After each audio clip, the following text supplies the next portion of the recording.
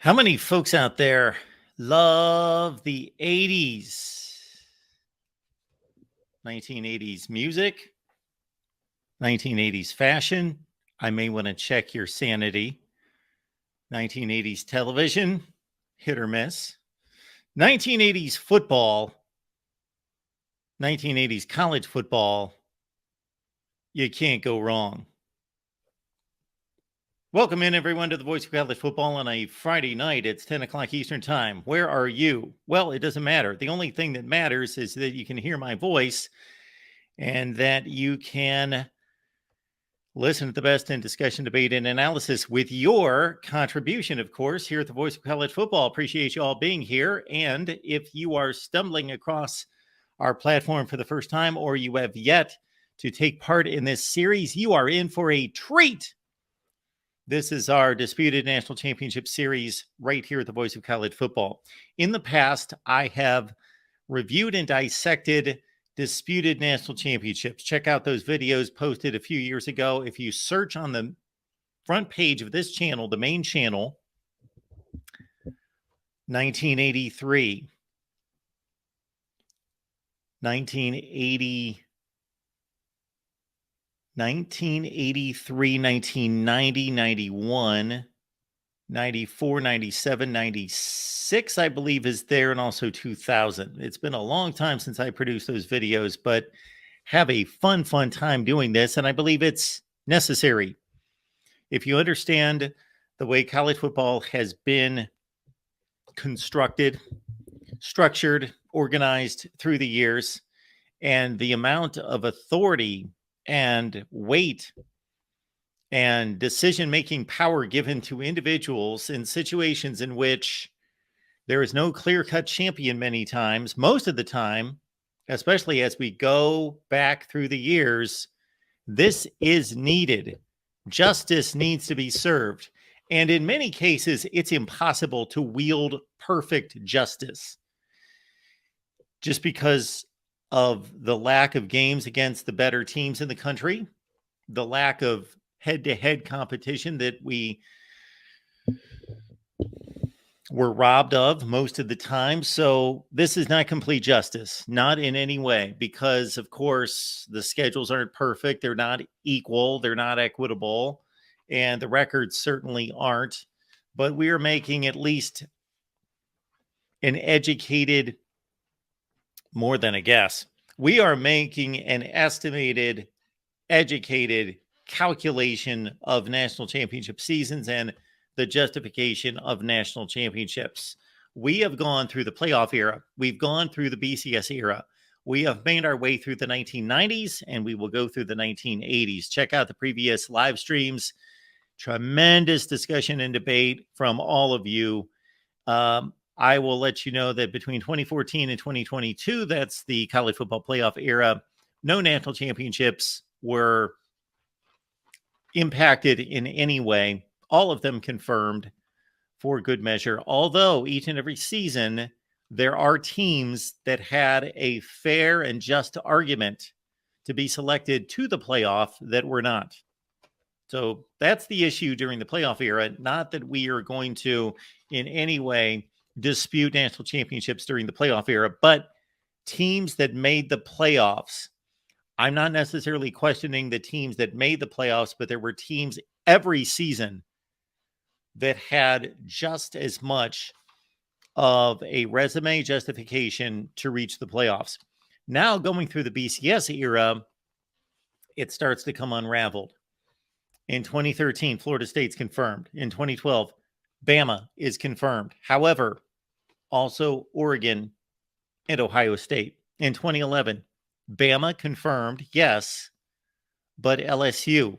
And I can understand if you did not join us for those discussions and see our breakdown, how you might be thinking, Bama blasted LSU by 3 touchdowns. How in the world do you give a share of the national championship to LSU? Check out the live stream. 2010, Auburn confirmed. 2009, Bama confirmed. 2008, Florida confirmed, but along with Texas, USC, and Utah in 2008. 2007, yes, LSU confirmed, but joined by USC and Kansas. And also Georgia. In 2006, Florida confirmed, although Boise State can claim a national championship in 2006. 2005, Texas alone. 2004, USC and Auburn confirmed. 2003, yes, LSU and USC. 2002, Ohio State alone. 2001, Miami alone.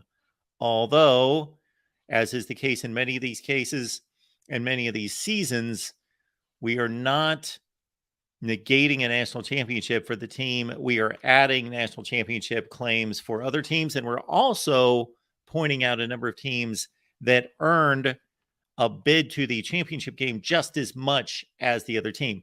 When we conclude all of this, we're going to produce a video where we're going to run through all the revised national championships and also the national championship game justifications. So, for example, in 2001, Miami beat Nebraska in the BCS championship game, the Rose Bowl.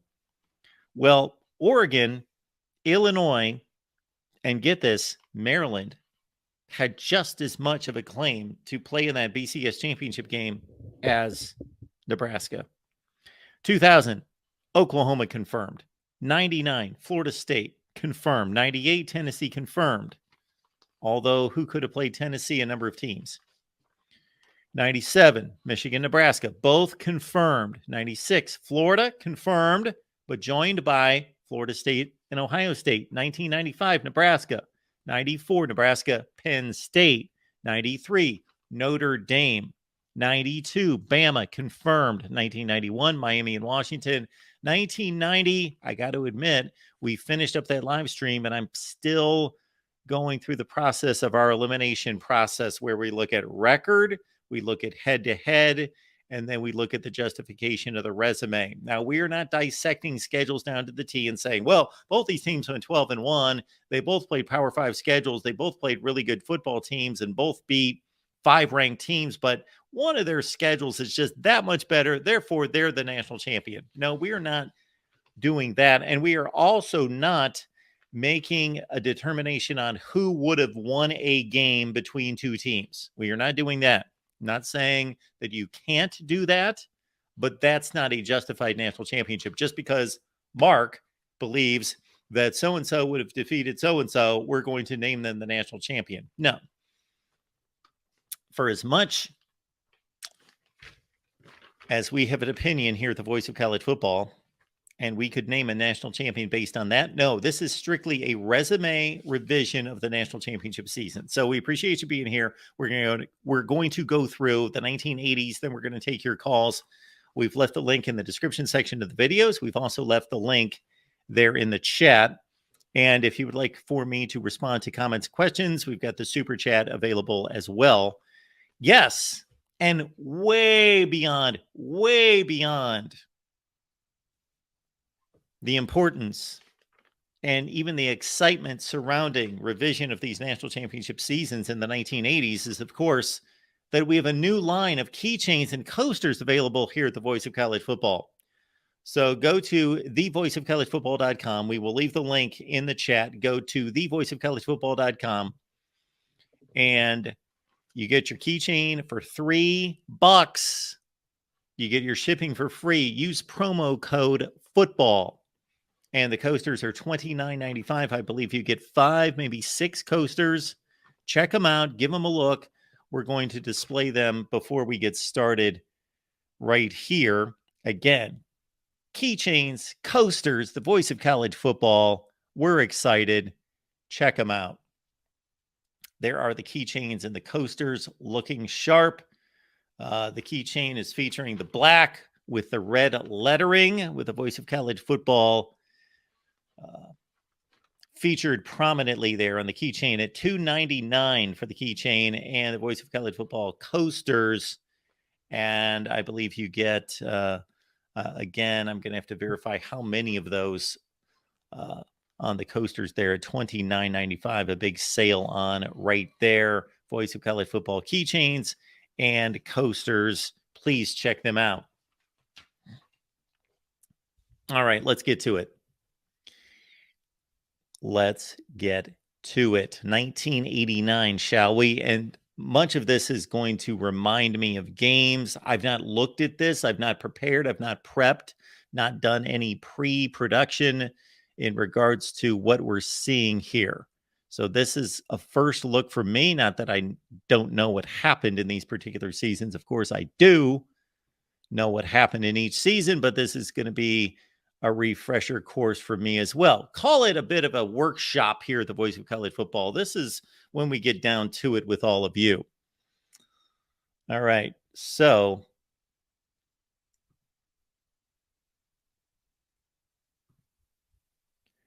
there is the final AP poll. And what we had in 1989 was a final AP ranking of Miami at number 1, Notre Dame 2, Florida State 3.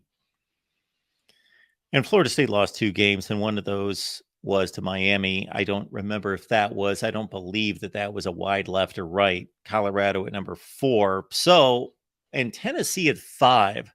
So, what I see here first and foremost is Miami, Notre Dame, Colorado, and Tennessee all finished with 1 loss. Now, Miami's the national champion. According to the AP, and according to the coaches poll, I believe, let's check out the coaches poll as well. Yes, Miami at number 1, actually Notre Dame at number 2. Now, as I recall, Miami defeated Notre Dame 27-10 at the Orange Bowl. And Notre Dame still had 19 first place votes from AP voters, despite losing by 17 to Miami. And they had 6 number 1 votes in the coaches poll. And again, we see where Miami defeated Florida State. I'm going to have to check on the Miami loss. So let's get to that. Trying to think 1989 Miami. 1989 Miami. They defeated Alabama in the Sugar Bowl 33-25, I believe was the final score. Oh, they lost to Florida State. Okay, so Miami lost to Florida State by 2 touchdowns. And Florida State, of course, finished with 2 losses. Florida State lost, let's see, 1989. Florida State lost the first 2 games of the season to Brett Favre and Southern Miss. I remember that game on TBS, 30-26, and then lost the second game of the season to Clemson. And then went on a run, defeated LSU and Syracuse and Virginia Tech, Auburn, Miami, Florida, Nebraska in the Fiesta Bowl as well. So Florida State was just so good that season, but they lost 2 games. But they defeated Miami. Miami defeated Notre Dame.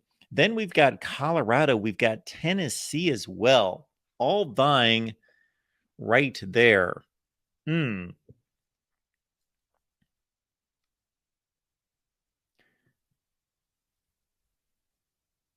So let's look at Tennessee and let's look at Colorado. And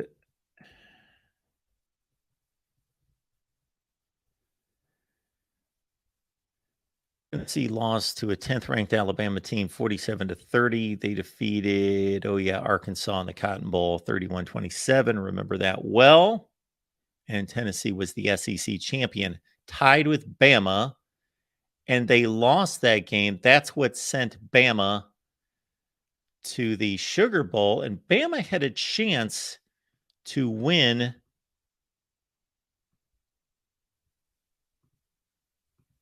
the national championship because they played Miami in the Sugar Bowl, but they lost that game with Derek Thomas and that crew. That's the bottom of the Tennessee schedule there in 1989. So the Vols have a claim after they defeated Arkansas. They have a claim as well. And let's go to Colorado. This is going to be a screwed up year right here. And then Florida State, of course, with 2 losses, but they beat Miami head to head. So Colorado, of course, yes, this was the team that lost to Notre Dame in the Orange Bowl 21-6. Of course, they amended that loss the next season to win a share of the national championship over Notre Dame 10-9. But in this particular season, that's an ugly loss to Notre Dame. Notre Dame was really good, but 21-6. And so this is quite cluttered here. They beat a top 10 Illinois team. They beat Washington. They beat Nebraska. So they played a formidable schedule. And again, we are not dissecting schedules. So this is not going to be an exercise where I see 4 11-1 teams and determine one of them played the best schedule. Therefore, they're the only national champion. I do not in any way think that that's fair. So in 1990, look at this. In 1990, the justified ruling on 1990 is to declare Miami, Notre Dame, Colorado, Tennessee, all with national championship claims. And that's the deal. That is the deal in 1989. So history tells us that Miami is an undisputed national champion in 1989, basically because they defeated Notre Dame by 17 points. And I get it if you are only determining one national champion. If you're just saying, hey, I've got a vote and I got a 1 through 25 on my AP ballot and I've got to select one team as number one, I get it. I would have selected Miami number one as well. But Tennessee went 11-1 as well. Colorado went 11-1. And the only determination really to make is whether Notre Dame as well earned a national championship. Well, Miami lost to Florida State. If Miami and Notre Dame were the only two teams involved and Miami won that game, and especially as decisively as they did, I remember that game well, but they were not the only two teams involved. So as you play the round robin, Notre Dame's defeating Colorado. So you cannot hand Colorado a share of a national championship in which Notre Dame had the same record, or actually 12-1 versus 11-1. And they defeated Colorado and really outplayed them significantly in the Orange Bowl 21-6. So we've got Miami, we've got Colorado, we've got Tennessee and Notre Dame all taking a share of the national championship in 1989. I will of course, take your comments, questions when we go through the 1980s.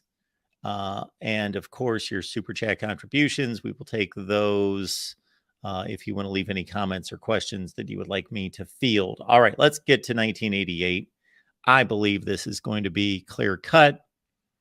Notre Dame is considered the national champion with an undefeated record. We know that they beat Miami in a bit of a controversial game in South Bend. And you see some people took that to heart. And even though Notre Dame was undefeated, Miami lost at Notre Dame because of controversy in that game. There were 1.5 votes for Miami. Now, Florida State lost to that Florida State team. They must have Miami obviously defeated Florida State. And that was the West Virginia Major Harris team in the Fiesta Bowl that faced Notre Dame, winner take all, and Notre Dame won it. So your 1988 national championship is clear cut, and that's Notre Dame confirmed. All right, let's go to 1987. And this is another Miami national championship in 1987. Let's see if anyone else has a bid. I don't believe so. Of course, that was the Syracuse team with Don McPherson coaching that played Auburn to a 16-all tie. I would have loved to have seen Syracuse defeat Auburn in the Sugar Bowl and cause the voters to have to make a decision. Now, of course, Miami would have been awarded the national championship, but Syracuse could have made a claim. As it was, they tied the game. They're out. Everybody else is out. Miami is a clear-cut national champion in 1987. So we have 2 consecutive confirmed national championships. Miami and Notre Dame, 87-88. 1986, we should have no issue here. Of course, this was kind of the precursor to the BCS National Championship game. where the powers that be were able to put Penn State and Miami together because they had no bowl tie-ins. And this is where the Fiesta Bowl really emerged as a major bowl game. And so Penn State and Miami were undefeated. They played for the national championship. And of course, Penn State won that game straight up with Vinny Testaverde throwing 5 picks. And Penn State is your confirmed sole national champion in 1986. Got some easy seasons here, folks. 1985. This is a season in which Penn State had an undefeated regular season, and they showed up at the Orange Bowl. Are you guys seeing these as I go through these? Yes. Okay.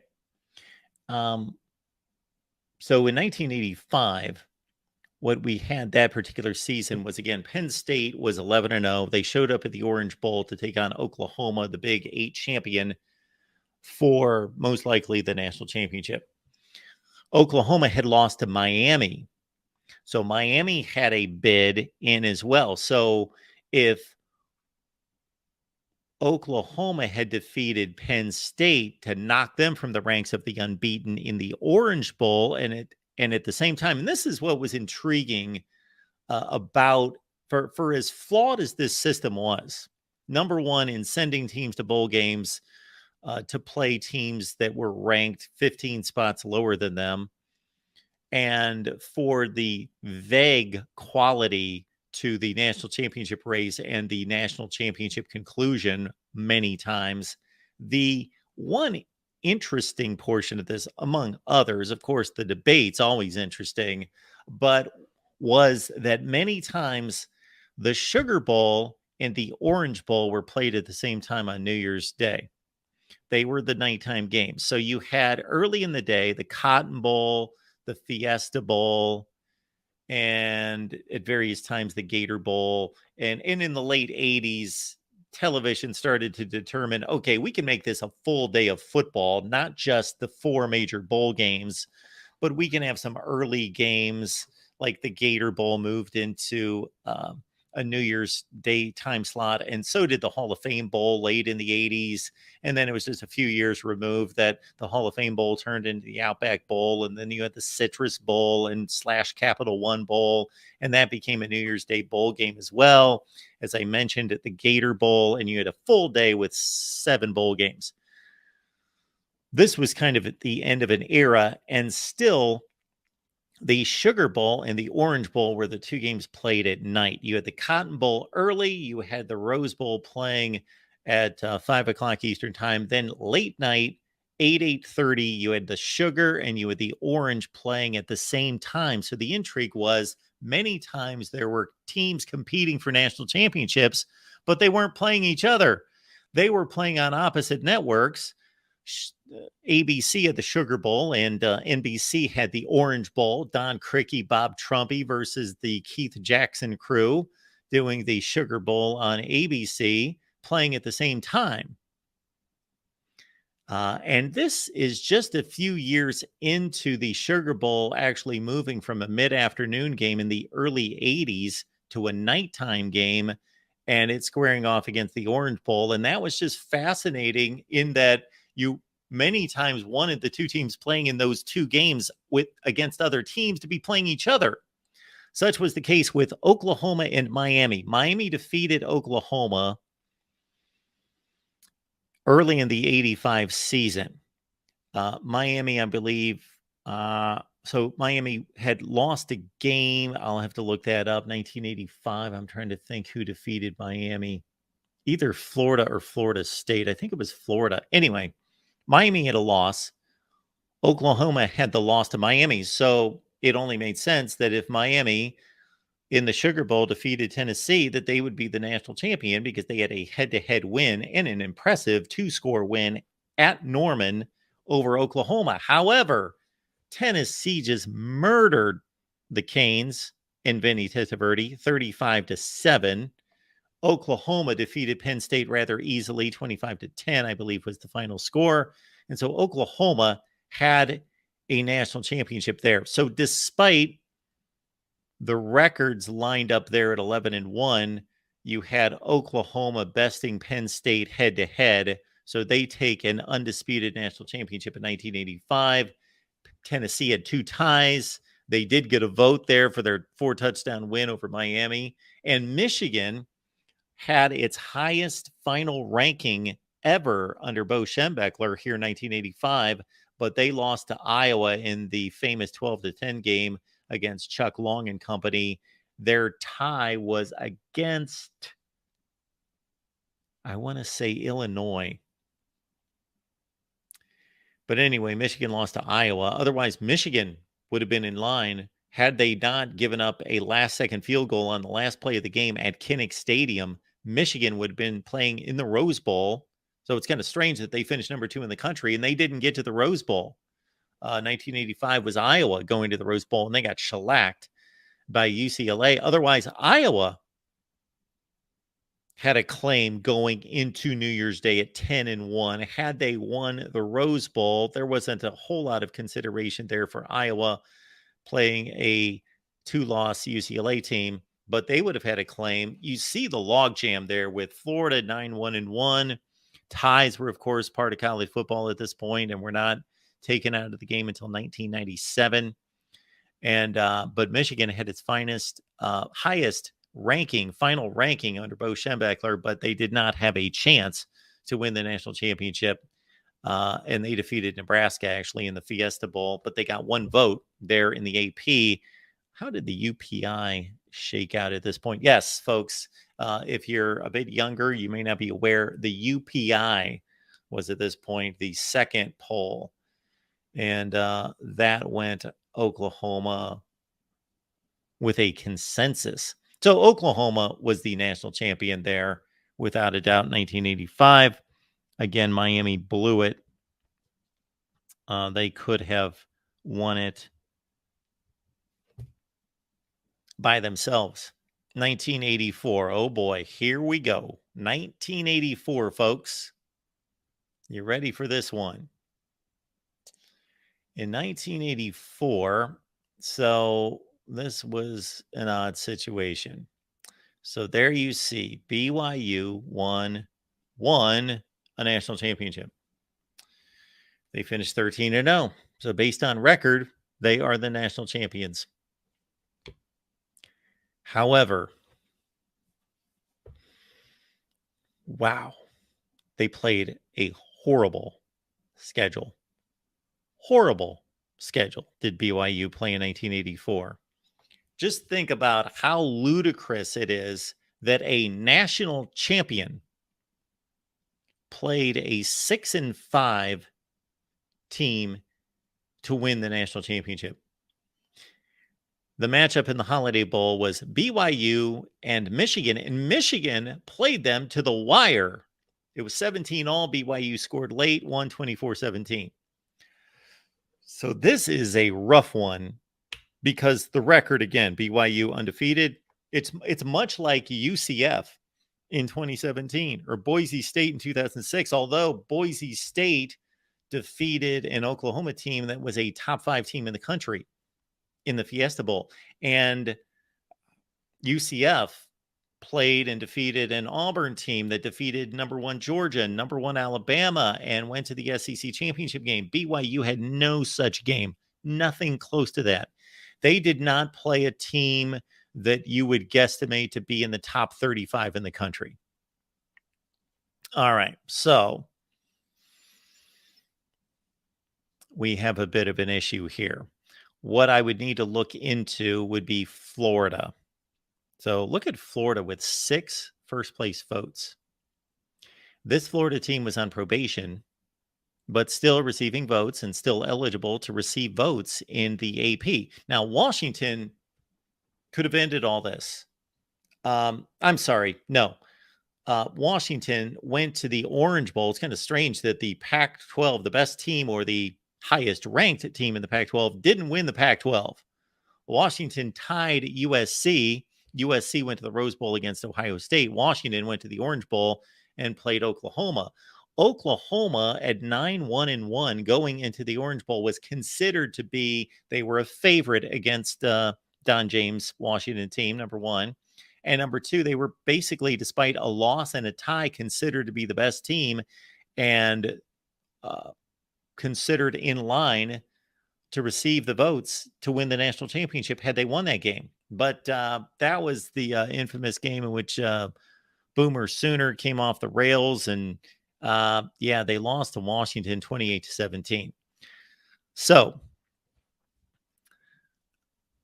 I am dismissing NCAA violations depending. If that Florida program had players eligible to play that were playing and they had to cheat to have those players be eligible, and I'm so far removed from that situation, but I remember it well. I lived through it. I watched it unfold and all of that. But I am not here almost 40 years later remembering the situation, because based on just football on the field, and I've looked at this a number of times. I produced a video. Please look it up. 1984 disputed national championship. That BYU, Washington, and Florida are your national champions. And again, I'm going to review the Florida situation. I'm not going to go through that and waste a lot of time doing that right now. Let's go to 1982. I'm sorry. We don't want to skip 1983, do we? Oh, no. We don't want to skip 1983, because here's another fallacy of college football. Treating these bowl games like they're Super Bowls, like they're playoff games. They're not a playoff game, just another game. It's just another data point. It's just another game that should be evaluated like all the other games. So I don't eliminate. Now, losing a bowl game is a major loss on your resume, of course. So most teams that lose bowl games are not in line to win a national championship in my eyes because of the obvious loss. However, that is not an elimination for me. It's not a playoff game. So we finished out 1983, and Auburn, for one thing, played a ridiculously tough schedule. Oh, my word, they played a tough schedule. Their schedule was insane, and it included a win over Texas. No, that was their loss. I'm sorry. That was Auburn's loss on the season. They lost by 2 scores to Texas. This day of college football in 1983 was crazy. New Year's Day. Texas was 11-0. Needed to defeat Georgia in the Cotton Bowl. That was the host game for the Southwest Conference. And Georgia did not win the SEC. Of course, Auburn won the SEC. And Auburn would have defeated Georgia. So that was Georgia's loss. They lost to Auburn. And so Auburn played in the Sugar Bowl against a 9-2 Michigan team. Texas was in line to win their game and then root like heck for Miami to upset Nebraska as a 17-point underdog. And Texas would have won the national championship at 12-0. However, Texas, with about 4 minutes left in the game, leading 9-3, muffed a punt. And Georgia scored the game-winning touchdown. Texas could not convert or move the ball far enough to set up a field goal, and they lost the game 10-9.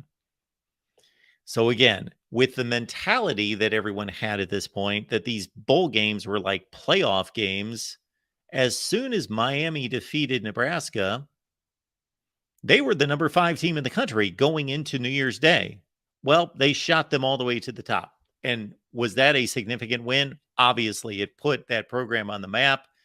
Historically, it's a significant win. But we're looking at this in a vacuum, and we should. We're just evaluating this season. Why is Miami the only national champion? Auburn played a tougher schedule, and they only had 1 loss. They had the same record. On top of that, Texas went 11-1, and they defeated Auburn.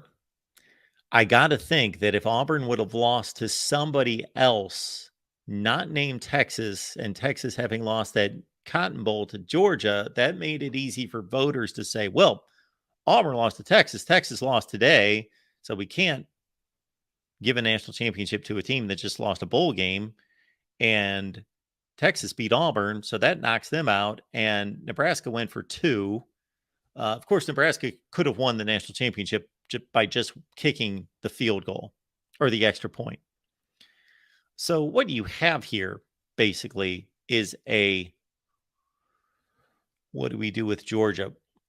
I'm going to say the tie eliminates Georgia. They did not win the conference. They lost to Auburn head to head, and they tied another game. I'm going to guess to Tennessee.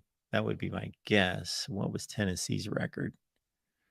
Anyway, we could look that up. They probably lost to maybe Tennessee or Clemson.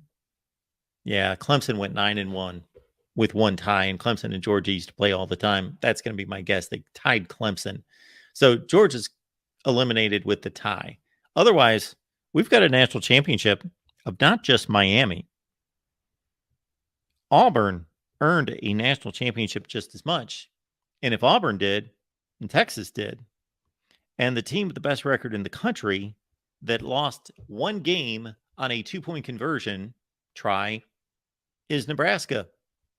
So they still won the national championship. All right, let's go back to 1982. I believe this is going to be clear cut in 82.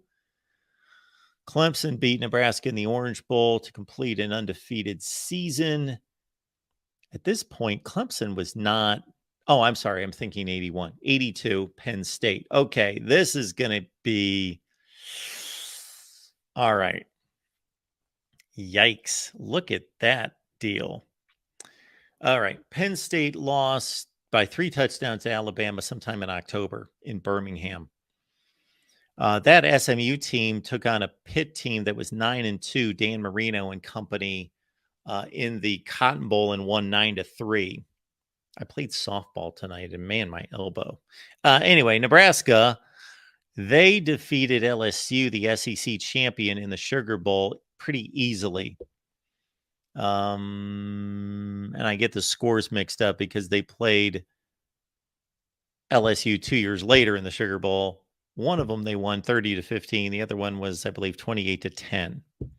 And there's Georgia. Of course, Penn State beat Georgia head to head. So why is Penn State the only undefeated or the only national champion? Well, of course, again, the voters can only vote for one team. So I get it. Although a lot of voters, some voters, I should say, from time to time would split their number one vote. But there you see SMU, the only undefeated team in college football. I believe they tied Arkansas. Yes, there you see Arkansas 9-2-1. I'm going strictly off memory, but I believe that was a 17-all tie. So your national championship in 1982 doesn't go solely to Penn State as a 3-touchdown loser to Alabama, an Alabama team that finished. They didn't even finish ranked. I think they might have went like 8-4. That Alabama team, is that the Alabama team 82? Trying to think what they did. That was Bear Bryant's last team. That was Bear Bryant. They beat Illinois in the Liberty Bowl. They went 8-4. So why is Penn State the sole national champion? Look at Nebraska. Nebraska probably lost to. I would be curious to see who Nebraska lost to in 1982. 1982.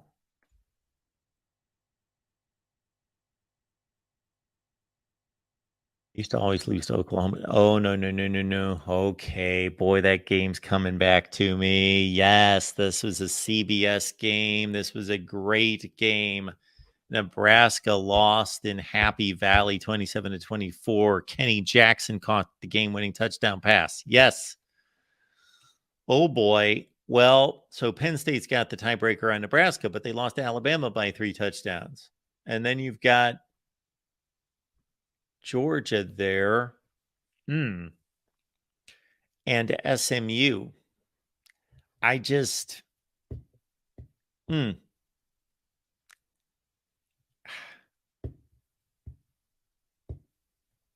Why is Penn State alone as the national champion?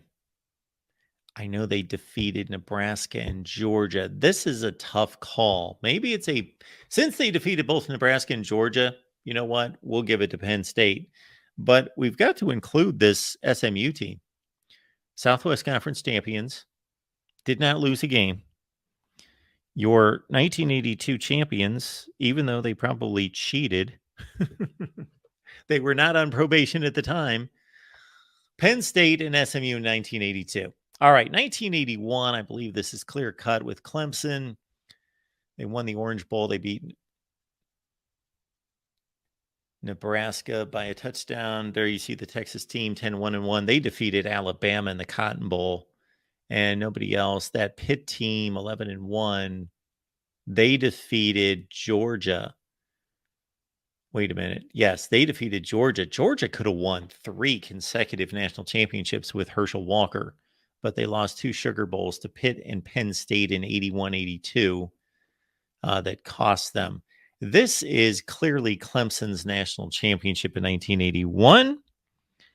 And then we go to 1980, and I believe this is going to be Georgia.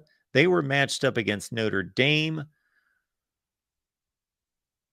in the Sugar Bowl, won it by a touchdown, and they were the only undefeated team in college football. That Pitt team, 1980, they played South Carolina in the Gator Bowl. That was kind of an odd matchup. So 1980, that's a clear-cut one for the University of Georgia. All right, there we have it. Your national champions of the 1980s. Georgia 1980, Clemson 81, Penn State and SMU 82, Miami, Auburn, Texas, Nebraska 83, BYU, Washington will check on Florida 84, Oklahoma 85, Penn State 86, Miami 87, Notre Dame 88, Miami, Colorado, Tennessee, Notre Dame 89. How about that? All right, let's take your calls right here at the Voice of College Football. I believe David's on the line. David, how you doing? To the man that gives college football its voice, the great Mark Rogers, here to talk the history of college football with no person I'd like to talk it better with than you, Mark. Thank you, David. Let's get into a little bit. Yes. I think you're right. I think 82 and 83 seem to be the only controversial years. Although I would add a year in there, Mark. 87 always makes me wonder. It was one of the first years I started watching. Late 85, 86 was really my first full season of college football.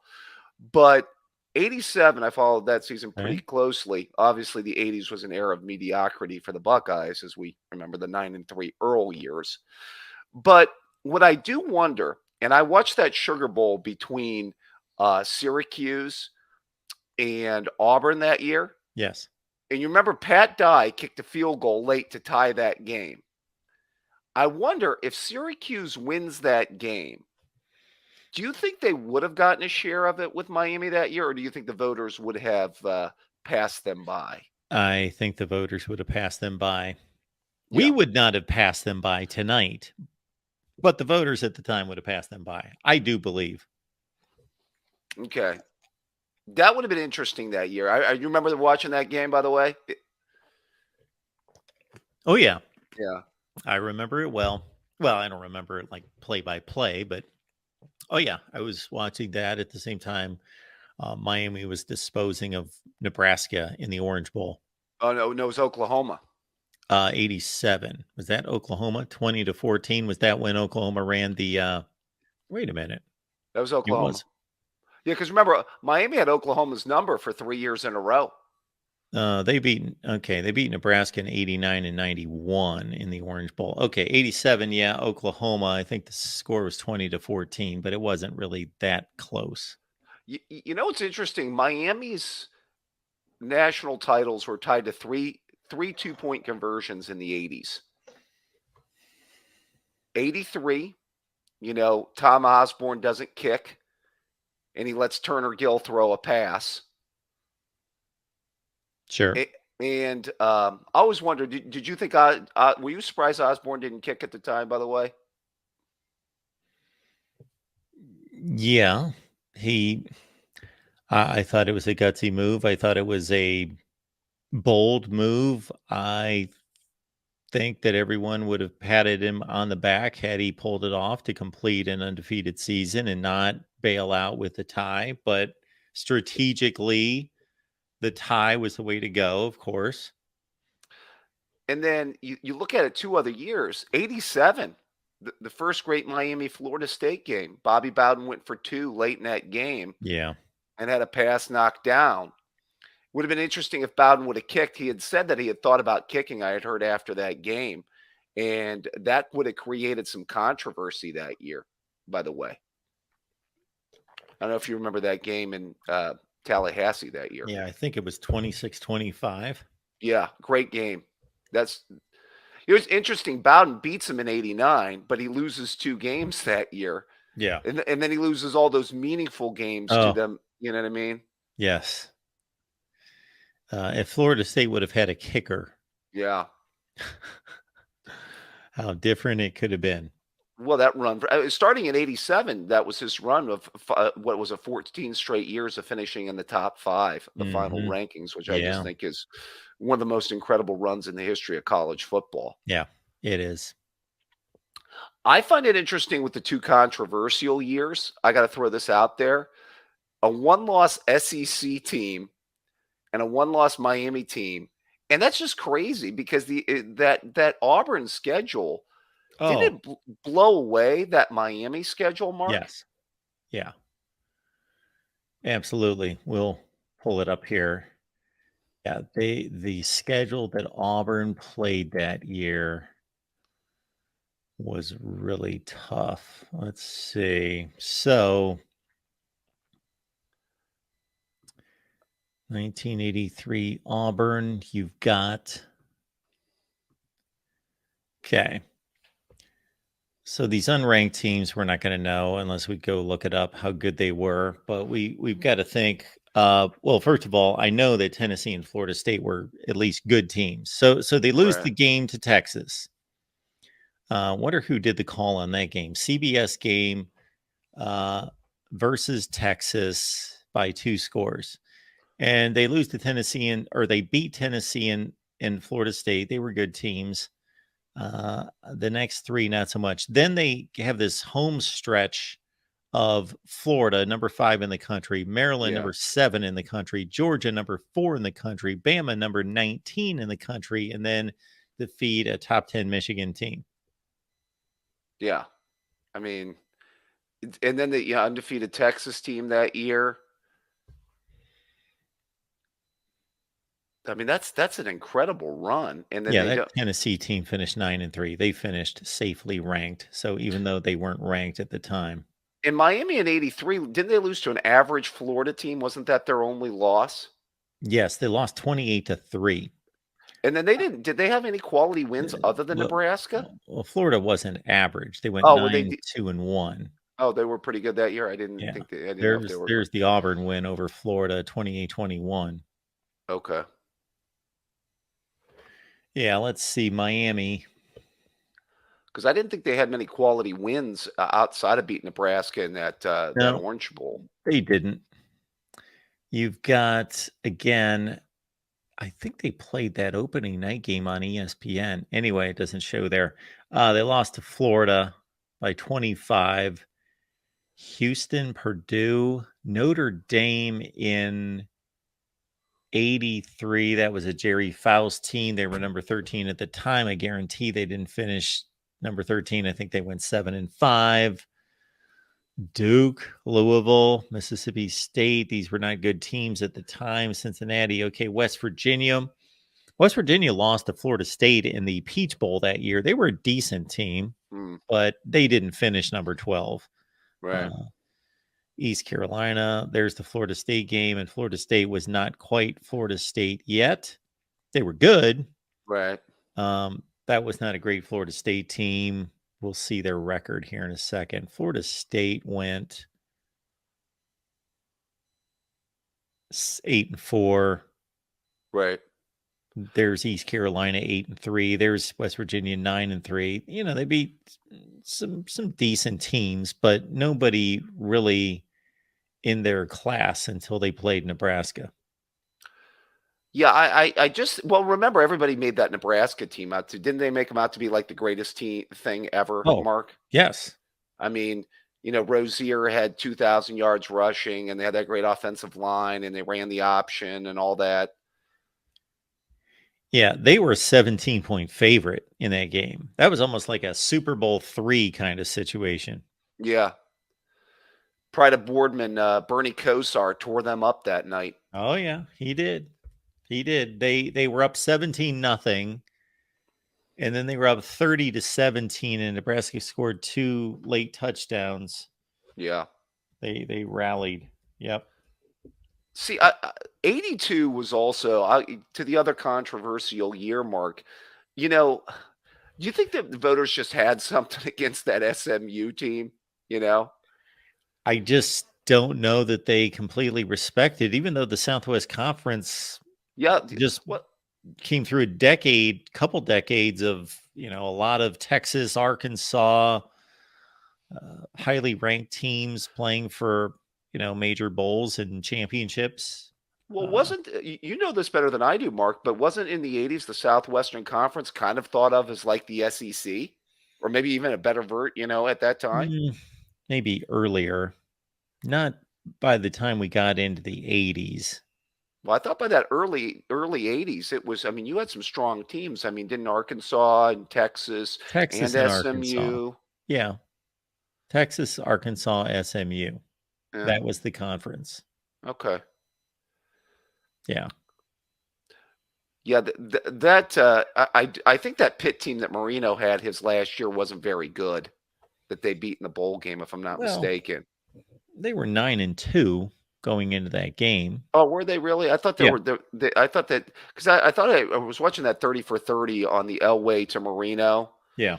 and Marino was saying that he had a very bad last year at Oh, he Pitt. did. He threw a lot of picks, and Yeah, well, it was considered a bad team by expectations.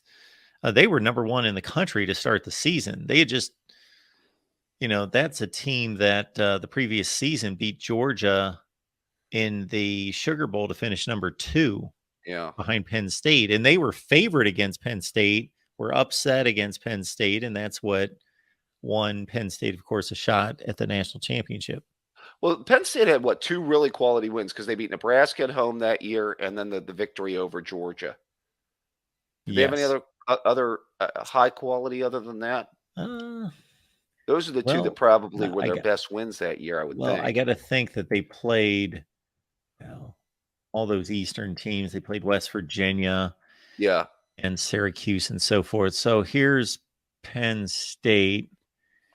So they beat Nebraska. Yeah, I think it was Kenny Jackson that caught the ball in the back of the end zone to win the game. Alabama, they lose that by 3 scores. yeah. Okay. Bear Bryant had Paterno's number. Yes. All right. Syracuse, West Virginia, BC, Notre Dame, Pitt. So Pitt was a good win. They win that 19-10. Pitt was number 5 in the country. And of course, Georgia. Let's see. They beat West Virginia. They went 9-3. They beat BC. They were 8-3-1. Those were their better wins. Notre Dame 6-4-1. Oh man, looking at these records just brings back memories of when I used to remember all these records. I remember Jerry Faust and this Notre Dame team going 6-4-1. I don't know how many years early in his tenure with Notre Dame they were preseason number 1 a couple times. They would start consistently in the top 5 in the country. Right. Just Fizzle yeah, out. by the second week of the season, you could tell that he still hadn't put it together. Yep. Yeah, that Penn State team kind of got on a run, and then they beat Georgia in that game. Yeah, I mean that one's it should Paterno maybe should have at least got a split that year. It would have been interesting. That was his first national title, I guess, right? Yeah. Yeah. Yeah. Despite having what, 3 undefeated teams before Well, no. that. Yeah, right. Right. I think he was always kind of hurt by their schedule because you said they were kind of playing that East Coast schedule at the time, right, Yeah. Mark? It was not. We did a rundown of the top 10 programs in the 60s and 70s, and Penn State played far less top 10 opponents than everybody else on that list. Right. I was gonna say, by the way, if you ever want Notre Dame's '88 team, and I hate to give a whole lot of credit to Notre Dame, not a big fan, but what they ran through as far as a schedule goes that year, did they beat 4 of the 5 or 6 best teams in the country in '88? Yeah, it was really daunting what they did. Let's see. Notre 'Cause Dame in 88. well, they caught some luck early because Team Up North missed a field goal late that would have beat them. Oh, yeah. I remember that. So, I watched that game. Then I remember that Miami game. I remember like yesterday. yes. Yes, I am sure watched Do you have the probably Do you have the all these Catholics games. versus convicts T-shirt somewhere, Mark? Yeah, I didn't quite pull the trigger on that one. Wasn't a real priority there. I got to admit, I really couldn't stand either one of them. Oh, okay. Yeah. But yeah, so we've got the win against Michigan, Michigan State, Purdue, Stanford at Pitt. So Pitt 1988, Well, Foch Fazio picks up was at the the end head though, coach. Mark. Picks up those last couple games though. Oh yeah, yeah. USC there Slam, with Rodney Pete. right? Slam that Rodney Pete USC team, and then thump Major Harris in West Virginia in the Yep. Fiesta. And Major Harris did not finish that game. Oh, that's right. He got knocked out of that. All I remember is Notre Dame was always up fairly comfortably in that game, and I never Yeah, thought that game was ever in doubt. true. I was surprised because I thought that would have been a little bit more of a competitive game, but they ran away with it. Yeah, those early Holtz teams were. I mean, he had a really good chance to win back to back in '89 too, and then Miami just thumped them in the Orange Bowl. They wanted revenge bad. Yep. Oh yeah.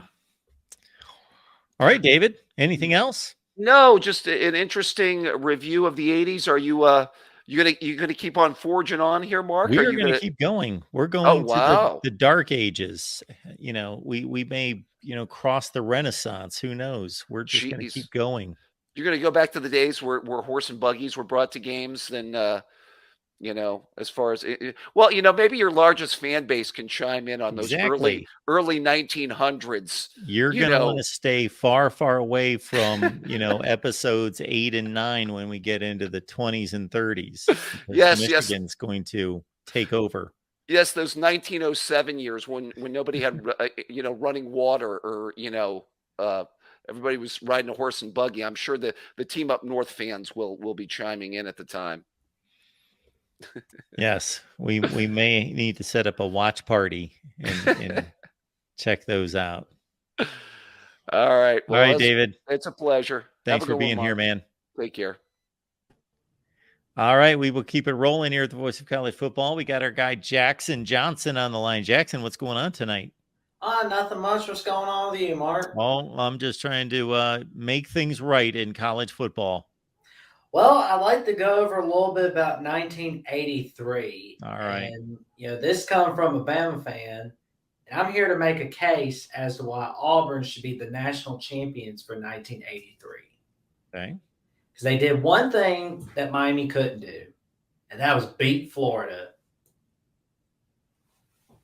Okay. Yeah. Well, one of the reasons. Now, we're looking at Auburn's schedule. Mm-hmm. They did a really good Maryland team. Mm-hmm. Yeah, we just looked at their schedule. Yeah. And they beat Georgia, and, Georgia did them a solid by beating Texas in the Cotton Bowl. That was That was pretty big right there. So why is Texas not the national champion? Georgia beat them. So And Miami Texas beat Auburn and had the same record. Yeah. So why, if you're claiming that Auburn should be the lone national champion, then why isn't Texas the national champion? They beat Auburn by 2 scores on the road. Well, here's the thing. Auburn at least scored a touchdown when they lost. Miami didn't when they lost to Florida. I'm not talking about Miami. I'm talking about Texas. True. So Texas, they're really good, but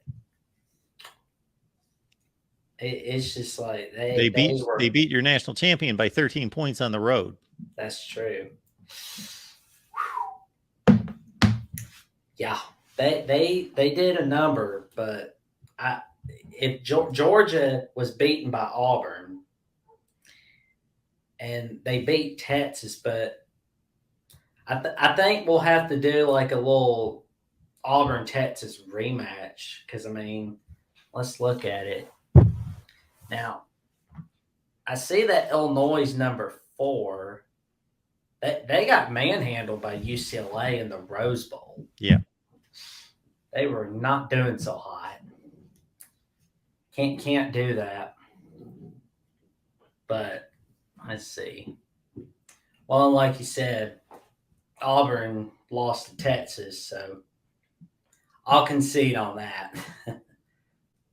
So yeah, that's why I'm proclaiming 4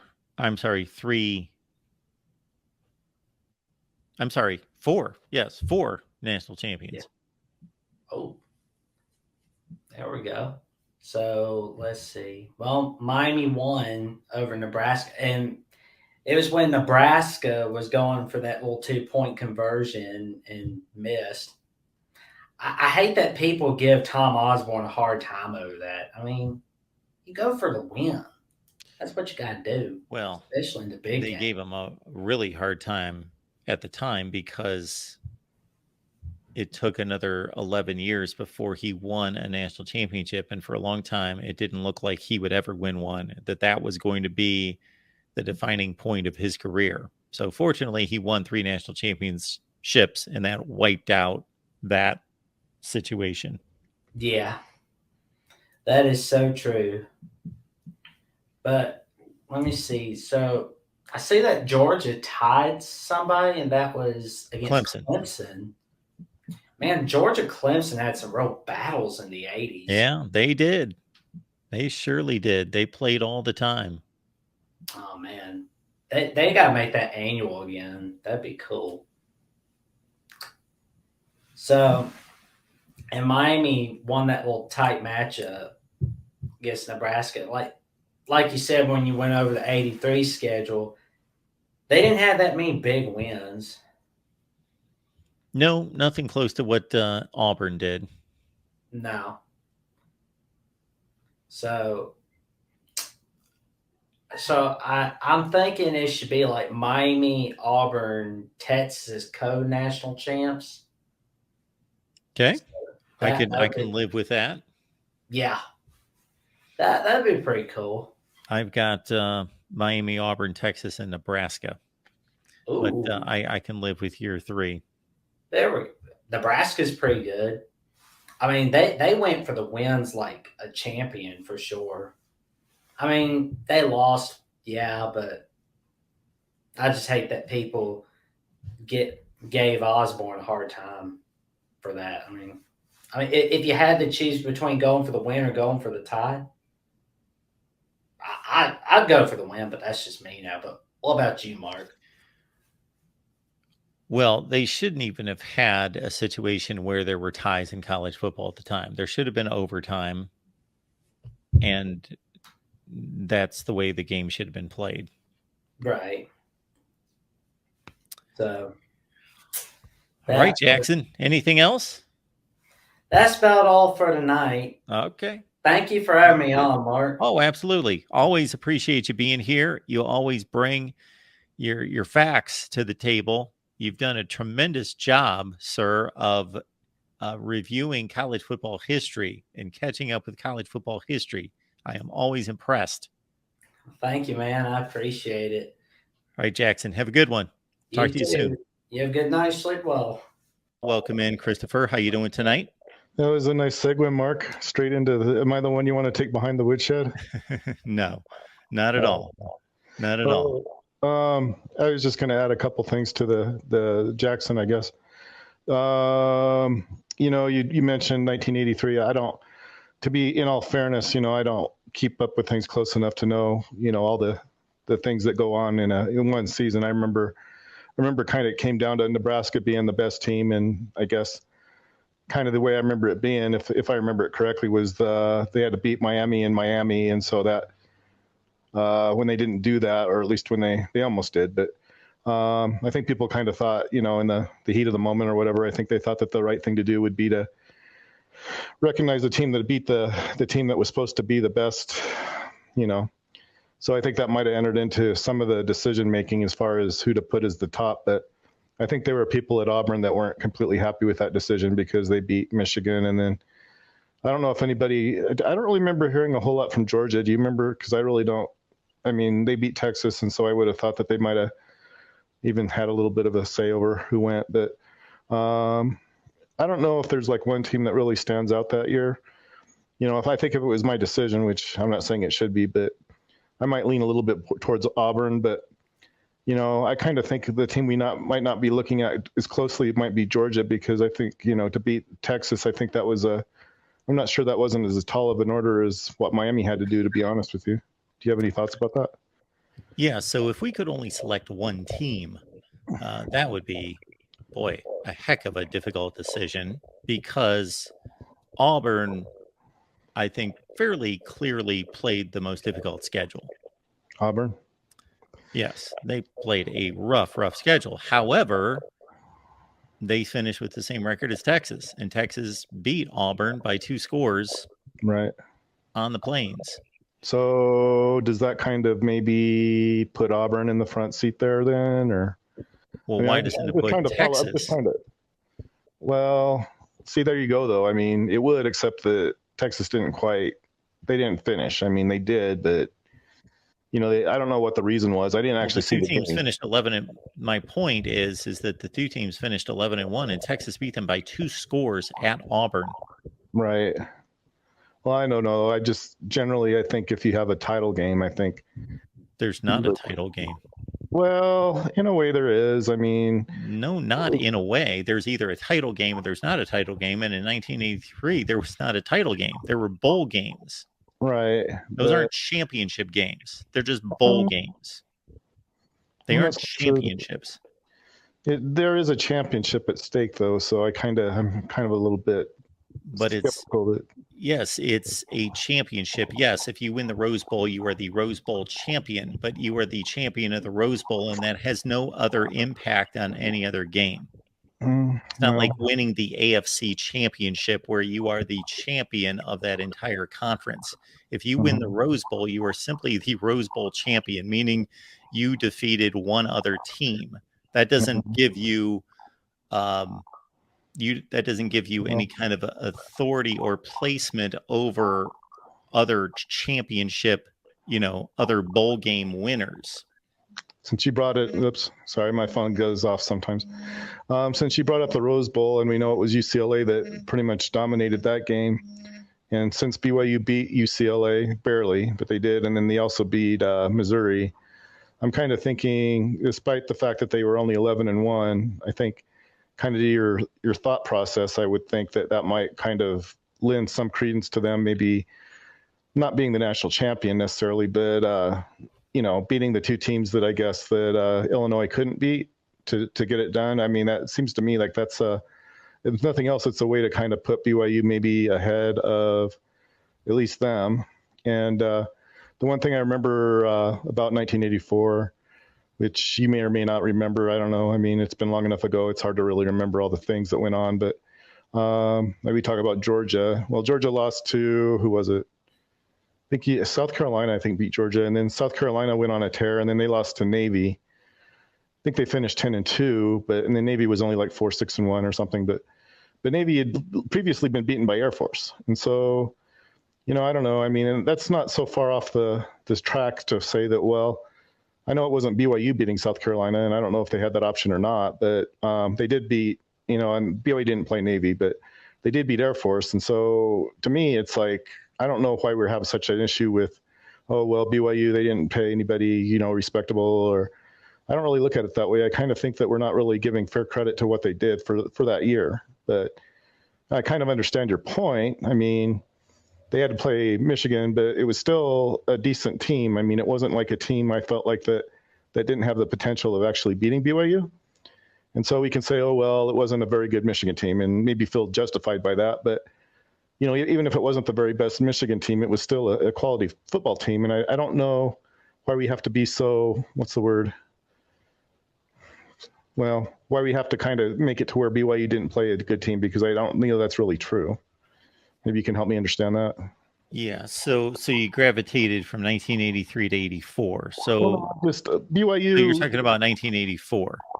You talked about the Rose Bowl, and I know it wasn't BYU in the Rose Bowl, but I mean, they did beat UCLA and they did beat Missouri. I mean, I don't know. They didn't beat Baylor. So, I mean, we can use that as an evidence that they did the next season they did. So, I mean, what else did they have to do, I guess, is kind of what I'm trying to say. I mean, as far as what didn't they do, I guess, that we need to have them do before they can be a national champion? Well, in 1983, so each season is a season unto itself. Like, it doesn't matter what happened in 1983 if we're discussing the 1984 national championship. In 1983, BYU certainly had an excellent team, and they had an excellent season. They went 11-1. As you mentioned, they beat Missouri. They beat a UCLA team that went on to win the Rose Bowl. Right. Absolutely. But it's almost, to look at their schedule, it's like, now this is my opinion and this is my process, so I'm not saying that this is the only way to look at it. Had BYU gone undefeated in 1983, even though they had what amounted to a group of 5 kind of schedule in today's terms, sure, I would have myself awarded them, under this process we're going through, a share of the national championship, having an undefeated record, while all the other participants and contenders had a 1-loss resume. But they didn't. They lost to a 7-4-1 Baylor team, and their schedule doesn't compare to the other teams. I don't know that I really disagree with that. I just, but we're talking about an Illinois team, and I know maybe had BYU played the same schedule as, maybe they don't do as well. I mean, I'm not saying 2 games determine a season regardless, but the simple fact is the 2 teams that Illinois needed to beat to finish, 13-0, I guess, or was it 12-0? Anyway, they were the 2 teams that BYU did beat. And so I think, if it's about comparing 2 programs, I think, just to be fair, I guess, to either side of it, I think you'd almost have to say that, without prejudicing it one way or the other, it's like, well, minimally, we're talking about a BYU team that's roughly, and I think even Bo Schembechler, when he played BYU, he referenced Illinois. He said that they were probably about as, and not needing to necessarily, I think, discredit Illinois. I think he was actually saying if they were in the Big Ten, they'd probably be about as good as Illinois. I think it's just kind of something to that effect. I don't know. It was probably misquoting him, but roughly comparable to Illinois, who I think, I'm not sure how well they did that year. I think Michigan, actually beat Illinois that year. So really what BYU did was show that they're better than the team than Illinois, at least that season. Are we talking about 83 or 84? Well, we already kind of know 83, but I mean, I was talking because BYU beat Michigan. I think that pretty much put BYU at least as good as Illinois, if not better. And the other thing I was going to tell you, and it's not me necessarily trying to. Well, why does Illinois matter in 1984? Well, it does, but I mean, you have to kind of put your prejudice aside if you want to hear why. Zurbrugg, as a quarterback, he didn't play that many games, but he beat Illinois 2 times, and I think the second time they played him was they didn't just beat Illinois. I mean, they annihilated them, and I don't know how good Illinois was. They were like 4-7, like in '86. Yes. Well, okay. So he was as a quarterback, he was 2-0 against Illinois, and Harbaugh, I don't think ever beat Illinois. I don't know that he lost to him either, but I mean, if we're saying that the team that we're comparing is about as good as Illinois, then, I mean, it might be, maybe it's me being a little bit prejudiced to my end of it, but if the fact is that, Zurbrugg was able to beat Illinois in a season where I think Illinois, at the very least, was respectable. I mean, they had Jack Trudeau. I'm not sure who else they had on the team, but they were, they were decent.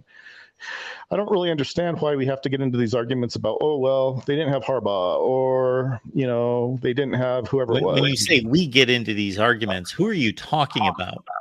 Anybody that wants to bring up 84. I mean, you're one of them. I mean, you say, well, they played Did I bring up any of those players when discussing 1984? Well, I don't know that you have to. I mean, it's like one of those things. Well, they didn't have Harbaugh, so that means that they didn't have the best quarterback. And then you look at the statistics. Here's the deal, Chris. Here's the deal. BYU had a really good football team in 1983. They went 11-1. They had some significant wins. However, overall, once again, their schedule cannot be compared to the other teams I'm not really that using were competing for a national championship. If we move the conversation to 1984, BYU went undefeated. In none of our conversations or in the video that I produced have I ever stated one time that I believe that BYU's national championship should be taken away from them, correct? You want me to answer that? Yes. Okay. I don't know, because the answer is no. I never said that they're national champion. I said it was disputed, meaning that there are other teams that have a claim to a share of the national championship, because BYU, it's not their issue. It's not their fault. They played an inferior schedule in 1984. They did not play a championship level schedule. They played one of the worst schedules that they played. Well, let's put this. This can be clearly stated. They played the worst schedule of any team that's ever won a national championship in major college football. Okay, well, at any rate, I don't really want to, I mean, that you might. Well, they did. Okay, well, I don't know. I mean, I'm just saying, I mean, you may be right about that. I'm not saying you don't. The best team they beat was Air Force, correct? I'm not completely sure, because Hawaii actually had a pretty good team, but so I mean, you have to kind of throw Hawaii and actually Utah. I know their record wasn't that great, but I mean, they almost beat Utah. Was at least as good as Washington State. And I don't know that we're talking about a team that we're trying to justify their national championship, and we're talking about we're talking about Washington State and Air Force and Hawaii. In Tennessee. They didn't play Tennessee. Utah did, and they almost beat them in Knoxville. I mean, it was your transitive property it isn't transitive. Not working. I mean, it's not transitive. Especially it's not working when the team almost beat them. Well, they almost did. I mean, lost by 6 at Knoxville, 21-27. Just because BYU beat a bad Utah team that almost beat Tennessee, who wasn't even that good themselves in 1980. They were fine. They were decent. Not bad, though. But anyway, you're not justifying BYU having a good schedule. And again, it is the worst schedule in the history of college football for a national championship team. Well, and it's not even close. Anyway, I don't really want to make it about that, because I think that's just your opinion. But it's not opinion. One of the things I've already kind of brought up into it, it's we have a Southern Methodist team that was actually a Southwest Conference champion. Which, not this season, they weren't. We're talking about 1980. Well, I know, but if you let me finish, I'll finish my thought, and then you can kind of wrap it up yourself. But and the only 2 losses I think that SMU had that year were to Houston and to Texas. Well, of course, we know Texas ended up losing to Baylor, and of course, there you go. I mean, you can look at that however you want, but I mean, that's kind of an example of, all right, so BYU minimally, I think, was as good as BYU didn't play SMU in 1984. I know. I'm not saying. Then why are you bringing up SMU? What do they have to do with it? It has to do with, I think, the fact that if you go back and look, and you'll see exactly what I'm talking about. You had a Texas Christian team that was actually pretty good, and I think they ended up losing. I think it was to Houston, maybe. I'm not completely sure, but or no, I think it was. You're bringing up all sorts of teams that didn't even play BYU. Well, no, why are we talking about teams that didn't play? Why are you justifying BYU's schedule with teams that didn't even play BYU? Because there's kind of a connection between like Tulsa and these teams are awful anyway, so it doesn't even. No, not really. I mean, yeah, really. No, I mean, if you want to look at it that way, I guess that's okay. If we were having a discussion and we were trying to justify to say a team was decent or okay, that would be one thing. We're justifying a team that was given a national championship. No. Tulsa beat Notre Dame. I don't know how many years ago it was, but I mean, come on. I mean, the only thing that counts, Chris, when discussing a particular team in a particular season are the games that are played that season. Well, I'm trying to bring that up. Those are the only games that matter. It doesn't matter what happened some other season. That is completely stupid and moronic to talk about games that happened in another season to justify a particular season. That makes no sense whatsoever. All right. Anyway, Houston lost to Louisville. Louisville was terrible, but Louisville lost to Indiana State. Indiana State went 9-0 and lost to Tulsa. You just named a bunch of teams again that didn't play BYU in this particular season. Anyway, Houston went to the Cotton Bowl and they got beat by Boston College, and then for the next season on the Kickoff Classic is where BYU got to play Boston College, and I think they beat them pretty good. I guess it was like, so I mean, we had to wait until the next season. Oh, and then the other thing I already told you about it was BYU had to wait until UCLA, and they actually got beat by UCLA, but it was a close game. They that would have been a belt if they'd have beaten them, and they UCLA beat BYU in Utah 24-27, I think as it was, but.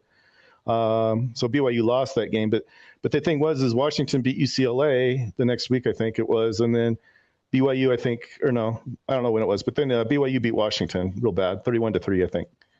And there was one more point if you let me make it before we go. Is that okay? Sure. You have the floor, Chris. Well, no, I'm not trying to twist anybody's arm. I mean, they can throw me under the bus if they think that's what they need to do. But one thing I noticed, and I've kind of done the homework for it too. Iowa, really what it kind of boils down to is both BYU and Iowa kind of shared a title that year. Now, I know people aren't going to like that, but it's just a fact because BYU, right. Independently, BYU couldn't make it. What title are we talking about that Iowa won in 1984 with a 4-loss team? Well, they didn't win it themselves. It's an NCAA. That's the title that BYU actually has, is an NCAA title. What is the championship that Iowa has in 1984? Well, it was when they tied Wisconsin, is what it was, is because that was the team that, that's the team that put BYU, or I'm sorry. Wisconsin was horrible in 1984. Well, they weren't that bad, but anyway, they're 7-4-1. But anyway, that's what puts Iowa up in the same category. And what it is when you have a title like that, it's like one team doesn't really earn it on their own. And the reason I know this, Michigan enters into it too, because Michigan, what it was when BYU played Michigan, they played the team that beat Miami, Florida, right? At least the same people. I don't know, maybe not the same team, because one is at the beginning of the year, one is at the end. But what that does is that put BYU up in the same, and then Iowa did it the following year. And so what it is when you kind of add them together, is what it is. You have to add them together. What you get is an equal share of the title, is what it is. And so, but the thing is about it is the part that applies to 1984 doesn't really include Iowa as much as it does BYU. And so really the title that BYU won in 84 was the NCAA title, and they had to beat Michigan.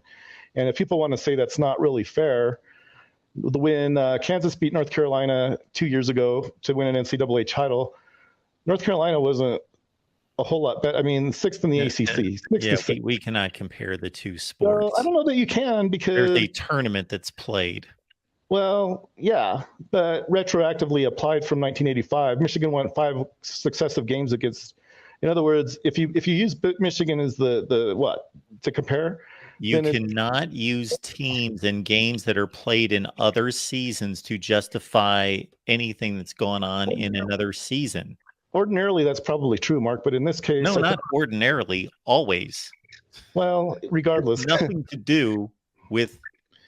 it doesn't really matter because the reality still is that BYU beat the team that beat Miami, and Miami beat Florida. In other words, it falls back on BYU regardless of how you want to go about it. So it's like whether you want to say that it wasn't the best Michigan team, go ahead and say it. It doesn't really matter. No, this is what I will say. This was the worst Michigan team in 21 seasons of Bo Schembechler's career. It's not even close. Well, I don't know. I just No, we do know. It's the worst Michigan team. He never came anywhere close to losing 6 games in any other season. That actually might be kind of more evidence for BYU because BYU was the team that gave him that 6th loss. So I don't know. I mean, you can look at it either way. They lost 5 other games. I understand that, but They weren't good. They were not a good team. Not that bad. I mean, they gave, No, they weren't a good team. Well, look at that game against Ohio State because you're going to be like, oh well. I've seen the game against Ohio State. There was a questionable touchdown that really probably shouldn't have counted that did for Ohio State. So and then there was like, oh my word, you're justifying a 6-6 team as being a good team that should be playing a team that wins the national championship. No. Chris, you're making absolutely no sense at this point. I do make sense. It's like no, you really have no idea what you're talking about. People have a good night. Okay, we can only carry on with that kind of nonsense for so long. It amuses me at times. It frustrates me at times. Then it amuses me a little bit later, and then it goes back to frustration. But the level of ignorance and stupidity is just beyond belief. This would be like anyone justifying a championship game for any team that defeats Army, because in 1944, Army was amazing and they were a great team and an all-time great team. Well, if you beat Army in 2022, then you must have a great team and an amazing team because you defeated Army and they were relevant and they were a championship team in 1944. It's amazing. All right. Welcome into the Voice of College Football. We got Will on the line. Will, how you doing? Hey, Mark. What's going on tonight? I wanted to see, I know you said 2011 LSU was had the best resume of a team that didn't win a national championship. But I think right. Without doing some kind of deep investigation, yes, they're the team that I think about as having the best schedule. But I think Notre Dame's 89 team is close, at least. Okay. Well, we'll give it a look here. Mm-hmm. I'll throw this up on the screen. Mm-hmm.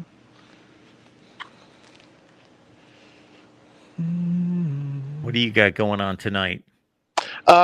Visiting a friend right now. We're just waiting. I'm like with one group of friends, and then we're waiting for the other group to arrive. So fun. Well, here is Notre Dame for 1989. So they beat Virginia. Oh yeah, I remember that game. That was the kickoff classic, 36-13. Mm-hmm. How good did that Virginia team finish? I think they're pretty 7-5, 8-4 kind of team. I thought they were stronger than that, but maybe not. Well, we'll look them up. Virginia that season finished. There you go. They finished. They won the ACC.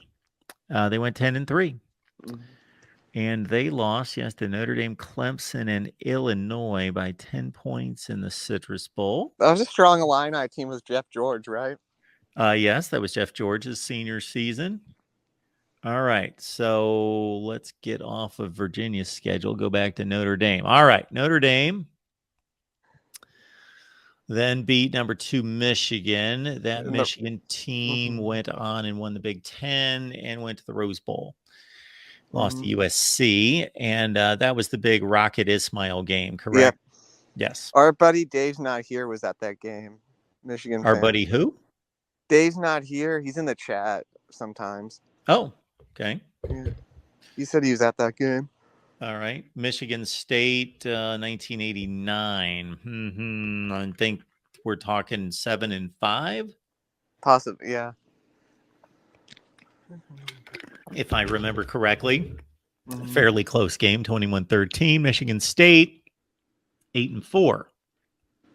8-4 Michigan State. Decent Michigan State team. All right, back to did I lose my 1989 Notre Dame team here? Let's get them back. All right. Are we seeing 89 Notre Dame on the screen? No, we're not. All right. So then we've got a win at Purdue, 1989 Purdue. 1989 Purdue. I don't know. I don't think that was. I think that's the when they were down. Yeah. Stanford on the road, 1989. That was the Vikings coach, right? Was there? Dennis Green, 1989. Yeah, that should have been a Dennis Green team. Yes, it was. And Stanford was a woeful 3-8. Not very good. This Purdue team, let's check on them. They were 3-8. Okay, so now we're Air Force. They were ranked 17th at the time of the game. They only lost. They were 9-4-1. They beat Ole Miss, or they lost to Ole Miss in the Liberty Bowl. Decent team. Then we've got USC, and that was a classic game. I'm sure I watched it. Don't remember it. Of course, this is giving Notre Dame wins over the two participants in the Rose Bowl. So they beat the Rose Bowl champion USC team 28-24 at home. Yeah, this was the third year in a row the Irish beat both Rose Bowl participants. This was the third year in a row? Yeah, because 87 Michigan State, 87 season Michigan State USC. and USC. Okay. Then 88. And then Michigan, USC. Yeah, Yeah. back-to-back years. This Pitt team was number 7 in the country. I cannot in any way believe that they finished anywhere close to number 7 in the country. They must have been good. That would have been a Foge Fazio Pitt team that went. They finished 8-3-1. I should have been able to guess that one. That does come to mind. They were okay. They lost. No, they won the Sun Bowl against Texas A&M. So they were a decent team. Navy was never any good in those days. SMU. This was obviously after the scandal, and they were in rough shape. That Penn State team, I believe it's the Blair Thomas team that won the Holiday Bowl over Brigham Young. I believe. Yes, that is the case. And that Penn State team went 8-3-1. So not a vintage Penn State team, but they were good. Top 20 good. Top 15, 20 good. Then, of course, the Miami loss. And the Colorado win by 15 points when Colorado was number 1. Yeah, so if we're looking at elite teams that they played, you would say Miami and Colorado, Michigan and USC, which is quite a few. And then you would say Virginia, Michigan State, Air Force, Pitt were all... Penn State. And Penn State were all really good teams, like top 20 teams. Yeah. I feel like this team might have been a bit more talented, but Miami was better too. They did lose Frank Stamps and Wes Pritchett from '88, but oh yes, Frank Stamps. Frank Stamps hails from Akron, Ohio. Do we want to see this LSU schedule? Sure. So we got LSU. And this LSU team, of course, opened the season against Oregon, who was number 3 in the country. And that Oregon team, 2011. They lost to USC, I believe, in Lane. Yeah. That would have been the 2011. That Oregon team beat Stanford in the Rose Bowl. Or, I'm sorry, beat Wisconsin in the Rose Bowl. So number 3 at time of kickoff, I'm guessing Oregon finished in the top 5 or 6 in the country. Double check on that. So they finished number 4, 12-2. Yeah, won the Rose Bowl. Of course, Northwestern State's not a factor. Number 25, Mississippi State. That Mississippi State team, that's a good question. They finished 7-6. Went to a bowl game, beat Wake Forest. So, West Virginia. That West Virginia team, 2011. Oh, that was a good team. Yeah, they whipped them pretty good there by 26 points. That West Virginia team went 10-3. And they, yeah. Okay, I was about to say that, but I was getting 2012 and 11 mixed up. So that was the Geno Smith team that put up, 70 on Clemson in the Orange Bowl. Okay, that got Brent Venables hired.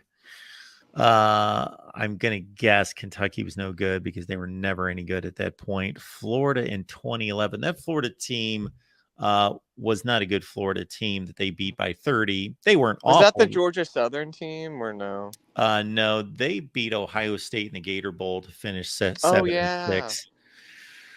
The Luke Fickell team. Tennessee 2011 wouldn't have been any good. This would have been Derek Dooley. Yes, this Tennessee team finished 5-7, so not a significant win there. Although they crushed these teams, beat Florida by 30, beat Tennessee by 31.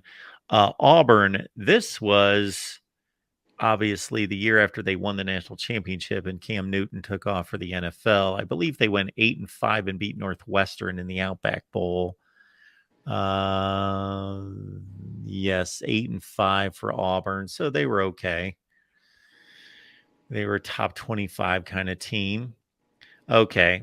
Obviously, they played Bama twice. So that's quite a bit there. Arkansas, that's an Arkansas team that won the Cotton Bowl, finished in the bottom portion of the top 10 in the country. And that Georgia team was a good team, not a great team. The 2012 team was better. Yeah, the 2012 team was much better. Yes, that Georgia team, won a weak SEC East, got blown out, as you see there, by LSU. And then they lost to Michigan State in overtime in the Capital One Bowl. So the best way to attack this would be to take each schedule and order it in terms of best team to worst team on their schedule and compare them. But in terms of elite teams, you've got Bama twice and Oregon. And then in terms of good teams, West Virginia's a top 10 team. Arkansas is a top 10 team. And then in terms of decent teams, top 25-ish, then you've got Mississippi State, Florida, Auburn, Georgia. So it's a close call. Yeah, I mean, I think I feel like Notre Dame played like a couple of bad teams compared to what LSU played, for sure. Well, of course, LSU played the worst of any of them in playing Northwestern State. Yeah. And then I'm sure Kentucky was terrible. Kentucky finished, they went 5-7. So they were a bad SEC team that won some out of conference games that didn't matter. Yeah, it's a good debate. I don't think it's clear cut either way. One fun hypothetical I have is like, what if 1984 Notre Dame played BYU? Because I mean, that team had some good loss. I mean, I don't know. That was probably Jerry's best team, but they had some. I mean, they had the bad losses, but they did have a couple good wins that year. Was that the team that beat SMU in the Aloha Bowl. They lost to SMU, but they they did lost beat to SMU. USC and Penn State. Okay. Well, then BYU certainly would have been in trouble. Yeah. Yeah, that they went 7-5, right? Let's see. Mm-hmm. I believe so. Mhm. Yeah, 7-5. Mm-hmm. I watched BYU's 80. I watched like part of BYU's 85 game against UCLA, and they competed in that game. Like they weren't outmatched. Which And that 85 UCLA team won the Rose Bowl. yeah, I was like a little impressed, but And I don't remember how good that UCLA team was in regards to how outstanding of a season they had. I know that they weren't in the national championship race. mm-hmm. They probably finished either 9-3 or 10-2, probably at a tie, knowing the way things shook out at that point. Mm-hmm.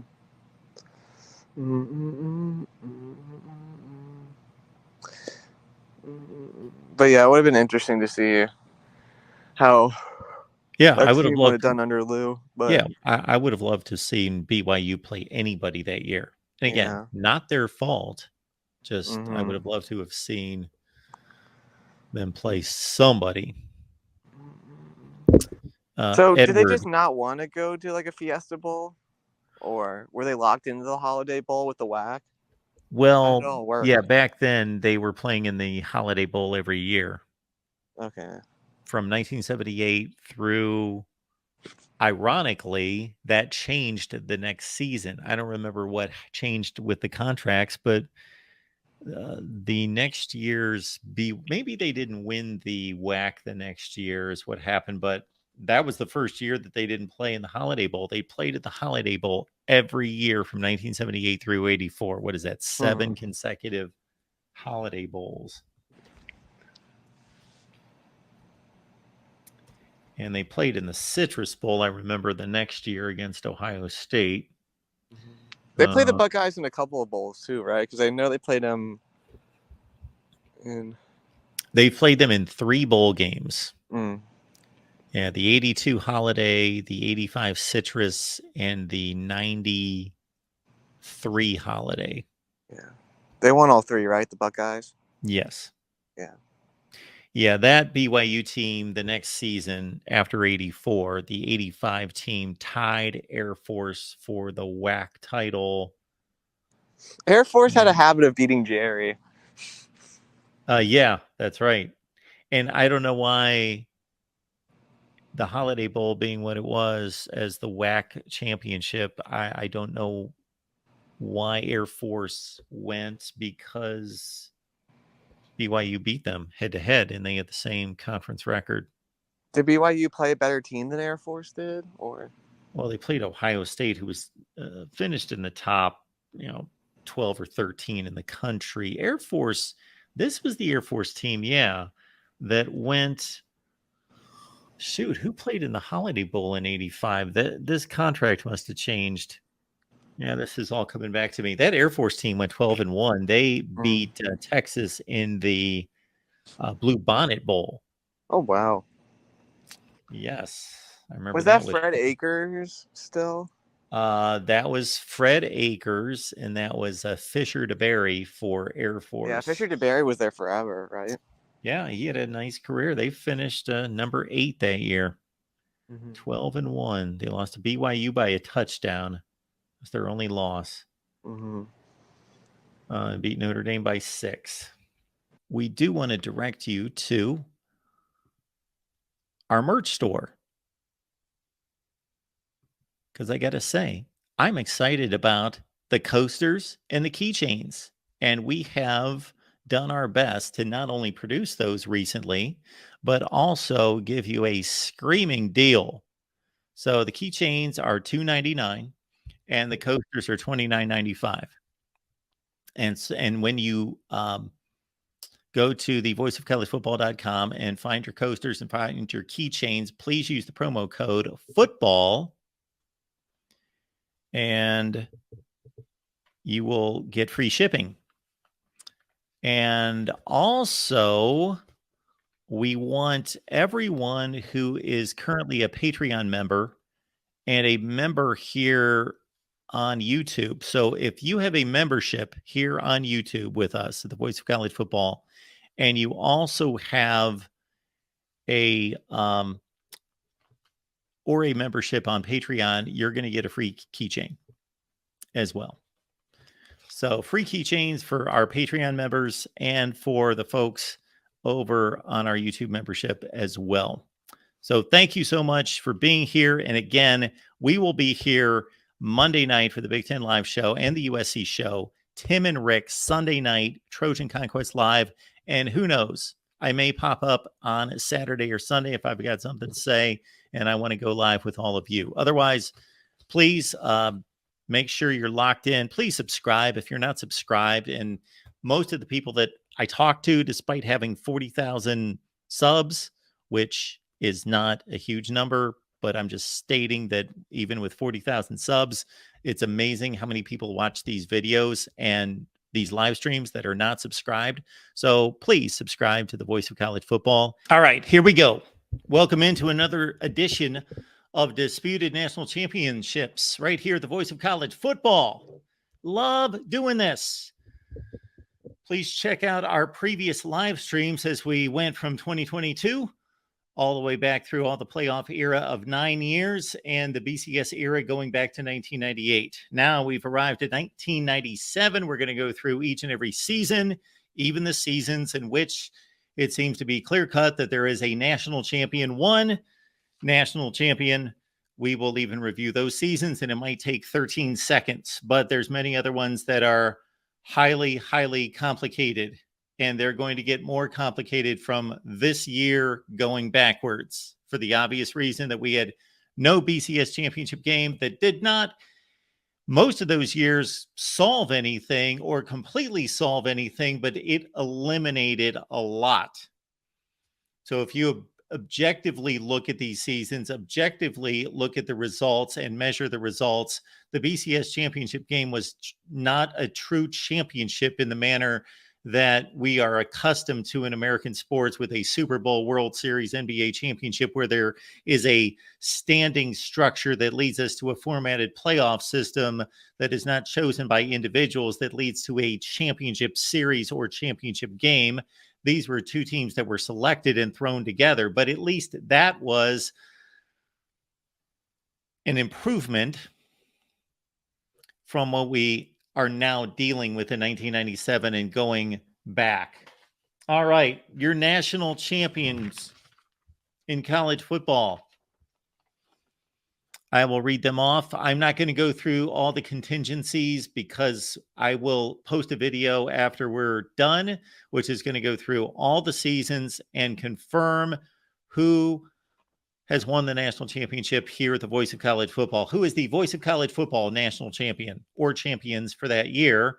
And then also the contingencies in which a number of other teams had valid arguments to, during the playoff era or the BCS era, to have been selected to play in the playoff or in the BCS championship game. I'm not going to address all those situations and all those teams, just give you the confirmation of the Voice of College Football national champions, and then we'll get started with 1997 and we'll go back through the 1990s tonight. 2022 and 21 Georgia, 20 is Bama, LSU in 19, Clemson 18, Bama in 17, Clemson in 16, Bama in 15, Ohio State in 2014. So all the playoff champions confirmed, and I explained that at the time, and it's pretty self-explanatory. All right. 2013, Florida State. 2012, our first deviation. 2012, Alabama, Oregon, Ohio State are the national champions. 2011, it's Bama and LSU and Oklahoma State. 2010, Auburn. 2009, Alabama. 2008, Florida, Texas, USC, and Utah. 2007 national champion LSU, Georgia, USC, and Kansas. 2006, we've got Florida and Boise State. In 2005, it's Texas. In 2004, it's USC and Auburn. In 2003, LSU and USC. In 2002, Ohio State. 2001, Miami. 2000, it's Oklahoma. In 1999, Florida State. 1998, Tennessee. Those are your confirmed national champions with a number of conditions involved as well. Again, we will detail that in a final video. Speaking of videos, we released our first prediction video today. Please check it out. Washington Huskies. How will the Huskies finish? Take it to the bank.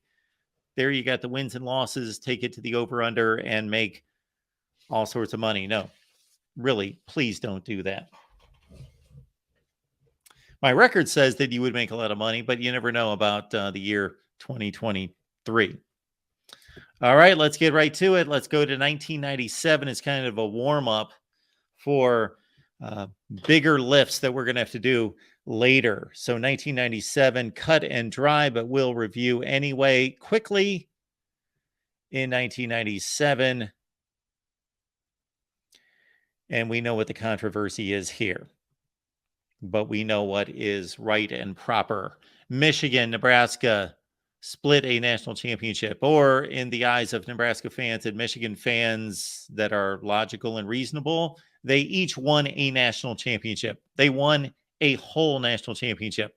Either way, they are both the national champions. We know what happened that particular season in that Michigan was number one in both polls going into postseason play. Nebraska performed much better in its postseason game against Tennessee than Michigan did against Washington State. Completely reasonable. There is no way I will argue with any Michigan fan. I will argue with any Nebraska fan. You're completely biased. Of course, you're a fan. You don't need to apologize for that, but let's call it what it is. You're biased. You can't get past that your team has another team that also clearly won a national championship and had a rightful national championship just as much as your team. You cannot separate these two teams. You cannot distinguish them. Yes, we can go to points per game and it's Nebraska, yards per game and it's Nebraska, and we can go to defensive points per game and it goes Michigan's way, and we can go to the better postseason performance and that goes Nebraska's way, and we can go to the schedule, which is pretty much of a toss-up. It's extremely close to call. We can go with the better head-to-head win against a common opponent, and that goes to Michigan. We can go to the kicked pass in the end zone against Mizzou, and that goes to Nebraska, or goes to Michigan because Nebraska benefited from that crazy play. But when you add it all up, statistics are for losers. The results say that Michigan earned a national championship, and the results say that Nebraska just as much earned a national championship. If you would like to call and debate that with me, I am more than welcome to debate that. All right, so let's continue on because nobody else is in the picture for 1997. It is as clear cut as can be in its division of a championship, and its dividing of the championship into two parts. It's as clear as it can be. Leave your comments and questions, and I will get to them via the super chat. And of course, you can call. I've left the link in the chat, and it's also in the description section of the video. All right, now let's go to 1996 because this is not clear cut. This is not clear cut at all. 1996, going into postseason play, Florida State had won all of its games, and they had just defeated Florida in a rivalry game in Tallahassee. 24-17, I believe, was the final score. So Florida State won its big game. Arizona State had just won all of its games to go to 11-0 with the Pac-10 championship and a Rose Bowl appearance. Ohio State had fallen off from the number one position to drop to number 4 in the country because Ohio State lost to Michigan in a 13-9 game in Columbus. And likewise, we just mentioned that Florida went down to Florida State. So there you have a situation where in 1996, this is little talked about in the same way that other situations are, but in modern days, or at least in the BCS era, let's say, because we now have a playoff that would have involved those 4 teams, Florida State, Arizona State, Florida, and Ohio State. But in the BCS era, Florida State and Arizona State would have played. Nobody brings that up. Those are the 2 teams that would have played in the BCS era. However, what ended up happening here is, to me, very much a split national championship, because Florida easily won the vote in the AP, 65.5 to Ohio State's 1.5. And in the coaches poll, it went Florida's way 58-4. And I get it, because Florida, first of all, played an SEC championship game. So they won one more game than the others. Number 2, they decimated Florida State in a rematch 52-20 in the Sugar Bowl. But we do not treat bowl games as they are playoff games. They are not playoff games. They weren't playoff games. They were just additional games. Therefore, we are not eliminating teams from national championship consideration because they lost a bowl game. That is a huge black mark on their record and resume, but it's not a playoff game. It's not an eliminator in any such way. Reaching a bowl game wasn't like reaching the playoffs, and then if you lose the bowl game, you've been eliminated from a national championship. Well, the way it typically plays out, you have eliminated yourself by then not having a resume worthy of a national championship. But in and of itself, the bowl game should not eliminate the possibility that a team wins a national championship. So Florida gets the nod based on the voting there. We don't care what the voters did at the time. Florida, Ohio State, and Florida State, in my eyes, are all the national champions because they all lost one game. And Florida and Florida State split their series. That's all that matters, is the results of the games. And they split. Now, Arizona State gets eliminated by losing to Ohio State. Ohio State shares a national championship with Florida and Florida State in 1996. That is my logic. That's how we size up these resumes. Basically, every Power 5 team with the same record wins the national championship unless there is a head-to-head tiebreaker, or there is some level of egregious scheduling difference. And I believe we have yet to apply that. Now, in Kansas's favor in 2007, we elevated Kansas because they had, actually, if you just went by the record in 2007, then Kansas would be the one national champion. It would only be Kansas. But their schedule was so poor, with 3 awful out-of-conference games, did not play 3 of the top 4 teams in the Big 12. Not their fault, but did not play them, that we raise all the other 2-loss teams to a national championship with Kansas in 2007. So hopefully you understand my logic there. Certainly you can call after we go through the 1990s. Florida, Ohio State, and Florida State are the national champions in 1996.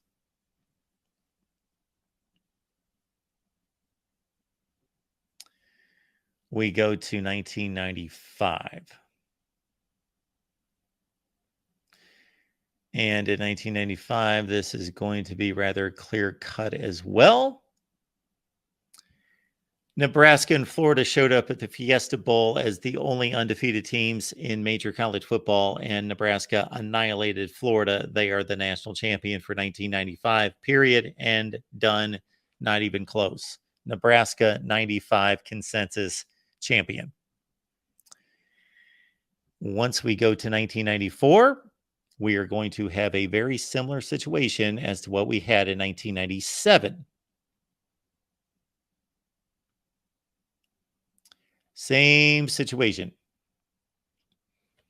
We have 2 teams that steamrolled through their schedules, Nebraska and Penn State in 1994.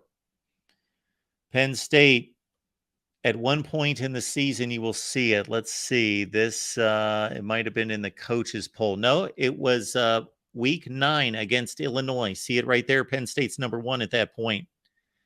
What happened that particular week is Penn State struggled or seemingly struggled against Illinois. The final score was 35-29.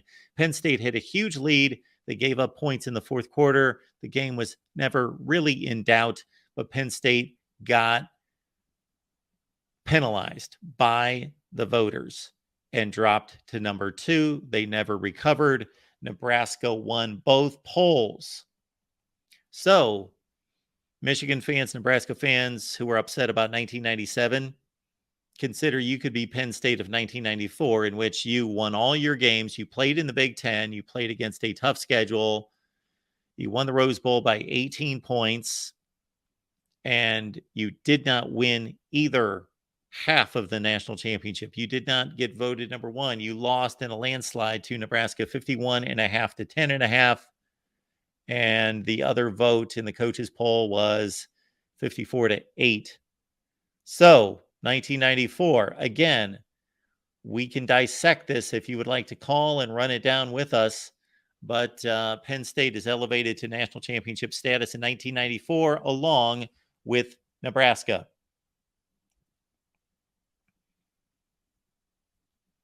All right. Is everyone following along? Here we go. 1993. This is going to be a difficult one from what I remember. Even though it does not seem like it should be difficult, it is. So the issue here is that Florida State finished with basically the same record as Notre Dame, Nebraska. And also you had West Virginia at 11-1. Actually, you had Ohio State at 10-1-1, but they get eliminated with that tie, as does Wisconsin. Those two teams tied 14 all late in the season. So here's the deal. Of course, Florida State and Bobby Bowden went to South Bend late in the season, second to last game of the season, I recall, and Notre Dame beat Florida State. So you would think Notre Dame would win the national championship. But no, the voters still went with Florida State.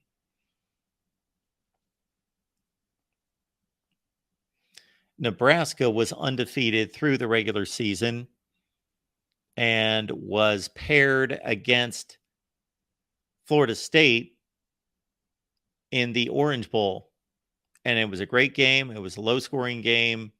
And Nebraska moved the ball down the field in the final minutes, set up for what would have been a game-winning field goal, but it was badly missed. Think Ohio State, Georgia in this last season's, Peach Bowl semifinal game. That's the way that field goal had a shot. It did not. And Nebraska lost to Florida State. So we've got quite the conundrum here because the voters didn't seem to have any issue with this. Oh, Florida State, Nebraska, that was the de facto national championship game, and they won. Florida State did, so they're the national champion. Well, they barely won that game, and what is most important here is that Notre Dame beat Florida State head-to-head. I'm going to have to go back and look at the... Oh, yeah.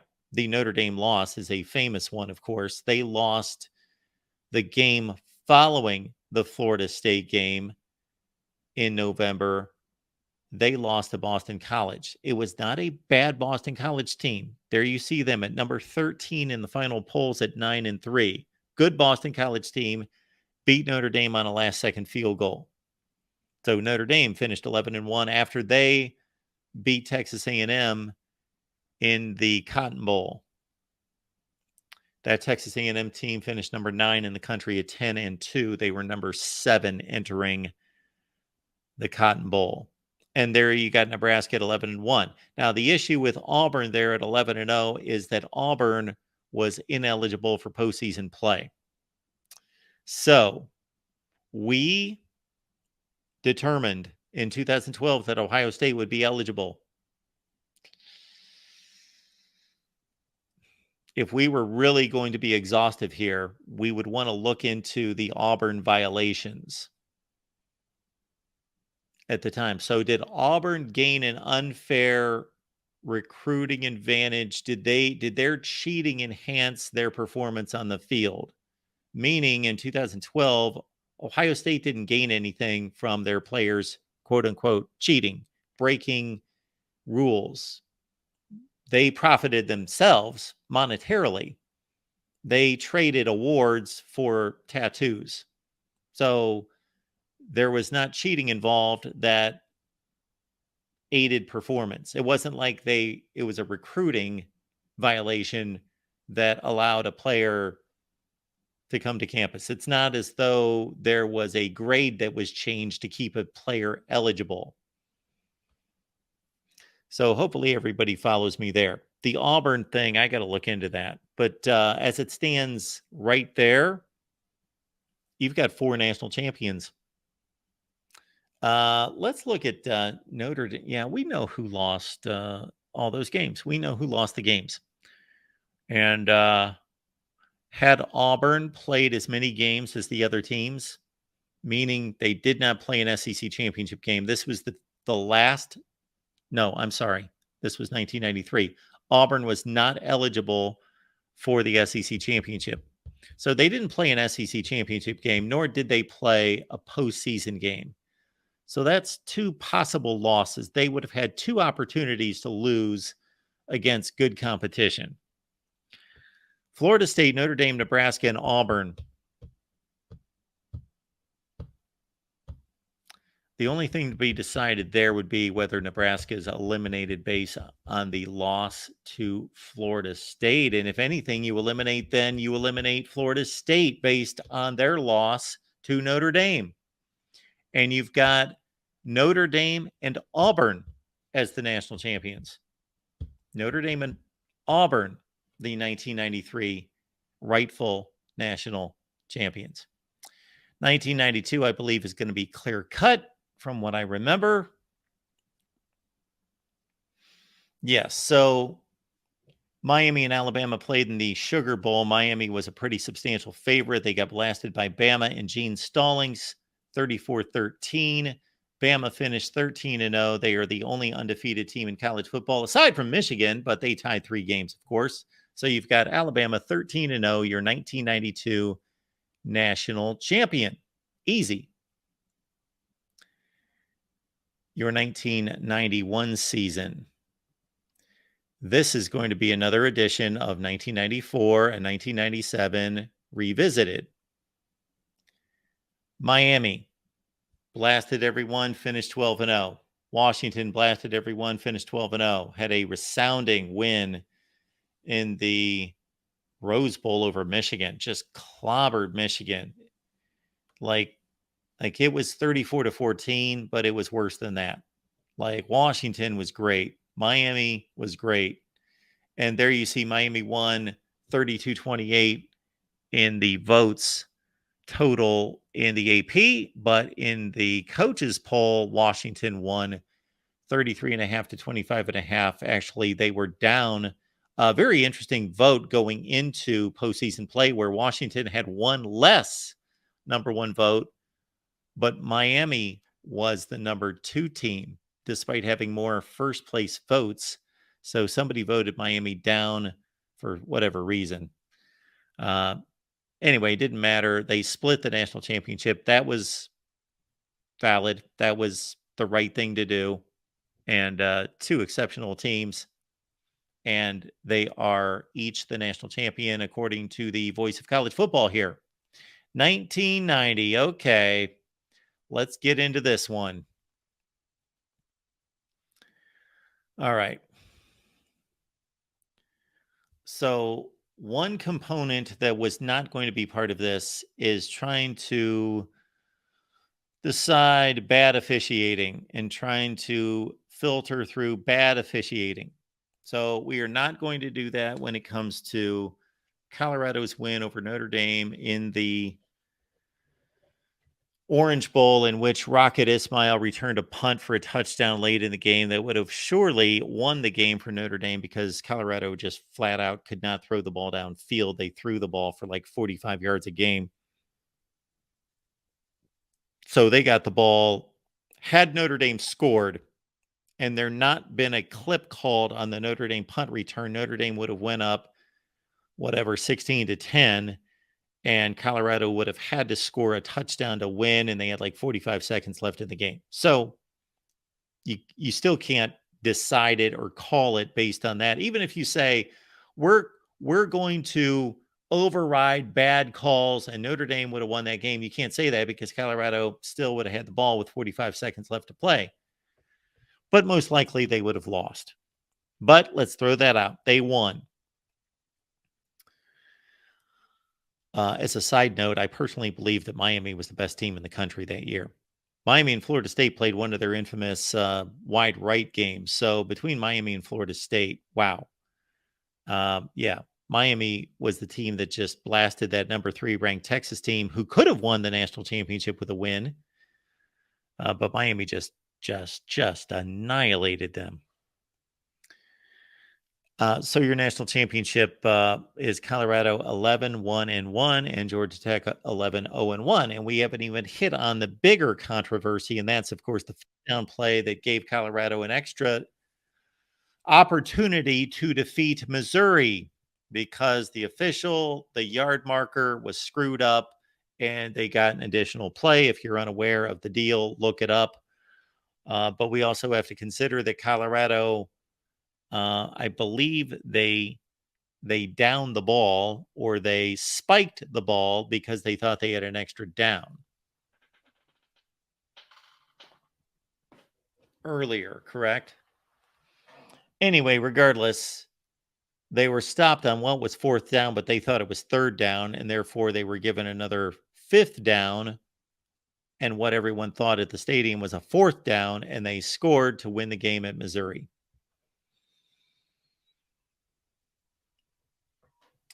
This is a tough one to call. Georgia Tech did not exactly play a killer schedule either.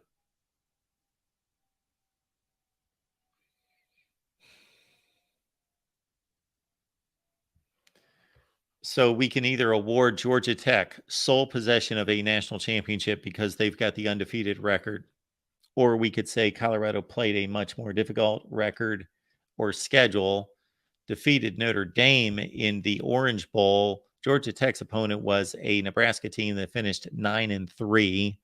Again, this is back in the day when we should have had much better bowl matchups. You know, Georgia Tech's playing for a national championship, and they're playing a 9-2 Nebraska team in the Citrus Bowl.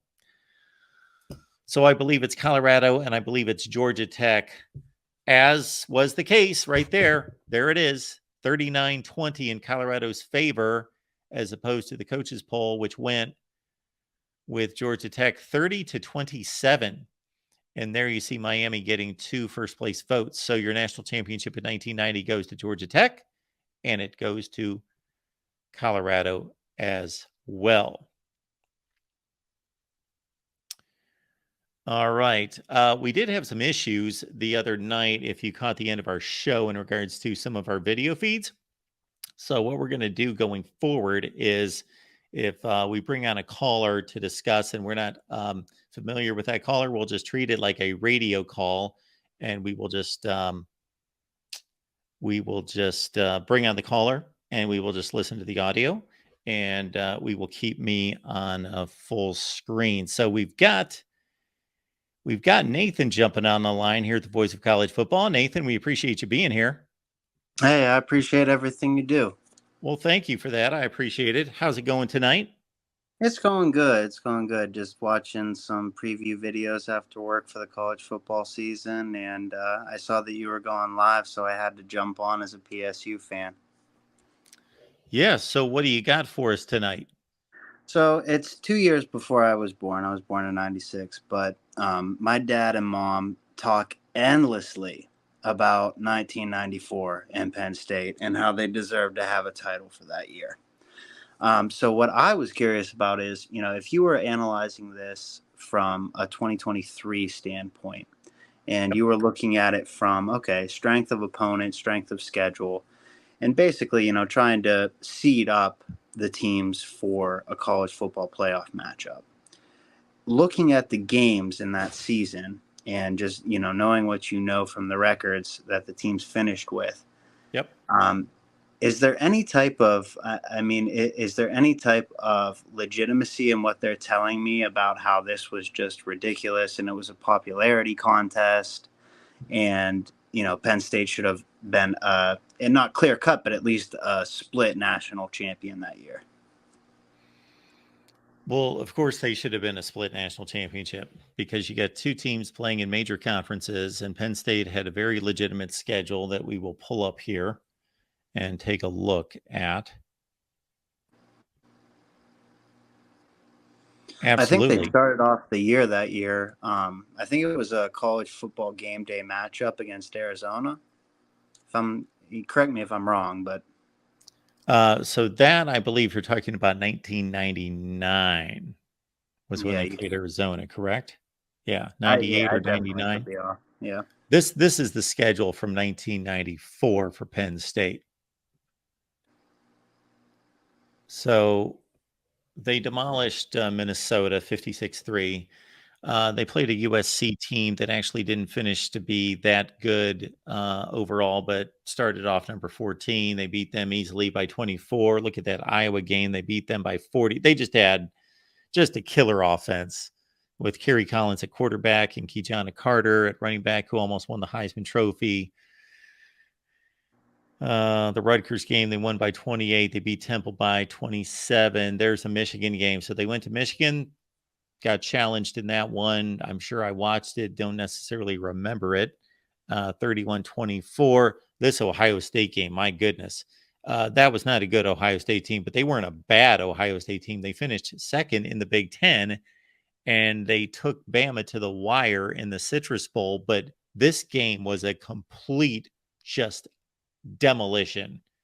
I think it was 35-0 at half when they beat Ohio State. Again, the games that killed them were those two games on the road, Indiana and Illinois, in terms of the voters.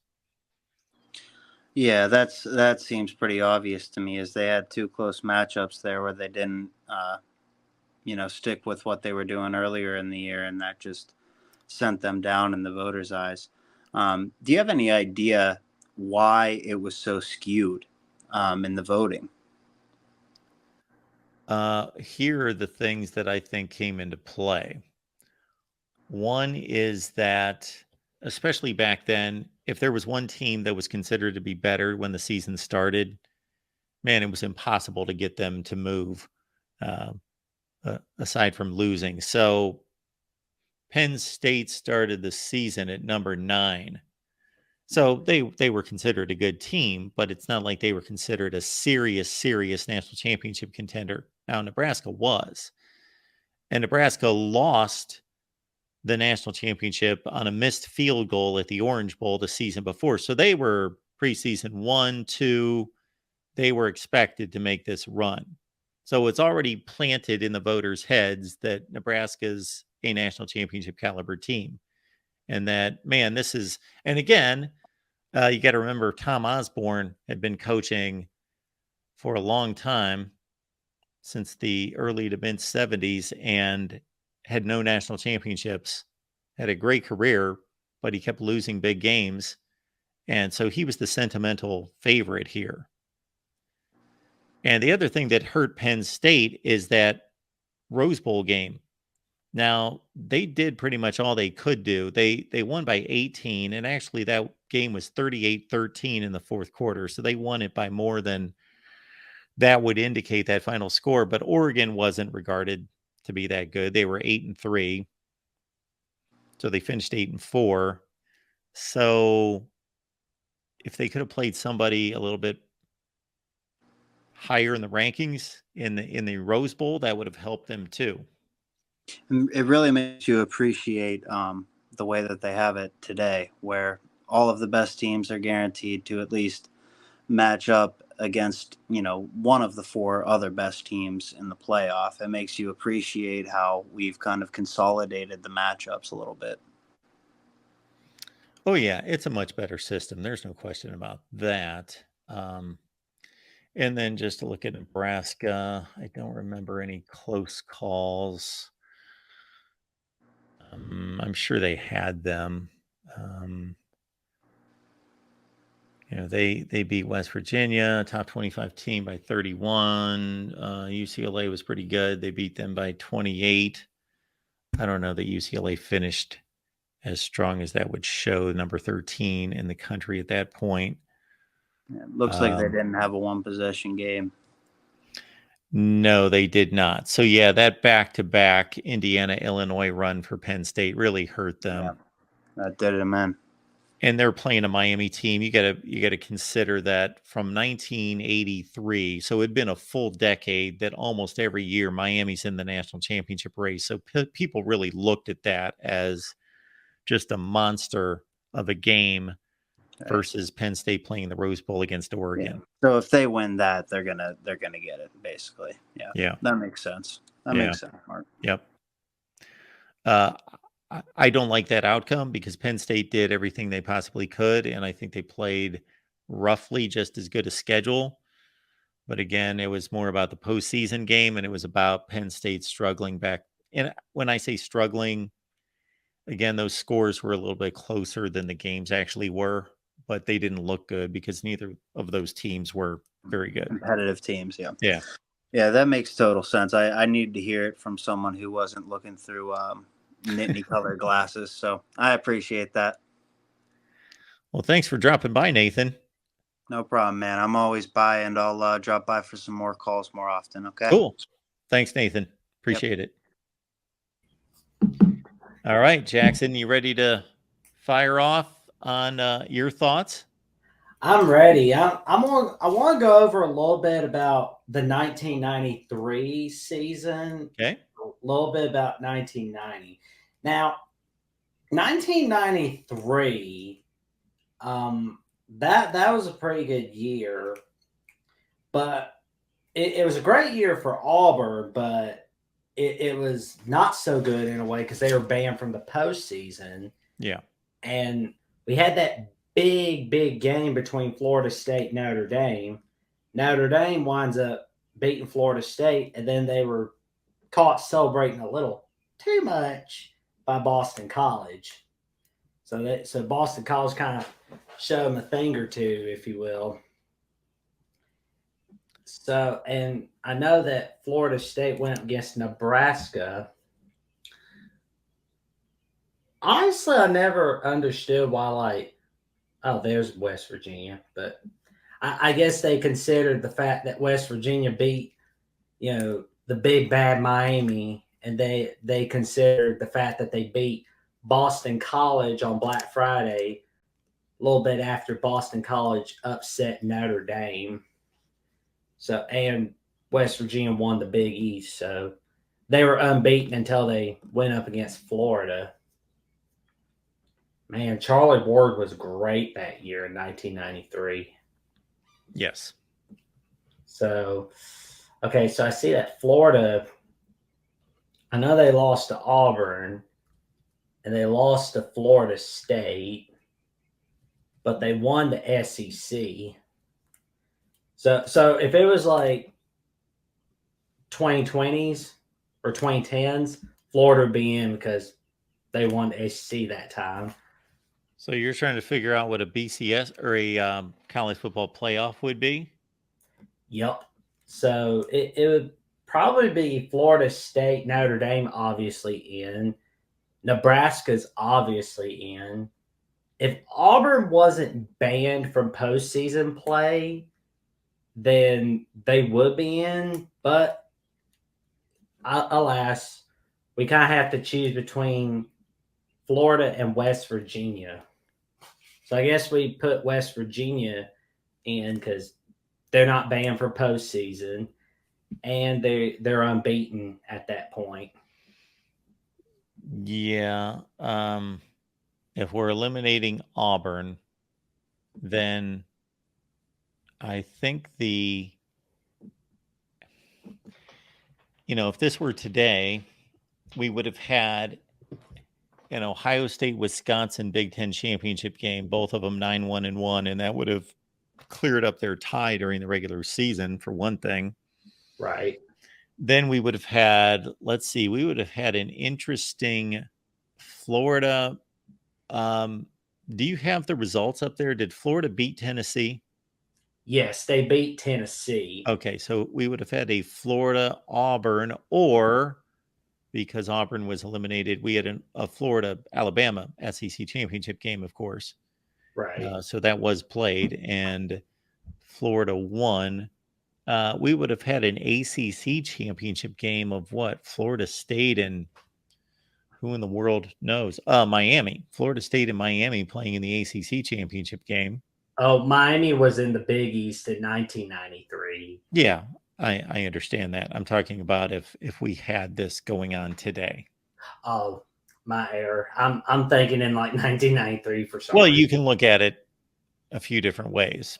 Right. If you could look at it as though if all those conferences had championship games then, or Right. if they were all thrown into their current conference, that's kind of what I was doing. Right. But the way things sit there, it's funny because you've got 2 undefeated teams and you've got all those 1-loss teams, and let's not forget Texas A&M sitting there at 10-1. Right. Wow.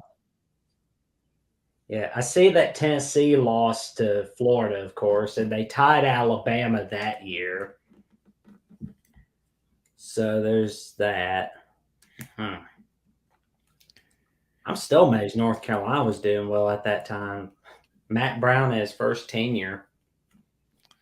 Yeah, that's right at the point that he turned them around. I think his first year was 89.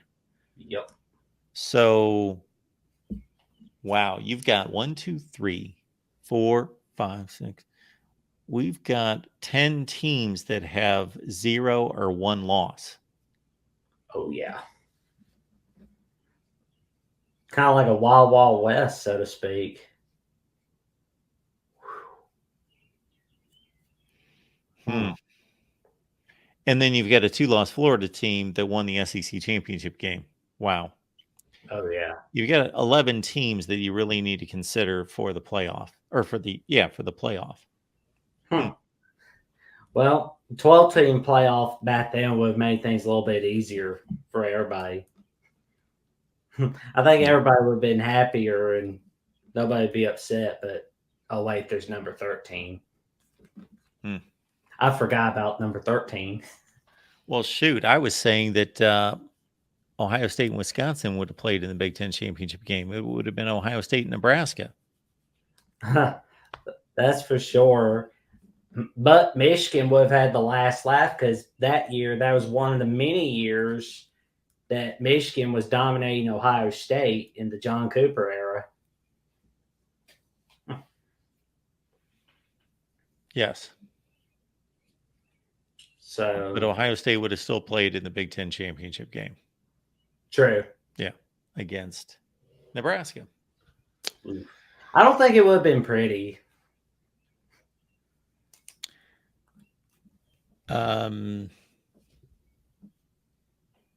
Yeah, Nebraska was certainly arguably the best team in the country, arguably. Oh, man, they were one of the best.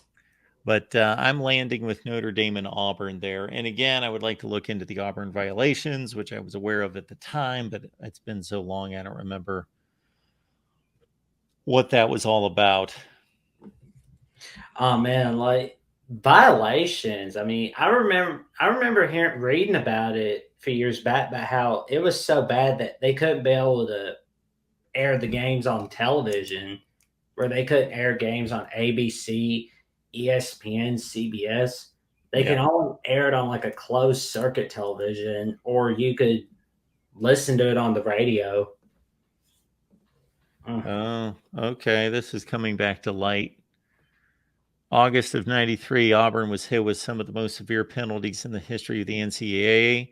That was a direct result of a former Auburn scholarship football player, Eric Ramsey, secretly taping 4 years' worth of conversations in which Auburn coaches and supporters provided illegal cash and gifts. Ooh. He taped the phone conversations. Wow. Huh. Not smart. Yeah, I don't know what he benefited from that. I wonder what it was, but I'll definitely have to read about it again before I go to bed tonight. Old Fort saying reminiscent of 80s SMU. Yep. All right, Jackson. Anything else you wanted to hit on? A little bit about the 1990 season. Okay. About Clemson, Colorado and Georgia Tech. Like, oh man, that was a big one. And you were talking a little while ago about Miami, about how they were really good then. It was, I think if they hadn't been upset by BYU and they hadn't lost to, I believe they lost to Notre Dame that year. Yep. They would be up there at number one, number two, fighting for a second straight natty. Yeah, college football was just begging for one of its top teams to not have dropped some of those games because, as you can see, Georgia Tech, with no losses,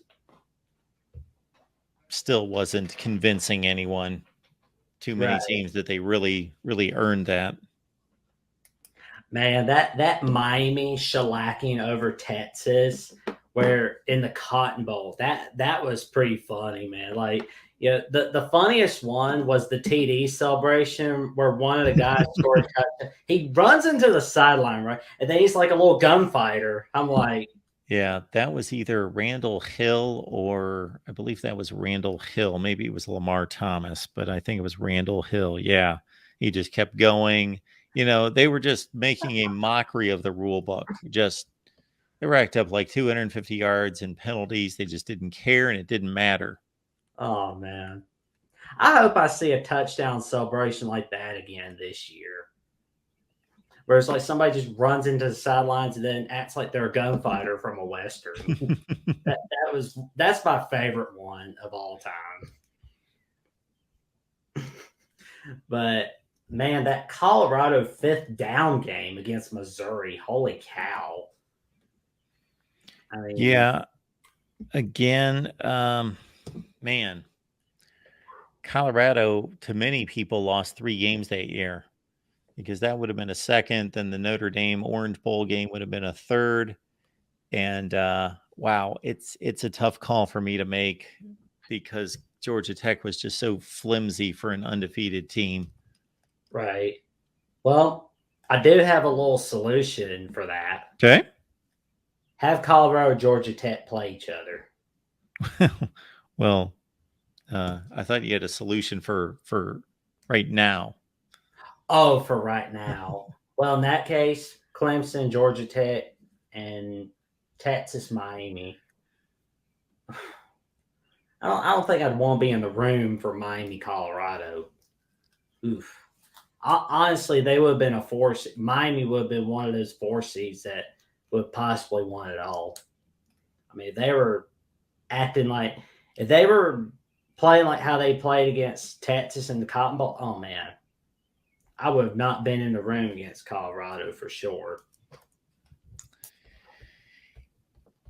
Yeah, if you take the teams for where they were playing in the conferences at the time, I guess those top 4, they were all conference. Well, no, Georgia Tech would have been the ACC champion. So forget Florida State, they're out.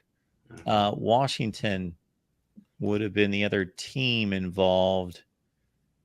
Yeah, well, I'm looking at the final. Let me look at the second to last. All right, there we go. Your 4-team playoff.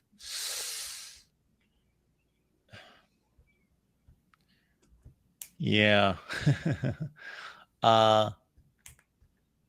Yeah, I guess it's those top 4, although yeah, Notre Dame beat Miami. Yeah. So I'm guessing it would have been Colorado, Georgia Tech, Texas, and Notre Dame would have played in the Yeah, you're right. I forgot about the head-to-head for a moment. So there's a crazy run of teams right there. You've got Washington. They won the Pac-12s or the Pac-10. So yeah, that would have been a mess. Ooh. Oh man, think of like the endless campaigns that would have happened. I mean, Lou Holtz, Dennis Erickson, Bobby Bowden, Joe Paterno, Don James just lining up for campaigns on CBS, ESPN, ABC, listing why their team should be in the playoff. Like if we had a 14 playoff in 1990, holy cow! I don't know how to sort through all that. Penn State's there at number 7, and they weren't even the Big Ten champion. Well, this is 1990. They weren't even in the Big Ten at the time. So they're an independent. You got so many independents playing in this, and Michigan's not even on the board. They're 9-2, and they were the Big Ten champion. Wow. Those top 3 would have been in the playoff, and then the other spot would have just been, I think, either Notre Dame beat Penn State or Penn State beat Notre Dame. I think they played that year. So that's another game to consider. 19. Oh yeah. Penn State played Notre Dame that year. I believe that was like a snowball, right? Yeah, that's coming back here. Yes, Penn State and Notre Dame. Can I get a final score on that? Let's see. We had Notre Dame won 17-16. So Notre Dame's got the tiebreaker on Miami and on Penn State. But that Notre Dame team, they lost to... Notre Dame lost to Stanford by 17. And they... Wait a minute. That's not right. 1992. Yeah. Why do they have... Oh, man. Dennis Green upset Notre Dame 9-2. I'm missing something there. They have Notre Dame at 9-2, and Notre Dame 1992 Notre Dame schedule. They've got a tie against Michigan. Oh, man. Oh, 1990. I keep thinking we're in 92. 1990 Notre Dame. Notre Dame lost to Stanford, and they lost to Penn State 24-21 in 1990. Right. So Penn State's got the tiebreaker there. Right. But Texas definitely has a little tiebreaker ahead of Penn State because they got that little victory over Penn State. Well, yeah, I'm not even thinking that Texas needs a tiebreaker. They're 10-1. I'm looking at all those 9-2 teams. Yeah. So Notre Dame's got the little head-to-head over Miami. Florida State, they lost to Miami and Auburn. Oh, man. Yeah, that's a mess that involves a lot more than what I'm willing to go through right now to try to determine who would be in a 4-team playoff, for sure. Well, I guess we do like a little rock, paper, scissors of Miami and Notre Dame. Well, why is Miami included? Good point.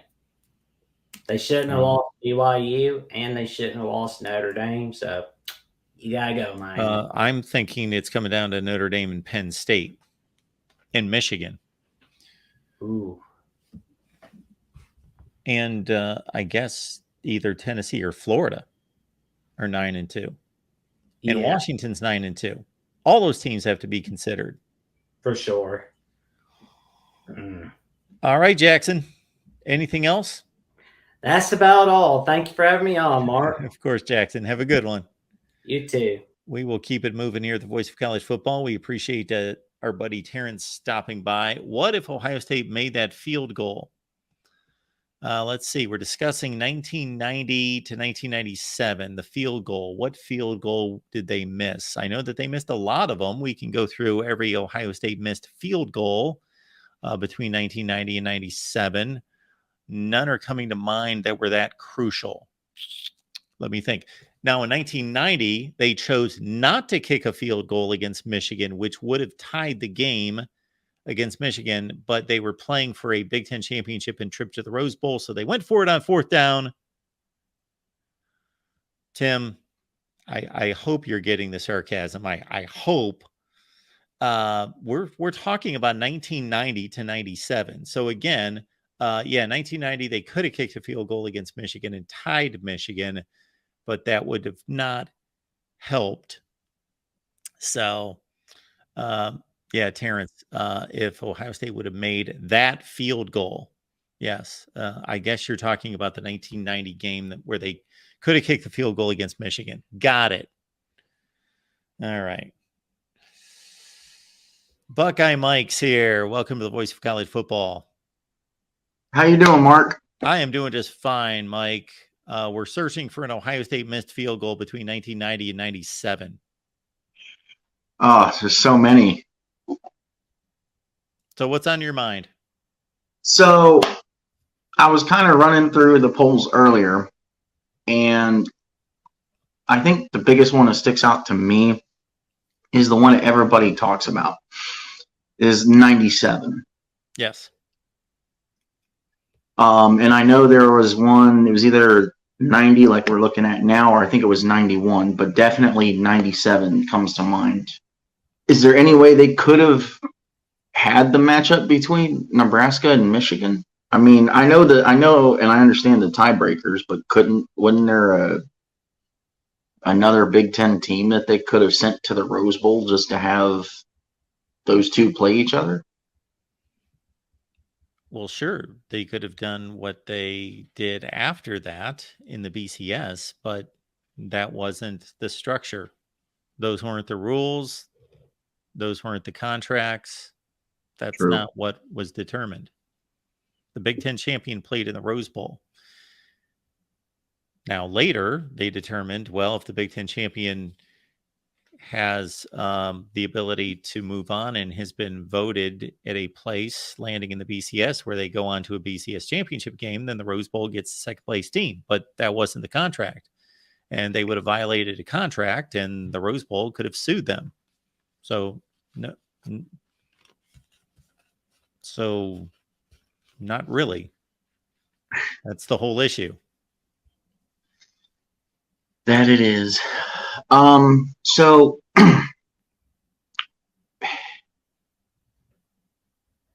do you think that because we're looking at 1990 right now, right? Yes, we are. Do you think that Colorado was deserving of it? Do you think that they were the right option, or this is such a tough call because Georgia Tech, if we're just going strictly by record, they should be the national champion by themselves. They did not lose a game. Mm-hmm. Georgia Tech played a weak schedule in a weak conference.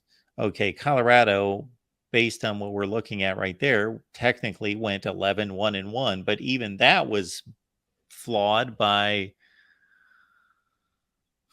a questionable call in the Orange Bowl. But let's even put that aside, this fifth down ridiculousness against Missouri.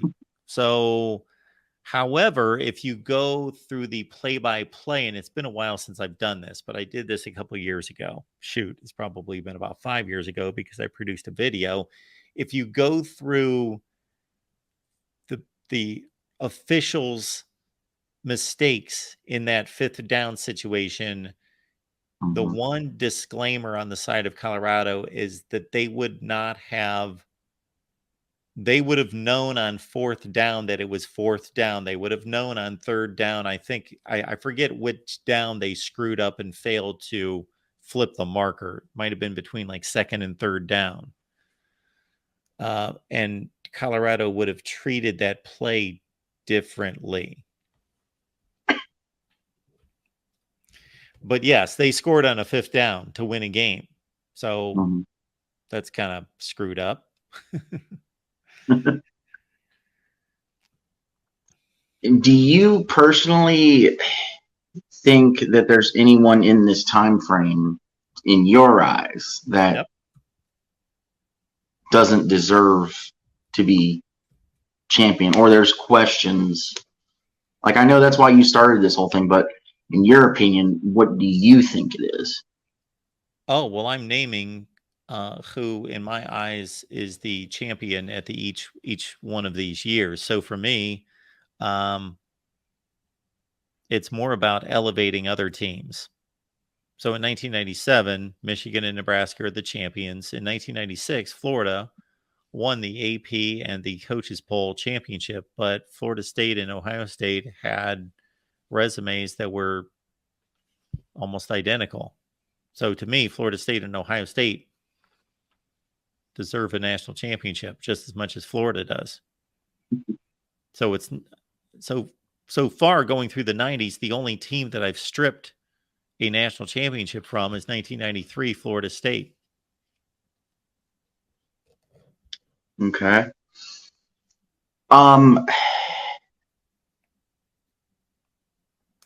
What do you think is the arguments for Florida State and Ohio State for the Florida year? Florida State and Florida split 2 games. That's Oh, Florida State's argument. That's the year they played again in the Sugar Bowl, isn't it? Yes. And Ohio State's argument is that they beat the number 1 team in the country in the Rose Bowl, and all 3 teams finished with 1 loss, and they were all conference champions.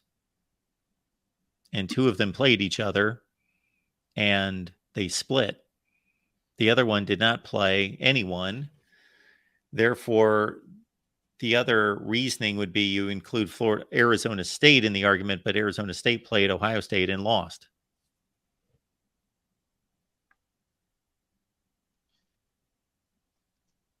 That makes sense.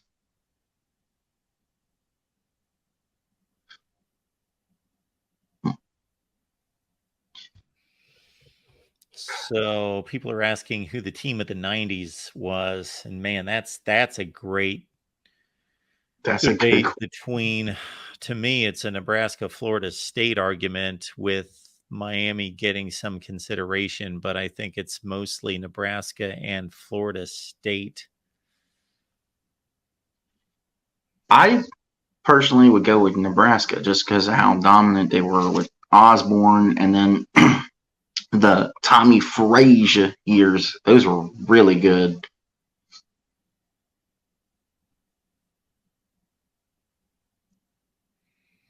Yep. That's certainly valid. Yeah, I would tend to lean Nebraska. I just think, I don't know. I think the Big 12 in the 90s was definitely, or whatever it was in the 90s, I think it was still the Big 12, was definitely a lot stronger than what it is today, for sure. Oh yeah, it was the top conference. It was pretty well loaded for most of those years. Yeah, because Nebraska was Nebraska, and you had Oklahoma and Texas included, and yeah. Once it well, it was 2 different conferences. So in 1996, of course, they swallowed up the Southwest Conference, and it became a much stronger league. All right, we will keep it moving here at the Voice of College Football. I want to remind everyone, the Amazon link is in the description section of all the videos. When you shop Amazon, please use the link that we provide. Christopher, what's going on tonight? Hey, Mark. Hi, how are you? Oh, good. Oh, I was going to get your opinion, I guess, on a couple things, if you don't mind. Yeah, okay? I would love to hear your take on all of this as we go through the 1990s. I actually went to the Orange Bowl, the one that you seem to think that Colorado lost. I was at that game. Whoa. I did not say that they lost. I said that there is a questionable call. Well, yeah, and I was there, actually. I got a good view of it because I was in the backside of the end zone where it looked to me like Colorado had lost the game, is what it looked like at the time. And what they did was they had a official review, I guess, or something to where clipping penalty, I guess, that I didn't notice. And I, in all fairness to people that have objections, I didn't notice a clip at all. Not that I was in a position where I could have seen or done anything about it, but I only noticed it when I went home and looked at the replay, and even then, it's it's questionable about whether or not the person that was clipped could have even, because Rocket was making whether he could have even done anything, but he was clipped. So I mean, I think he even had somebody today that at least said that if they don't honor that, I guess that's not a good precedent. Am I wrong about that? I thought you told somebody. Say that again. Oh, didn't you have a Big Ten show or something where one of your panelists said something about if they didn't honor that penalty, that wouldn't be a good precedent for wasn't whether or not there was a clip. It was more about whether that was in other words, to not, use that as it's not the right way, I guess, to decide the outcome, because I think there was a clip on the play is kind of what I'm trying to tell you. Whether or not it could have stopped the play from being a touchdown, that's the only question, but he was clipped was the only thing. I mean, blocked from behind or hit from behind. I mean, it was a clip. But the question, I guess, becomes whether or not that person could have actually impacted the play in a way that could have prevented the touchdown. That's what the big question is, I think. Are you there? Yep, I'm listening. Okay. Well, anyway, so I don't, I thought Colorado lost the game because I was there. I saw the good angle, and it looked like, Rocket scored. It looked like the Colorado lost the game, and when he didn't, it was actually kind of a surprise to almost everybody there. So, I mean, I was at the game, so people were surprised about it. So, I mean, it's always kind of been an asterisk, even without the other play that you're talking about. And the other one, I kind of think, just from my opinion, and I wasn't at that one, but I noticed looking again on replay, there was a play, if you want to watch it, you might not want to, but where it looked like if the player hadn't slipped and fallen, and he fell on the ground, so once your knee hits the ground, then it's a down, and he wasn't out of bounds.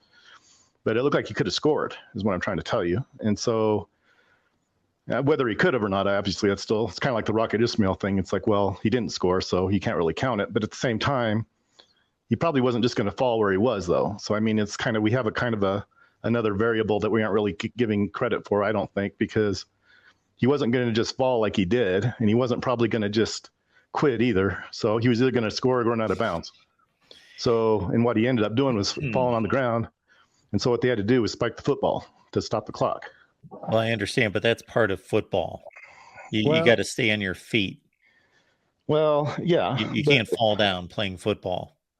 I agree with you, but it was, the surface itself was, I think it's called OmniTurf or something. It wasn't, I mean, and I know it's the same for both teams. And I know but it, I mean, it impacted the game is what I'm trying to tell you. I mean, whether or not it maybe changed the outcome, I guess you could maybe make that argument that it didn't, but Colorado isn't going to spike the football, though, is kind of what I'm trying to tell you. If it was even a reasonable surface, they're going to either, they wouldn't have had to, I guess. I mean, he would have either gotten out of bounds or would have scored a touchdown. I mean, and if you watch that play, I think his name was John Perrick, and you can watch the play and make up your own mind about it, and that's okay with me.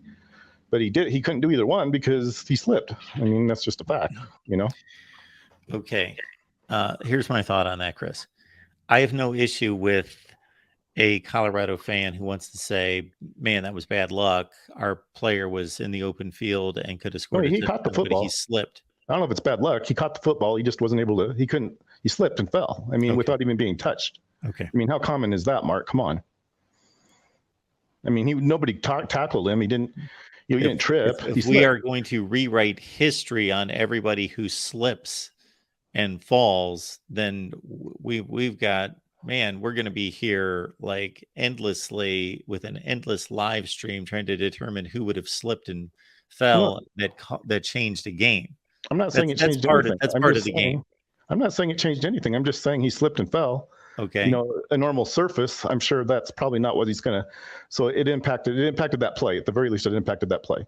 And he was real close to the sideline, so he almost got out of bounds anyway, but he couldn't because he by the time he hit the ground, it was, his knee hit the ground, or like I said, you can review it and make up your own mind what you think. It's an interesting side note. I don't mind you mentioning it. I don't want to, me personally, I'm not going to put myself in a position to change the outcome of a game or determine something different because somebody slipped. Well, that's what happened, though.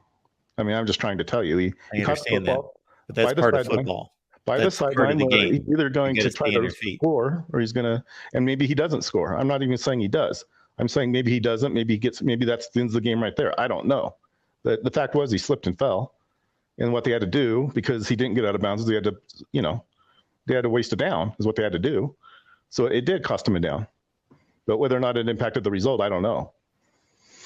But anyway, I kind of think it's important to kind of keep that in mind, though, because it's almost like you're saying Colorado cheated, and that's not the impression I had. When did I ever say Colorado cheated?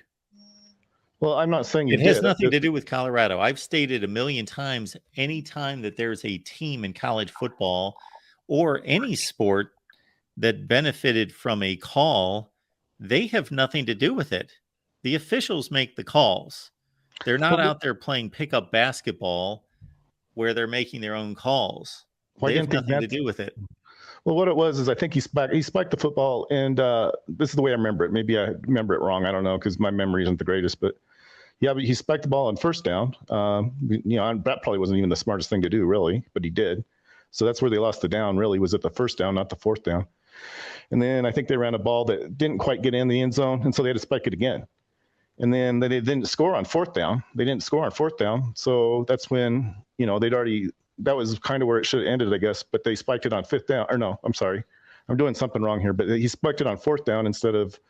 So they did kind of get a first down there, what they didn't deserve. But I think he did actually, if it was fifth down, I don't know. But I think they said he scored, though, whether it was first down or fifth down or whatever it was. I mean, he actually did score at he leaned. What it was is at least they said he did. I mean, they said there was some question about whether he even scored even on that down, but I don't think that they would have said he did if he didn't. But okay. Anyway, I don't know. I just I'm not going to take that away from Colorado because they fought so hard to get even in that position that it's like I think it's kind of like splitting hairs. Okay, yeah, it took another down. Well, to me, it's like that was the down. That was the down that won the game, though. And here's the thing.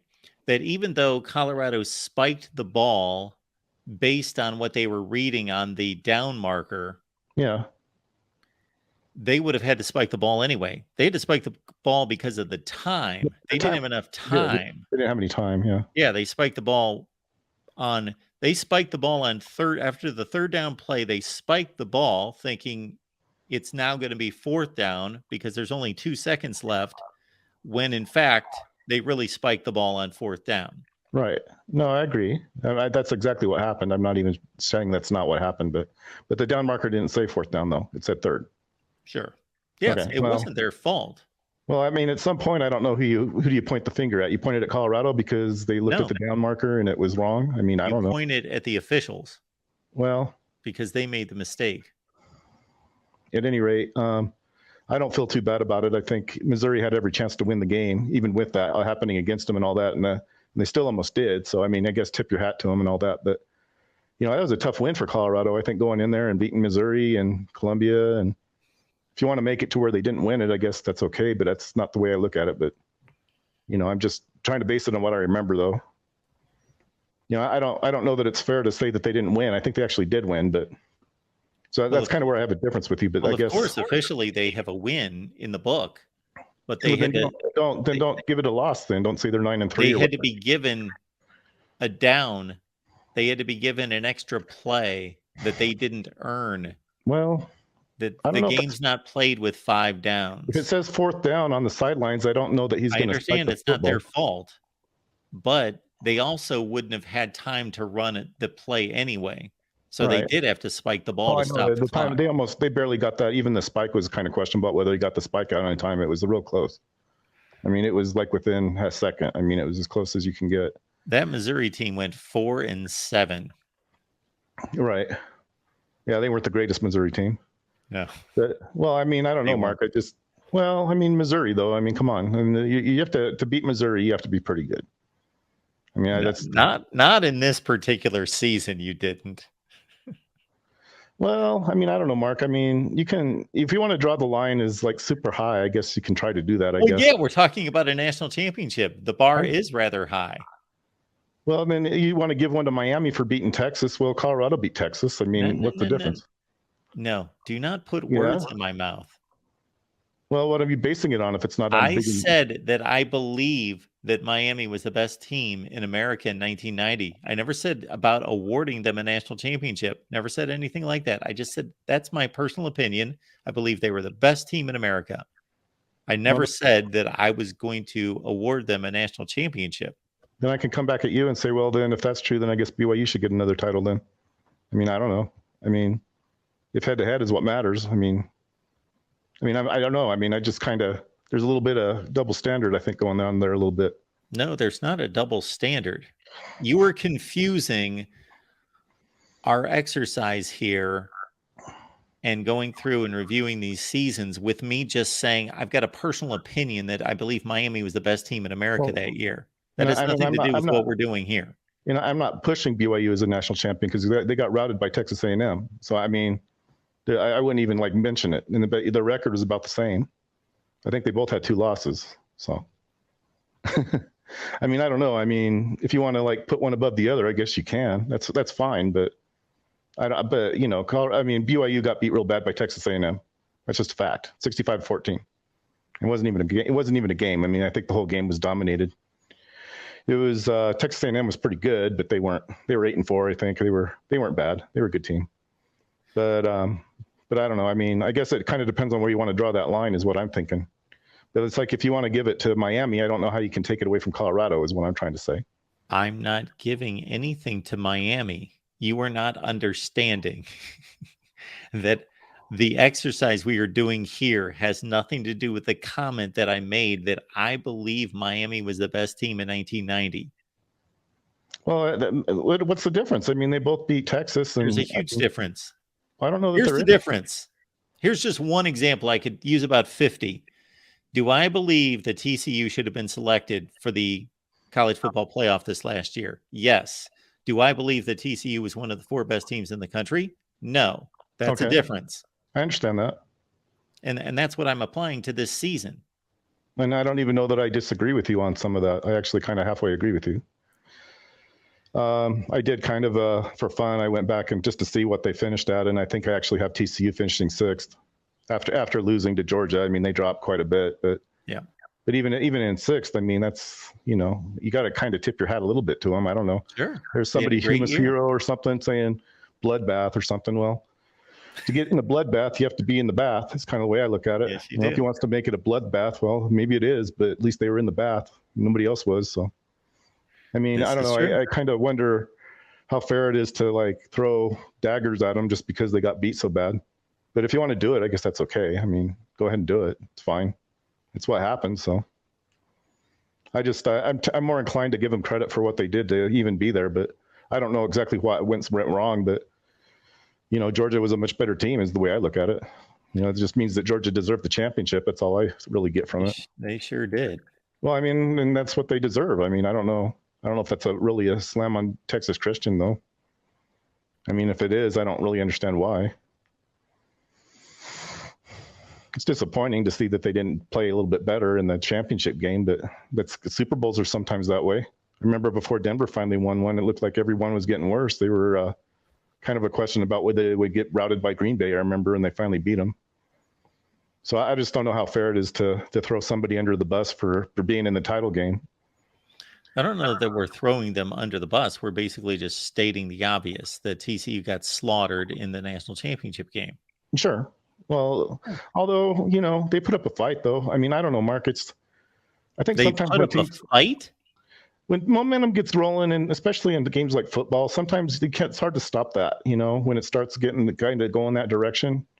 It's really actually kind of hard to get that momentum back here going your way again. But I'm not trying to sugarcoat it. I mean, they got beat real bad. That's why they finished 6th. I think if they'd have played a better game, they probably wouldn't have finished 6th.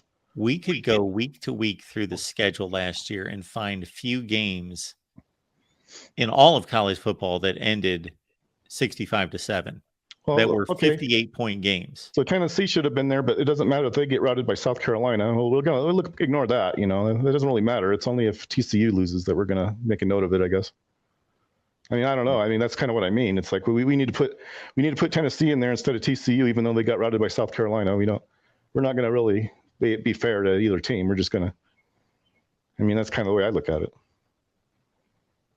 Am I wrong? I don't know where you went with that Tennessee comment. You're telling me that the certain people believe that Tennessee should have been in the playoff. The real MVP. Yeah, he's basically saying if you look at the schedule that Tennessee plays and the games that they won, that he believes they were a better team. Okay, well, he's entitled to that opinion. Sure. I don't really have an issue with it. But TCU had a better record, and so I have no issue with them being selected for the playoff. I almost kind of do because I kind of think that they should limit it to conference champions. So I think if you want to make it about whether they deserve to go, I'm not sure that they really did. Okay. So you would have had who in the playoff last year? I don't know because I don't really make those decisions, but I think it was I don't know. You just gave us a criteria of I'm not your putting Kansas State decision-making in there. process. I'm not putting Kansas State in there, but it's kind of looking at it from an objective perspective. I guess maybe Alabama maybe gets in. I don't know. Whoa. You just said that you had to win a conference championship to get to the playoff. Okay, well then they don't. then Alabama's not. Then you just told us who you think should have been in the playoff because you eliminated Kansas State, so it would have been Georgia, Clemson, Michigan, and USC in the playoff. Well, I don't know. I mean, I don't make those decisions. So, I mean, you can put it on me if you want, but I mean, I don't know that I would put either one of those teams in there, Clemson. I mean, I don't know. Maybe. Okay. All right. Well, there was one more thing, if you don't mind, or do you not want to? Well, again, you may think and I'm sure Tim probably thinks I'm doing this, but you said USC was a national champion in 1978, but they lost to Arizona State. Mm-hmm. Well, I think BYU in 1996 has a similar situation. Oh, Lord. I know you don't agree with that, but no, I don't. Well, I think you got to kind of give credit where credit belongs, though. Do you think that them beating Kansas State, that wasn't a very quality win or even close to one? Cotton Bowl? So the issue with BYU in 1996 is just similar to what we're seeing now with the current group of five. They just didn't play the type of schedule that warrants them being considered. In your opinion?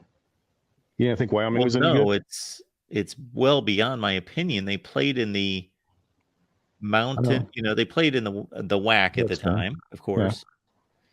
Yeah. So Chris, just to give you kind of a broad structure, and then we're going to move on of how at least I'm addressing this. I'm not saying that this is the only way you can do it, and this is right, and everybody else is wrong, but I have only considered group of five teams when they have had a better record than their Power Five counterparts because their schedules aren't comparable. Well, what about Texas Christian in 2010? They beat Wisconsin. I mean, come on. I mean, how much better did they have to be to be fair? I mean, come on. But there's a difference between playing one game and playing 10 games like that. It wasn't just one game. I mean, they beat Utah. I don't remember. It's been long enough. They beat Oregon State. Oregon State was pretty good. They weren't terrible. They were pretty good. Yeah. Had Auburn had a loss and won the BCS championship, then I would have placed TCU as a champion as well. Okay. Well, at least you're trying to be fair, I guess. I don't know. Well, that's what I did other years. That's what I did in 2000, in other years here with Utah. For example, in 2008 with Utah, you had Florida, Texas, and USC all with one loss, but you had Utah undefeated, having beaten Alabama, and I'm awarding Utah with a share of the championship. Well, but they kind of have one anyway. I mean, you don't really have to do anything. They do? Well, not exactly. I think the computer part of the BCS, which is 1/3, I mean, it's not the BCS, but they finished first in the computer poll, the composite computer poll, which is 1/3 of the B. So it's like they have kind of 1/3 of the BCS even without being in the BCS. I don't know if you knew that. They finished first in the BCS, the computer poll. No, I was not aware of that. The formula portion of the BCS. Gotcha. Yeah, the computer part, 1/3 is 1/3. Yeah, they finished first in that. I don't know what they finished in the other part. I don't know if that was, the other part's kind of what made the champion, but you're talking about that formula came out after they played the Sugar Bowl. Yeah, it was afterwards. What do you think? Is this a bad take? You think that the 1990 Notre Dame team has the best running back room ever in college football? I mean, I think it's pretty stacked. Wow. Let me revisit that one. Yeah. The greatest running back room ever. Mm-hmm. All right. Jerome Bettis, Tony Brooks. Rodney Culver. Yeah. God rest his soul. Oh, and Ricky Waters. If you want to switch him, they got him listed here as a wide receiver. Obviously, he was a running back. Dorsey Levens. Before he Dorsey transferred. Levens before he went to Georgia Tech. Yeah, before That's he right. went to Georgia Tech. Both of the Brooks brothers. In terms of depth, combining obviously quality, but also depth. Yeah, I think that we would be hard pressed to find, what is that, 5 backs that good. Although I think on the same roster in 1990, you had Robert Smith, Raymond Harris, Carlos Snow, Scotty Graham, Jeff Cothran. They all played in the NFL, and Raymond Harris was a 1,000-yard back in the NFL, and obviously Robert Smith was a Pro Bowler. Now, none of those guys were Jerome Bettis, although Robert Smith in his prime was in that. It's just a shame that Gary Darnell was the defensive coordinator of this Notre Dame team, because they should have not lost to Penn State and Stanford, but they did. And, yeah, but it is what it is. Can't change history. No, and I don't know if you saw when we lined up everybody in 1990, but man, it would have been a heck of a playoff decision to make. Wow. Yeah. You had 1,000,009-2 teams. I feel like, I don't know. I feel like Notre Dame would have won, but then again, the defensive play calling was bad. But I mean, the offensive talent was so good on that team. So, but who knows? Yeah, Derek Brown was a really good tight end. Lake Dawson. Dawson, yeah. Bringing some names back here. Wow. And of course, Rick Meyer not winning the first of his 3 Heismans. That was Ron Paulus. That was Ron Paulus. Yes. Ron Paulus is pretty hated by Notre Dame fans because of his job that he's done as the director of football operations as well. That really hasn't helped it much. But he's still there. He's still there for now. I feel like the 92 team was more talented than the 93 team. Because Gary Darnell was out back then. They had Rick Minter as the DC then. I feel like the 92 team was more talented, but for some reason they really put it together more in 93. I mean, they tied a strong Michigan team that year. And when they finally won the Rose Bowl. Yep. But they lost to Stanford again. I don't know. It's with Notre Dame losing to Stanford. I don't know, man. Oh, this was the introduction of Derek Mays and Mark Edwards. Yeah, Aaron Taylor at tackle. Ray Zellers. Oh, man. Yeah.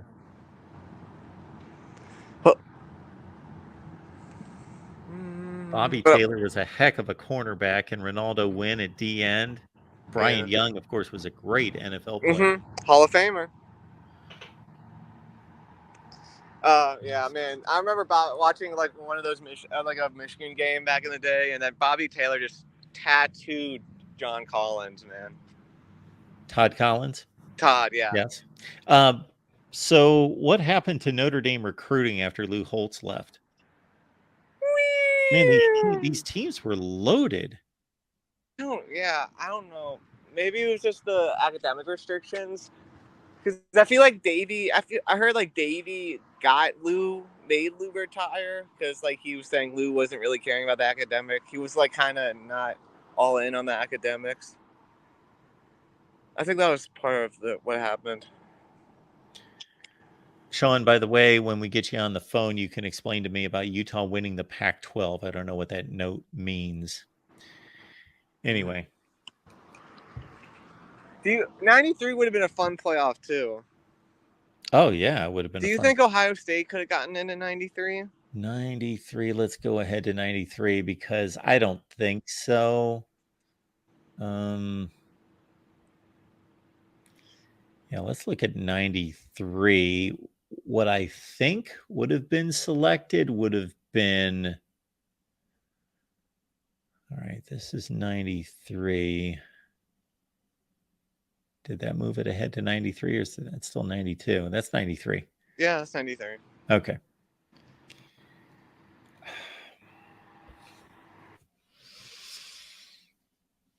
I don't see how you get around. Okay, if we eliminate Auburn, I don't know how you get around undefeated major conference teams. So Nebraska and West Virginia are in, and Florida State's. Yeah. I don't know how you get around those top four, but it is a mess if you objectively look at it, because you really should be considering. Wait a minute, this is 93 in Florida. That's right. They beat Tennessee head to head. So they knocked them out, and Florida won the SEC. If this is today, the way the SEC is respected, and Florida's sitting there at 10-2, they'd even get some consideration. But yeah, I don't know how you distinguish Ohio State and Wisconsin, because they tied on the field and they have the same record. 92 would have probably been Bama, Miami. Would have Michigan gotten into 92 and Notre Dame? Yes, I actually have mapped all this out. I don't have it in front of me. Actually, I could pull it up. I do have it on my laptop here. I've mapped out the 4 teams in the 12 in terms of the way I think it would have been selected. Yeah, well, you just said Notre Dame in 92 or Michigan. Look at Texas A&M at 12-0. Oh, I didn't know they were 12-0 before we played them in that bowl game. Wow. Yeah. So shoot. Yeah. And that was I'm mixing up the years. That was the year that Notre Dame just clocked them 28-3. Yep. Yeah, it was the next year. It was a close game, 24-21. Okay.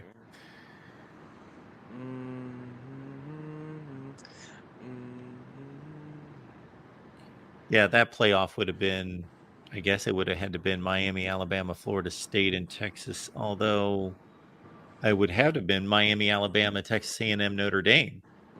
That's what it should have been. Do you think that Miami was the better team in 92? No, 90 than Notre Dame, even though Notre Dame won by 2 scores? Well, that is a great call on your part. And that Notre Dame team lost to Penn State and Stanford, correct? Yeah, I freaking Gary Darnell. Yeah. No, you've got a great argument there. I've always held that Miami, I thought, was the best team in 1990. But you've definitely got an argument. They won by 2 scores. That game was at Notre Dame, correct? Yeah. That was in South Bend. So there's a point in Miami's favor. Oh my gosh. But Notre Dame did. Gary Darnell was the DC at Texas in 95 and 96, lose last 2 years, and the Irish beat him both times, at least. So that was sort of revenge, but. Yeah, and again, to your point, some of those seasons, just man, they would have been a mess with a 14 playoff. They would have been fun. It would have been just, you talk about arguing. We could have argued for days. Yeah, I just wish we could have seen some of those Lou teams face those Tom Osborne teams, especially in 93, 92. Yeah, that's a game that we never saw. Yeah. That would have been fun to see, instead of Nebraska continuing to play Miami and Florida State. To see them play Notre Dame would have been great. We might have lost Will. Will, you still with us? I'm here. Sorry. Okay. No, you're good. Anything else? That's about it. I just want to talk Notre Dame, and then, we can talk about the late 80s next time, too. We are going to talk the 80s. Yes, we will. That's the next one. Thanks, Will. Have a good night. Mark. See ya. We'll keep it moving here. We got Sean on the line. Sean, how you doing? Good, Mark. Good. What's going on tonight?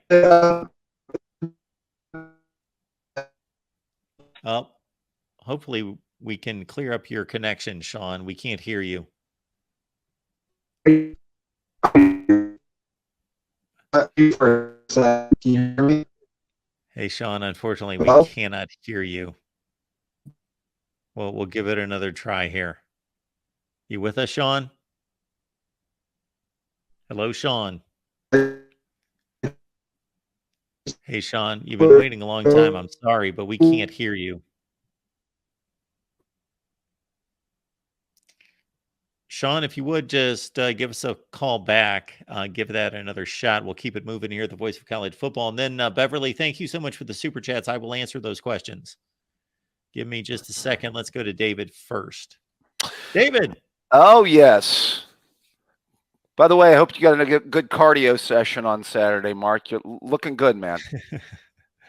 We're doing our best. We hit the upper body today down at the gym. There you go. There you Yes. go. Good stuff, man. And then I compare myself to my friends and they tell me how much weight they're lifting. And I'm like, no. That's those years have gone by. I'm not concerned with how much weight's on the bar. Nope. Treadmill's just where you want to be then, right, Mark? Well, no, I'm not a treadmill guy. I haven't touched a treadmill in a long time. So I lift a lot of weights. I just don't lift much weight.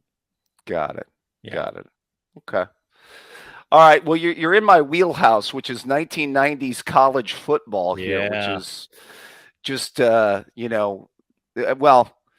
could have been era of Ohio State football if By the way, I saw you on the Buckeye Talk today bringing up the most excruciating losses.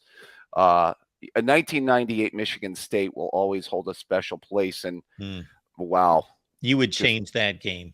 Yeah, well, it's a tie. It's a tie. It's between and it's two Cooper losses. It's 1996 when Sean Springs slipped. Yeah, and 1998 against Sparty, because both of those. Yeah, and especially 96, because I think they definitely would have won the national championship. Sure. And you can you've tried to make the case that they would have split in 96. Well, I'm making the case that we're awarding them a share of a national championship in 1996. Yeah, you can but make if they're that. Undefeated, yeah, they're the only undefeated team in the country. Yes, they are the national champion. You know what's interesting, Mark, is kind of the high and low of that year, because that has to be. I just said that's one of the two worst losses of the Cooper era, and then you flip it to probably the greatest win of the Cooper era in 1996, where against Jake the Snake and Arizona State in the Rose Bowl. By the way, Steve Spurrier should have sent cash or gift cards or whatever to John Cooper for helping them win the national title. He also should send a lot of those things to John Makovic, whose Texas team beat Nebraska in the first ever Big 12 title game that opened it up for them to get that second chance at Florida State. With James Brown at quarterback. Yeah, pretty good backfield of Ricky Williams and Priest Holmes. Yes. Not Now, bad.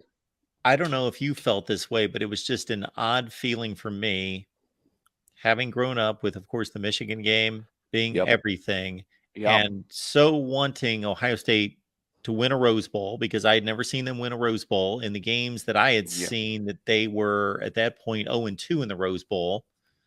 I missed those Archie years in the Rose Bowl. So desperately wanted to see them win a Rose Bowl. And it was just odd. I never thought that I would be watching Ohio State win a Rose Bowl after having lost to Michigan. Yeah, it's crazy the way that season went. I wonder if that after that loss, you got to get credit to players and certainly the coaches for getting the team ready to play that game against that Arizona State team. And when Arizona State had everything on the line in that game. And absolutely, yeah. That was it. And that Arizona State's team stopped the Nebraska freight train earlier that year. Remember that? 19-0. Yeah, shut them out. And I'm trying to think who played. By the way, did you get to the controversial? I'm sorry. Go ahead, Mark. That was oh shoot, who played? There was a great defensive end for that Arizona State team. Anyway, go ahead. Rogers. Yes. Yeah, it was a guy. I think it was Derek Rogers. Yeah, they Derek had him, and then they had the late Pat Tillman on that defense. Yeah. Yeah.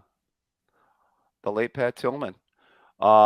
And yeah, they ran through the Pac-12. They won some close games that year, I remember, on their way to that undefeated team. But yeah, by the way, I wanted to get to the controversial years. I know you already dealt with 1997, but let's start with the first 2 years of the 90s, 90 and 91. Hmm. Now, in 90, I just tuned in, so you may have already, broached this subject, but I on schedule, Mark Rogers top 25 that makes sense. Yes. Didn't Colorado have that much of a stronger schedule? I know it took them 5th down at Missouri to win that game, but nevertheless. Yeah, if we're going to approach it from that standpoint, we'll give Colorado's schedule a look here. Give me just a second. We'll pop it up here. Yeah, certainly their schedule was much tougher than Georgia Tech. It's Georgia going to be Tech's. hard for us to find a ranked team on the Georgia Tech schedule. Yeah, I think the only ranked team they beat was Nebraska in the bowl game.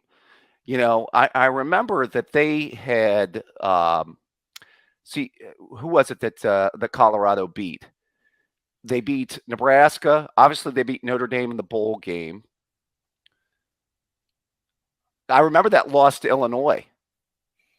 Yeah, so they lost to Illinois by 1 point. That was an Illinois team that played, I believe, in the Citrus Bowl. I get some of those years confused, either the Citrus or the Hall of Fame Bowl, and I don't remember if that was the Illinois team under Jeff George that lost to Clemson or beat Colorado. One of those Illinois teams. We're going to see like an 8-4 record here. 8-4 Illinois, yeah. and they lost to Clemson 30-0. There we go. Oh wow. Was that the George team or was that the Jason Verduzco team? 1990 would have been, I'm almost positive that would have been Jeff George. I know he was there in 89. Yeah, I'll double check on that. Okay. It's after he transferred, because he transferred in from Purdue, right, Mark? Miami and then Purdue. Yes, he was one of the first ever, played for 3 teams. Yeah, I always thought that guy had a rocket arm and a nickel brain. Yeah, he did. He did. He was kind of lacking it in between the ears, Jeff George, as I always said for years. Yeah, that schedule. Okay, so you're right. 1990, he was the first pick in the 1990 NFL draft. So yeah, he played on that 89 team and then not on the 1990 team. Right. Okay. Yep. Yeah. Yeah. That's back when Illinois had good teams. Remember, Cooper could never beat Illinois for like the longest period of time. Yeah, he lost 5 in a row. Yeah. Well, I mean, Makovic had good teams there. Late 80s, early 90s. Oh yeah. Simeon Rice, Kevin Hardy. Yeah. But I thought Colorado had a slightly. I know that Georgia Tech had a better record that year, but Colorado had a loss and a tie that year, but I just thought based on schedule, I thought you could make the case. Did you already do just like a video on this one, Mark? So yes, I did. I did a video on this, and we're looking at Colorado right now, and of course we don't know where these teams landed exactly, but just based on the rankings at kickoff, they tie Tennessee, who was number 8 in the country. They lose by 1 point on the road in Champaign to the number 21 team. They finished 8-4, so they finished about around that number 21 ranking. They beat Texas by a touchdown on the road, who was number 22 in the country. They play number 12 Washington. They win that by a touchdown. They beat Oklahoma, a top 25 team. They beat Nebraska, who was, of course, always in the running for the conference championship, and they were number 3 in the country. And then, of course, the Notre Dame game. Yeah, the fake clip on Rocket Ismail's punt return that would have won it. The phantom clip that helped Colorado that year. Yeah, I think that the Colorado has a little bit better grape. 91 also interesting too. I was going to go there between Washington and Miami. I'm sure you've done a video on that one, right, Mark? Yes, I've done a video on both of these seasons. Yes. Yeah, that I think Miami had pretty much 3 quality victories that stick out that year. They won a close one over Penn State early in the year. I watched that game. And then, of course, Bobby Bowden's kicker eluded him in Tallahassee in what was one of the games of the century in 91 against Florida. That was the field goal games. And then they took Nebraska to the woodshed in the bowl game, as I remember. Those are where I remember their 3 best wins in 91 for Miami.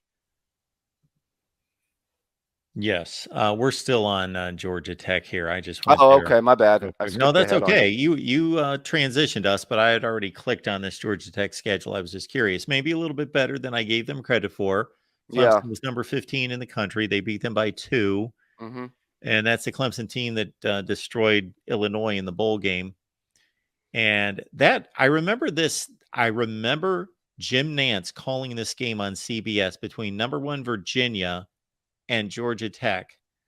Now, that Virginia team was number 1 at the time, Oh, that's but right. they collapsed. They finished, I think, 8-4 You know who beat them? Didn't they end up playing Tennessee that year? in the Sugar Bowl. Yeah, it was a good game. Yeah, I think that was a 23-22 game. Yeah, 2 good future NFL receivers in that game, and Carl Pickens and Herman Moore. Absolutely. Yeah, I remember watching that game. That was one of those bowl games that I caught that year. Yeah, you're right. That Virginia team was Terry Kirby on that team, Mark? Terry Kirby should have been on that team, right? Yeah. Yeah, they had a Before couple he NFL went to the guys Browns. Yeah. probably on that team. Okay. Well, I'll give Georgia Tech a little bit more credit for but it's just disappointing when you know a team's playing for a national championship and they're playing a 9-2 Nebraska team that's like number 13 in the country. Right. Yeah. In the it's true. Citrus Bowl. Yeah. Yeah, I was going to say, I think that 91's the interesting year because those are the 3 quality wins that I can remember for Miami. Was beating Penn State in a close one at home in the Orange Bowl, and then beating Florida State because Florida State's kicker choked that short field goal. Oh, yeah. And then just thumping Nebraska in the Orange. Now, as I recall, that Penn State game, and we're going to toss the results up here in just a second. That Penn State game, they were down late in that game, and they threw one over the top to somebody like a Lamar Thomas or somebody, Randall Hill, who just went like 80 yards for a touchdown to win the game.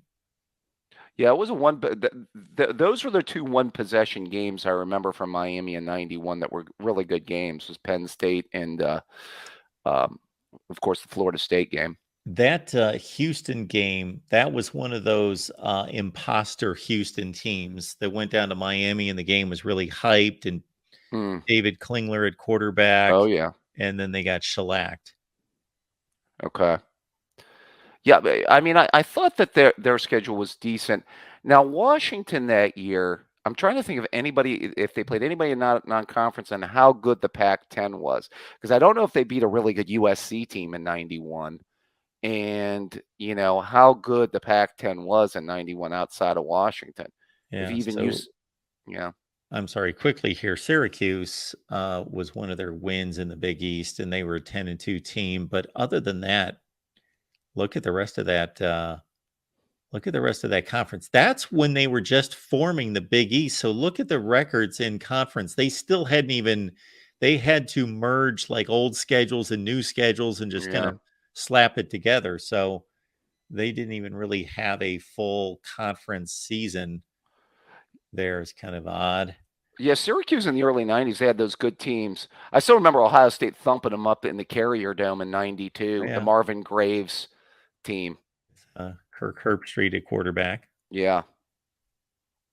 Old Paul Pasqualoni coached those teams. Yeah, that Ohio State team gave me a little hope on that night against Syracuse. So here's the Washington team.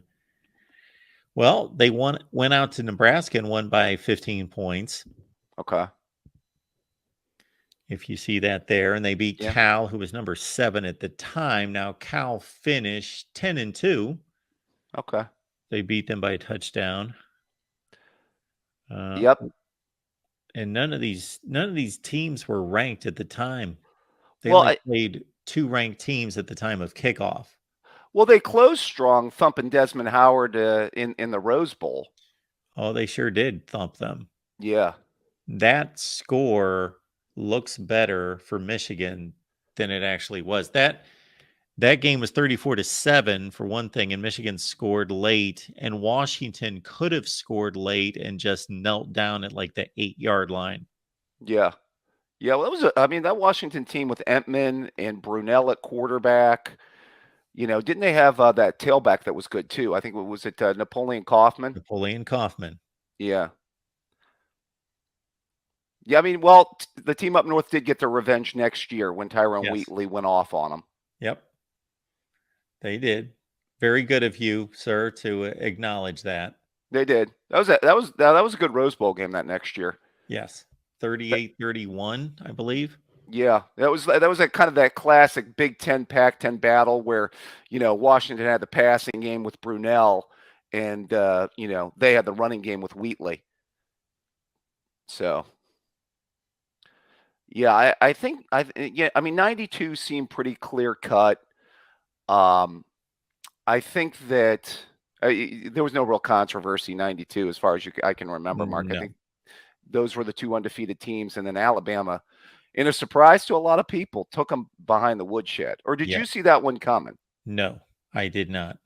Okay. I was wowed by the Miami offense and speed at the time. And yes, Jay Barker completing 45% of his passes with whatever he had. If we pulled up his numbers from that year, it's laughable. So, oh yeah, that was a series of Alabama. Just Bootzilla's letting us know George Teague had a pick in that game. I think Miami. They had a great defense that year. That Alabama 92 they had the defense 2 ends. was. Yep. They had Curry and Copeland at defensive Yeah, end. Teague and Antonio Langham in that secondary was pretty good too. Oh yeah. Yeah. I was surprised by that one. 93, is the controversial year. And I know that Notre Dame has a really good gripe, but and I know you never bought into this, Mark, but losing late just kills you. It does. Why? I mean, well, it obviously does, but it doesn't have to. Yeah. Yeah, it was crazy because the week before they get their biggest win, and then that Boston College team rolls in and pulls the upset. Yeah, well, that Boston College team finished 9-3 and number 13 in the country. They weren't an awful team. No, they were a good team. Glenn Foley at quarterback, Tom Coughlin coached that team. Yes. Yeah. The real gripe that year had to be poor West Virginia, who went undefeated. Going undefeated. Now, nobody in the aftermath obviously thinks that they really were deserving or would have won a national championship, but all being fair, they should have had an opportunity. Yeah. There was Spurrier. Yeah. Florida took him to the woodshed. Yes. Yeah, I tell you what, Florida State not only caught breaks from, maybe the voters that year, but they also caught some breaks. Do you remember that title game between Nebraska and Florida State that year? There were some dubious calls in that game. If you ever go back and do a rewatch of that Nebraska-Florida State game, I think William Floyd fumbled the ball, and there was some controversy in that game, man. And Nebraska really outplayed them that night, I thought. Florida State was lucky to win that one. They did. It was like everybody wanted to get Bobby Bowden a national title at that time, it seemed like. Yeah, our guy Mike Ford is asking who West Virginia played that particular season. They'd be good teams. They beat a pretty good Miami team. They beat, I believe they beat BC, who was decent. And I forget who else they beat. Well, they beat Louisville by 2 points, who at the time was number 17 in the country. There's the Miami win at the end of the year, 17-14. They beat that BC team that beat Mhm. Notre Dame. They beat them Right. 17-14, so they had consecutive 17-14 wins. And let's see if we go up to the Big East standings. Yeah, Miami and Boston College were good. Virginia Tech was good, 9-3, and Syracuse was okay. And that really was their season right there. Yeah. Yeah, it was an okay schedule. Yeah, it wasn't bad. I mean, maybe that wasn't the best Miami teams in '93, but yeah, I think that some people thought that like you said, maybe they got exploited in that Sugar Bowl by Florida too. Yeah.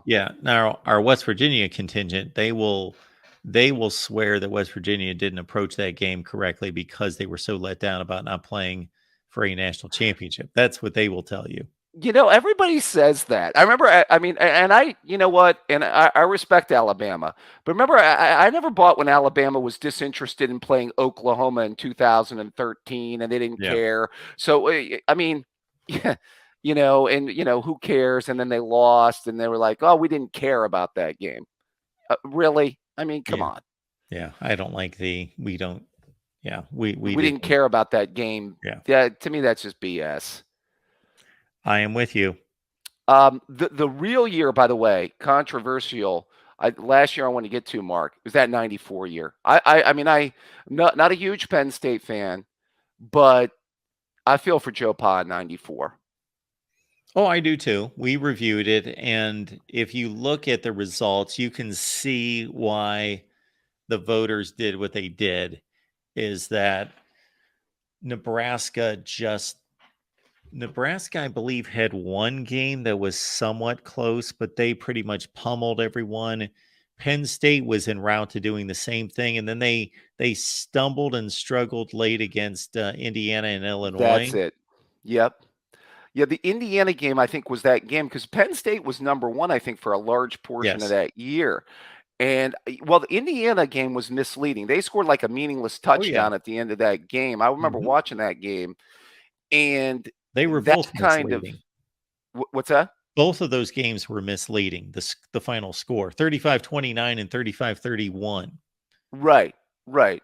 But I mean, in the Penn State maybe had two competitive games. Or the game at the Big House was a good game, early in the year.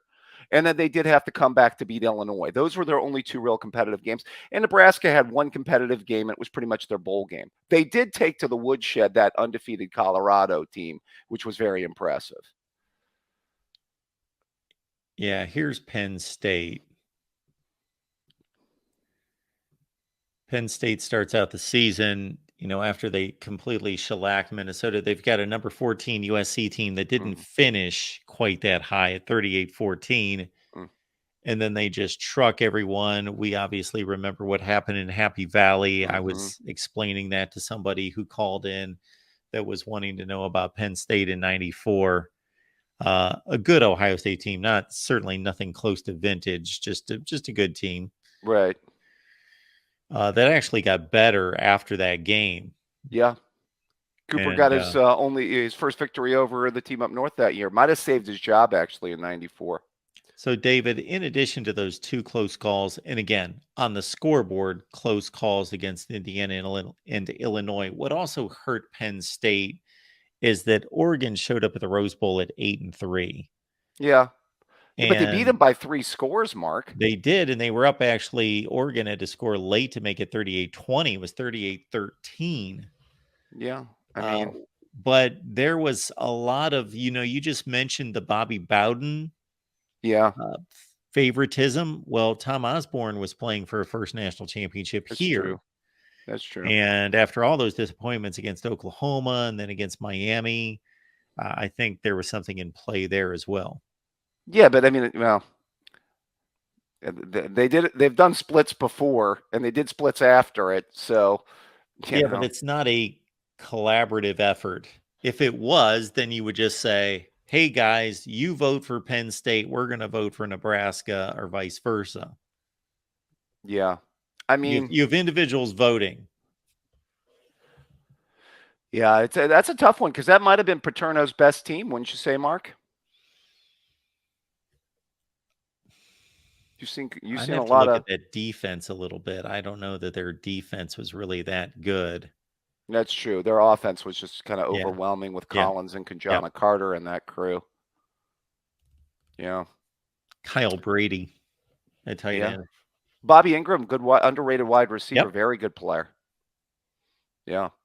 Yeah. I think that that kind of covers it. 95 was pretty much cut and dry. We talked about 96 and 97. 98 somewhat controversial, and I think 99 was fairly cut and dry, wasn't it, Mark? Oh yeah. Yeah. Yep. And probably Bowden's best team, that 99 team. So. Yeah, it's difficult for me to look at years like 98 because Tennessee has to be confirmed as a national champion, as an undefeated team. But again, just the mess that ensued in trying to determine who they would play. That's what tears up a lot of these seasons, is there being a questionable selection of who would have played the number one team. Yeah, that's really, it's, also, who should be playing them, just kind of like you do in the playoff years, who should be in it, is as much the question as anything else. So, all right, good stuff. Hey, when are you coming forward? When's your next decade coming out, Mark? That's a great question. Well, we'll get together here soon. Maybe it might be Friday night. Okay. We shall see.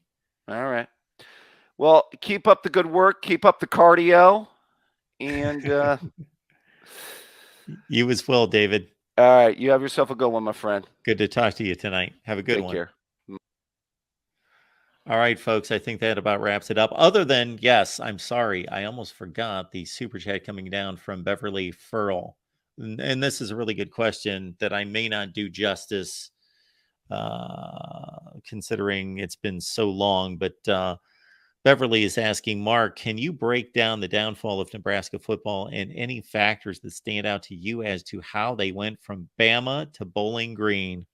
Well, wow. That's a bit harsh, but it's not too far off considering they lost to Georgia Southern this last season. So that's pretty much a Bowling Green type of game. And then they were Bama. They were more dominant, arguably, than Bama for a shorter period of time. But still, as we were just discussing, team of the 90s, probably. More peaks than Florida State. Florida State was extremely consistent, but considering that Nebraska took them down to a last-second field goal, and that was one of two Florida State national championships, and actually I just stripped that away from FSU, so they only have the one, 1999, that, Nebraska was just that dominant. Man, they were dominant. Okay, what happened? Well, the obvious answer is, first and foremost, Tom Osborne. Once Tom Osborne left, they slipped. They didn't crash. They were really good under Frank Solich in 1998 and 1999. They had really good teams. And of course, in 2001, they got themselves a quarterback in Eric Crouch who could run their system. And they weren't that. They were top 10 good. They weren't as good as they needed to be to show up in a BCS championship game. And really, Nebraska has not contended for a national title since 2001, despite fielding two really good defenses led by Ndamukong Suh in 2008 and 9 to play in the Big 12 championship and almost win two.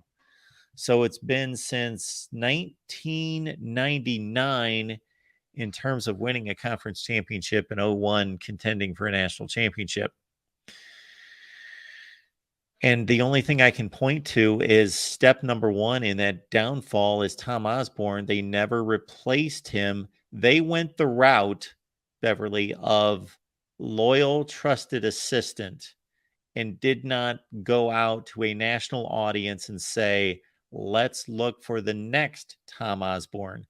Let's bring in somebody. And I'm not saying that this would have been an easy fit, but let's bring in somebody that fits our culture, but who is just as much of a leader and has as much weight as Tom Osborne, because then the recruiting fell off as well. They just didn't have that presence one of the great legends of college football. It is hard to replace. We're seeing in a few places where that was addressed better than it was at Nebraska, and Ohio State and Oklahoma come to mind, where they've been able to replace legends recently and been able to stay on that same level. But mostly anywhere else, John McKay left USC and John Robinson took over, and they were able to maintain. But USC slid after Pete Carroll, and we'll see what happens to Clemson and Alabama and Georgia after those three coaches move on. But that's going to be quite some time. Even Kansas State at its level took a decline. And Kansas State was not in Nebraska's league by any stretch, but Kansas State reached its zenith under Bill Snyder. And when he left, they went to a trusted assistant who was not good enough for the job, and they regressed. Now they brought back Bill Snyder after 3 or 4 years, and they popped back up to a better position. So that's the number one obvious issue, is that once Tom Osborne left, they lost that legend who brought in recruits, who just made sure that everyone felt great trust and confidence in the program and that everything was going to be all right. But they made it through most of the 2000s as a top 25 level program. And then the next hit was when they went to the Big Ten and lost their recruiting ties to Texas in particular and to the Plains. That was the next one. They went for the money over the football brand. And certainly the football brand has been enhanced, being connected to the Big Ten in such a way. But losing that recruiting, they're in the middle of nowhere now from a recruiting standpoint, where it's difficult for them to bring in the kind of players that they need to compete at the national level. So that's my answer, not being close to the situation, but just watching it from afar and covering college football. At the time that coaching transition took place, I was entrenched in the SEC, covering SEC football every week down in Mississippi. All right, folks, thank you so much all for being here. We will get together soon, and we will go through the 1980s. The 1980s are next here at the Voice of College Football. I was expecting to come out with a bang today with our preseason predictions. We released our Washington video, but folks, check it out. Give it a look and let us know what you think. And we will continue with our prediction videos. Right, folks, appreciate you being here at the Voice of College Football. Check out our Thursday schedule as we post our schedule for all the channels on the entire network every morning. So check it out on our community page. If you're not subscribed, please subscribe. You guys ready to get back to work? Man, it's rough to be working on a Sunday, huh? But this is fun work. So let's roll up our sleeves. If you got them, roll up your sleeves. It's another workshop here at the Voice of College Football. Welcome in, everyone.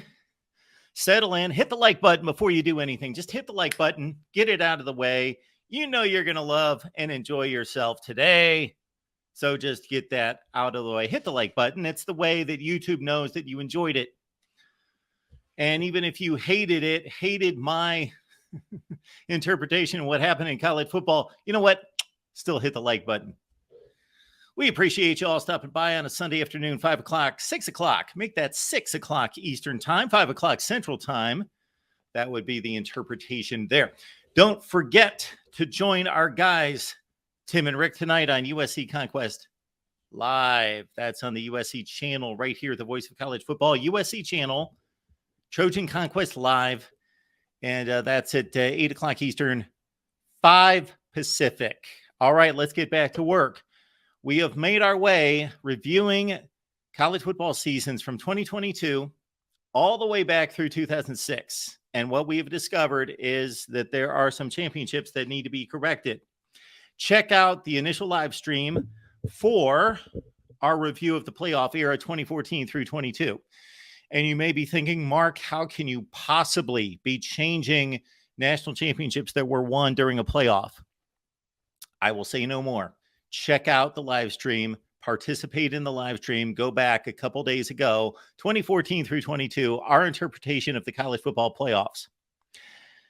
Let's review what we determined in 2013 through 2006, and then we're going to pick it up from 2005, go back to at least 1998, finish up the BCS era. We're going to go season by season. We are not going to sit here for hours and hours and hours on each season, so we're not going to dissect schedules necessarily per se. However, this is the deal. We are going to review it exhaustively. We're going to give a comprehensive look to each season. Some of them are obviously much more complicated than others. Also, keep in mind that if you want to take the deep dive, then after we complete 2005 back to 1998, we will take your calls. So we will take your comments and questions via the super chat. So if you have a statement to make and you don't want to join the show, if you got a statement to make, then please do that and leave the super chat. If you want me to answer your question or acknowledge your statement, respond to your statement or your opinion on a particular season, leave the super chat there in the comments and questions. Otherwise, call the show. I've left the link in the description section. This must be an important series. I have not failed to leave the link in the description section. It's something I always forget to do. Did not forget it. And this is part 3 of our series. The link is in the description section. It's also in the chat as well. We had an issue at the end of the last show. I apologize for that. It was not my fault, but it is my responsibility. It's my show. So I apologize for the disgusting behavior by a few complete morons. And we have a way to deal with that this time. So didn't take me a whole lot of thought to determine, okay, this is how we can make sure that that doesn't impact the show again. All right. So you will see that if it is necessary. And basically, we will safeguard against calls that we are not sure about until you prove yourself to be a true college football fan. All right, here we go. Before we get into 2005, I want to review very quickly what we determined in 2003 or 2013 through 06. And again, if you want the playoff results and our review of the playoff seasons, check out that live stream. And if you want the deep dive on the first half of the BCS era, meaning 2006 through 13, check out that live stream as well. So to review, in 2013, Florida State was the only undefeated team. They are confirmed a national champion. However, the spot taken by Auburn in the BCS championship can be challenged. Michigan State had the same credentials, basically the same, did have the same record, and also a conference championship against a like comparable schedule. So Michigan State especially given consideration here. Now for UCF and Baylor, the consideration is that they were conference champions with the same record as Auburn. However, they played weaker schedules and did not play in a conference championship game. So that was my distinction there, that it was basically Michigan State with the best and the most, in objective terms, the best argument to replace Auburn opposite Florida State in the BCS championship game. But UCF and Baylor also had claims there. Florida State, your national championship is secure. In 2012, it's much more complicated. So Bama, yes, by the formula that was involved in 2012, Alabama elevated to the BCS championship game at number 2, and they won easily over Notre Dame, of course. However, if you're looking at the season in total, Oregon had the same record as Alabama. They also had a conference championship. They also won their bowl game against a top 5 opponent, arguably a better opponent than Alabama. They both finished 13-1. So Oregon earned a national championship just as much as Alabama did.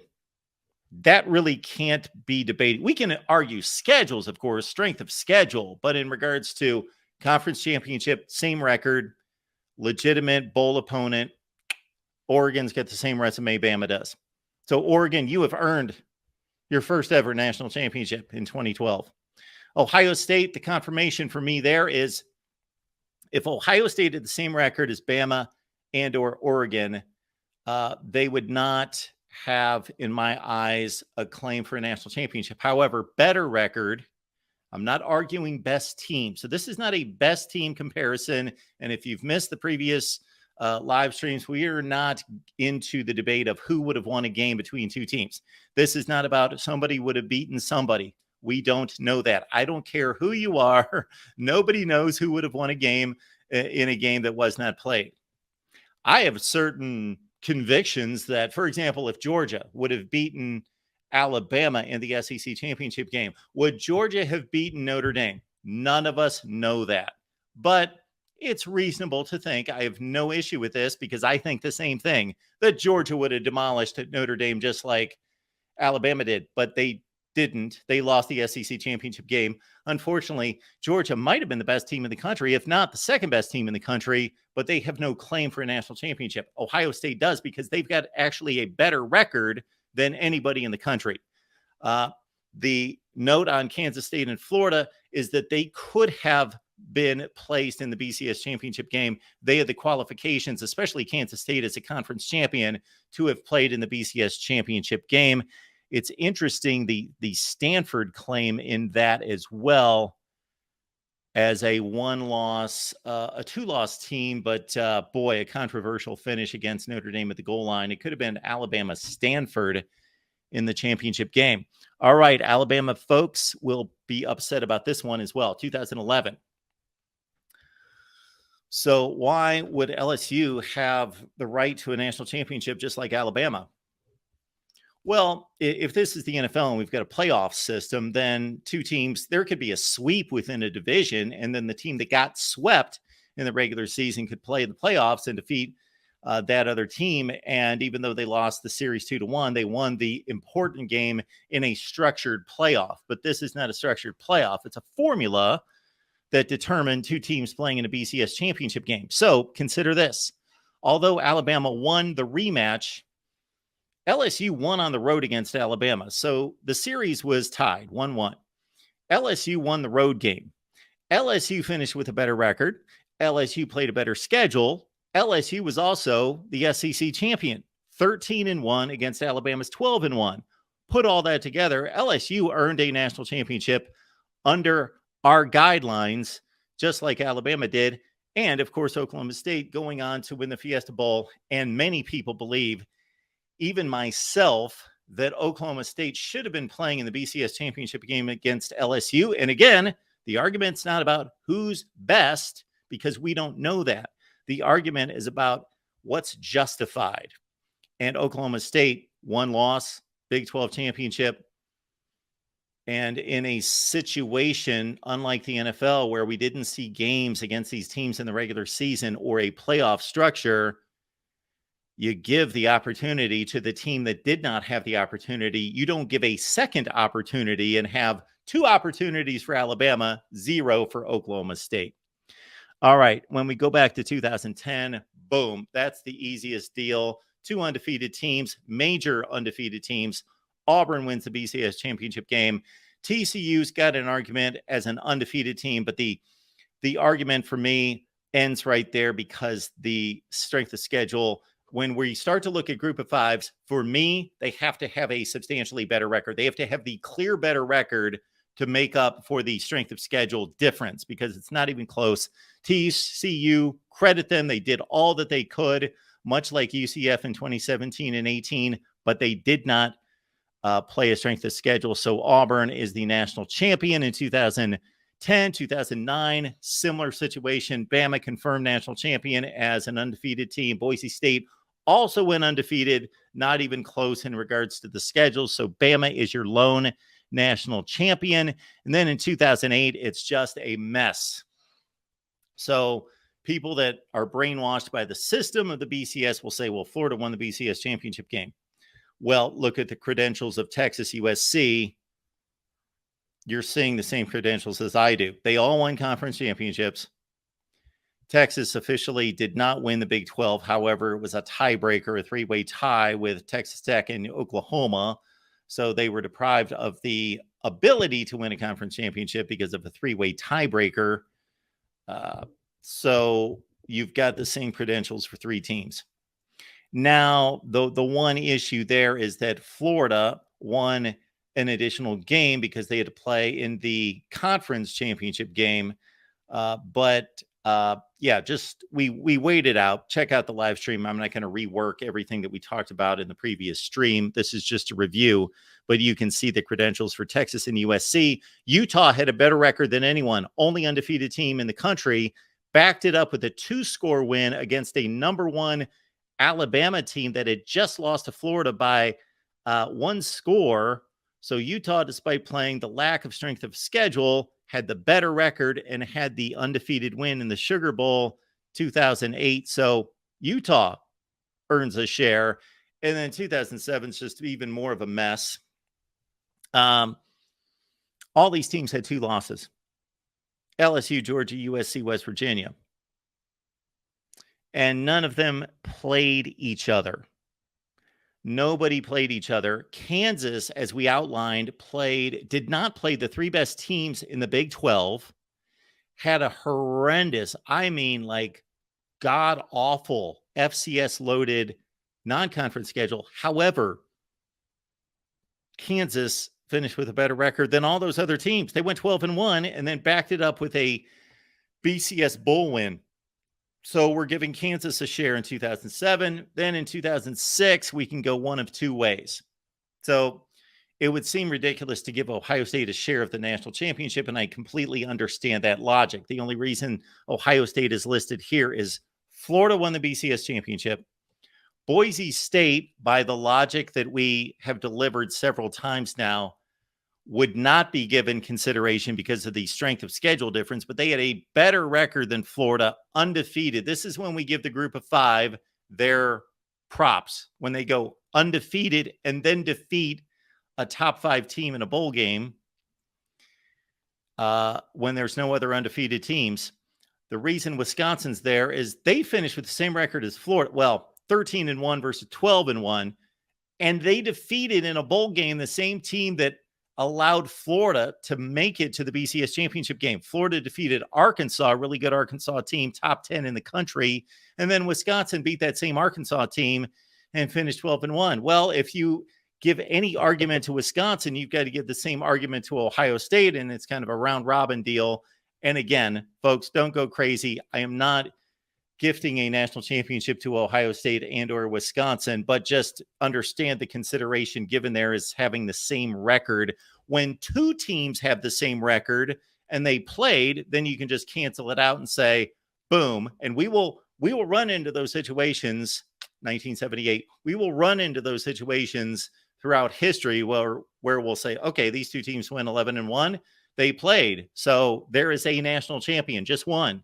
But when you get a round robin of 3 or 4 teams and only 2 of them played, especially if 3 of them played and A beat B and B beat C, but C beat A, then you've got this kind of situation. However, Florida, with the SEC championship game win, had a better record than Wisconsin by 1 game and by Ohio State by 1 game because there was no Big Ten championship. Therefore, it goes to Florida and it goes to Boise State. All right. Now we arrive at 2005. And I think this is going to be quick and easy work. Remember, the most important thing that I could tell you possibly today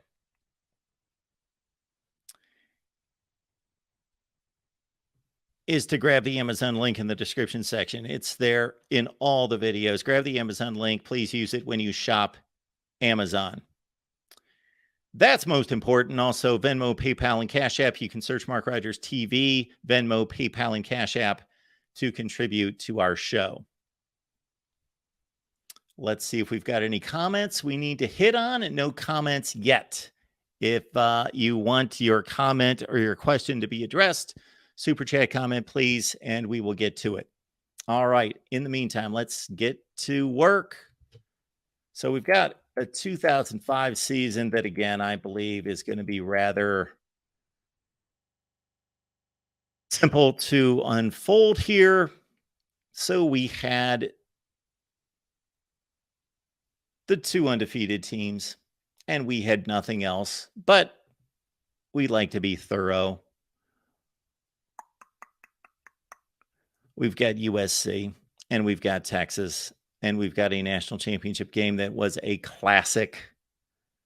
And USC was a significant favorite in that game, of course. A side note, Penn State lost in the final second of the game, went to the Orange Bowl, beat Florida State. Otherwise, we would have had a real mess had Penn State defeated Michigan, but they did not. And nobody else has any kind of an argument whatsoever. So, quick and easy. Texas wins the national championship confirmed and has no challengers anywhere in 2005. Let's go to 2004. Before we do that, we appreciate the contribution coming in from our guy, Daniel. If Ohio State holds on against Texas and Notre Dame holds off USC, who plays in the Natty for 05 season, Mark? Maybe a Penn State-Ohio State rematch. Okay. So Ohio State beats Texas. Notre Dame holds off USC. Well, you've got a four-way tie then. I can give you an answer, but the answer would be we don't know because we've got I would think under those circumstances, again, who knows what the voters do? And the voters basically, for as much as we think that the computers controlled the BCS, basically the polls controlled the BCS. The polls were 2/3, and that 2/3 majority was so heavy enough to override anything that the computers told us. Anything that the computers spit out, the vote overrode that anyway. So in that situation, we've got 4 teams that are all with one loss. And the advantage that Texas would have would be that they played an extra game. Texas played a conference championship game. USC, Ohio State, Penn State, there was no conference championship game in the Big Ten or the Pac-12, the Pac-10 at the time. And so Texas would have that advantage, but Ohio State would have, of course, a home victory against Texas. Penn State would have the win against Ohio State. I would think that in that situation, you either have the rematch or you have Notre Dame given the opportunity in that. Who did Notre Dame lose to in 2005 besides USC? I'd have to look that up. 05. We can look into that later. It didn't happen, so I'm not going to look it up because if we were looking up a real situation, I would, but I'm not going to dive into the schedule. But if you guys, somebody wants to dive into the schedule, I can't recall who else Notre Dame lost to besides USC because Notre Dame, of course, played Ohio State in the Fiesta Bowl, and both teams were 9-2. So Notre Dame finished 9-3. They lost to somebody else. Yeah, I'm not going to guess who they lost to. So people are throwing out guesses. I don't know. It doesn't. So my thought would be, well, Penn State beat Ohio State. So Penn State's got a spot. And then Ohio State beat Texas. Texas has an extra win, but Notre Dame is there with an opportunity. And so, okay, Daniel says Michigan State in 2005. Michigan State 2005, I believe, was 9-4. I believe. Yeah, that's a great one. You know, you're asking me to guess what other people would have voted. We don't know. It's not a formula. Overtime game. Okay. Overtime game. I'm not remembering that game off the top of my head. I'm sure I watched it. I think Penn State with the win against Ohio State, I think they're in. And Daniel, you might be right. There might be a rematch because Ohio State beat Penn State head-to-head, and that would knock out Texas. And then Notre Dame with a Big Ten loss against a Michigan State team that both Penn State and Ohio State beat might have ushered in that rematch. But the Buckeyes could not get the job done in what was a ultra-talented Ohio State team, but could not get the job done in Happy Valley. Interesting scenario. I've thought about that in the past, but not for a long time. Good one, though, right there from Daniel. Thank you so much for the contribution. Let's go back to 2004. Okay, we all know what happened here. 2004. So, in the initial poll, you can see USC was number 1, Oklahoma 2. And this was the great travesty of the poll era in terms of the logic of these people back then. They basically, I'm not going to say this happened every time, but if you got in line first, the mentality was you kind of kept your place in line, which is obvious stupidity. Just because you were deemed to be better in the preseason before anybody played, you were determined by the most pollsters to be better, or you would keep your place in line. And that's what happened this season. USC was number 1, Oklahoma was number 2, and neither team lost. And Auburn started, I believe, number 19 in the country. And yes, Mike, they got jobbed. But the thing is that whoever was going to be left out got jobbed. So that's the issue this particular season, is that anybody would have gotten jobbed, because this is the great fallacy of the BCS. Only 2 spots. That's the problem. You need at least 4 spots. So I don't like the current 4-team makeup, but what at least it eliminates are there aren't going to be undefeated teams that miss the playoffs. And of course, we've saw that with UCF, but I'm talking about major conference teams aren't going to be left out as an undefeated team. And Christopher is telling us Auburn wasn't robbed. Yes, they were. But somebody had to be robbed. So I'm not blaming the BCS formula. I'm blaming the determination to have just one championship game. Because again, it was a faulty system to begin with. Was it better than the previous system? Yes, it was better than the previous system. Yeah, we'll never know. If I'm Auburn, I don't believe that they've hung a banner. But heck yeah, I'm throwing up a banner and claiming a national championship. Of course, they should. Absolutely, they should. They did all that they could do against arguably the best conference in America. And they played a number 8 team in the country, Virginia Tech, in the Sugar Bowl. So it was, of course, USC and Oklahoma. Trojans just annihilated the Sooners 55-19. Texas in 2004 went to the Rose Bowl to play Michigan. Texas was number 2 in the Big 12. Cal, I believe, played in the Holiday Bowl 10-1. Utah, of course, is the other team that we need to deal with here under Urban Meyer and Alex Smith.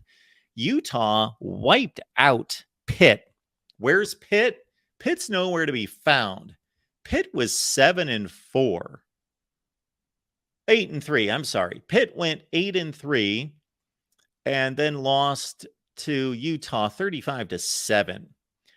So unfortunately, we've got a situation where we've got one really weak Power 5 conference, or BCS conference is what we called them at the time.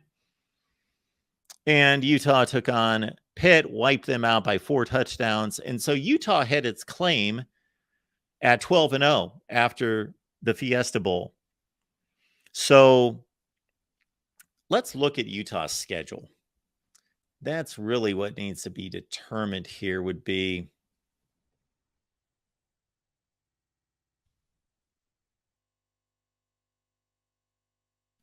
let's see if they've got any argument here. I doubt it.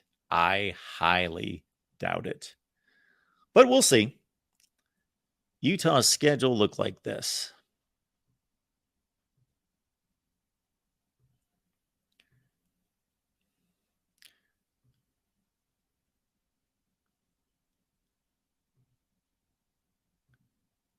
Stand by. We've got Utah against Texas A&M. So nobody was ranked at the time that they played them. Nobody on the schedule. And then Pitt in the bowl game. So this is just not a national championship caliber schedule as you would anticipate. Now let's see if any of these teams elevated later. So the games that pop out in terms of name brand are Texas A&M and North Carolina. But my goodness, they won by 20 and by 30 in those games. And in terms of how good the Mountain West was, look at that. It was lousy. Yeah, so there were no other good teams in the Mountain West. So they really defeated no one. Not their fault, but the conference sucked. New Mexico, BYU, Wyoming. So there were only 2 winning teams in the conference, and they both went 7-5. Now, in regards to, and I can pretty much guarantee that Texas A&M and North Carolina were not up to the task either. I'm losing track. What do we got on Texas A&M? They went 7-5, and they lost to Tennessee in the Cotton Bowl by 31 points. So Texas A&M, a marginal team. And then we also have that North Carolina team. That would have been a North Carolina team under John Bunting. Oh, yes. That North Carolina team went 6-6, and they lost to Boston College in the Tire Bowl, Continental Tire Bowl.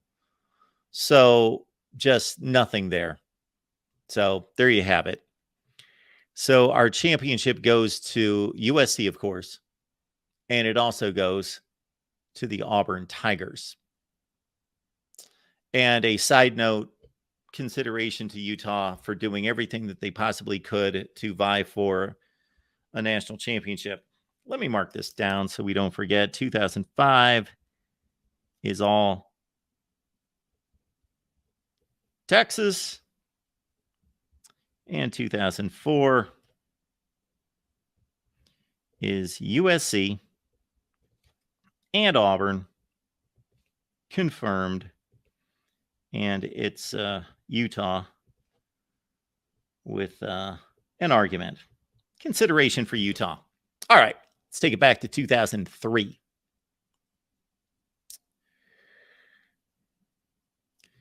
Oh, we'll have some fun with 2003 as well. In 2003, there we go. Can you see that? Is that too far off to the side? There we go. The final BCS rankings in 2003 after the conference championship games. Oklahoma, LSU at 12-1, USC 11-1. Anybody else in play? No. Miami of Ohio with Ben Roethlisberger at quarterback 11-1. Look at that at number 11. When would you see that? The Red Hawks. What were they called at the time? They were the Reds. No, they weren't the Redskins. What was their name? Something offensive to somebody at the time. But anyway, Miami of Ohio, 11-1, with Ben Roethlisberger at quarterback. Interesting to see. Love to see those little anomalies in college football. Number 11 in the country, 11-1. Okay, back to the top. This was a championship that had to be decided between those 3 teams. That's all there is to it. Now, again, did somebody get robbed or ripped off? Yes, somebody had to. But there was no way around it because you had... So again, this is typically my deal. It's not that there was a team in a championship game that did not earn the championship spot. It's more about the teams that got left out had just as much of a right to play in the championship game. And here is the obvious consideration here given to USC, or not given to USC, who went to the Rose Bowl to take on Michigan. Now, the one claim that Oklahoma and LSU have is obvious. They had to play one additional game because they played in a conference championship game. However, Oklahoma lost that conference championship game. So Oklahoma was not even a conference champion. But Oklahoma 12-1, USC's 11-1. So Oklahoma has that argument, but USC has the conference championship argument. Trojans, without even looking, I'm going to guess they lost to Oregon State because that's pretty much who they lost to all the time. So we should give Oregon State some kind of, if our buddy Connor Johnson's out there, we should give Oregon State some type of honorary championship somewhere. Here we go. USC in 2003. No, they lost to Cal. All right. Aaron Rodgers, Cal, 34-31 in overtime. How good was Cal? They went 8-6. Okay. Well, that's not a good loss. So USC lost to Cal, who was 8-6. Close loss, but they lost to Cal. So they had the game against Auburn. So they beat Auburn, which is inconsequential this particular season. It would have been nice to have seen that game the next season. But Auburn was number 6 at the time. That team did not finish number 6. I don't know where they finished. We can always look that up. They wiped out Notre Dame. They wiped out just about everybody. Did they have a close game other than that? No. Did not play a close game. USC wiped out its schedule. Whipped everybody. There's not a close game there. We'd have to look into the BYU game to see if 35-18 was in any way close. It might have been, maybe not. But basically, nothing came down to a one-score game or anywhere close to it. So USC was a dominant team that particular season. Was anyone in the Pac-12 any good? Washington State 10-3, Oregon 8-5. Again, the Cal team that beat them 8-6. Oregon State finished 8-5 as well. And we had a couple bowl teams that finished under 500. All right. They beat that Oregon State team by 24. They beat that Washington team by 20. Washington State, the team that was the number 2 team in the Pac-12, they beat them by 27. So USC was dominant. No debating that. Oklahoma is going to have this atrocious loss in a conference championship game. There it is, 35-7. Now, that stands out, of course. However, let's be fair. Are you going with the conference championship? If you are, then that eliminates Oklahoma, and you just say you lost at the wrong time. And whether you lost by 1 point or 28 points like you did, you lost a conference championship. You're not a conference champion. You don't belong. You should not be in this game. But if we're going to take that logic ahead, 2017, Bama, gone. 2011, Bama, gone. Who else did we have?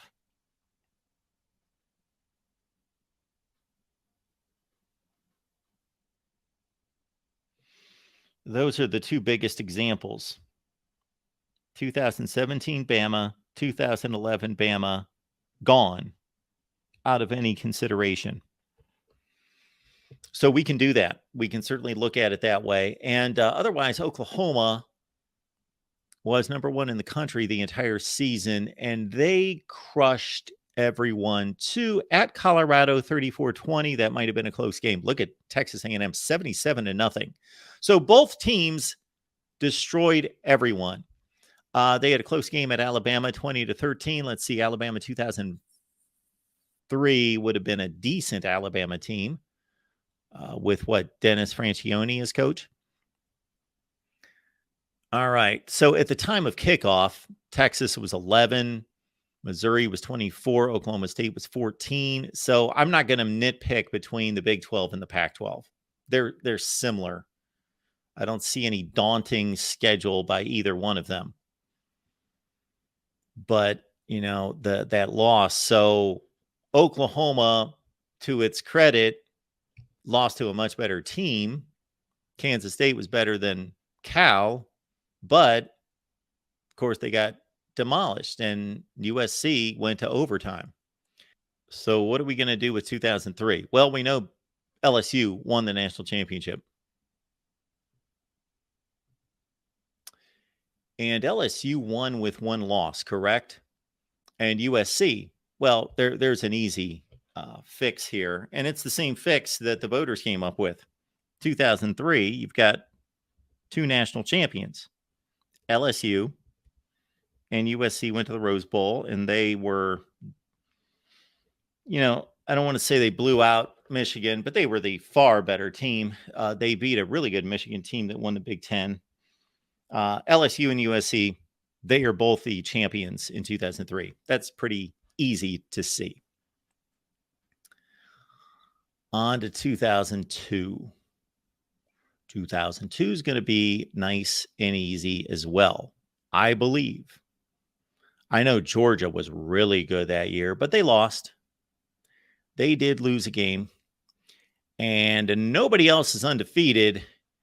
And you had Ohio State and you had Miami at the end. And that, of course, was an epic game. And Ohio State won the national championship in overtime. So 2002 is easy. That goes to the Buckeyes by themselves. All right, 2001. We've got no controversies, right? I don't see anything there. Yeah. 2001.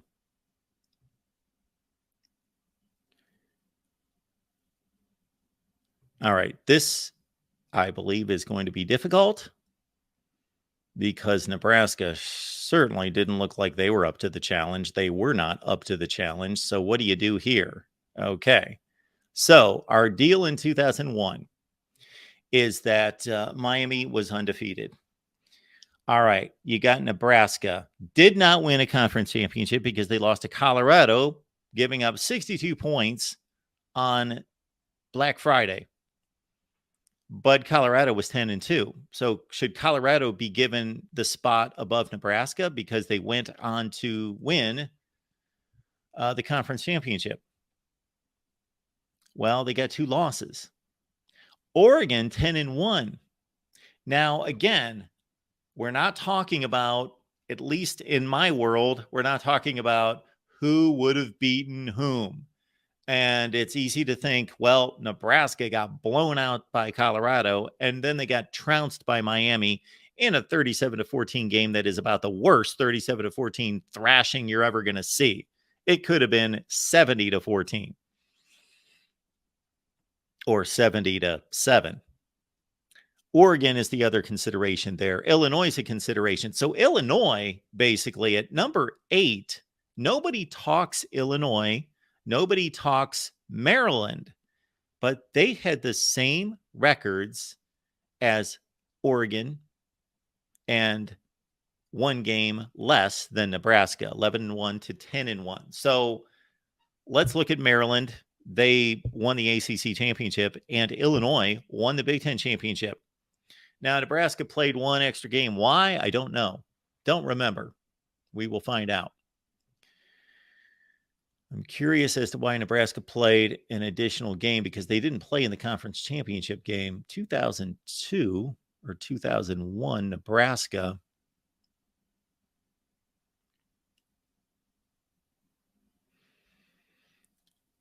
They played TCU. August 25th. They just played an additional game in the Pigskin Classic against TCU, and I'm sure TCU was pretty good. Beat them 21-7. And Nebraska beat Notre Dame by 17. Did they have a close game? Texas Tech by 10. Oklahoma, who is number 2 in the country. That was basically when Eric Crouch won the Heisman against Oklahoma, 20-10. And then again, the Colorado loss is huge. This is a difficult one to sort out. Because again, Colorado lost 2 games. So this Colorado team in 2001, they lost to Fresno State by 2. They lost to Texas by 37. Okay. Then they upset Texas in the Big 12 championship game. Texas was in line. Was Texas in line to play in the BCS championship game, they would have been. If they arrived at the Big 12 championship game at number 3 and Nebraska just had been number 2, but Texas blew it and Colorado pulled off a bit of an upset there. So that's their candidacy. Illinois. Now, do I think Illinois would have hung with Miami? No. But again, it's not about what we think. It's about what the resume tells us. Illinois got blasted by LSU in the SEC championship or in the Sugar Bowl. I'm curious to see Illinois, who actually, anyway, Illinois in 2001.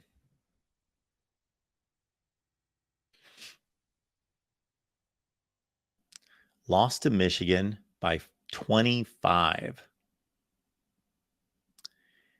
They beat Cal by 27.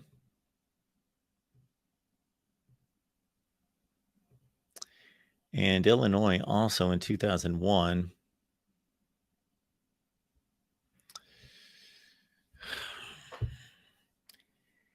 Purdue was a good win at the time. Ohio State was an okay win at the time. They beat Louisville, who was in the top 25 when they played them. Really, the only decent teams in the Big Ten were Michigan, Ohio State, Iowa. Were okay. The Big Ten was down in 2001. So there's Illinois' claim. This is a crazy year to sort out because nobody really grabbed that number 2 spot. And let's look at Maryland. This is tremendous. You got Maryland as a potential.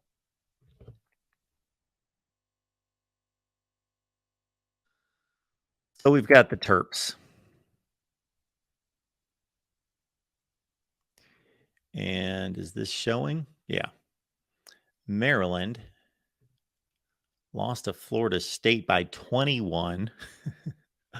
And then they got pounded by Florida. Yes, I remember that game. They got pounded by Steve Spurrier and company by 33 in the Orange Bowl. So, but again, we can't take that into consideration as to who earned the BCS championship spot. What this really comes down to is that Miami's the national champion. They are the national champion. There's nobody else in the running, but you've got to give consideration to all these other teams. And in terms of not a national championship, but consideration as to they all had a valid claim to have played in the championship game. Especially Oregon, because they won a conference championship. Oregon, Illinois, and Maryland actually earned it more than Nebraska because they won a conference championship. So in 2001, you've got Miami confirmed as the lone national champion. And you've got Nebraska. I'm still going to keep them there because they had a better record than everyone else. Oregon, Illinois, and Maryland.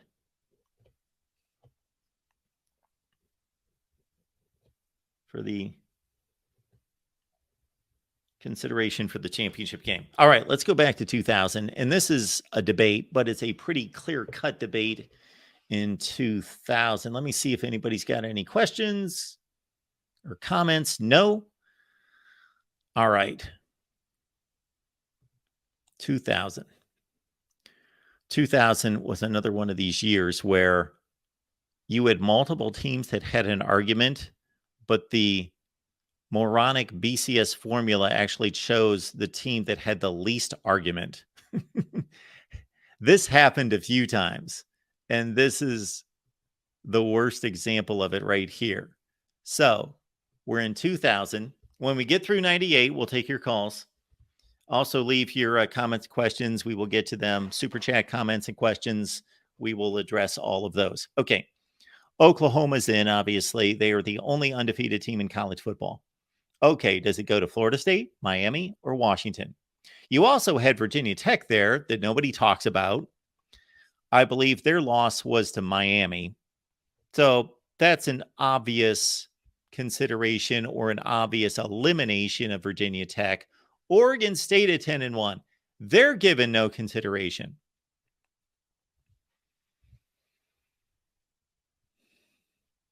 The reason that Florida State was there an ACC championship game. When did the ACC championship game start? I think it was 2004. All right, we'll look at it here. So Miami beat Florida State. I believe the score was 27-24. So that would tell us that Miami should have played Oklahoma in the BCS championship game. And I've had this conversation about 48 times with Miami fans on their channel, of course, and they are blind to anything else that happened. And their thought is, we would have blown out Oklahoma. We did beat Florida State. That all sounds good, but obviously they're just looking at their little narrow scope of the world. Washington beat Miami. So actually Washington, and we'll check out their loss. I think they lost to Oregon by a field goal. I think they lost a 33-30 game. We'll look at Washington. So based on that scenario, Washington's got the lead on Miami. In my eyes, they won head-to-head. They're both conference champions. Washington won the better conference. Okay, Virginia Tech again eliminated by Miami with that loss, just like Florida State is, despite having one more win. And then you've got Oregon State at 10-1. They did not win the Pac-12 or the Pac-10 at the time. They lost to Washington head-to-head, but I am interested to see Oregon. 2001, we're trying to sort this out. Oregon in 2001. Oregon lost to Stanford by 7. They beat a Wisconsin team that I don't believe finished in the top 25. I think they went 7-6. Oregon did not play too many ranked teams. They beat Washington State by a touchdown. They beat UCLA by 1. They beat Oregon State, who finished ranked. And, of course, then in the bowl game, they whipped up on Colorado. Oh, I should be looking at 2001. My bad. Should be looking at 2000. Okay. Here we go. They lost to Wisconsin, who was number 5 at the time of kickoff, but they didn't finish anywhere close to. They finished 9-4. Okay, good Wisconsin team, but not number 5 in the country. Lost only by 4 on the road, though. Beat UCLA, beat Washington, who there's the Washington loss right there. So Washington finished as the Pac-12 champion, Pac-10 champion. So you see a litany of close games. My goodness. Washington one score, USC by 11, Arizona by 4, Arizona State, look at that game, 56-55, double overtime. Then another overtime game against Washington State. And Oregon lost the Civil War game to Oregon State, 23-13. So 2 losses, they're done. I thought they only had 1 loss. I thought that's why we were looking at Oregon this particular year. Okay, anyway, no, Oregon's down there at number 10. Okay, Oregon State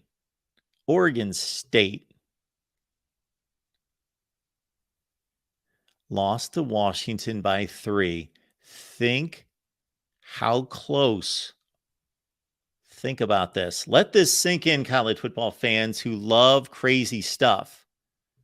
How close were we to a Oklahoma-Oregon State national championship game in 2000? Oregon State would have been undefeated. They lost in Seattle by 3 to that really good Marcus Tuiasosopo team that won the Rose Bowl against Drew Brees. They beat USC, who was a top 10 team, by 10. They beat UCLA by 6. They had some close games. Cal by 6, but still, look at that. And then, of course, they just just completely backed up the truck on Notre Dame. 41-9. Chad Johnson, TJ Hushmanzada, that crew. So, man, Oregon State was good. So 2000's tough. 2000 is tough. But Washington's got all the key wins. Washington beat Miami. Washington beat Oregon State. I believe Washington lost to Oregon. We did see that, correct? So one look on Washington.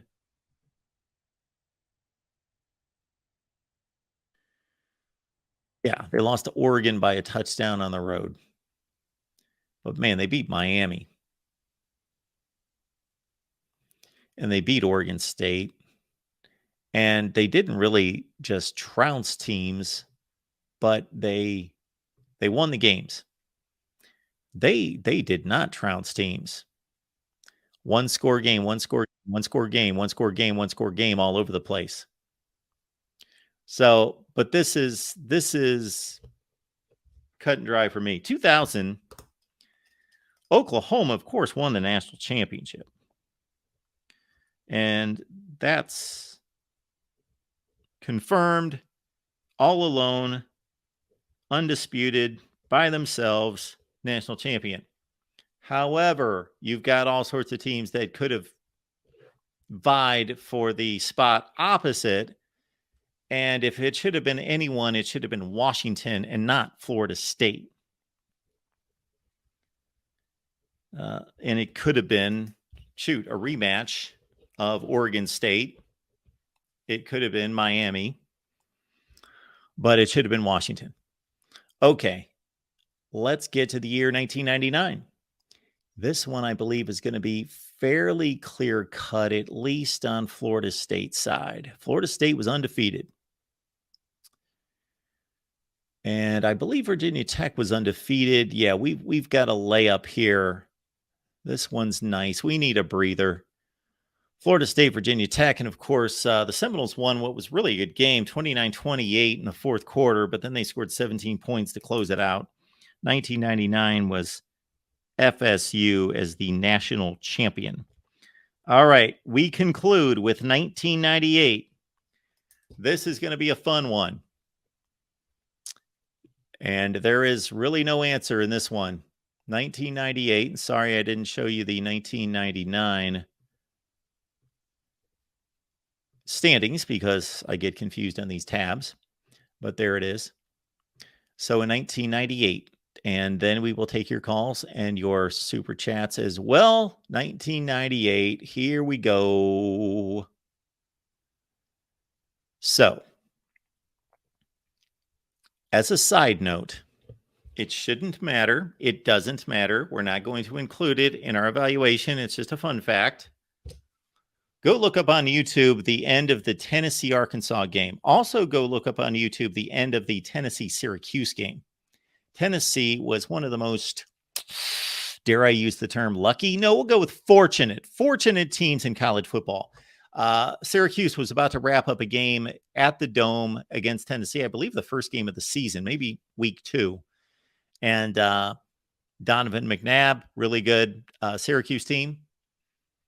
And there was a fourth down play in which Tennessee threw an incomplete pass. Game was going to be over. Pass interference kept them alive, and then they completed the comeback.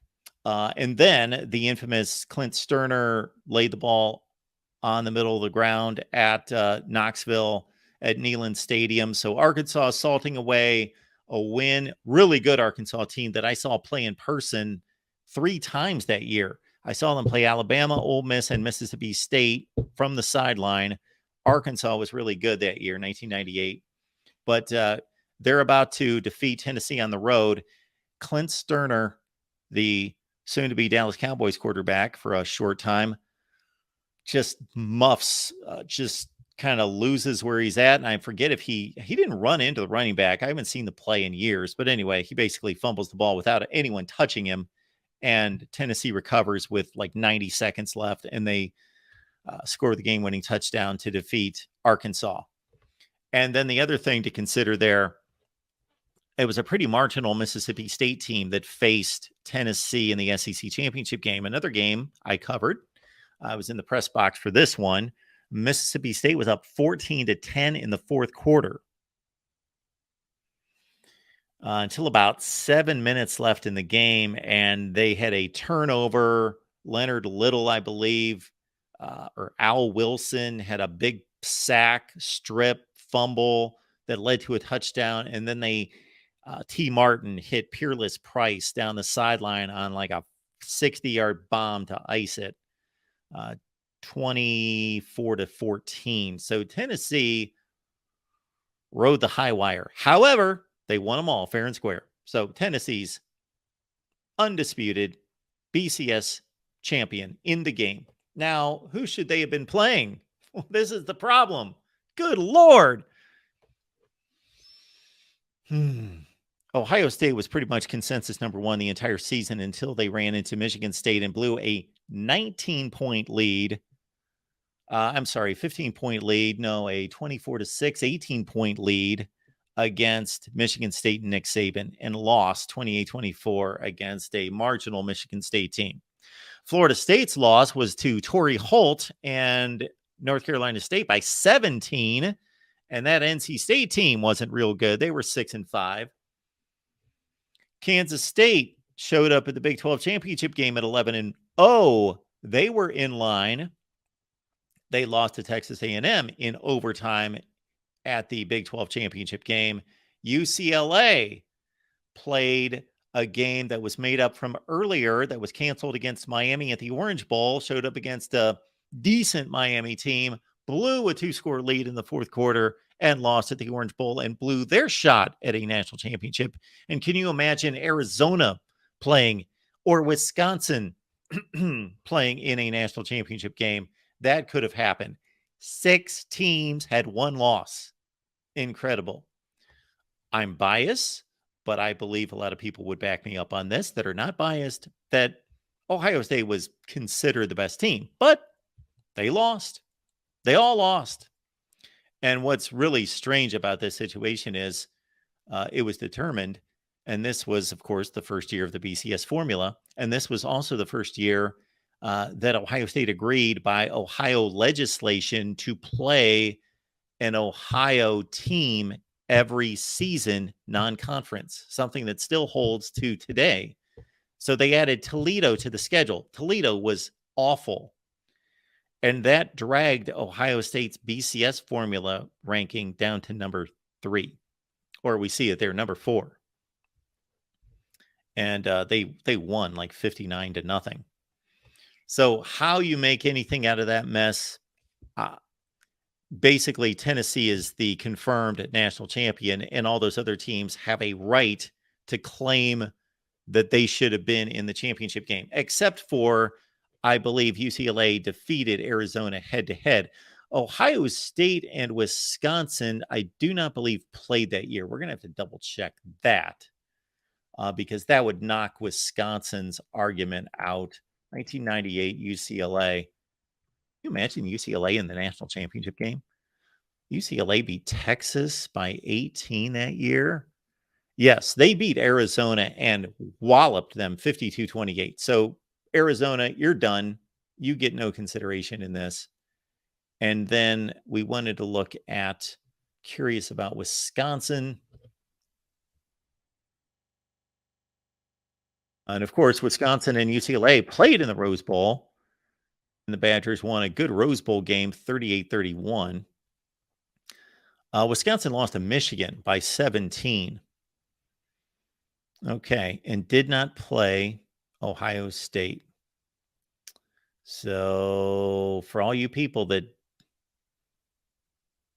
argue with me about teams playing each other in conference games, we need as many teams playing each other in conference games as possible because we run into these issues. How many times has this happened? Got 2 teams in the same conference with the same record. They didn't play each other. There we go. All right, 1998, Tennessee, your national champion. And then we are basically going to list that Ohio State does not win a championship, but they had a claim to play in the championship, as did UCLA, as did Florida State, of course, did. Kansas State, 11-1, as well, they were a non-conference champion. But again, we've had non-conference champions play in championship games and win college football playoffs. So we're going to include Kansas State in our teams under consideration for 1998. All right. We have completed the run. And now we will take our calls. Jackson, welcome into the Voice of College Football. Good to see you, man. Good to see you too, Mark. How's it going? It's going well. And I love this stuff. Same here. I mean, this is fun right here. It's like when you do stuff that you love, it really doesn't feel like work. Not most of the time. All the other stuff you have to do to make it work does feel like work. But sitting here talking to all of you and reviewing national championship seasons, yes, it's a joy. I love this kind of stuff. Is it okay if I go over the 2000 season? Of course. Yeah, that was the year where Miami really got screwed over because, I mean, they had that head-to-head win over Florida State, right? Yes. And it was like, what about us? We're the U. So you think that Miami should have been in the championship game? Absolutely, man. Well, what about Washington? Ooh, that's a good one. They beat Miami. Ooh, you got me there. That's where I've got difficulty there in 2000. I think Washington, the other thing that Washington did was they beat that Oregon State team that was really good at 10-1. They lost to Oregon for sure by a field goal. You know, the 2000 season would have been a perfect year for a 4-team playoff right there. Because, I mean, yes, Oklahoma, Miami, Florida State, Washington. It's like no argument with that. Yeah, although you're right. So based on the rankings, that's what it should have been. Yeah. But Virginia Tech, Oregon State, and, well, those two teams would have had an argument to play as well. You know what I think is interesting as we go through this is to see how many times in college football a team that we would never think about playing in a championship game for the national championship, how close they came. Like Oregon State could have played in the national championship game this year. They lost to Washington by 3 points on the road. Stanford could have played in a couple national championship games. They were that close, losing like overtime games to Oregon. A few other teams we've come across that were just so close, like Illinois playing in 2001. They could have played in the BCS championship game.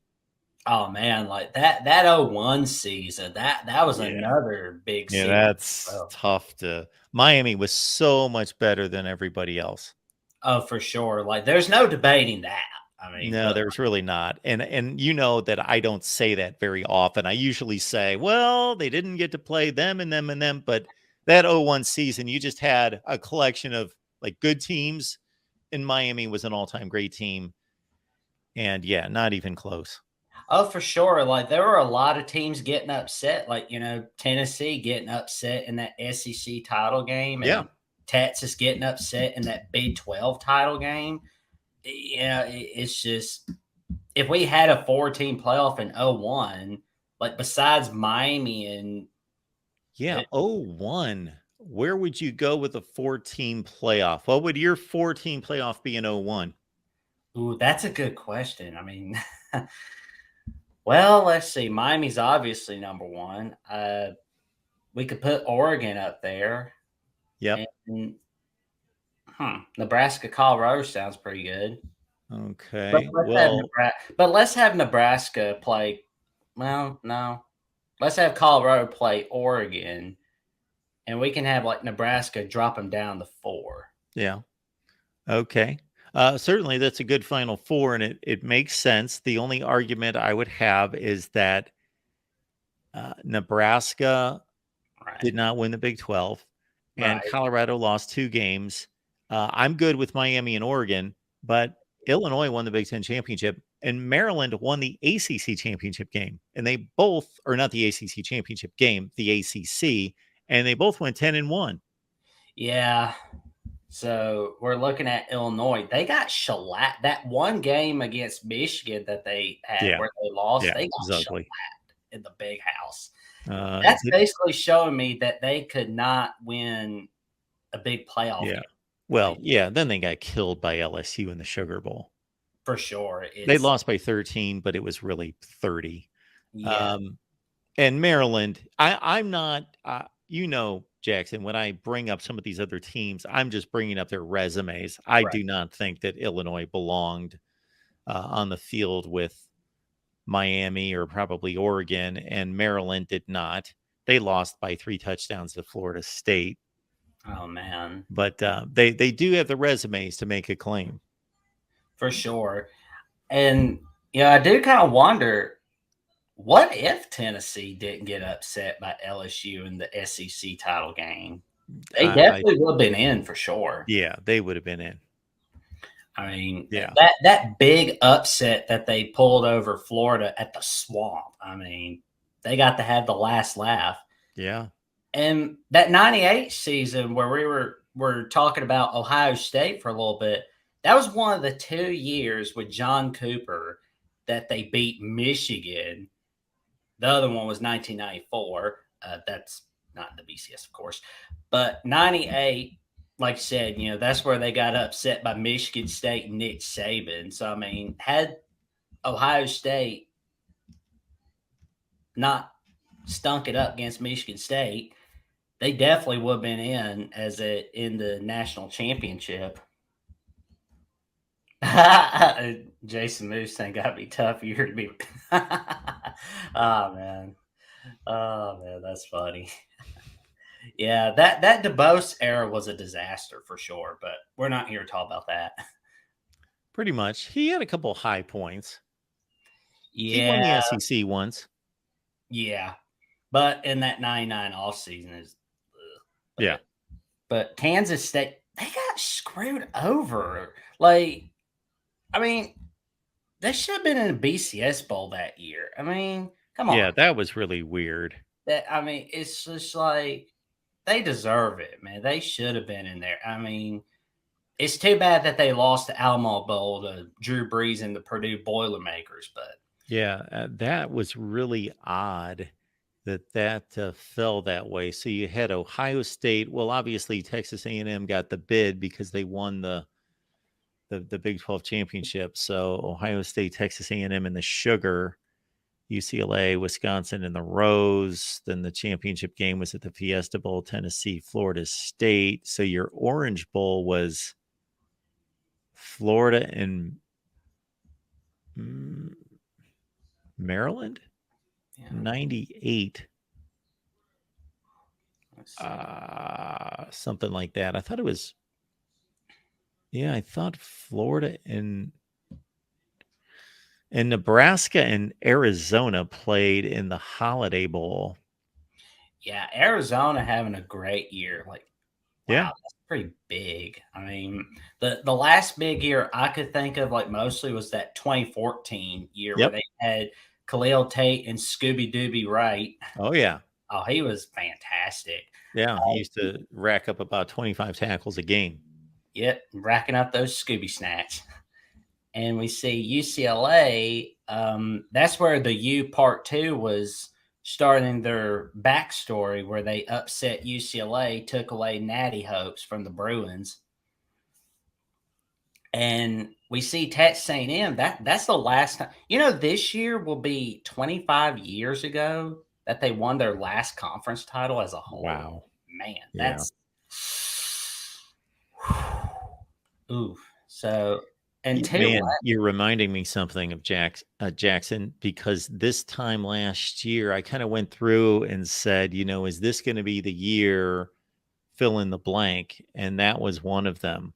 Is Nebraska going to win a conference championship for the first time since what, 1999. Is Michigan going to win at Ohio State for the first time since 2000? Is, as you just brought up, Texas A&M going to win a conference championship for the first time since 9? I had a whole list of them, and that would be another fun thing to review. Oh, for sure. And we're looking at Tulane. Wow, they had a great year with Bob. Oh, yes. That year. I should have noted Tulane. Sean King, Tulane won the Liberty Bowl. They deserve so much better in Liberty Bowl. I mean, they got left out big time. Yes. And let's see. Oh, Georgia Tech had a pretty good year, it seems. They were having a number on Georgia. Yeah, Georgia Tech's had a better football history recently than a lot of people realize. Oh, for sure. Especially with that Bobby Dodd era. Yeah, Bobby Dodd going way back, and certainly with the national championship with Bobby Ross. You going Bobby Ross on that? Oh, yeah. Yes, Bobby Ross was fantastic as well. Yeah. Didn't mean to drag you down the rabbit hole. No, you're good. Bobby Ross, of course, won the national championship in 1990. Oh, yeah. That still blows my mind a little bit. 90, where Colorado, Georgia Tech shared it. That 2003 year. Yeah. That really should have been LSU USC for the Natty. But yeah. That's like the last year where there was a shared Natty. That still amazed me. Yeah, I'm sure our buddy Tim is fuming about 2003. Sorry, Tim. I know that he is. And to play devil's advocate here, and I totally agree, and I don't know if you were around for the breakdown on 2003, the considerations for Oklahoma would be, number one, they've got an extra win, and that USC lost to an 8-6 Cal team. Yeah. Oklahoma lost to a better team, Kansas State, but they got murdered. And of course, USC won the Pac-10. Oklahoma, because they got murdered, did not win a conference. Yeah. So we're looking at it, and I mean, Oklahoma's was number one for pretty much all season that year, but then they got shellacked by K-State, which, I mean, you can't have Oklahoma as number one or two, but here's what I'd do. I'd put LSU. Let's see. Let's put USC number one, LSU number two, Oklahoma number three, and Michigan number four. That way we get a LSU USC matchup in the Natty. That's your 4-team playoff.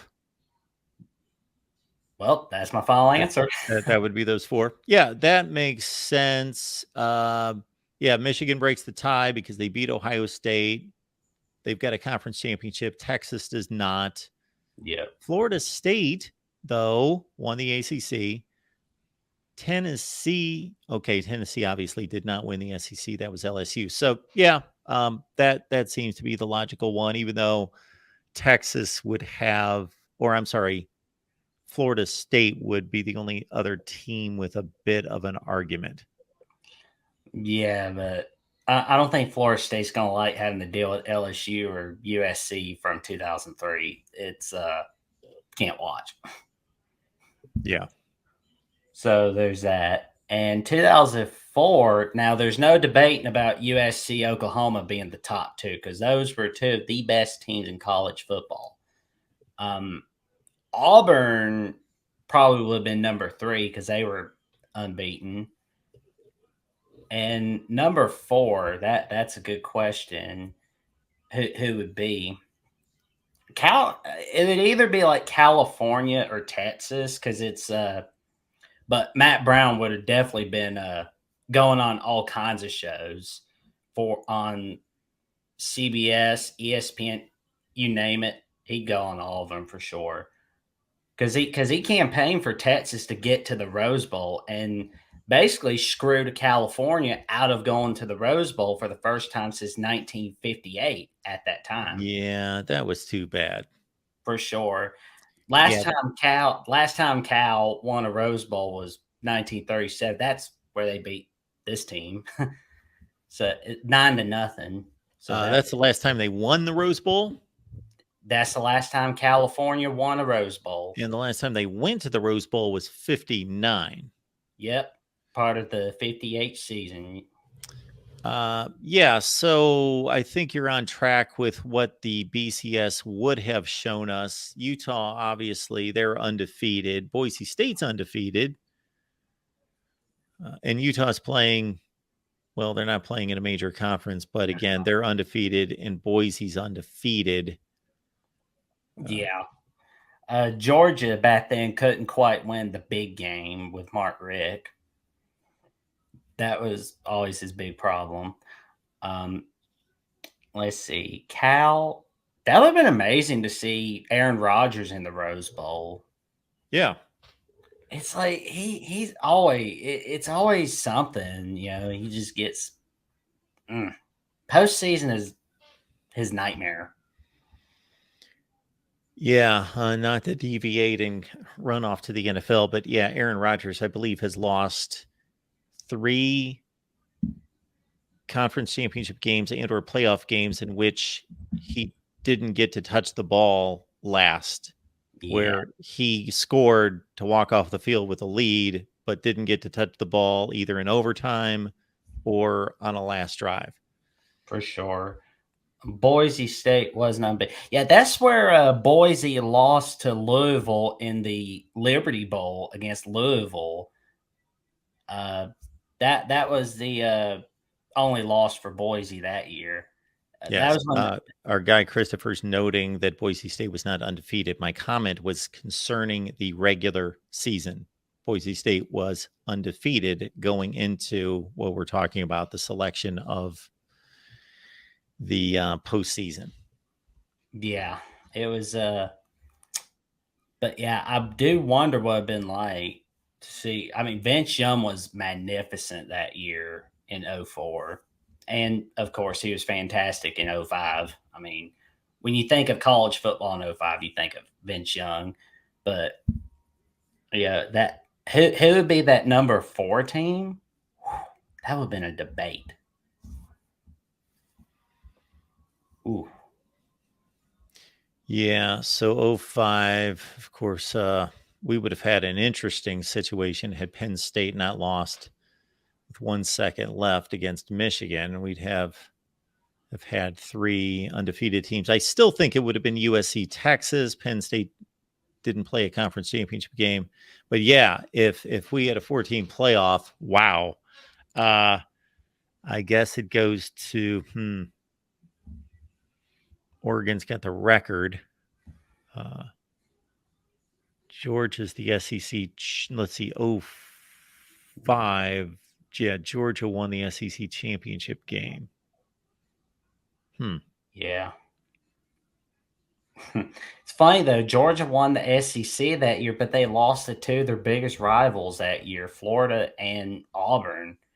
That was 05 was the last time Auburn's beaten Georgia at Georgia since. And let's see, Notre Dame. I believe they lost to Michigan, and no, they beat. They lost to 2005. They lost to USC and Michigan State. Michigan State. That's who I was thinking of. But that Bush push, wow! It's like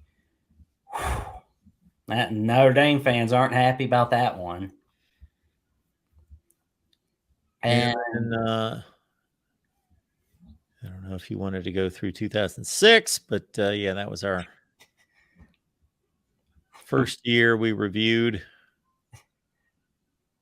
Oh, it was a fun one on Friday night. Yes. Let's see. Ohio State, Florida. That's right. We actually finished up on Friday night with 06.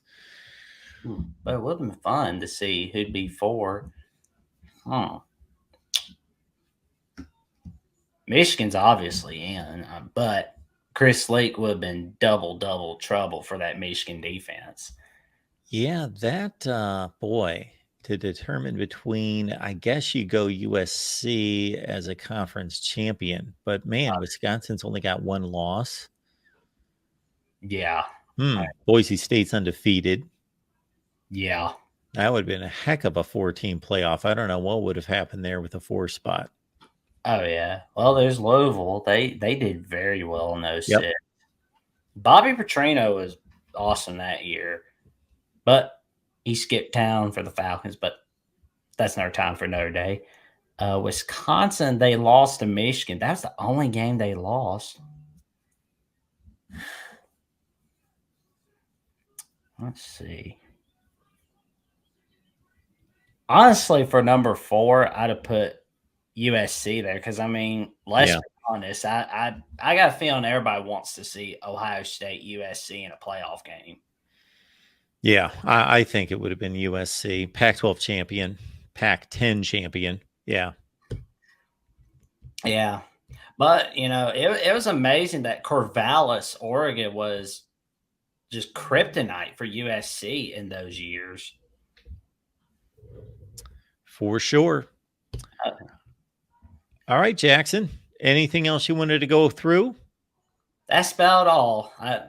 Thank you for having me on to discuss the 98 through 05 and discussing a little bit of 06 with you, man. I appreciate it. Jackson, we love going through college football with you. You're a student of the game. I enjoy your comments, and you know your stuff. You love it. You review it all the time. So it's great to talk college football history with you.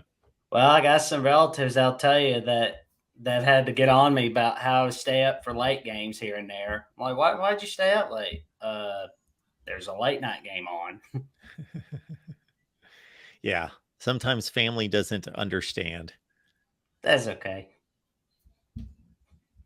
But all right, Jackson.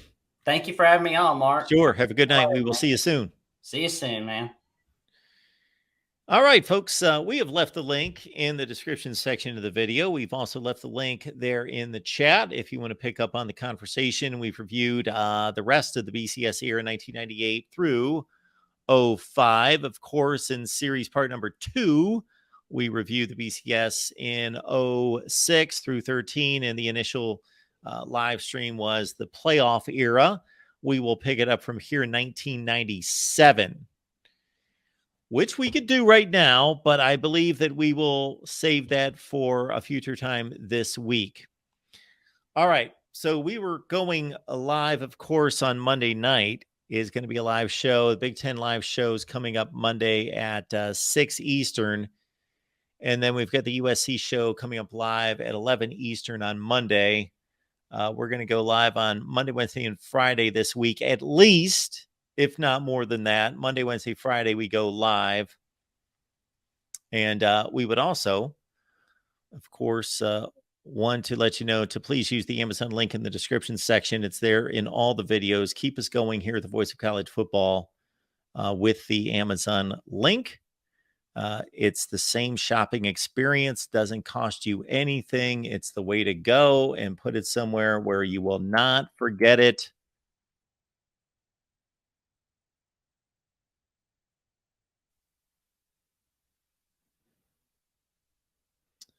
And I'm having a bit of an issue here for some reason. That's a bit odd. So we will carry on. Okay.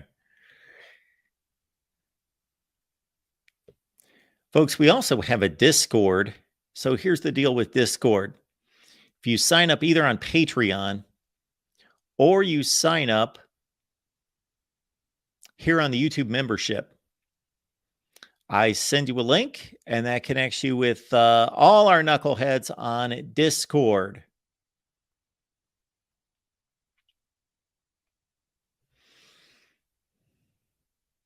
I am having all sorts of issues finding banners tonight. My goodness.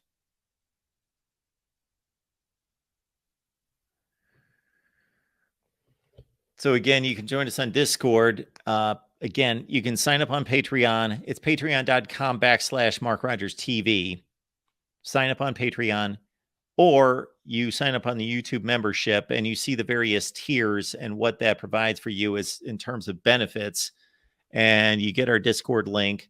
I send that out to you. And in addition to the Discord link, we are only about 7 weeks from college football and getting my predictions. I am not going to guarantee that I can make you money, but if my track record this year is the same as my track record has been for, 40 years, then yes, you will win money. We also have a number of the contributors that you see here on a regular basis. Guys like Steve Hellwagon, Tony Gerdeman, Corey Brada, and others. You will see them and their predictions that we provide each and every week. So we do a 12-pack with our media contributors, and then I provide a lot more picks than that. I do about 20 or 25 games per week with my predictions, and then the creme de la creme is Steve Merrill of Wager Talk. He is kind enough to provide us with an exclusive, only can be found at the Voice of College Football, an exclusive under-the-radar selection each week. And Steve Merrill last year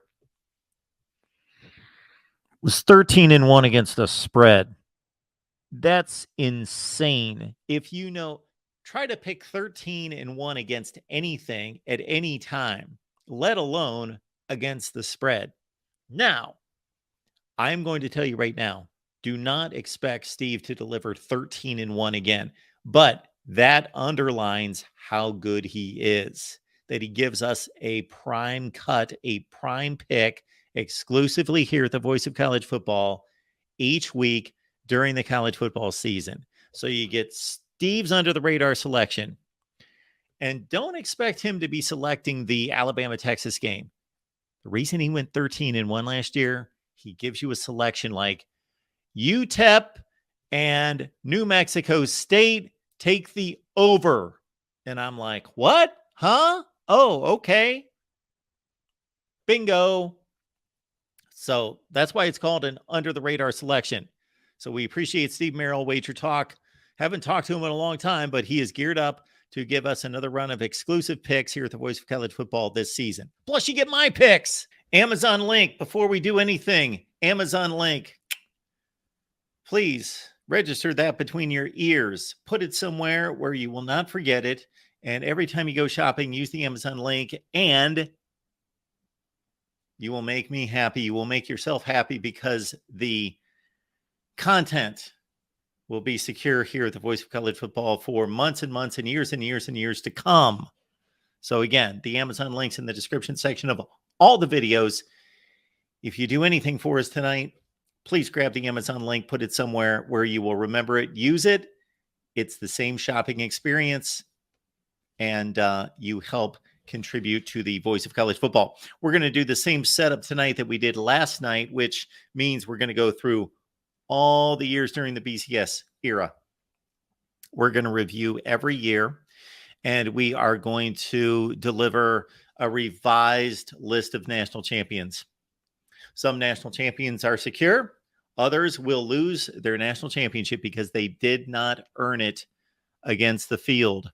Others will be added to the national championship list. Expect that list to be fairly lengthy. During much of this time, many teams that earned a spot in a BCS championship game just as much as other teams were denied that opportunity. Was the BCS formula that bad?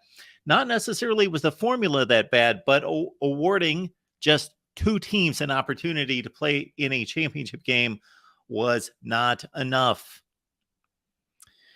Just to review 2014 through 22, we did not strip any national championships. All of those teams that earned a playoff spot or were selected, let's look at it the more objective way. They didn't necessarily earn the position in the college football playoff. It was an invitational, continues to be an invitational. And in 2024 and beyond, as the 12-team playoff will continue to be mostly an invitational, as the conference champions will be the only spots that will be rightfully earned. The rest of it, an invitation. Still, all of those teams were legitimate selections. And then the teams that won the two games to win national championships, they earned their national championship. However, we did have a number of issues with some of the teams, not necessarily the ones that were selected, more so that there were other teams that could have been selected that had resumes just as good as the teams selected. So the teams in 2014 that have a gripe, that have an argument, of course, the co-Big 12 champions, Baylor and TCU. In 2015, if we go to that best team, if we go to a resume solely, Ohio State didn't earn a playoff spot. Michigan State earned the playoff spot. But later, the college football playoff folks then started to use the term, we are selecting the best teams. And if there is a best team in 2015 that was left out of the playoff, that was better than one or two of the teams at least that made the playoff, then and that had the resume in terms of wins and losses, not the championship in the conference, but in terms of wins and losses to back it up, well, that team's 2015 Ohio State.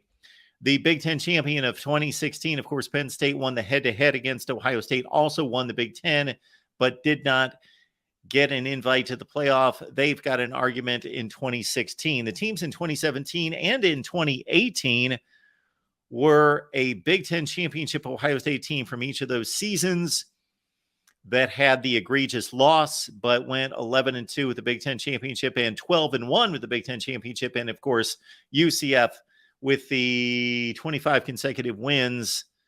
And then in 2018 or 2017, of course, they backed it up in the Peach Bowl against Auburn, the team that defeated the two teams that played in the national championship game. So Ohio State, certainly no claim for we're not claiming that these teams should have any justification to claim a championship, but they could have been selected to the playoff. Then who knows what would have happened. The UCF team, however, you can claim a national championship for 2017. 2018, you did not complete the run. You lost to LSU in the Fiesta Bowl. In 2019, again, if we're going to go with that Ohio State argument of 2015, we've got to apply that to Alabama in 2019 to a certain extent. This is where it gets a bit gray. The resume includes 2 losses to Oklahoma's 1. Therefore, I'm not saying that Alabama earned the playoff spot. They did not. However, better team status could be given to Alabama. Just like in 2020, you've got a situation with Cincinnati, Texas A&M, Oklahoma. The Bearcats were undefeated. That was good enough the next year, but they did not have that opportunity, that game opportunity matchup like they did against Notre Dame in 21. Texas A&M was 8-1. They had 1 loss in the best conference in America versus Notre Dame's 1 loss as the first team that lost a conference championship. How ironic. The ACC, weak ACC, allows Notre Dame to play in its conference one time, and they lose the conference championship game and still get a playoff spot. Oklahoma, we include, despite the 2 losses, they won a Big 12 championship. Again, they had an argument. 2021, really no one there, even though most people would say the likes of Baylor and Ohio State might have been a better team than Cincinnati. Cincinnati earned it with the 13-0 record in 2021, 2022. I believe the committee made the best selections there. Really, no one's got much of a debate, but again, best teams in the best conference, that would go to Alabama and Tennessee in regards to the teams that were left out. But these are the teams that I believe, based on a resume, have an argument for being left out. All right, that's all review from Thursday night. If you missed the show, check it out. We had a lot of great calls, comments, and questions come in. We're going to lay out the same formula tonight. So what we are doing is I'm going to review each season. And if you'd like to leave a super chat, comment, or question, certainly those will be recognized, and I will answer those to my best. And then we will take your calls as well. All right, let's get to 2013. We had Florida State winning a national championship. They were undefeated. So no question there. Florida State, national champion, although they certainly had a close call in the BCS championship game against Auburn. And they certainly did not play a tough schedule. Florida State played one of the weakest schedules of a national champion ever in 2013, but undefeated, 14-0, let's see, 12-0 regular season, 13, yes, 14-0 Florida State, national champion in 2013. However, our controversy comes in 2013 with the selection of who played Florida State. So you will recall that Auburn had the miracle play against Bama, of course, the kick six. They also had a miracle play on the deflection to beat Georgia. And so, hey, all is fair. The bounces went their way. They made the plays. They defeated Missouri. And what was pretty spectacular about that Auburn team is that they, I believe, led the nation in rushing. Even over the academy teams, they were that dominant on the ground with Nick Marshall at quarterback, Trey Mason at running back, and they were dominant offensively on the ground. And Auburn was selected by the BCS after defeating Mizzou in the SEC championship game. However, let's consider that Michigan State had basically the same resume as Auburn. They went 12-1, just like Auburn, winning a Big Ten championship, defeated an Ohio State team that had won 24 consecutive games in the Big Ten championship game. And they were left out. So Auburn, in my eyes, earned the playoff spot just as much as Auburn did, Michigan State did. They lost to Notre Dame by a score of 17-13 in South Bend, a game that was marred by a ton of pass interference plays that were pretty questionable, to be kind. They were actually bad calls, most of them. So Michigan State lost a game against Notre Dame by 4 points. Notre Dame wasn't very good. I think they finished at 7-6 that year after they went to the BCS championship game the year before. Auburn lost to LSU by 2 touchdowns, 35-21. And we also had a Baylor team that doesn't get a whole lot of consideration because they lost their bowl game to UCF by 10 points. But that Baylor team went 11-1, and they were the Big 12 champion. So there is some consideration there for Baylor as well. Ohio State lost the Big Ten championship game. So just a bit of a side note there. They had the same record, of course, but they lost the Big Ten championship game. So in 2013, Florida State, national champion, confirmed, no question, BCS champion. However, Michigan State could have been in that game. Baylor could have been in that game. And those are the two teams that earned a spot just as much as Auburn, and especially Michigan State, because they had to play a number 2 ranked Ohio State team in the Big Ten championship game. Baylor did not play a Big 12 championship game, so they had one less data point, one less tough team to play. And if we get any calls on this year, we will dissect the schedules. But I'm not going to run through all the schedules until we have the conversation with all of you. So if anybody wants to call about 2013, it's Florida State with the national championship. Michigan State and Baylor will get a side note as teams worthy of playing in the BCS championship game. Now let's go to 2012. What do we do about teams on probation? This is going to be the first one where we're going to deal with a team that earned a spot on the field, but so, of course, Notre Dame and Alabama played in the BCS championship game, and the Tide smoked Notre Dame. So Alabama is national champion. And Notre Dame finished at 12-1 after losing that game. However, we have first and foremost an Ohio State team that went 12-0. Tattoo Gate and NCAA violations forced out Jim Tressel and resulted in a bad Ohio State season in 2011. That was coached by Luke Fickell, of course. And instead of appeasing the NCAA and not playing in a bowl game and taking themselves and removing themselves from postseason eligibility in 2011, Ohio State AD Gene Smith did a rather foolish and stupid thing and went ahead and played a bowl game with 2 6-6 teams involved that did not matter except for lining the pockets a bit. And Ohio State lost that game anyway. It didn't matter. They finished 6-7, and the NCAA slapped them with a postseason ban in 2012, even though Ohio State had hired Urban Meyer as the head coach.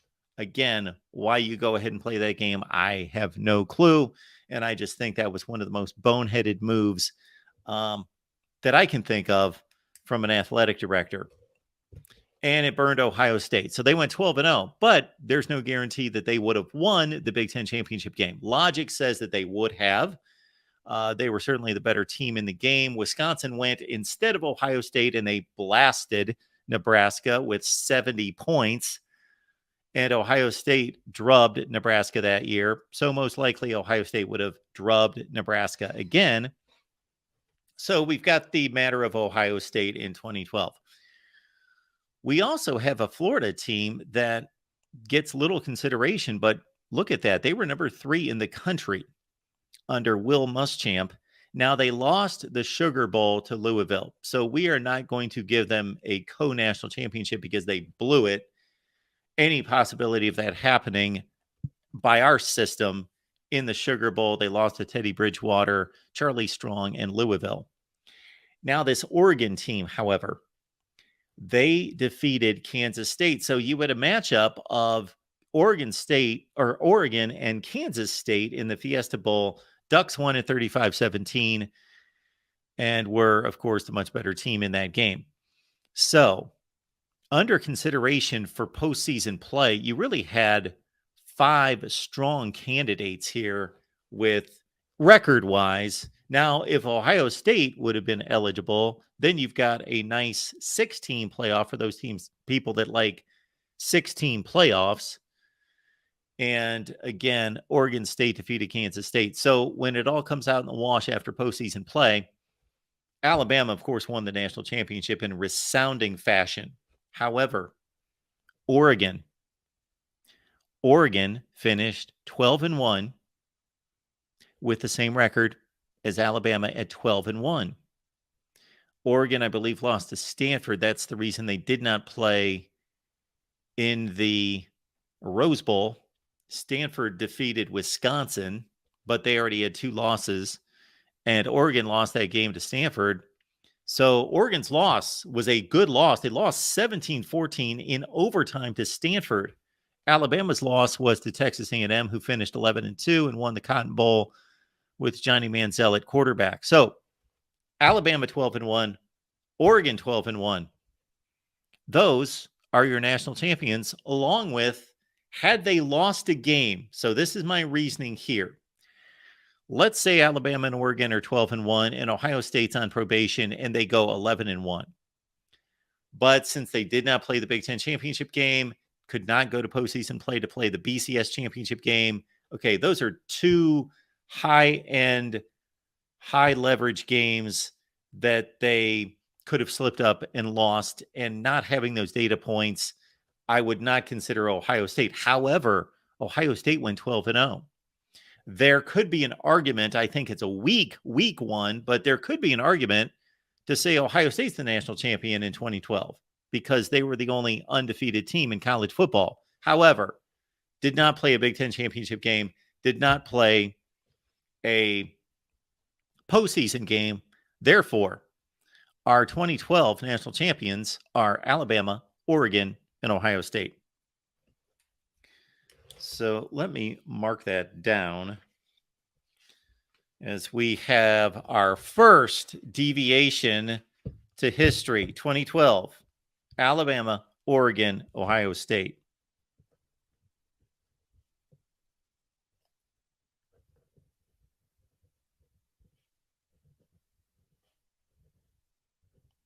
And you also have Kansas State and Florida, who earned just as much of a right to play, in a sense, especially looking at the playoff era where we are allowing teams to play in the playoff that did not win conference championships. Well, Florida had just as strong a season. Actually, if you look at that 2012 Florida team and their schedule, they had a rough schedule, and they were phenomenal that year against that schedule. So Florida could have played in the BCS championship game. Now they lost to Georgia, and that knocked them out of the SEC championship game. And as a side note, we've got to give it up for Georgia. Georgia, of course, took Alabama to the wire in the SEC championship game. Many believe, as I do, that those were the two best teams in college football. Nick Saban's Alabama Crimson Tide and Mark Richt's Georgia Bulldogs in the SEC title game. And Georgia just needed a few seconds or an incomplete pass, but they didn't need the ball to be deflected and caught at the 4-yard line to run out the clock. So a side note for Georgia, but that was their second loss. And so they're eliminated from contention and should have been ranked higher, I believe, than 11-2 at number 7 in the country after barely losing the SEC championship game. But that is a really strong field from 1 through 8 that we saw in 2012, even 1 through 9 or 10 in 2012. So interesting year of 2012. We go with Bama, Oregon, Ohio State, with the side note that Kansas State and or Florida could have played in a playoff or in the BCS championship game.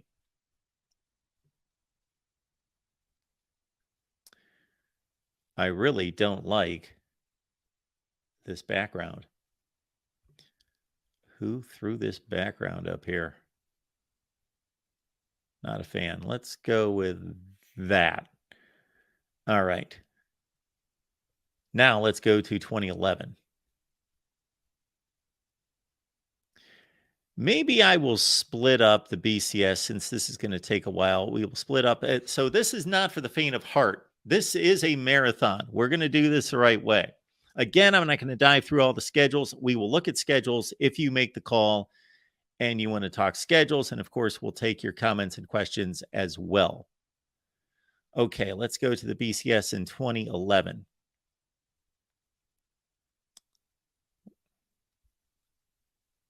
What is this? All right, there we go. 2011, final BCS rankings. LSU, Bama, Oklahoma State, Stanford. I forgot about Stanford. Why does Stanford not get any love like Oklahoma State does in 2011? I believe because, let's see, 2011, Stanford did play in the Rose Bowl, and they defeated Wisconsin, correct? Or no, that was Oregon, Wisconsin. So Oregon obviously defeated Stanford.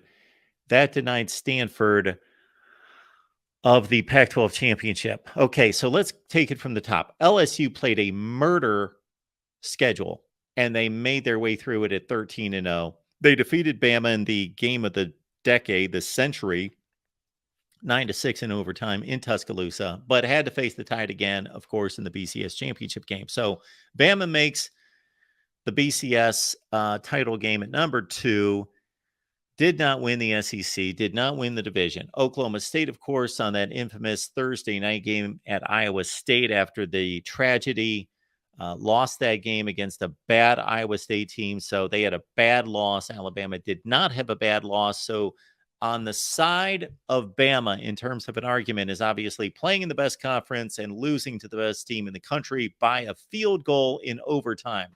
On the side of Oklahoma State's argument is we're a conference champion. And we already saw LSU and Alabama play. And this isn't baseball, or this is not the NFL where we've got rematches all over the place.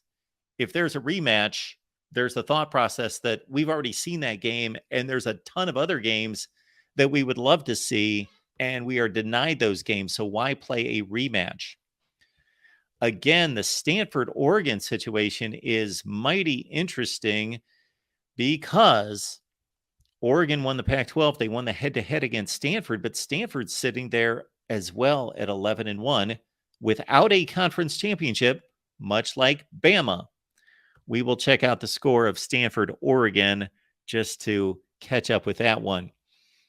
Boise State at 11-1, group of 5 team. We're not going to consider them. If they were undefeated, we would. So 2011, Bama wins the national championship. Now, correct me here. Oklahoma State and Stanford played in the Fiesta Bowl, and Oklahoma State won that game, correct? Therefore, as a 12-1 football team, along with Bama at 12-1, we've got to look at Oklahoma State as a national champion as well, correct? And then we've got this situation with, okay, Oregon's got 2 losses out. Stanford, well, they lost to Oklahoma State in the Fiesta Bowl, so done. There's your national championship. Alabama, Oklahoma State. And you know what?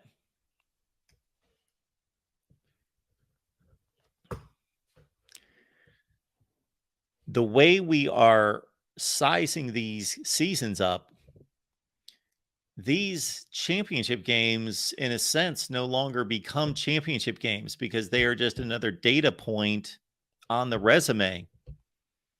This is not the NFL where teams play in the regular season and then they play in the playoffs. I know LSU lost to Alabama in the championship game, but should Alabama have even been there? And LSU and Alabama split. And so they both finished.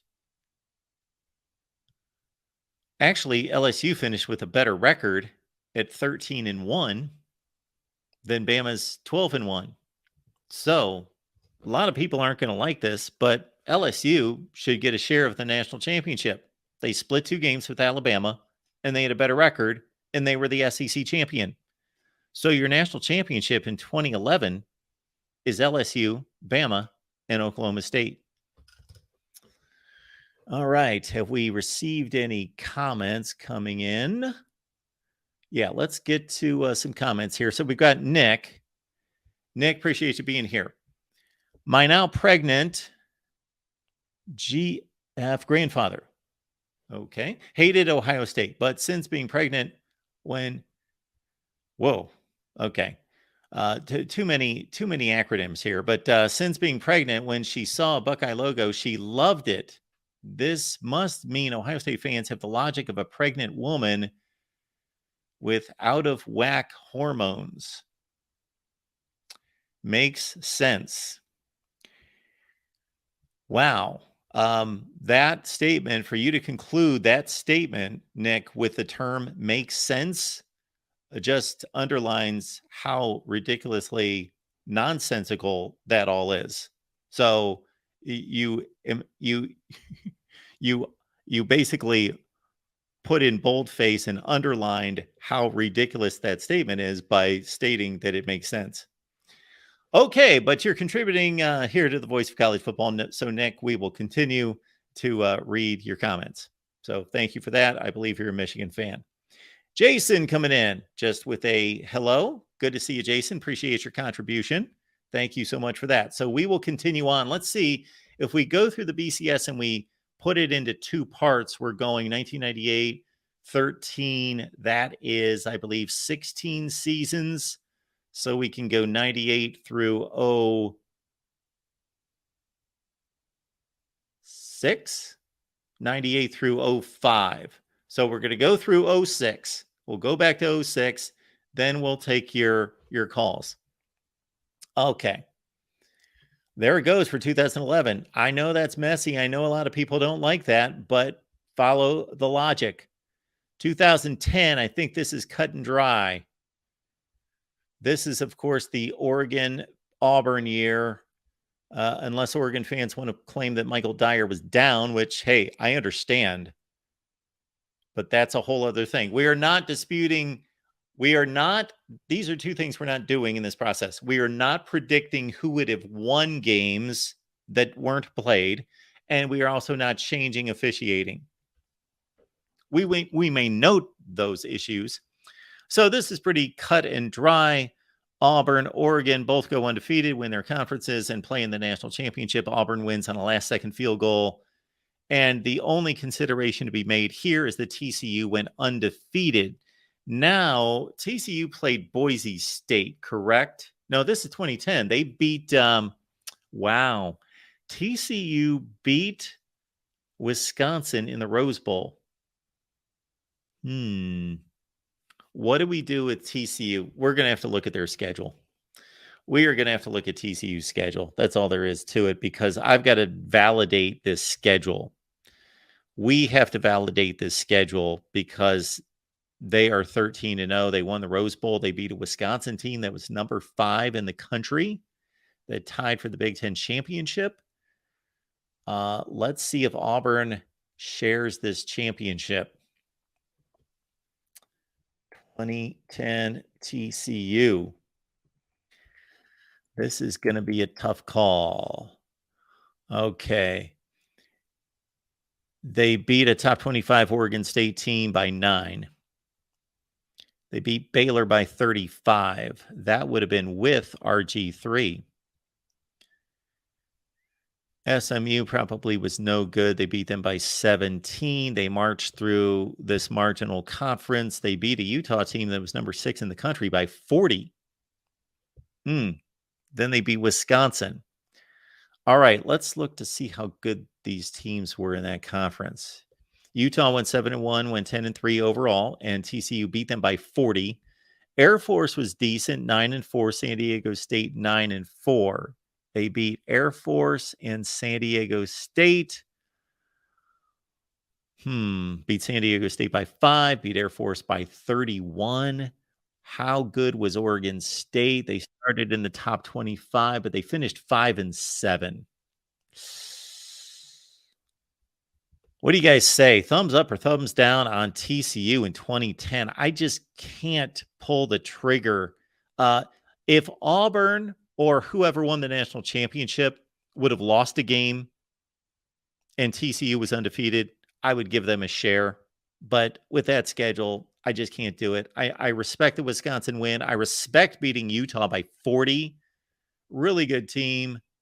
Couldn't have done anything else. But you know what? If we're going to give UCF championships in 2017,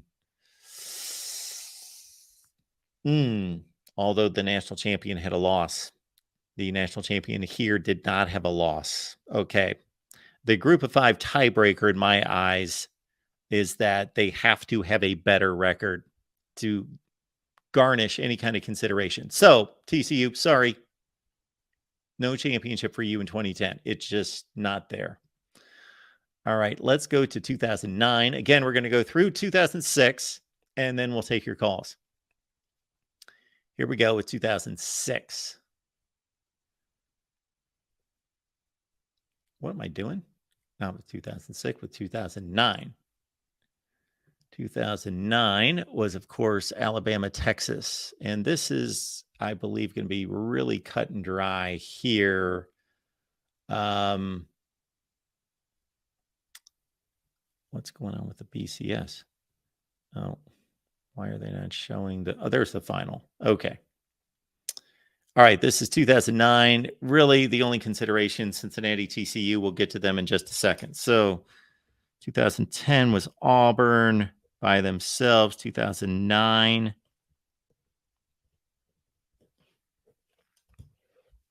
Alabama beat Texas, 2 undefeated teams. That's, man, gets no better than that. Okay. Cincinnati got blasted by Florida.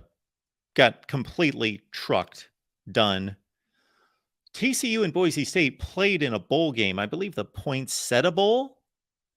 Let's check that game out. I'm just curious because I don't remember the game. I don't think it was the prettiest game in the world. I think Boise State won by, I don't know. I don't remember. Let's look it up because that's the only other consideration. But I am not going to share a national championship because, again, we're going to stay with our rules. And since the group of 5 teams did not win those games. Okay, Boise State won the game. Yes, I thought it was fairly ugly. 17-10. So look at this Boise State team. They defeated an Oregon team that won the Pac-12 and went to the Rose Bowl in the famous LeGarrette Blount play. The fight. But other than that, oh my word. Miami of Ohio, Fresno State, Bowling Green, UC Davis, Tulsa, Hawaii, San Jose State, Louisiana Tech, Idaho, Utah State, Nevada, New Mexico State. Okay. Sorry, Boise State. You will be a footnote. We credit you with doing all that you could against that schedule. And really, nobody was that good in the conference. The two best teams were Nevada and Fresno State at 8-5, and Idaho 8-5. They had the win against Oregon, the Pac-12 champion, but that's just not enough against an SEC champion. All right.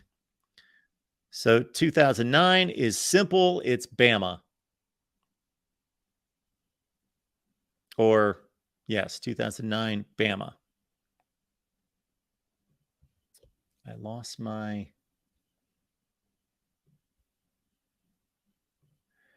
Back to 2008. Oh, boy.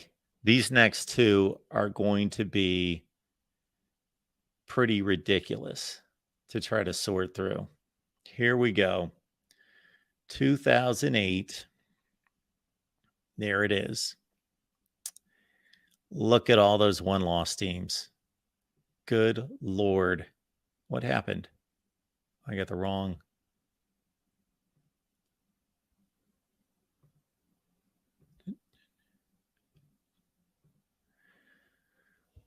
Oh, boy. That is the list of BCS rankings going into postseason play. 2008. Oklahoma 12-1, Florida 12-1, Texas 11-1, Bama 12-1, USC 11-1, Utah 12-0, Texas Tech 11-1, Penn State 11-1, Boise State 12-0. Ouch. Okay. Well, Florida beat Oklahoma in the championship game. That eliminates OU. Texas defeated Ohio State in the Fiesta Bowl in the final 15 seconds of the game. So Texas finished 12-1. Oklahoma played in the Big 12 championship game 13-1. I'm sorry. Strike Oklahoma. They lost. Florida 13-1 with the championship game win. Texas, since they did not play in a conference championship game, 12-1. Bama lost to Florida. That knocks them out. USC won the Rose Bowl over Penn State, 12-1. Really dominated a Penn State team that was 11-1 Big Ten champion. Impressive win.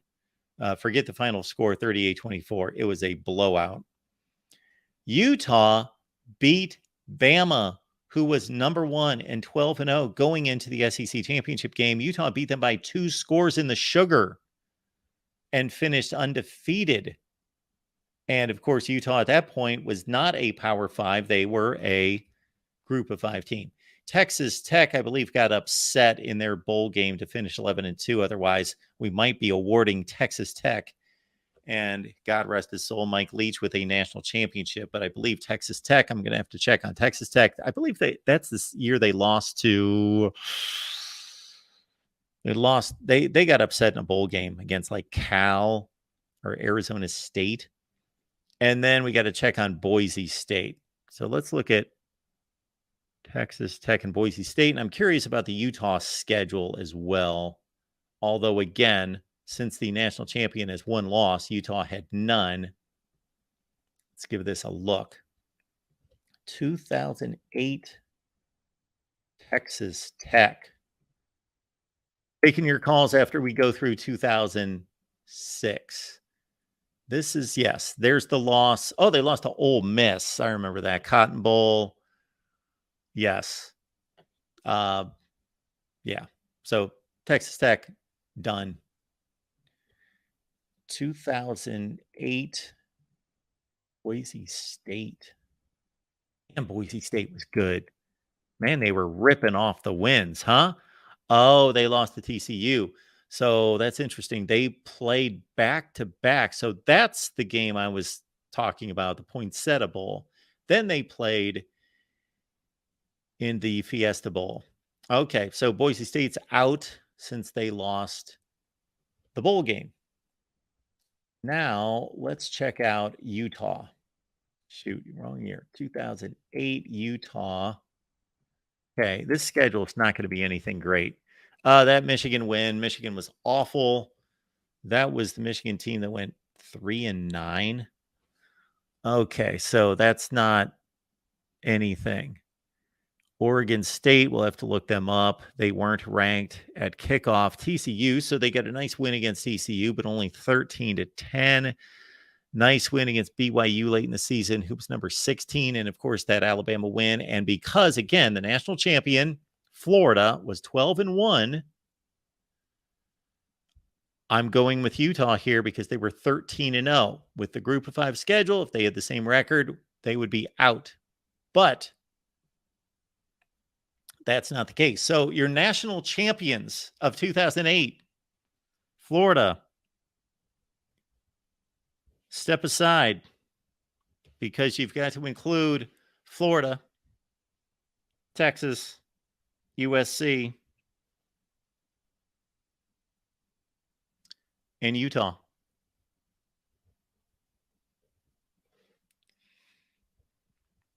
All right, 2007. More fun. This one's going to be even worse or better if you like the argument.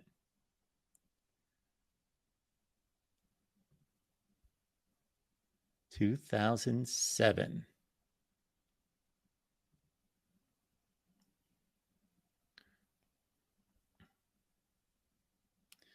Oh boy. So going into the BCS championship game, look at that. The number 2 team in the country had 2 losses. No undefeated teams. Unless you go down to Hawaii, and of course, Georgia slapped them around, so they're done. Wow. Ohio State was number 1. LSU beat them in the championship game. So Ohio State out. LSU 2 losses. Virginia Tech, that's the year they played West Virginia and got stomped, correct? No, West Virginia beat Oklahoma. Virginia Tech in 07. All right. Virginia Tech, Oklahoma, Georgia. Georgia beat Hawaii. Missouri, USC also won the Rose Bowl. Kansas finished 12-1. They defeated, so Kansas slapped around Virginia. Man, I'm getting this confused. West Virginia smashed Oklahoma, and Kansas smashed Virginia Tech, correct? Regardless, I know those 2 teams won their bowl games by big margins. We've got a mess. This is a mess. Your national champion, if you're just going by record, you ready for this? Do you see it? Who's the national champion? If you just go by record, it's Kansas. If you're just going by record, your national champion. Okay.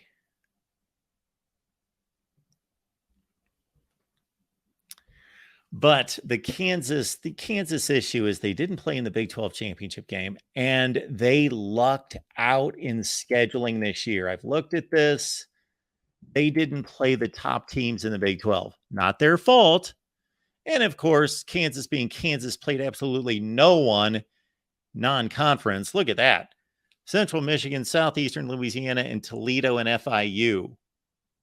That was back when the Big 12 was playing 4 non-conference games. Look at that. Okay. Kansas State finished. They beat Kansas State by 6. Kansas State finished 5-7. So forget that number 24 ranking. They beat Baylor, Colorado, Texas A&M, Nebraska, Oklahoma State, Iowa State. Were any of those teams any good? Kansas did not play Oklahoma or Texas or Texas Tech. They did not play 3 of the 4 best teams in the conference. Not their fault, but still, the best team Kansas beat in the regular season was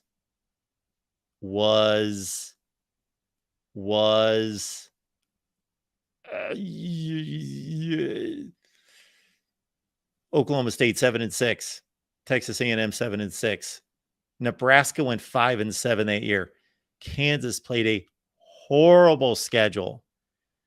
All right, but they only lost 1 game, and they lost to Mizzou. That knocked them out of the Big 12 championship game. They lost to Mizzou by 1 score. Then they beat Virginia Tech. Yes, that's right, in the Orange Bowl. I get confused on these games in 07. Yes. So I had that right. Didn't remember the score. Got that confused. 48-28 is going to be the West Virginia-Oklahoma score. This one's 20-21. So they squeezed by a top 5 Virginia Tech team. Give them all the credit in the world, but that is a bad schedule.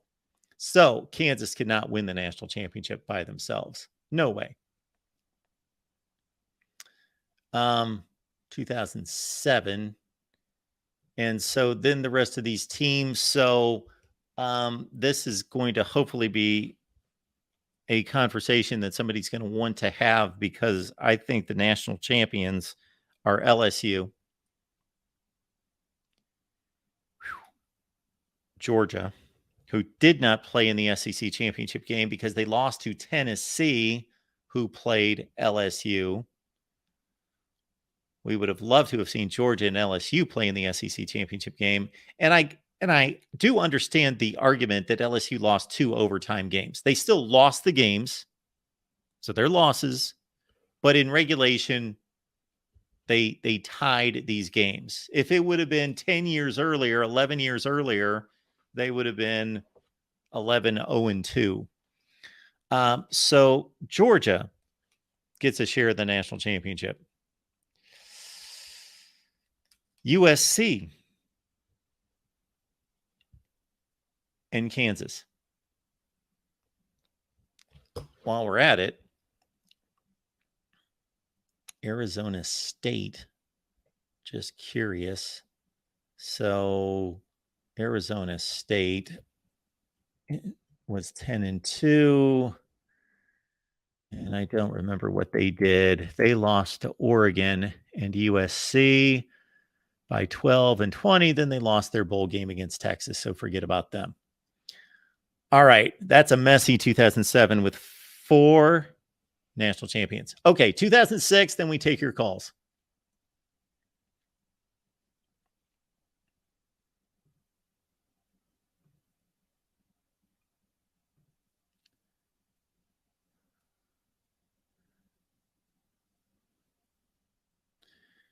All right. So 2006, there was the setup right there for the championship. Oh, got the wrong.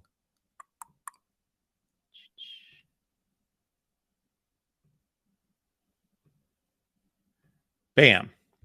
Okay. Ohio State, Florida. Ohio State was consensus number 1 all year, got annihilated by Florida. Buckeyes gone.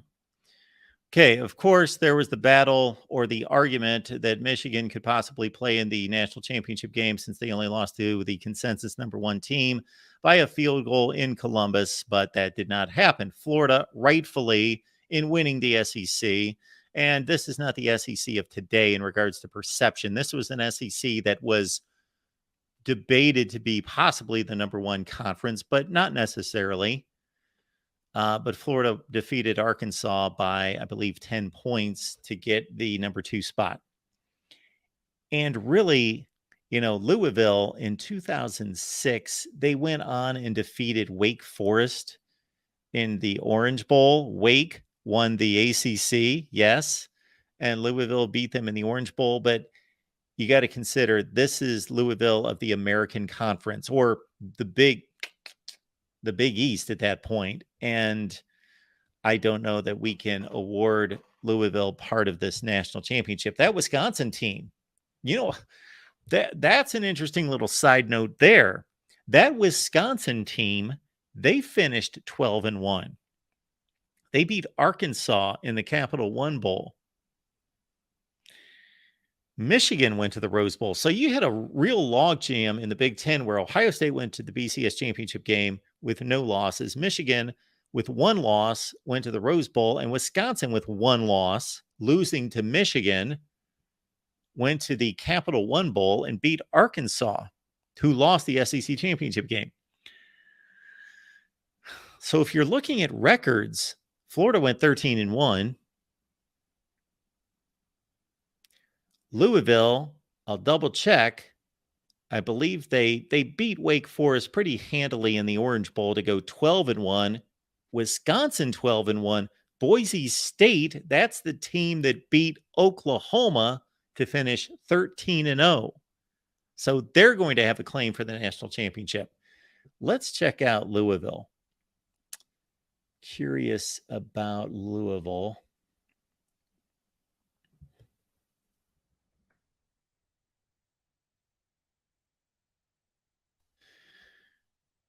This schedule is not going to be great for sure. And I know you guys can't see it because I switched screens. So 2006 Louisville. This is back when they played Kentucky the first game of the season. That's crazy. And they whipped Kentucky by 31, and I'm sure Kentucky sucked. There's number 15, Miami. They blasted them by 24, that Miami team, 2006. Don't think that they finished that well. We'll check them out. No other ranked teams until they played number 3, West Virginia.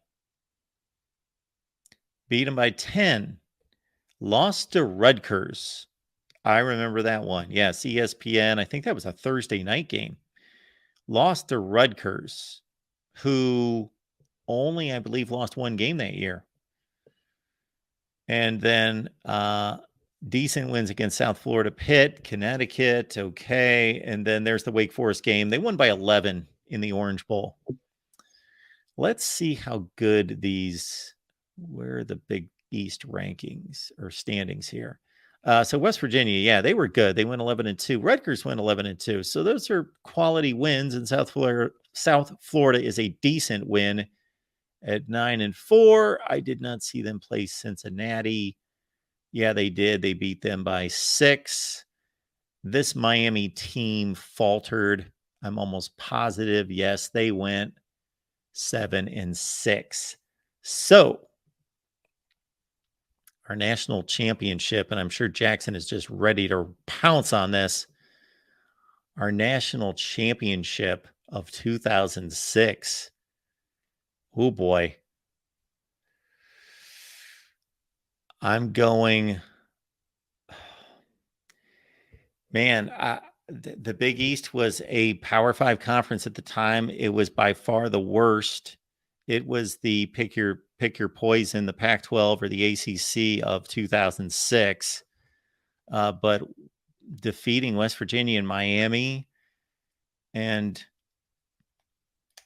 some other decent teams like Cincinnati and Pitt and South Florida and Rutgers, or they lost to Rutgers by 3, and then they backed it up with a win over the ACC champion in the Rose Bowl. So 2006 is Florida. It's almost strange in a way, even though that Ohio State loss was just a crushing loss. If you give Louisville a share of the national championship at 12-1, Ohio State's 12-1, they're the Big Ten champion. And they beat Michigan. They didn't play Wisconsin. And if Wisconsin's going to get a share of this national championship, oh boy.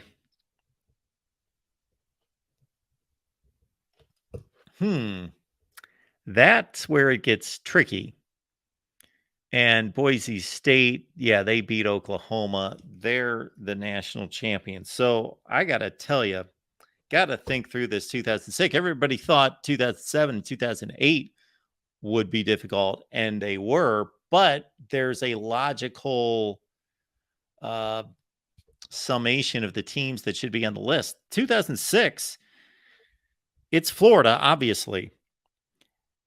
But if you include anyone else, aside from possibly Boise State, since they were undefeated, if you include Wisconsin, because they were 12-1 and had the same record as Florida, or the same number of losses technically, then you have to include Ohio State back in the mix and just say they lost one game, just like Florida lost a game. And that 2006 Florida team, I believe, lost to LSU. All right. So that's where we stand right now. I've got to do some thinking about 2006, and maybe some folks can help me out. I am a bit flummoxed. All right. Any comments or questions? I don't see any. So let's go to the calls. We got Dr. Buckeye on the line.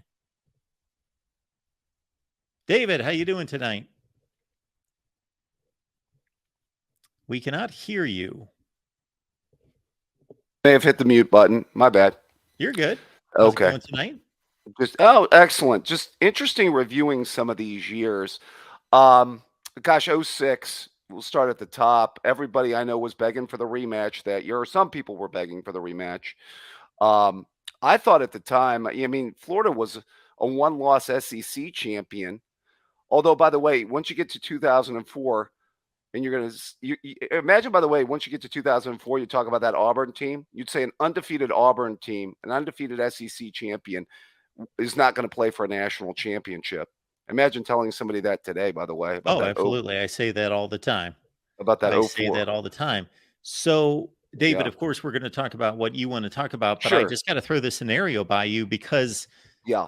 I think you get what I'm trying to do here, and that's line up resumes and not nitpick them down to the final.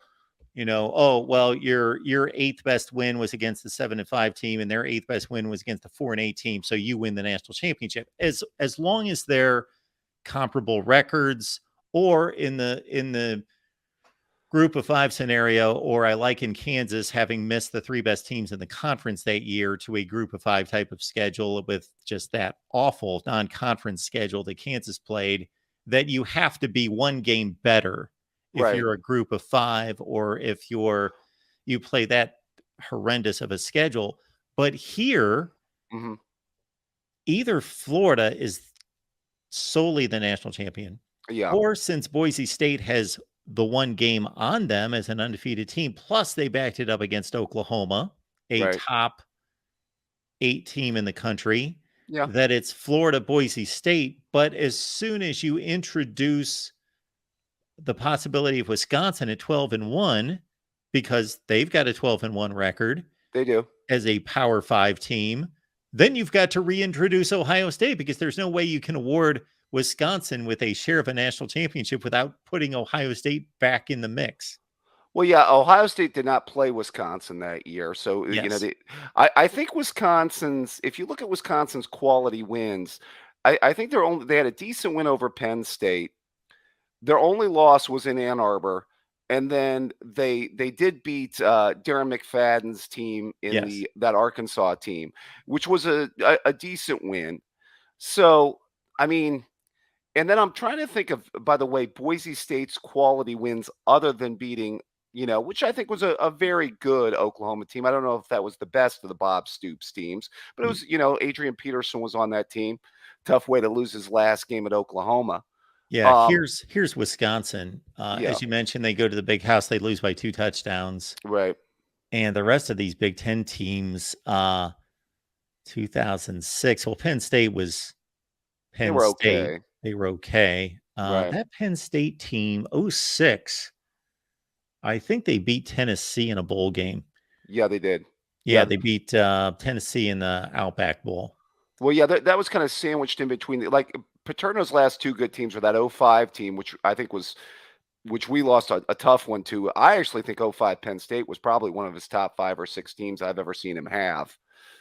That was a really good team.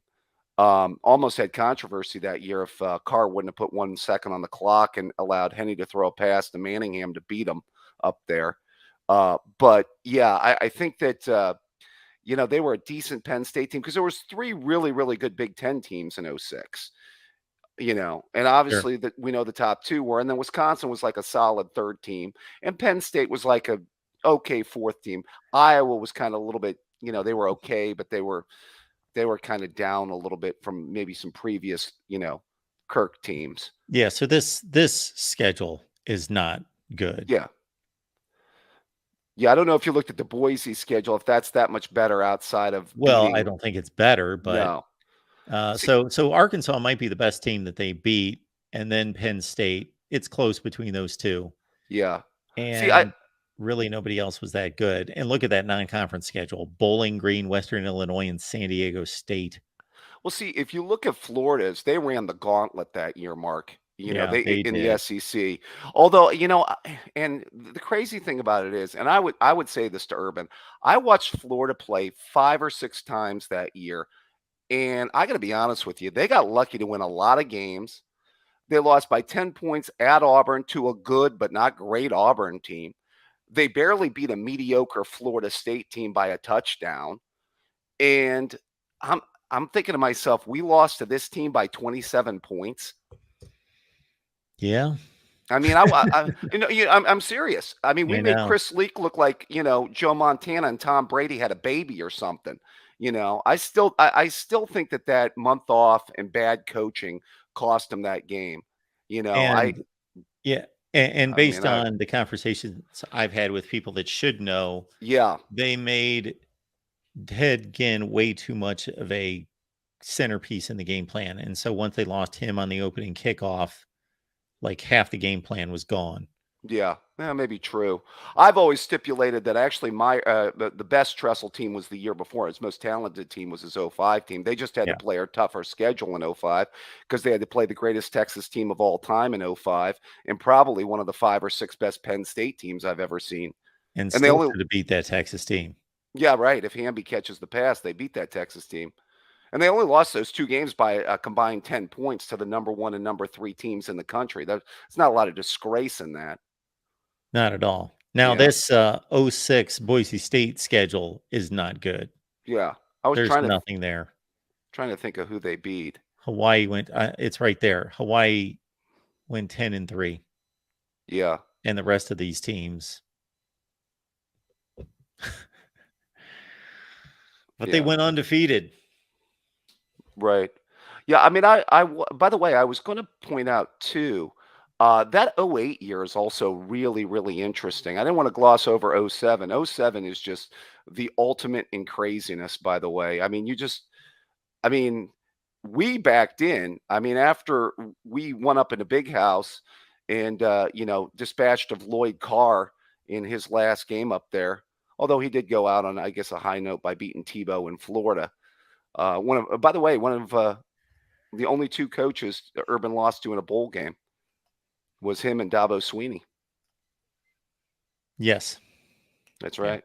Although that 07 Florida team was not nearly as good as it was kind of sandwiched in between his 2 good teams, but in 06 and 08. Which is kind of strange that Tebow won his Heisman the year that they lost 4 games. Yeah.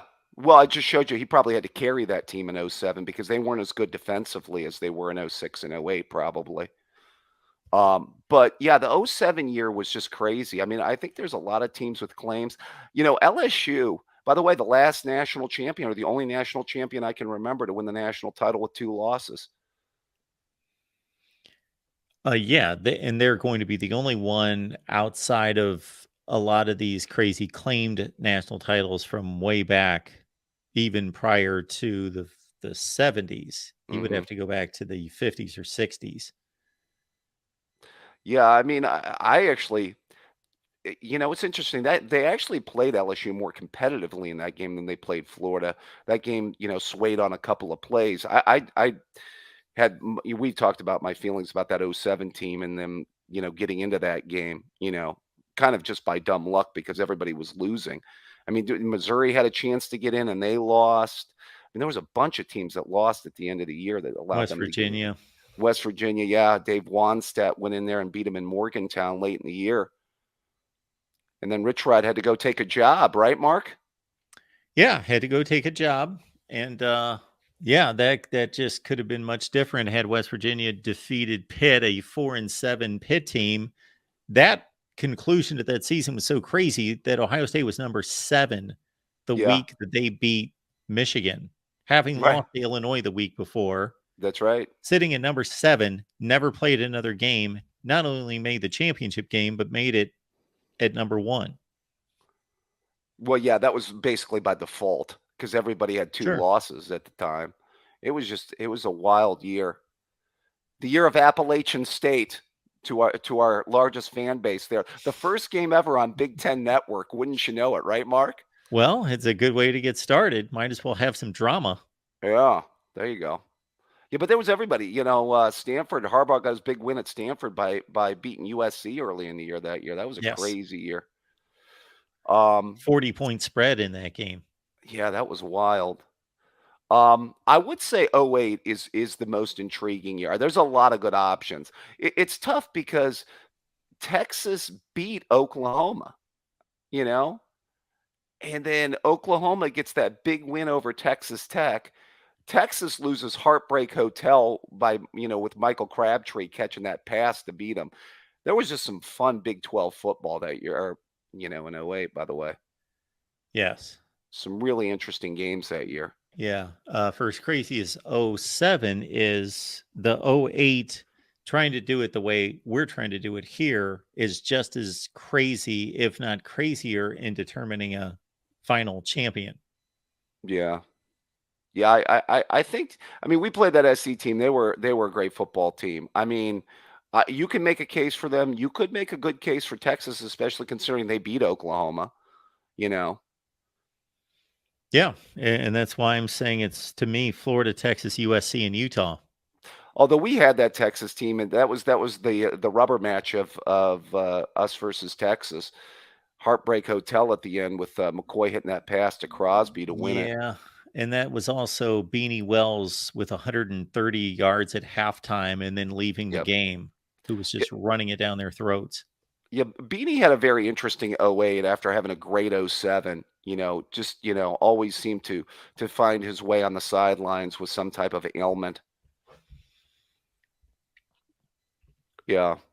So I think that I will say this: the 2011 year was always an interesting one. Like I said, it's amazing that LSU team just had to run too much of a gauntlet. By the way, that year, because Miles, man, they beat a lot of good teams that year. That 11 LSU team. Yeah, they definitely did. We can get to it here. I know they started out with Oregon. Was it Oregon? Yeah, they beat Oregon. They won it. I believe they won at Morgantown and beat a really good West Virginia team that year. Yeah. And then they smoked everybody in the SEC team, including a pretty good, Georgia team in the SEC title game. And I think they have a few other quality wins that year too, if I'm not mistaken. Yeah. So. And then of course they won the 9-6 game, one of the ugliest all-time games ever. They beat Alabama. They beat Oregon, Mississippi State, West Virginia, beat Florida by 30. Yeah. Wow. Beat Auburn by 35. Yeah, they were just, I have seen rundowns. They beat Georgia in the conference championship game by 32. Yeah. That this was the most impressive run by anybody in modern history. Yeah, I would say that I think that I would put it up there. It's just too bad they didn't get a chance to finish the deal. Oh, they had the chance to finish the deal. Yeah, I mean that, obviously didn't. Sorry about that, Mark. I was just adjusting my power there. But yeah, I think that I would say that, and by the way, all 4 of their title games played in the Superdome. What luck they have, by the way. And by the way, that kind of swayed the power too between Les Miles. Miles actually had Saban's number a little bit in the early going. Yeah, well, I'm trying to think that, of course, he won in 07. That was Saban's first year, and Miles won the national championship. But after that, it would have been Saban winning at least in 08 and 09. I think Miles came back in 10 and in 11. Right. So I had a 3-2. Yeah. So he was doing it. He was hanging in there against them. Yeah. And then after that, Miles never beat Saban again. We posted a Les Miles video on his Hall of Fame candidacy today, by the way. Yeah, I didn't get a chance to catch that. I saw that you put that out there. Would you say he used to make like videos about how he would choke games when he was at? Yeah, he was a gold mine of content. Les Miles and his stupid decisions. Yeah, just think, Team Up North fans, he could have been your coach at one time. If anybody's unfamiliar with Les Miles, and I know it seems strange, but he's been out of the game. Well, aside from the Kansas stint, he's been away from big time college football in the national spotlight since 16 now. We're going on 7 seasons. Right. So if you're new to college football, look up Les Miles and LSU against Ole Miss. If you just want to see one of his many blunders, I want to say 2015 or 16 against Ole Miss. I want to say 2015 against Ole Miss. It's just unbelievable. They had plenty of time to run plays and set up for a game-winning field goal, and he's just frozen on the sideline, and the clock's just ticking, and the clock runs out. Yeah, they lost another heartbreaker to Alabama in 2012 in LSU in a great night game on CBS. Remember, Alabama had to win that on a late touchdown. Yeah, I think TJ Yeldon caught a swing pass and ran it for a touchdown. Yes. Yeah, to all you people out there that say I don't watch anything other than Big Ten games, I do watch some SEC games from now and then. There to our SEC brethren that are out there who keep on saying we're just Big Ten people here. We watch your conference. David, in recent days, and by days I mean probably weeks or months, you have gained quite the following and the angst from the chat. Yes, I know the Team Up North fan base, which I love to get after. You know, I know it's high times for them after. Well, we get into some of these years. It's probably pretty painful because they have to remember the Rich Rod years and some Brady Hoke years. I mean, when Fred Flintstone was their coach, it wasn't always going well for them, and so we probably are going to talk about some mediocrity for them. It took us until 2006 to mention Michigan. Yeah, you probably weren't getting to too many good seasons over that period of time. Although Dependent Fanatic keeps on telling me they're back. Back beating us, but still losing bowl games. I guess that's called the late 80s as being back. You're on a roll, David. Well, hey, I'm sorry for stating facts. But all right. Anything else? The calls are starting to pile up here. Last thing I will say, just real quick about Ohio State, that 2012 team, very flawed Ohio State team, but Gene Smith really put it to them. They should have not played that 2011 game, had their shot at Notre Dame, but I don't necessarily feel bad because again, you said it, Mark, the two best teams in the country that year were Georgia and Alabama, I thought. Yeah. So. Can you imagine Ohio State and Notre Dame playing in the BCS championship game that year with Alabama, Georgia, and even Oregon to a certain extent sitting on the sideline? Yeah, would have been crazy. Something. Yeah, well, I mean, and maybe in a way it just it kind of ended up being justice that way, but because that was a flawed team, and I said they kind of took advantage of kind of a really weak Big Ten that year. Remember, the Big Ten was not good in 12. So. I do think they would have beaten Notre Dame. Oh, I think so too. That Notre Dame team won a lot of close games and was very flawed and obviously got exposed. You know what's interesting about that year? Yeah. Is that Notre Dame beat Stanford on a controversial series of plays at the goal line where they held Stanford out of the end zone in overtime. That Stanford team won the Pac-12 championship with one loss and went to the Rose Bowl. They would have been undefeated and gone to the BCS championship game. 2006. Yes. I think you know where I'm going with this one. I do. I just can't stand the hypocrisy because in 2011 I thought the precedent had been set, can't have two teams in the same conference, same division play for a national championship again in a rematch. Agreed. I just don't get it because in that 2006 season, in fact, I think even after the Ohio State Michigan game, the BCS computers still had Ohio State won Michigan 2. Yes. And it was a controversial game I remember cringing because I remember that play when Troy Smith was, it was third and forever, country mile. and then Sean Crable hit him out of bounds, Yep. and then gave him a free set of downs, which they. Without that, I really think Michigan had that game won. Because that was at a time when defense kind of took a back seat. Neither defense was stopping the other team. So if Michigan could have scored, which I imagine they did, and ran the clock out, Michigan had that game won. Well, I think that's a bit overstated myself, but I get your point.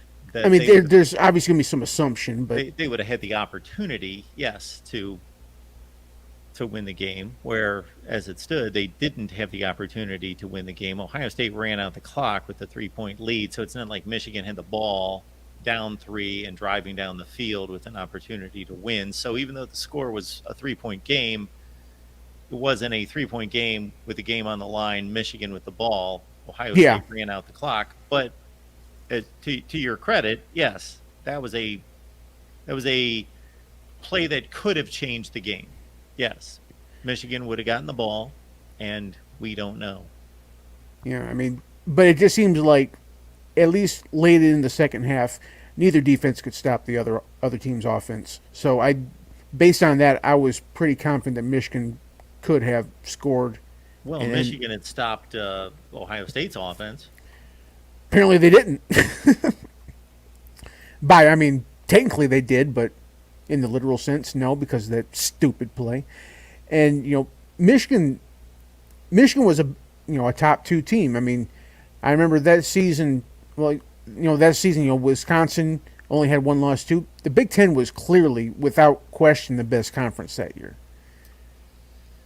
I don't think this is even up for debate. Well, I would have to go back and really look at it. I think it is up for debate. Who did these teams defeat out of conference? That's the issue. You are looking at the top of the conference and seeing that Ohio State was undefeated until they lost the championship game. Michigan only had 1 loss to Ohio State before the Rose Bowl, and that Wisconsin only lost 1 game. But did those teams beat anyone out of conference? The answer is basically no. Yeah. Michigan had a great win against Notre Dame in terms of they blasted tore Notre them Dame. What was that, 38-0? But that Notre Dame team in 06, I think they ended like 10-3 or something. Yes, you might be right. 06, I think. No, it was the next year. No, that might have been the year that the Brady Quinn team lost to LSU in the Sugar Bowl. Yeah. Now every conference has their losers, but Michigan was a rightful number 2, and I know that Florida and USC. They didn't win a conference, and Florida played a brutal schedule and won the SEC, which was arguably the best conference. I still put them as a silver medal in conferences that year. I'm not saying that Florida wasn't. I know you do, but I'm not saying that especially because they didn't even have Tebow. That was the Chris Leak year. So for them to do that was pretty impressive. That was. I was trying to think. That was the team. That was the team that lost to Auburn. Was it? I think they lost to LSU. I'd have LSU? to double check. Let me see. 06 LSU beat. Oh, maybe they did lose to Auburn. Let's see here. Yeah, it's Auburn, 17 years ago. 06. So yes, they did lose to Auburn 27-17. yeah, so that's a respectable loss. Yeah, so that Florida team, you're not seeing what I'm doing. Let's see. I don't think it's as good of a loss as, losing by a field goal in the shoe. Oh, no, but that's only one of, look at this run of games. Tennessee was number 13. They beat them by 1. That Bama team, 06, wasn't that good. LSU, they beat them by 13. That LSU team won the Sugar Bowl. Lost to Auburn by 10. Beat Georgia by a touchdown. I'm seeing a lot of close games there. Yeah. I mean, Oh, other a lot than of you know close the games. out of the conference crap. Probably Yeah, their a lot of close games. probably their But I best. don't know how you leave a team that won arguably the best conference in America and was 12-1, how you leave them out of the BCS championship game. I totally get your point that when Ohio State and Michigan stepped off the field, I thought that they were the best teams in the country and that they should have rematched in a championship game. However, the postseason kind of proved that they weren't the two best teams in the country. Yeah, I mean, and you'll argue the hindsight, but I don't. I think that you should go by who was still the two best teams, and it seemed like We it don't was know who, anytime somebody says well, the best teams in the country, we don't know who the best teams are. okay, most deserving. How about that? Sure. I mean, do you think that Florida was most deserving simply because of the close loss in the game? I think that they were because, and I understand the Michigan point. Again, if we would rewind 17 years, I was arguing for Michigan to be in the BCS championship game. And so were the computers, and so were a lot of analysts. Well, no, the computers were until Florida then went and won the SEC championship game against a team that was ranked 8th in the country. Oh, you mean going in to the actual bowls after the conference championships? The computers had put Florida over Michigan. Well, yeah, I don't know how the breakdown was. We could see, let's see here. In 2006, is that's what I've got up here, yeah. So here's the Harris interactive poll. Had Ohio State 1, Florida 2, Oh, I'm surprised you were able to find that. Michigan 3. Okay, the AP, to your point, the AP after the Ohio State game. So after Ohio State beat Michigan, actually the AP had USC at number 2 and Michigan at 3 and Florida at 4. Huh. And then the next week, after Florida beat Florida State, oh, I'm sorry, after Florida beat Arkansas in the SEC title game, they moved up Florida to 2 because USC lost to whoever they lost to. I forget who they lost to. Did they lose to UCLA? Anyway, doesn't matter. They lost and dropped to 8. And so, yeah, Florida moved past Michigan. So regardless of what USC did, they moved up Florida past Michigan after they won the SEC championship game. That was in the AP poll. The coaches poll, is all of this on screen? No, it's still stuck on the schedule for Florida. Oh, I thought you were seeing all this while I'm doing all this. No, it's been stuck on the Florida schedule. Oh, I was showing all this. So this is the coaches poll. So after Ohio State beat Michigan, again, they had the same lineup, 1, 2, 3, 4, Ohio State, USC, Michigan, Florida. Then they did the same thing, moved Florida past USC after they won the SEC.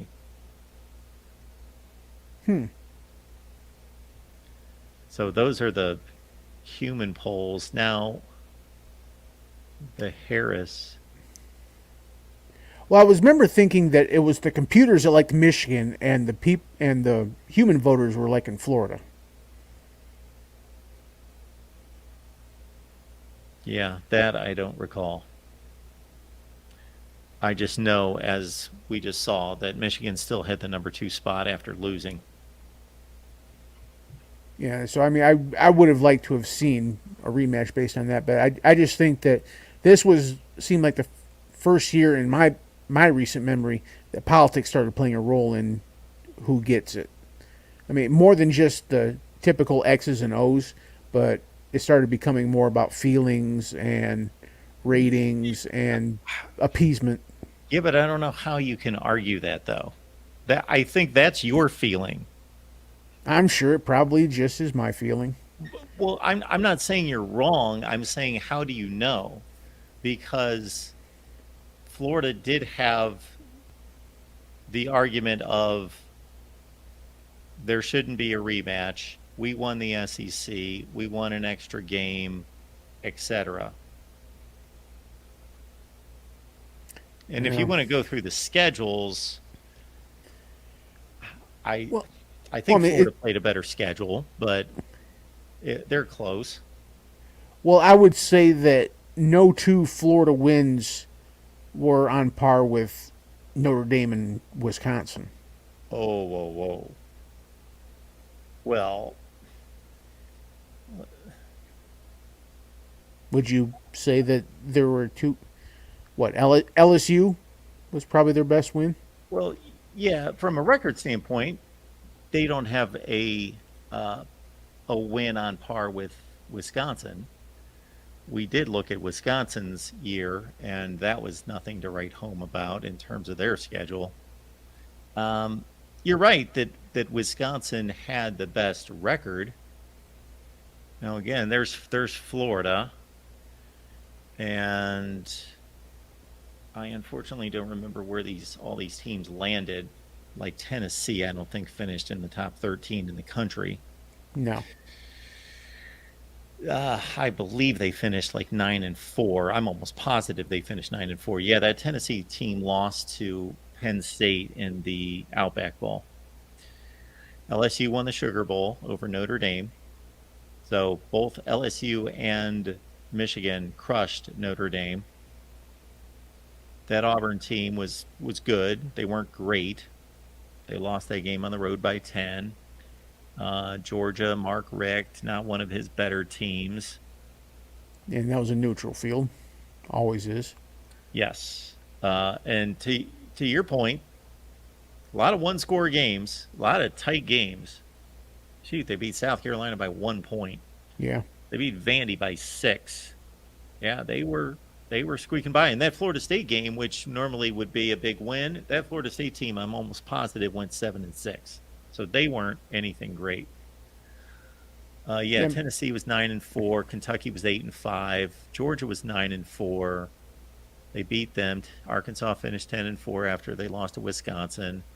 The Auburn team that they lost to went 11-2. Yeah, and if they'd have won that game, well, they'd have been undefeated. But if they had lost another team, and that Auburn win, that would have been on par with the Wisconsin team. Well, the LSU, I would put LSU on par with Wisconsin. Actually, I think LSU was better than Wisconsin. They didn't have the record, but they were 11-2.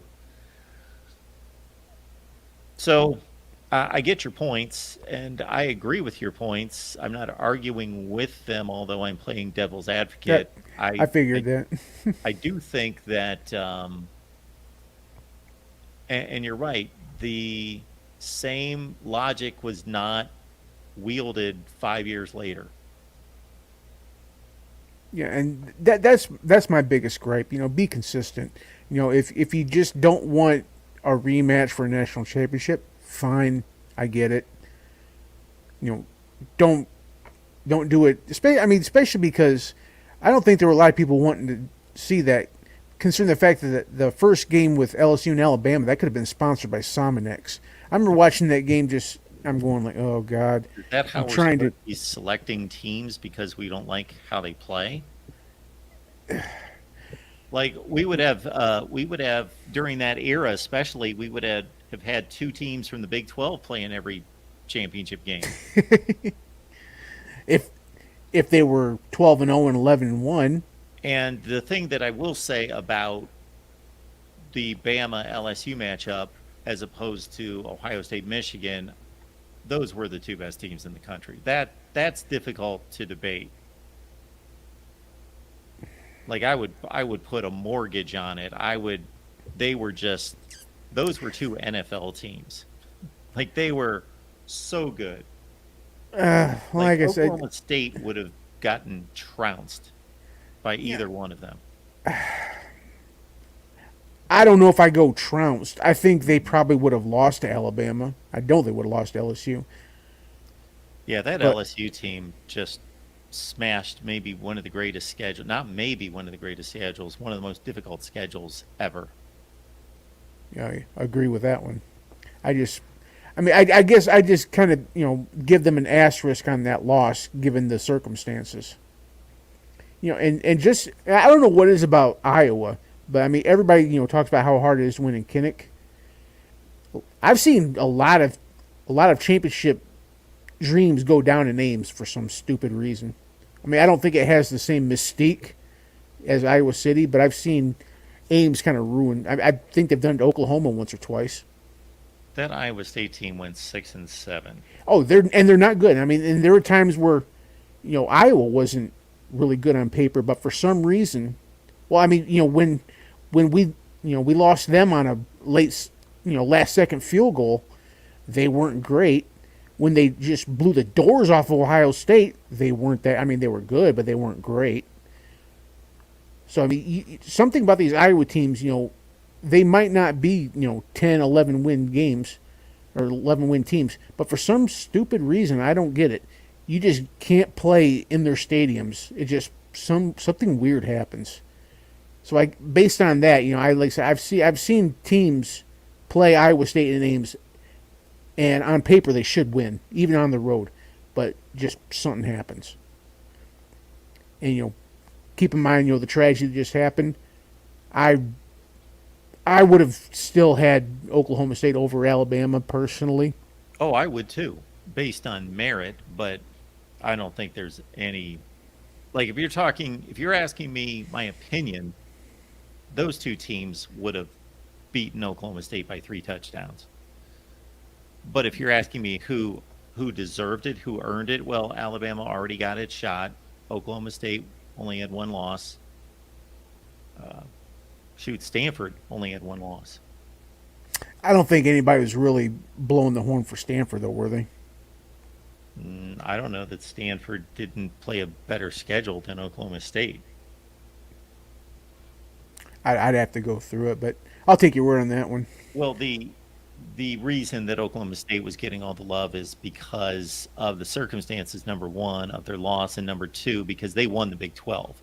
Stanford did not win the Pac-12 because their 1 loss was head-to-head against Oregon. And Oregon only lost 1 Pac-12 game. Yeah, okay. I guess I can. And they got whipped by Oregon. So I'm not touting Stanford that they should have been considered. They got blown out by Oregon by 23. But 2012 Stanford had a argument. Oh, was that when they Next played year. Wisconsin? Yeah, they played Wisconsin. I'm sorry, Oregon had the better argument.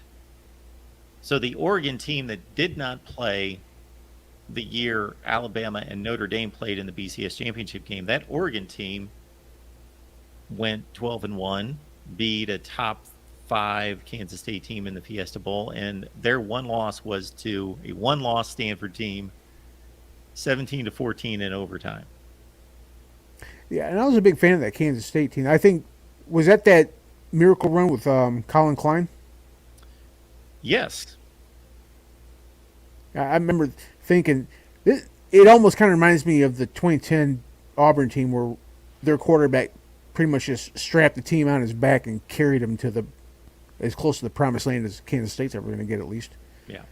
Because Kansas State was ranked number 1 for Yes. a few weeks in the season. Then I think Alabama took them over. All right, Mike. Anything else you wanted to hit on? Nope. I talked about the main points. Thanks for having me, though. Thank you, Mike. Appreciate it. Have a good one. Good night. We will keep it moving. Amazon link in the description section of all the videos. Grab that Amazon link, put it somewhere where you will not forget it when you do your shopping. It's the same shopping experience. Yes, I could say more, but the Amazon link. Grab it. Will, how you doing tonight? I'm doing good, Mark. Really enjoying this series, of course. Cool. I think I gotta defend 2010 TCU a bit. Okay. I mean, What do you have to defend them for? I was kind to them, but I just couldn't pull the trigger on that schedule stacking up to an SEC schedule. I understand that, but I mean they're beating teams down, up and down the field by 40 points that year. I think, I don't know. For me, that kind of pushes them above the other teams that are kind of just clinging on to wins. Well, the deal is though that if that would have been another year where a Power 5 team won the national championship with loss, to me that's different. And then I would elevate them and give them a share. But let's look at it. I'm not seeing a whole lot here. Oregon State looks impressive as the top 25 team. They finished 5-7. And then the rest of these teams aren't good. Air Force was decent, 9-4. There was another team in here that went 9-4. It's just the margin of. I mean, I know the strength isn't great, but just the margin of victories. Oh, because they're winning games over Tennessee Tech by 55 points. Well, not Tennessee Tech's the FCS team, but the Utah one and the Air Force one, the amount by which they won. Yeah, they are impressive, but you're looking at maybe Air Force being the 40th or 50th best team in the country. We're talking about the national champion. We're talking about considering them as the national champion. Okay, Air Force 9-4. Yeah, that Utah game's impressive. It is impressive. Had there been a playoff, then you throw them in there and see what they can do. And they beat San Diego State, who was the other best team on their schedule, 9-4. They only beat them by 5 at home. Can I make a public service announcement? Absolutely. Go to it. Can people in the chat please take a chill pill? I don't know if people have been drinking tonight, but the personal attacks. I haven't been watching the chat. It's been rough. I've been having to time people out more than I ever have. Oh my goodness. We're timing people out, and we don't even time people out that often in here. But my good, trash talk about teams. Don't trash talk individuals. It's very clear. It's easy. There's a lot of gray area, but if you hold to that rule, then you're good to go.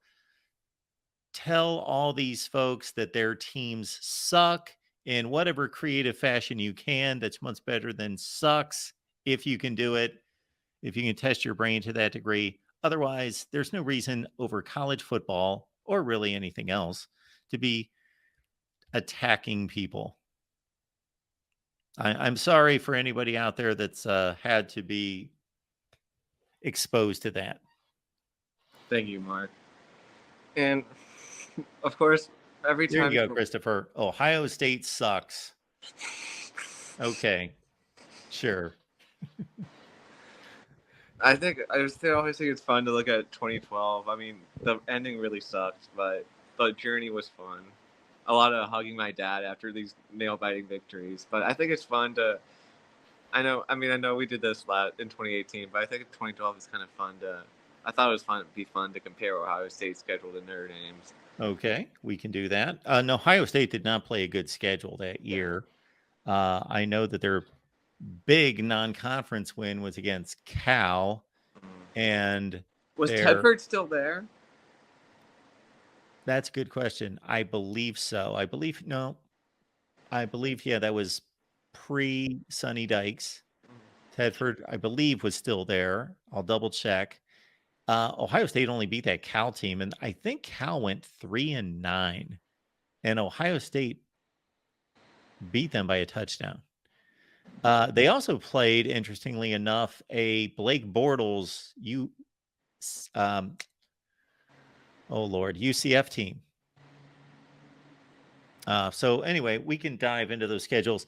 I was also going to note real quick, as I said to somebody else, that the Stanford team, consider this, the 2012 Stanford team that lost to Notre Dame, as you well know, on that great goal line stand that was somewhat controversial. If they beat Notre Dame, they would have been 12-1. There would have been, you would think that would have obviously broken the tie with Notre Dame as a one-loss team, and we may have had an Alabama-Stanford BCS championship game. That would have been fun. I mean, maybe not fun for Stanford. But, man, Stanford from 2010, 2011, and 2012. That was impressive. I mean, 2013, too. Those were good teams. Yeah, they were excellent. And that's one of the reasons why when we start to talk realignment and I bring up Stanford and get all sorts of comments about Stanford sucks and why would anyone want them in a conference? Boy, people have short memories. They were a good football program 5 years ago, and they were near elite for a good 5 or 6 year stretch there. Yeah. I mean, the big thing you can point to in Notre Dame's favor is the Michigan State. Looking at the Michigan State games. Oh, did they blow out Michigan State? In East Lansing. That was very satisfying. Okay, so let me get this off the screen. Find it here. All right, so yeah, Ohio State was not impressive in these wins. I often like to cite the comment that Urban Meyer made after the Michigan game, because after each one of these wins, he would get pulled aside and they would ask him about his team, and he would say, you know, we need to get better. We need to get better. And we're really not that good and all of that. And then when they beat Michigan, I still remember, I can't think of the sideline reporter. He's on a ton of big games. Can't think of the guy. Does a really good job. Anyway, he says to Urban, you've been saying all year that your team's really not that good, need to get better. This is not a great team. And Urban cuts him off and goes, this is a great team. This is an all-time great team. He goes, this should go down in Ohio State history as a great team. And I thought, Urban's only saying this because their season's over. They can't play any of their games. He might as well say that. He might as well cut it loose now and say, yes, we're undefeated. We're a great team. Yes. So Ohio State, the highlight of the opener there against Miami of Ohio is that Devin Smith made a ridiculous catch in that game. Yeah, UCF, that was a close game. They only was won by O'Leary 15 at UCF then? I think he probably was. against. I'm sorry, what's that? Was O'Leary was at UCF then, right? Yeah, he was there. Blake Bortles was the quarterback of that team. Oh, Blake Bortles was still there. Yeah. There's the Cal game. That was tied in the fourth quarter. Cal was not good. UAB, we could look up the records. I don't remember, but they're a group of 5 teams. So I don't know if UAB was as good as they've been the last 3 or 4 years. And there's Michigan State, who, despite that number 20 ranking, did not finish number 20. I believe they won a bowl game against TCU to finish 7-6 or 8-5. I think 7-6. 7-6, yeah.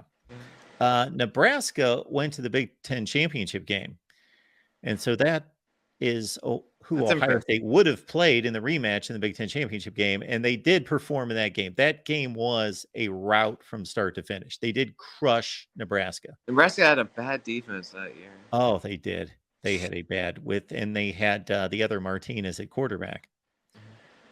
What was his first name? Yes, the other Martinez. I'll come up with it. That Indiana team was not good, and that was a bit of that 52-49 was a little bit misleading, but still, that should not have been close, and Indiana was no good. Purdue was no good, and they barely, well, as you can see in overtime, they were down by 8 points on the final drive, and Kenny Guyton, in for an injured Braxton Miller, led like an 80-yard drive in the final minute to tie the game. They had to get a 2-point conversion. Then they won in overtime. I remember Notre Dame also won on the final drive against Purdue that year too. Oh, okay. They brought in Tommy at the end because Everett wasn't doing that well. He got better as the year went on, and they brought in Tommy, and that was right after Tommy's he got arrested for I think it was public intoxication, and they booed him coming on the field. The Notre Dame fans booed him because of that. Now, Penn State was decent. They weren't great. They were okay. They were coming off probation, or they were in probation at the time, on probation, and they were okay. They went 8-4 that year. And actually, it was kind of strange because Ohio State and Penn State were both on probation, that the Big Ten had to go to the third place team, Wisconsin, to go to the championship game. Illinois sucked. Wisconsin was pretty good. And that was, as you can see, I remember Ohio State had a goal line stand in the fourth quarter in that game. And despite Michigan finishing at 8-5, that was the Michigan team that ran into Jadeveon Clowney in the bowl game. They lost in like the last 10 seconds in that game. So they played really well against South Carolina. And as you well know, you guys barely beat them in South Bend. I thought that Michigan team was a lot better than their record. I mean, Denard Robinson just didn't play well in that game. If he would have played well, who knows? That Notre Dame season could have went totally sideways. Before we go to Notre Dame, I wanted to look at the records real quick. Yeah, Purdue was 6-7. Yeah, there was really nobody there besides Michigan, decent, and Michigan State kind of decent, okay, and Penn State decent. And they beat Wisconsin, who they were better than 8-6. They won the Big Ten championship by default. That was really weird. And then they beat Nebraska. So they beat like 4-5 pretty good teams, but they didn't beat anyone that good. I am curious what UCF did. UCF went 10-4, and they beat Ball State in a bowl game. And I know Cal was bad. I'm curious about UAB. Not great. Oh my word. Yeah. Look at that. So yeah, they did not play well against some pretty bad competition early in the season. All right, Notre Dame. We're going to see some more squeakers. Yeah. There it is. Why is it all grayed out? Because Brian Kelly vacated, yeah, they negated the wins. Yeah, vacated. Okay. Navy by 40. Purdue. Okay. Yeah. Purdue put up a couple big fights there against Ohio State and Notre Dame. The Michigan State game, I remember that game. So they dominated that game on defense. That was the break year between Cousins and Connor Cook. So their offense wasn't great. It was all Le'Veon Bell, and then Notre Dame's defensive line was great, so they stopped Le'Veon Bell and their whole offense. 2012 Miami. Was that a typical like 7-6 Miami team? I think so. I'm not totally sure. Again, Stanford was really good. Yeah. BYU, I don't remember. BYU 8-5. BYU 8-5. Beat San Diego State in a bowl game. Are all these results still on the screen? Okay.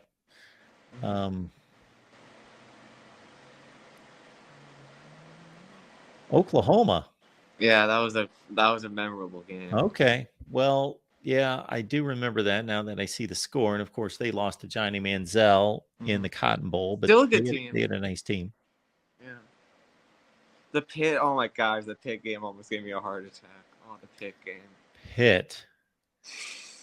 All right. Well, I'm going to guess Pitt went 7-6 that year. Yeah, I think they That's did. pretty much what they did all the time then. That was 20 all. That was like almost a classic letdown game, like similar. Well, yeah. I mean, that could have been like similar to the '93 BC game. Although that BC game team was still better than that Pitt team. Pitt went 6-7 Yeah. and lost to Ole Miss in the Birmingham Bowl. Boston College 21-6, Wake 38-zip, USC 22-13. That USC team, that was a Lane Kiffin team, right? Yeah. I remember their quarterback Whittick, who was Barkley's backup. Barkley was hurt again. He was hurt in 2010 too. And then Yeah. they said we were going to be Notre Dame, and they always play us tough at the Coliseum, even when they suck. USC went 7-6. That was a USC team that was ranked number one in one of the polls to start the season, and they ended up losing to Georgia Tech in the Sun Bowl. Yeah, I remember that.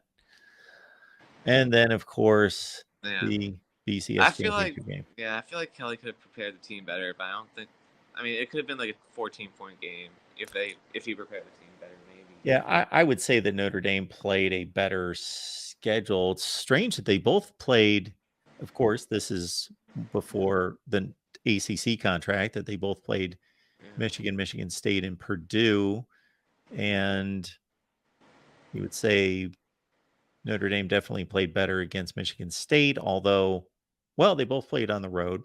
Okay. And they both played relatively tight games against the other two. Mm-hmm. I think it would have been a great game.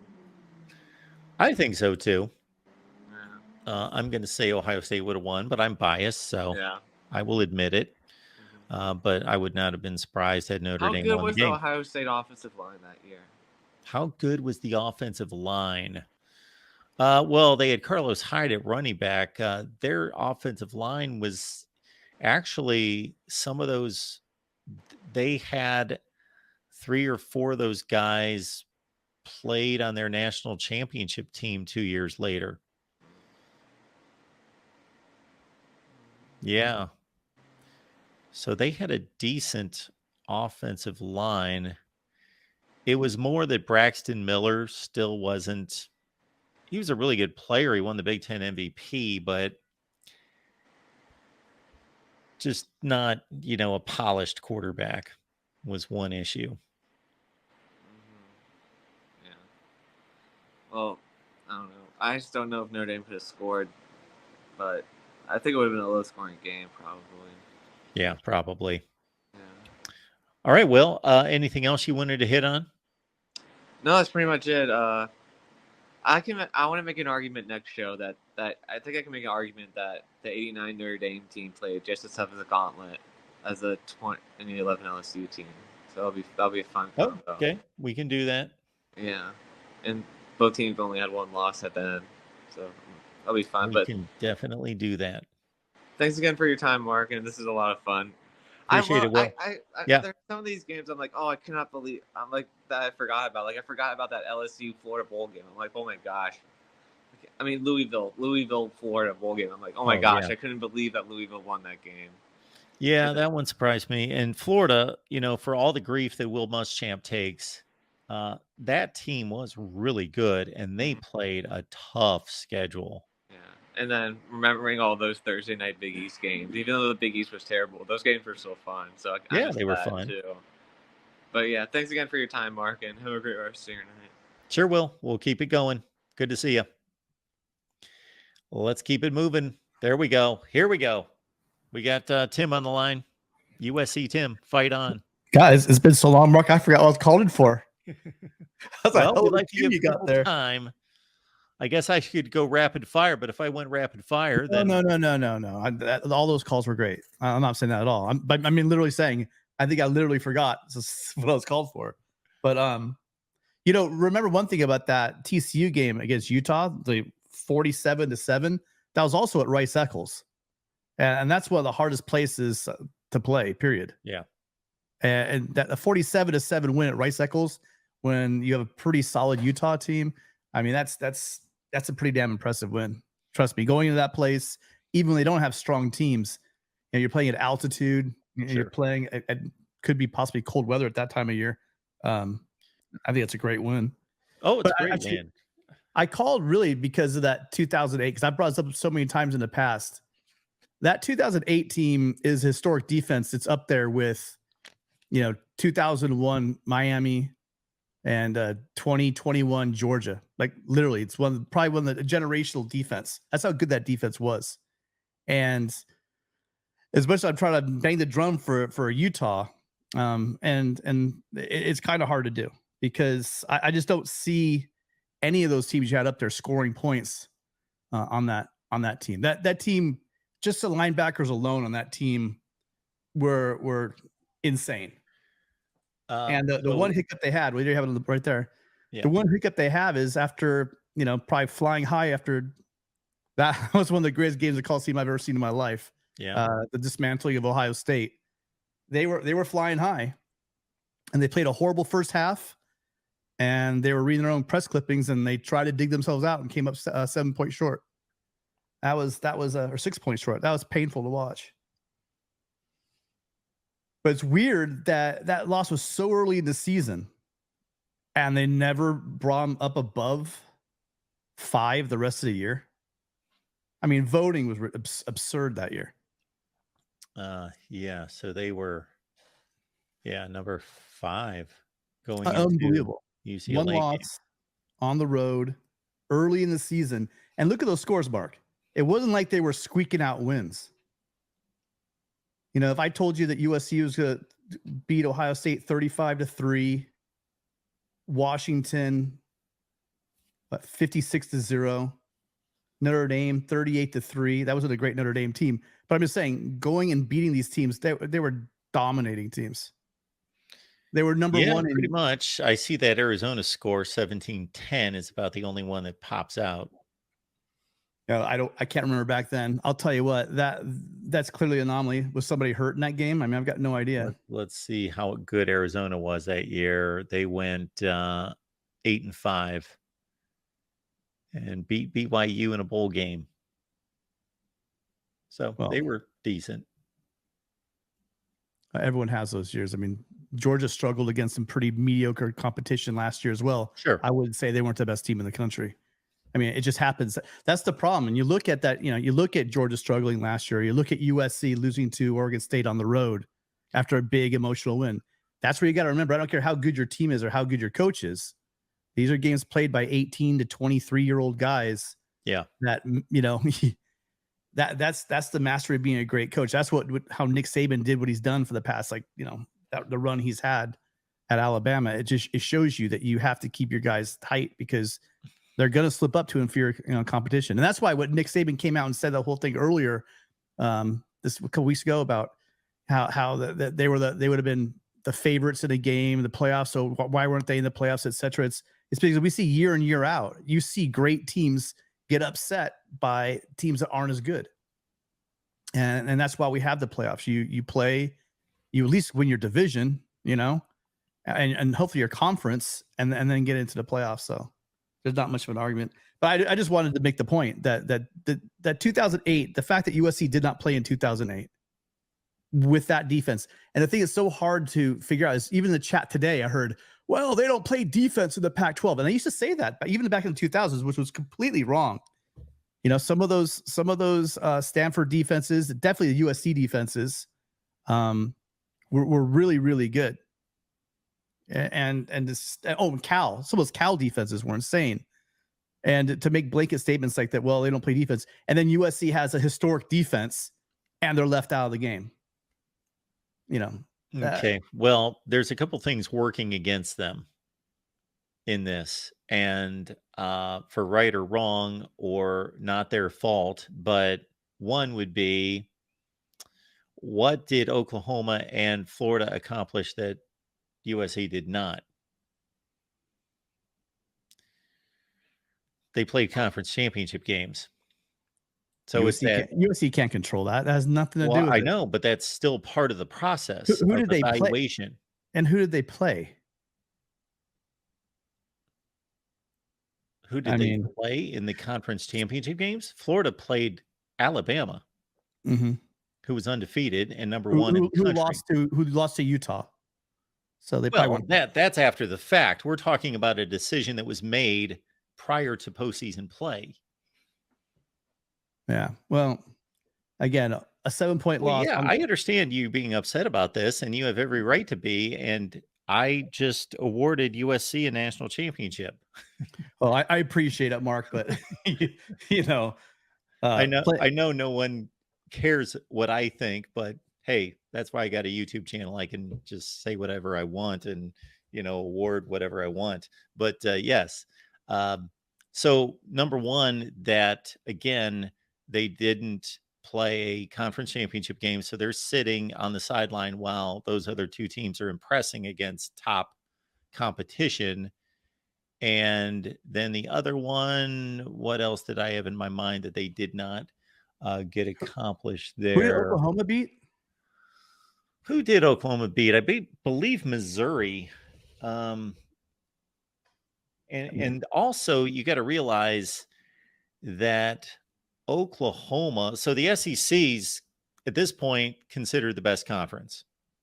So Florida's going to be there as a one-loss conference champion over anybody.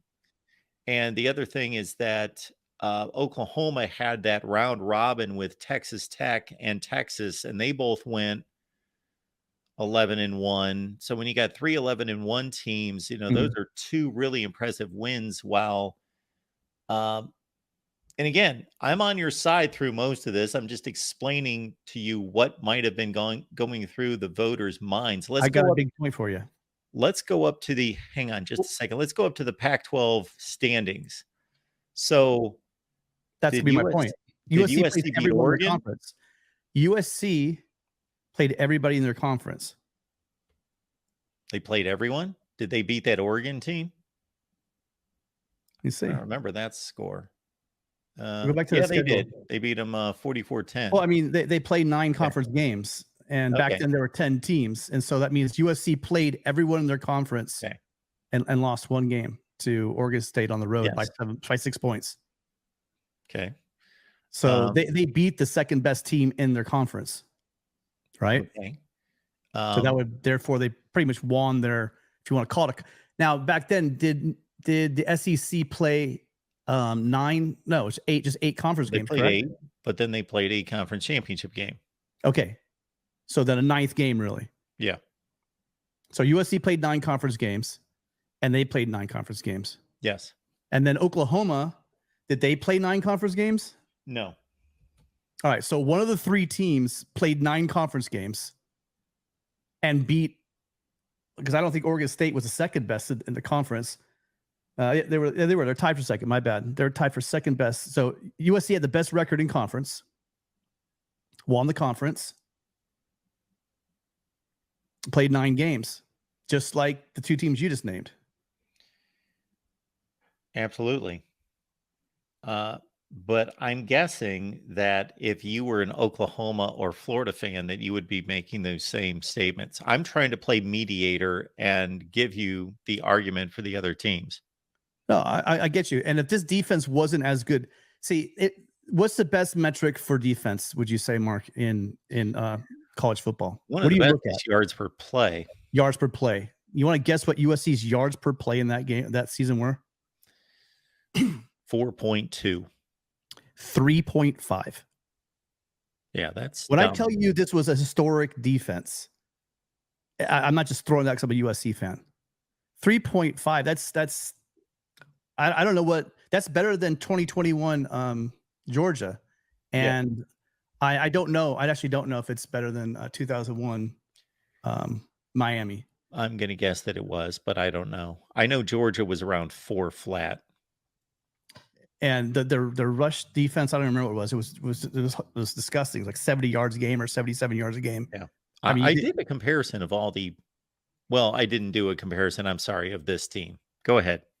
Well, I just don't think people when I say that 2008 defense was really good, I'm not saying like, oh yeah, hey, they were pretty good. They had some good games. No, it was insane the way that they were able to just take over games. And if you look at their scores in the games, it represents just how stifling they were. And the way they handled Penn State, and Penn State lost to Iowa, right? That was their only loss of the year. Yes. Otherwise, they would have been the BCS game. Yeah. They lost a close one at Kinnick.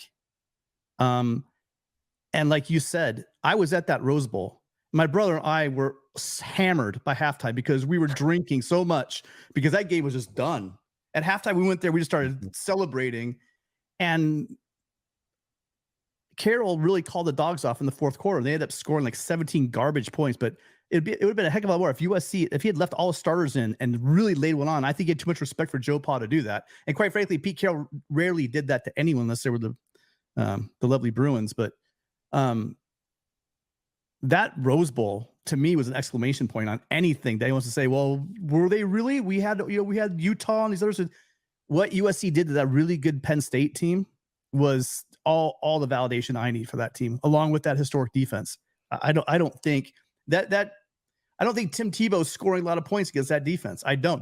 That Tim Tebow's type, that offense they had at Florida is exactly the offense that this defense loved.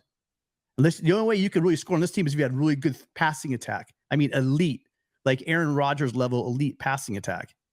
Other than that, it was a hard time moving the ball against this USC team. And that is not what that Florida team. That was a tough, let's run at you. But I tell you that you had, Mayava and Cushing and Matthews and I'm blanking on it, Ray Malaluga. Those were our linebackers. All those guys are 6'3", 6'4", 230, 240 pounds. Timmy Tebow wasn't getting any yards in that game on the ground. So it's a shame. I'll call back later because really the biggest travesty of all time really is that 2003 game and the fact that USC was left out of that. And the fact, to add a little more onto this, can you imagine if there was a 14 playoff during the Pete Carroll years? Because as good as a coach he was in season, you give Carroll 3 or 4 weeks to get ready for your team. Mm-hmm. I mean, his bowl record shows it. Everyone points to, well, you lost to Texas. Texas and Kansas State are the only two teams out of conference in 9 years that Pete Carroll lost to. And that Texas game, there's always injuries, of course, but if you look at the secondary for USC going into that game, that was one of our best offenses of all time. But it was probably nowhere near the top 5 defenses we've ever had. Everyone talked about 2005 being the greatest USC team ever. It wasn't. It was really good, but there are too many injuries. Golden Playbook, the teams I'm talking about, destroyed your Irish teams. Like every time they played, except for 2005. So I don't know if you think they suck that bad. You might want to rethink that one. Who's saying that? Golden Playbook. Oh, he's a domer. Goodness. Yeah, those teams sucked, buddy. We are talking about all-time great teams. That run of USC teams from 2002, and I don't even think they really had a role in 2002. That was obviously Carroll's second team, but they still beat a good Iowa team by 3 touchdowns easily in the Orange Bowl and had the Heisman Trophy winner, of course, and then they got rolling the next season. And from 2003 through 2008, my goodness, they were so talented. I just made the mistake of looking at the chat. I listen. I know Big Ten fans out there. I know you angry because you guys never beat Pete Carroll. I know you guys are mad. And Irish fans, I know you're mad too because, well, except for that first year in 2001 when he absolutely had nobody on that team, you guys couldn't even get close except for that 2005 game. And even that, the funny story about that 2005 marks. I talked to a player on the team. Yeah. They went to the walkthrough the day before. And of course, we all know the grass was like this long, right? Mm-hmm. And Notre Dame comes out to they come out and USC comes out in their speed cleats. And Notre Dame comes out in these screw-in cleats this deep, this big. Because they knew that, and also they'd watered the field. It was bone dry and it didn't rain.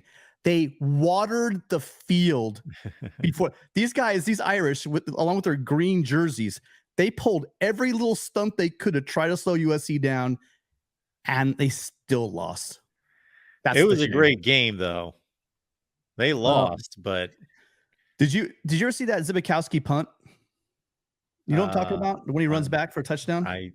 Yes, I have. They were not one. There were two blatant clips on that return. And the thing is on a kick return is when there is a block in the back, it's right in front of everybody. Like you cannot miss that call. And there wasn't one, but there were two that sprung that kick, which kept them in the game. It was a good game. It was a great game. Brady Quinn was just throwing dimes in that game. It just playing out of his mind. But I thought it was funny when I heard a story that not only we all knew they grew the grass really long. But the tragedy is Desmond Reed, a backup running back for SC, who was really good, blew his knee out on a kick return that got caught up in that turf, non-contact, and tore his ACL because they decided they wanted to do some gamesmanship and possibly ruin a kid's career. So, but anyway, yeah, 2008 USC. Georgia fan, Miami fan, come at me all you want, but I got the numbers to prove it. That and the NFL, there's like 24 guys on that team that went on to play in the NFL. 24. So it was a pretty good team, and it's a shame they didn't get a chance to play Florida and see who was the best team in the country. Yeah, that would have been phenomenal. And LSU, you're next. That's in the next segment. That's 2003. We'll get there later. Yeah, and again, just to reiterate what you had to say, that Penn State team was not a ultra super talented team, but they were a really good team. They were definitely a top 5 team in the country in that range, and that game was not 38-24 close. That looks good for Penn State, that they hung in there on the scoreboard, but blown out 31-7, third quarter, forget it, done. Could have scored 50. And that Ohio State team, that was no vintage Ohio State team, but they still went to the Fiesta Bowl and took Texas down to the last 15 seconds of that game and would have won the game, I think, if Beanie Wells would have played the whole game. He had 130 yards rushing at halftime. So not a great Ohio State team, but a really good one, a top 8 team in the country, and USC just blew their doors off. Destroyed. Mark? So you know about this probably more than some of your Ohio State brethren. What is with the Buckeyes coming to the Coliseum? It's not good. It's not pretty. I just recently saw it going back farther. The trouble that they've had in the Coliseum. It's scoring points. Like I think there were like 3 or 4 games in a row where you guys scored like 3 points going back at the Coliseum. Well, I'm trying to think what other games, because it would be they both played in 89 and 90. And so the 89 game was at the Coliseum, and that was 42-3. They got crushed in that game. And there was one more, I think, in the late 70s or in the 70s sometime, where it was Ohio State only scored 3 points. Now I don't think SC scored that many points, but it was just they're having trouble scoring in the regular season in the 70s. Let me see. I saw it. Well, anyway, you got our call. I could put the chat, but USC, Ohio State. Yeah, they played back-to-back years in outside of postseason play, 89-90, and then they played in 08-09. Okay. And the other were all Rose Bowl games, besides, of course, the Cotton Bowl game they just played. Okay, well, so it was 2 then. Okay, it's only 2 then, but I don't know what's going on with them.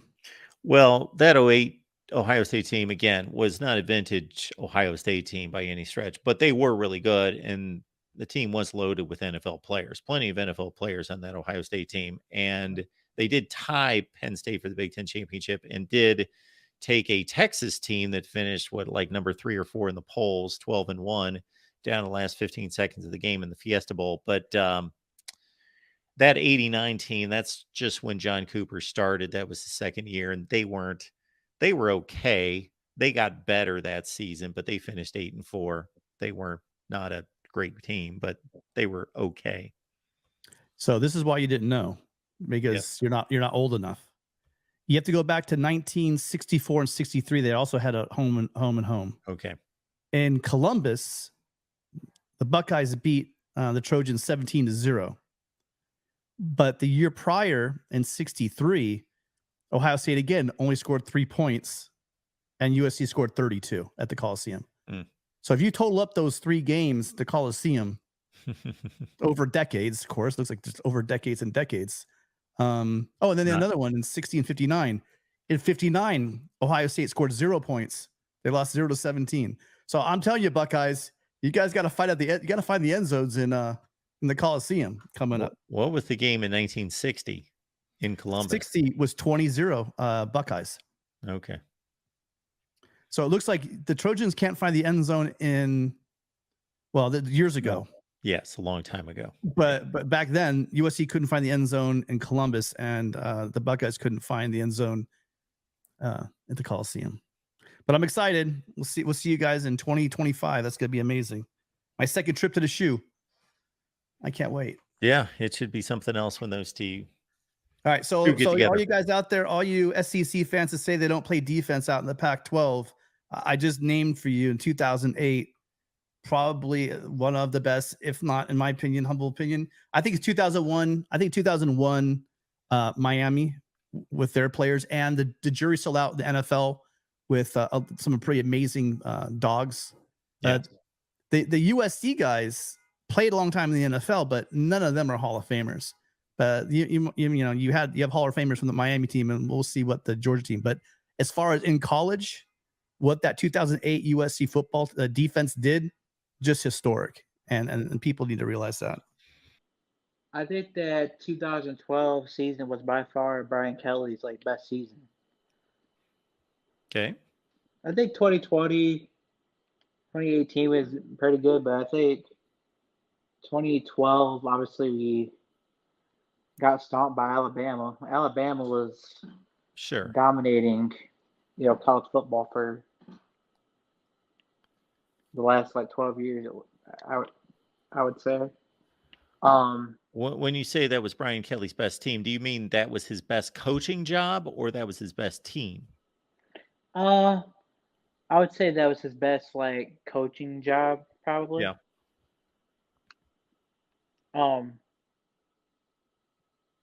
And one more thing, remember when we were kind of debating about Brian Kelly? Is he a good coach? Is he a bad coach? You and I weren't debating that. Yeah, I just wanted to say, I understood what you were saying about Lincoln Riley and all that. Lincoln Riley isn't as good as Brian Kelly is. Brian Kelly is definitely the better coach. Well, you're arguing possibly with the wrong person, number one. Number two, I don't think you cannot say that definitively, that Brian Kelly is a better coach than Lincoln Riley. How can you say that? You can have that opinion. I'm not saying that you can't have that opinion, that there's not a basis for that opinion, but you can't say that. That's not like saying Nick Saban is a better coach than Lane Kiffin. Well, yes, obviously, nobody's going to debate that. It's not debatable. But Brian Kelly, Lincoln Riley, we could sit here all night and have a debate, and we would both have good points as to debating who's better. I've got them within 2 or 3 spots on my coaches' rankings. So that means that it's a toss-up in my eyes. Yeah. I'm just saying, Lincoln Riley hasn't really had great defenses. Okay. Do you want me to take on? I will take on the Lincoln Riley debate if you want me to take on, even though I'm not really convicted that Lincoln Riley's a better coach than Brian Kelly. I will certainly take on that devil's advocate spot and argue that Lincoln Riley is. So you think he is then? You think he's a better? Have you listened to what I've said over the last 90 seconds? Apparently not. Because the last time you said that Brian Kelly, you had Brian Kelly in your top 10. Yes, absolutely. I've got them both in my top 10.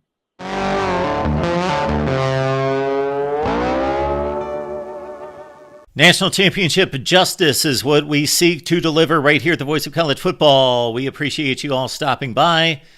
If you love college football, you have stopped at the right place. Please like the video, share the videos out on social media, subscribe right here at the Voice of College Football. We deliver championship criteria here from year to year. Check out the playoff seasons from 2014 through 2022.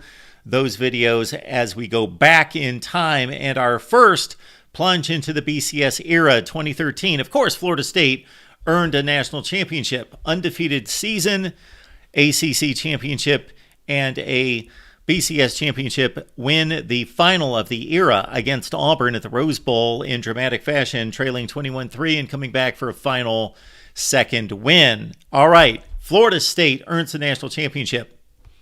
Did Auburn earn that spot in the BCS championship game opposite Florida State? Let's look at Auburn and other candidates. The Auburn Tigers under Gus Malzahn entered the national championship game with a SEC championship win over Mizzou. They were 12-1. Their big wins included, of course, the kick six against Bama. Missouri was number 5 in the country, Texas A&M at number 7. And then you had wins against Ole Miss and Georgia, 2 top 25 teams, and a Mississippi State team that finished at 7-6. The loss for Auburn, 2-touchdown loss to the LSU Tigers, who were ranked number 6 in the country at the time of the game. Auburn came within seconds of winning the BCS championship, but Jameis Winston and the Florida State offense moved down the field and threw the game-winning touchdown pass with under 10 seconds to play to one Travis Benjamin. Who could have been there in place of Auburn? Were there other teams that earned it just as much? Let's check out the resumes for, first of all, Michigan State out of the Big Ten. Sparty was a 12-1 team, just like Auburn, with a Big Ten championship. Wins over Ohio State, an undefeated till then Ohio State team. Michigan State led by 17, trailed by 7, scored the final 17 points of the game to win 34-24 over the Buckeyes in Indianapolis. They also had wins over Michigan, number 21 at the time of the game, and they also defeated a 9-4 Nebraska team. Iowa and Minnesota, the Gophers and the Hawkeyes finished at 8-5, and then Michigan State, after being slighted for the appearance in the BCS championship game, defeated a number 5 Stanford team in the Rose Bowl. The loss for Michigan State, 17-13 against Notre Dame, and if you watch that game, as I did and remember, a number of questionable pass interference call. We're not talking about 1 or 2, 3 or 4 against Michigan State in that loss in South Bend. So that was Michigan State's lone loss that kept them from playing in the BCS championship game. Also, you had Baylor out of the Big 12. There was no Big 12 championship game, so Baylor had 12 total regular season games. They won 11. Their loss was against an 11th ranked Oklahoma State team, and they lost badly, 49-17. Now, Baylor had wins against a number 12 Oklahoma team, number 23 Texas, and a couple of 8-5 teams in Kansas State and in Texas Tech. Baylor, the Big 12 champions, would take on the American Conference champions, the UCF Knights, in the Fiesta Bowl and lose that game 42-32. How about those Knights? 11-1 American Conference champions. The loss came to South Carolina 28-25. That South Carolina team finished top 5 in the nation at 11-2. And UCF only lost by 3 points against South Carolina. Otherwise, they would have had a huge claim to play in the BCS championship game. As it was, their big wins, number 8 Louisville 38-35, and they defeated Penn State, who was a 7-5 team that year, and also Houston. The Cougars finished at 8-5, and as mentioned, it was a top 10 matchup in the Fiesta Bowl between Baylor and UCF completed its one-loss season, defeating Baylor.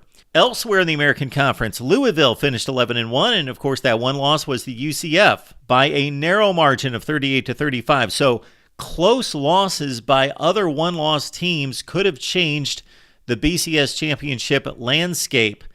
Louisville out of the American Conference beat Cincinnati 9-4, an 8-5 Houston team, a Miami team that went 9-4.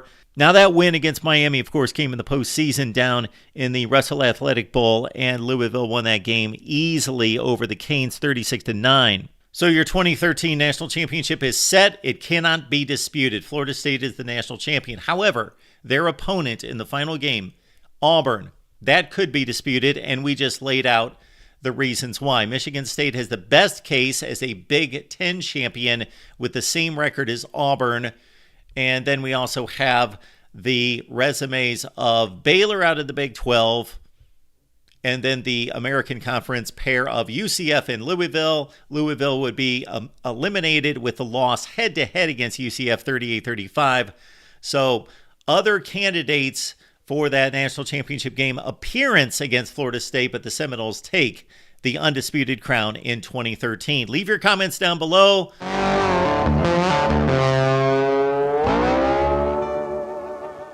Challenging the championships here at the Voice of College Football. Appreciate you all stopping by for the best in discussion, debate, and analysis of college football. We are looking at national championship seasons, and we are either giving the go-ahead justification or we are saying down with that particular national championship selection because that particular team did not earn it, or in many cases as we go back through the BCS era and into the poll era, we are going to find other teams that earned recognition, that earned a shot at the national championship, that earned a share of the national championship.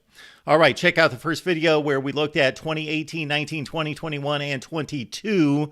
So the situation there is we are not stripping national championships away from teams that earned it on the field in 2 games during the playoff era. However, we are running through and reviewing these seasons because there are teams that had legitimate playoff resumes that were left out. Keep in mind, this is an invitational. This is not a true playoff. It's an invitational. Now, going forward with the 12-team playoff, that will be half playoff. That will be partial playoff with the teams that earned it through a conference championship objectively, and then the rest is going to be an invitational. So not stripping away any national championships, all earned on the field, even if we can question the entry of the team into the playoff, they earned it on the field. And with a few minor discrepancies that I have about selection of the playoff teams, they're basically on the mark. One case, though, in particular, leads us to 2017 as we pick up our series here with the Alabama Crimson Tide winning the national championship for the second time in 7 seasons, in which they did not win a division or conference championship. They, of course, did it in 2011. We will get to that in a future video. But in 2017, Alabama defeated Georgia in a classic championship game. Georgia won the SEC. Bama lost the Iron Bowl to Auburn by 2 scores, 26-14. The other playoff participants were, of course, Clemson as the number 1 seed. Alabama defeated the Tigers 24-6 in the Sugar Bowl. Oklahoma at 2, Georgia at 3. They played the classic Rose Bowl in which the Bulldogs came back from 17 down to win in overtime. Okay, the 2 teams to consider in place of Alabama would be Ohio State. 2 losses for the Buckeyes, 11-2. They lost to Oklahoma, and that debacle of a loss for a first of 2 seasons against a mediocre Big Ten team, losing to Iowa by 31 points. So the Buckeyes go 11-2. But what do they have over Bama? A Big Ten championship, a conference championship, and also better wins against more top 15 opponents. But again, 2 losses versus Alabama's 1. So I don't have an issue with Alabama being selected. I'm just stating that Ohio State had a case, as did UCF, of course.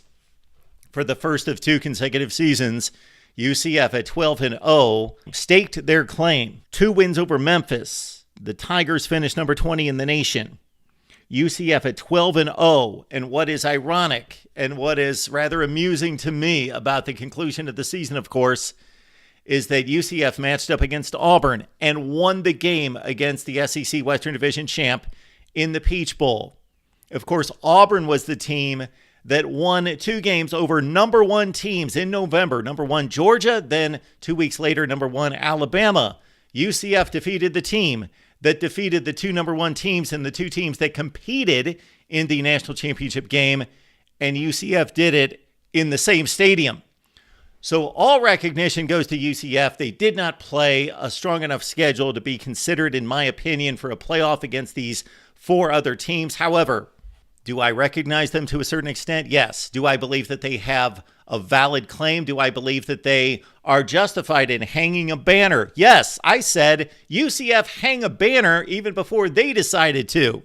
Maybe they decided, but they didn't announce at the time. And I said, if I'm UCF, president, athletic director, I hang a banner in the stadium and say, national champions, we did all that we could do, 12-0. And then the irony of defeating Auburn in the Peach Bowl, the team that beat the two teams competing in the national championship game.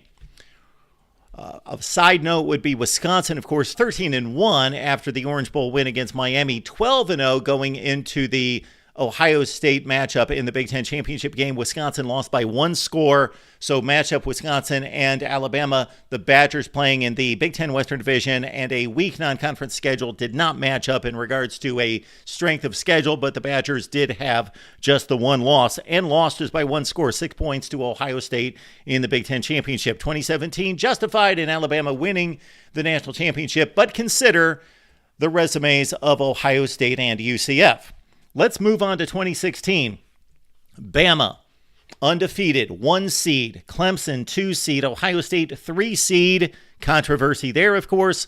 Washington, the Pac-12 champion, with 1 loss. Washington played one of the worst schedules in college football. Their big non-conference win was over Rutgers. But Washington, of course, albeit maybe not the best team in the Pac-12 by season's end, as USC went on a run, defeated Washington by 2 scores in Seattle. But Washington, again, won the Pac-12 with 1 loss. So they earned the bid, even though I do not personally believe they were one of the 4 best teams in the country. Bama, Clemson, Ohio State. Okay, Bama, Clemson, they're in, no questions asked. Ohio State, of course, the controversy here against Penn State.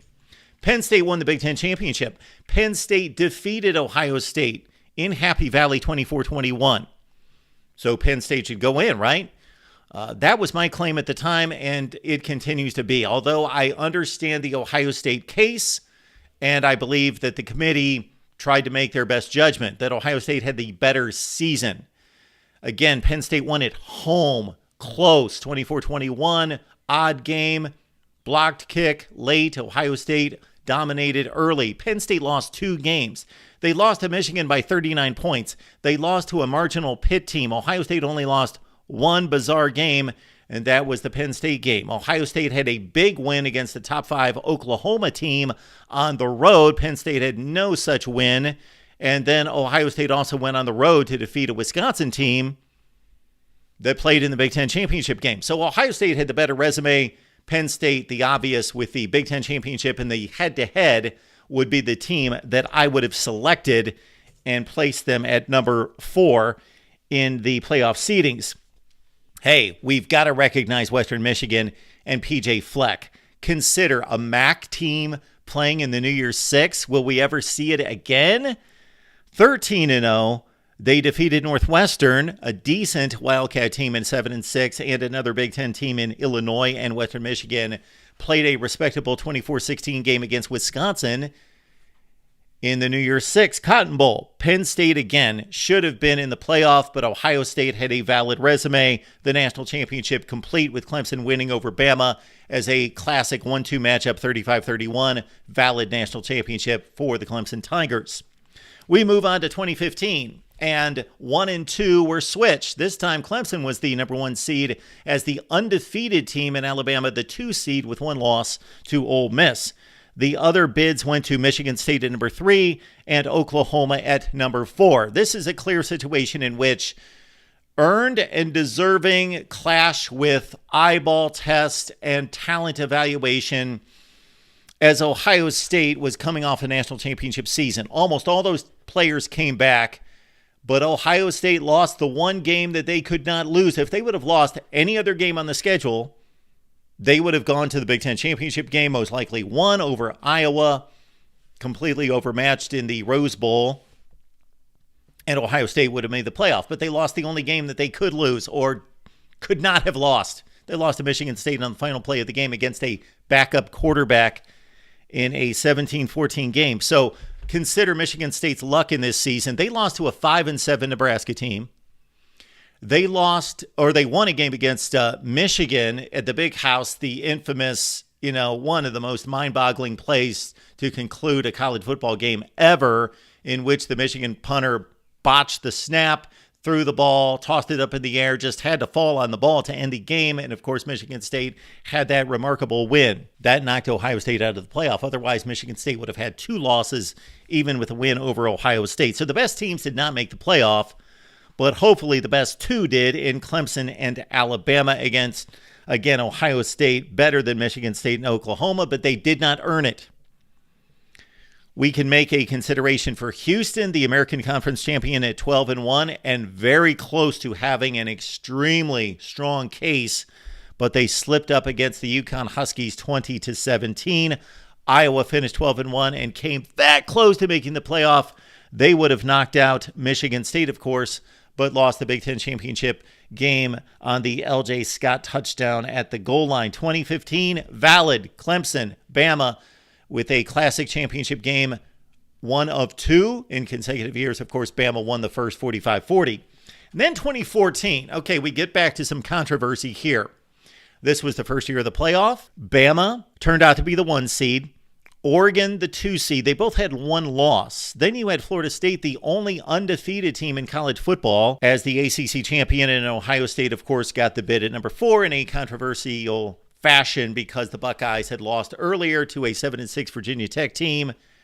They marched down the stretch, won a lot of big ball games, and then crushed Wisconsin 59-0, a top 10 to 15 team in the nation, a quality Wisconsin team that defeated Auburn, a team coming off the BCS championship game appearance in the Outback Bowl. So the Buckeyes' claim was, of course, they were the hottest team, and they put their statement down, their stamp down in the Big Ten championship game. What do we do with TCU and Baylor? They split a Big 12 championship.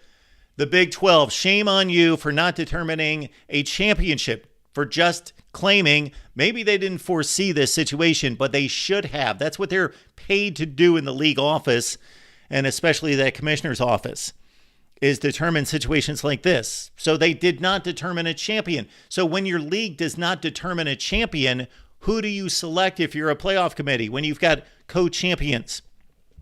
So TCU and Baylor, like Ohio State with 1 loss. Let's not leave Alabama and Oregon out of this. The only team that should have been completely scot-free into the playoff situation would have been Florida State, undefeated. For some reason, Ohio State is the only team that's targeted because they were the 4 seed and because their ranking languished behind the others because of an early season loss. However, Alabama and Oregon also had 1 loss.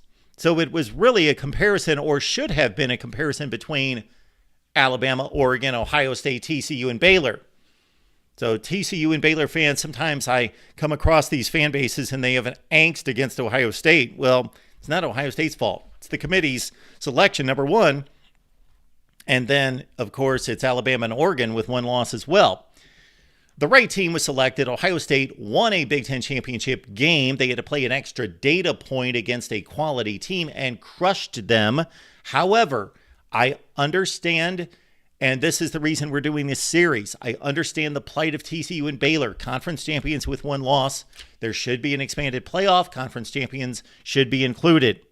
No Big 12 championship game. Baylor won the game head-to-head, of course, against TCU, 61-58. The Baylor Bears lost to West Virginia. 2014, the crowning of a national champion, in a sense, justified the playoff committee and their selection of Ohio State, as, of course, the Buckeyes went through Bama and Oregon to win the national championship, the first in the playoff era.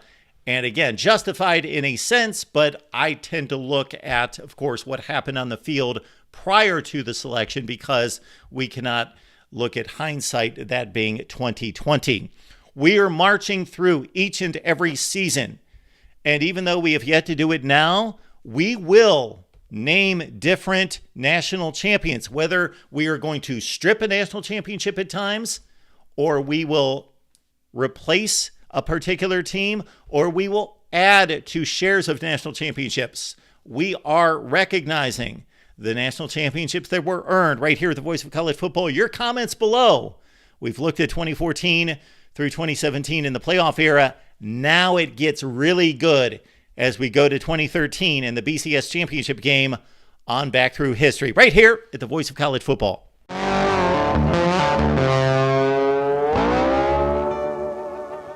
Are national championships valid?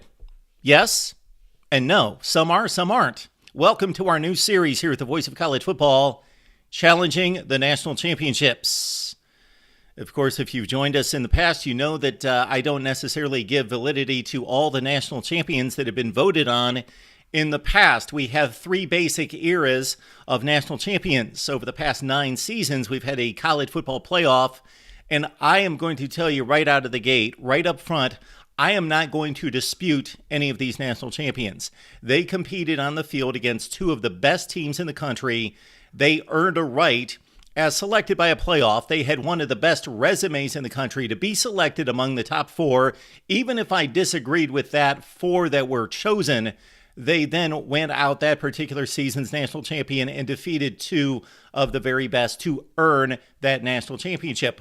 I will dispute some of the selections that were made for the 4 teams in the playoff 2014 to 2022. Back further in our series, we'll go to the BCS era, 1998 to 2013, a very flawed era in regards to national championships. However, at least there was a national championship game, a BCS national championship game pitting 2 of the best teams in the country, possibly the 2 best, possibly 2 of the 3 best or the 4 best or the 5 best, but at least 2 of the top teams in the nation were pitted against each other, matched up to determine a national champion. Prior to 1998, of course, we had the poll era that goes all the way back to 1936, where writers and coaches, and typically not even the coaches, voted for the rankings each week that led to a national championship vote prior to the bowls at one point, then after the bowls at another point early in the 1970s to determine the national champion. That is extremely flawed. You can only have one national champion as voted on by anyone. The problem is that many times you had 2 teams, 3 teams, 4 teams, and even more at times that had a right, a argument for a national championship season if you look at it objectively. And that's what we're going to do, is look at it objectively. This is not going to be, for the most part, my opinion on this team would have beaten this team. No, we're not going to play that game here. We can do that elsewhere in another series. We can match up 1997 Nebraska against 1997 Michigan and say, I like a particular team's better wins or better schedule or whatever the factors. If we look at yards per game and we look at other metrics, ranked teams played, and we can make a judgment call that I will never say. I will never make this statement. So-and-so definitely would have defeated so-and-so. I will never make that claim. It can't be proven in any such way. I could say, I think that they would beat this other team. However, we will not do that here. We are objectively looking at resumes, which becomes difficult, in particular looking at the Power 5 versus the Group of 5 in the college football playoff era and into the BCS, with teams performing well in the Group of 5 like TCU and Boise State at times with superior records to the teams we will be comparing them to. But let's go through the college football playoff era. I was asked at the outset of this era many times by folks, is this a good system? And I said, no, it's not a good system. It does not afford every conference, every power conference, an opportunity to play for a national championship. Therefore, we're going to have the same issues that we had with the BCS. It's a selective system. It's an invitational. It's not a playoff system. An objective playoff system is like what they have in the NFL or other major league sports, where the standings, the results on the field determine the playoff, not human beings. But, of course, it's a better system because what we've done is we have taken 4 of the best teams in the country and we're putting them on the field to determine the championship. So at least there is an opportunity for the teams to play on the field and decide it on the field. Let's start with 2022. Please, if you enjoy the content, like the video. Even if you don't agree with me, please like the video. Keep us going here at the Voice of College Football, going strong. Share the videos out on social media. Can you believe that there are folks out there? Can you imagine this life? Not knowing that we are here at the Voice of College Football discussing, debating, analyzing college football with you every day. All right, let's get to 2022. The final college football playoff rankings look like this. Georgia 1, the eventual national champion. Michigan 2, TCU 3, and Ohio State 4. Based on record, that is exactly the way it should have played out. Ohio State, despite a 3-score loss to Michigan, finished 11-1. The only 2 possible arguments come from Alabama and Tennessee, not based on record, but based on performance on the field, wins and losses on the field against the quality of opponents in the SEC. Of course, Alabama went 10-2. They lost on the last play of the game twice to LSU, who went to the SEC championship game, and Tennessee in Knoxville, 52-49. Tennessee lost a 2-score game that was much worse than that, but to the very best team in the country, Georgia, who was basically not challenged much of the season. You could argue Missouri, and then, of course, Ohio State later in the season.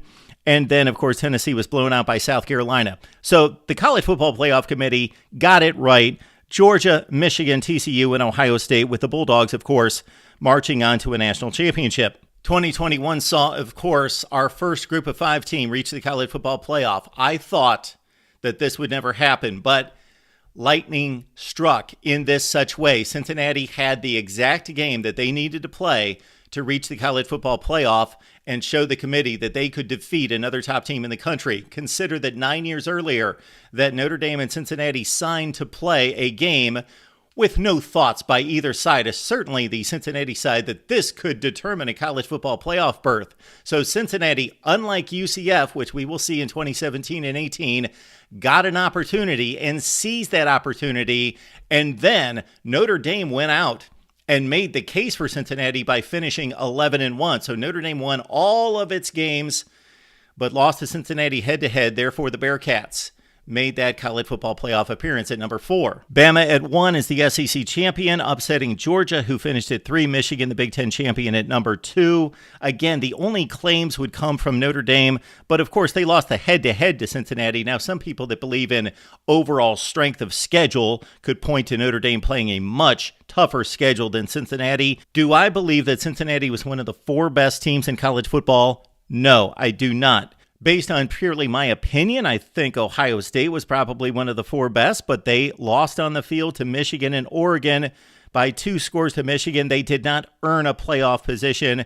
Baylor, of course, won the Big 12 championship in a dramatic game against Oklahoma State. Had the Cowboys won the game, then Cincinnati most likely would have been knocked out, even though the Cowboys had lost only 1 game. Power 5 champion with only 1 loss. Oklahoma State lost by inches to Baylor. Therefore, it ushered in Cincinnati to the playoff. I have no issues with the selections here. And, of course, Georgia went on to win the national championship.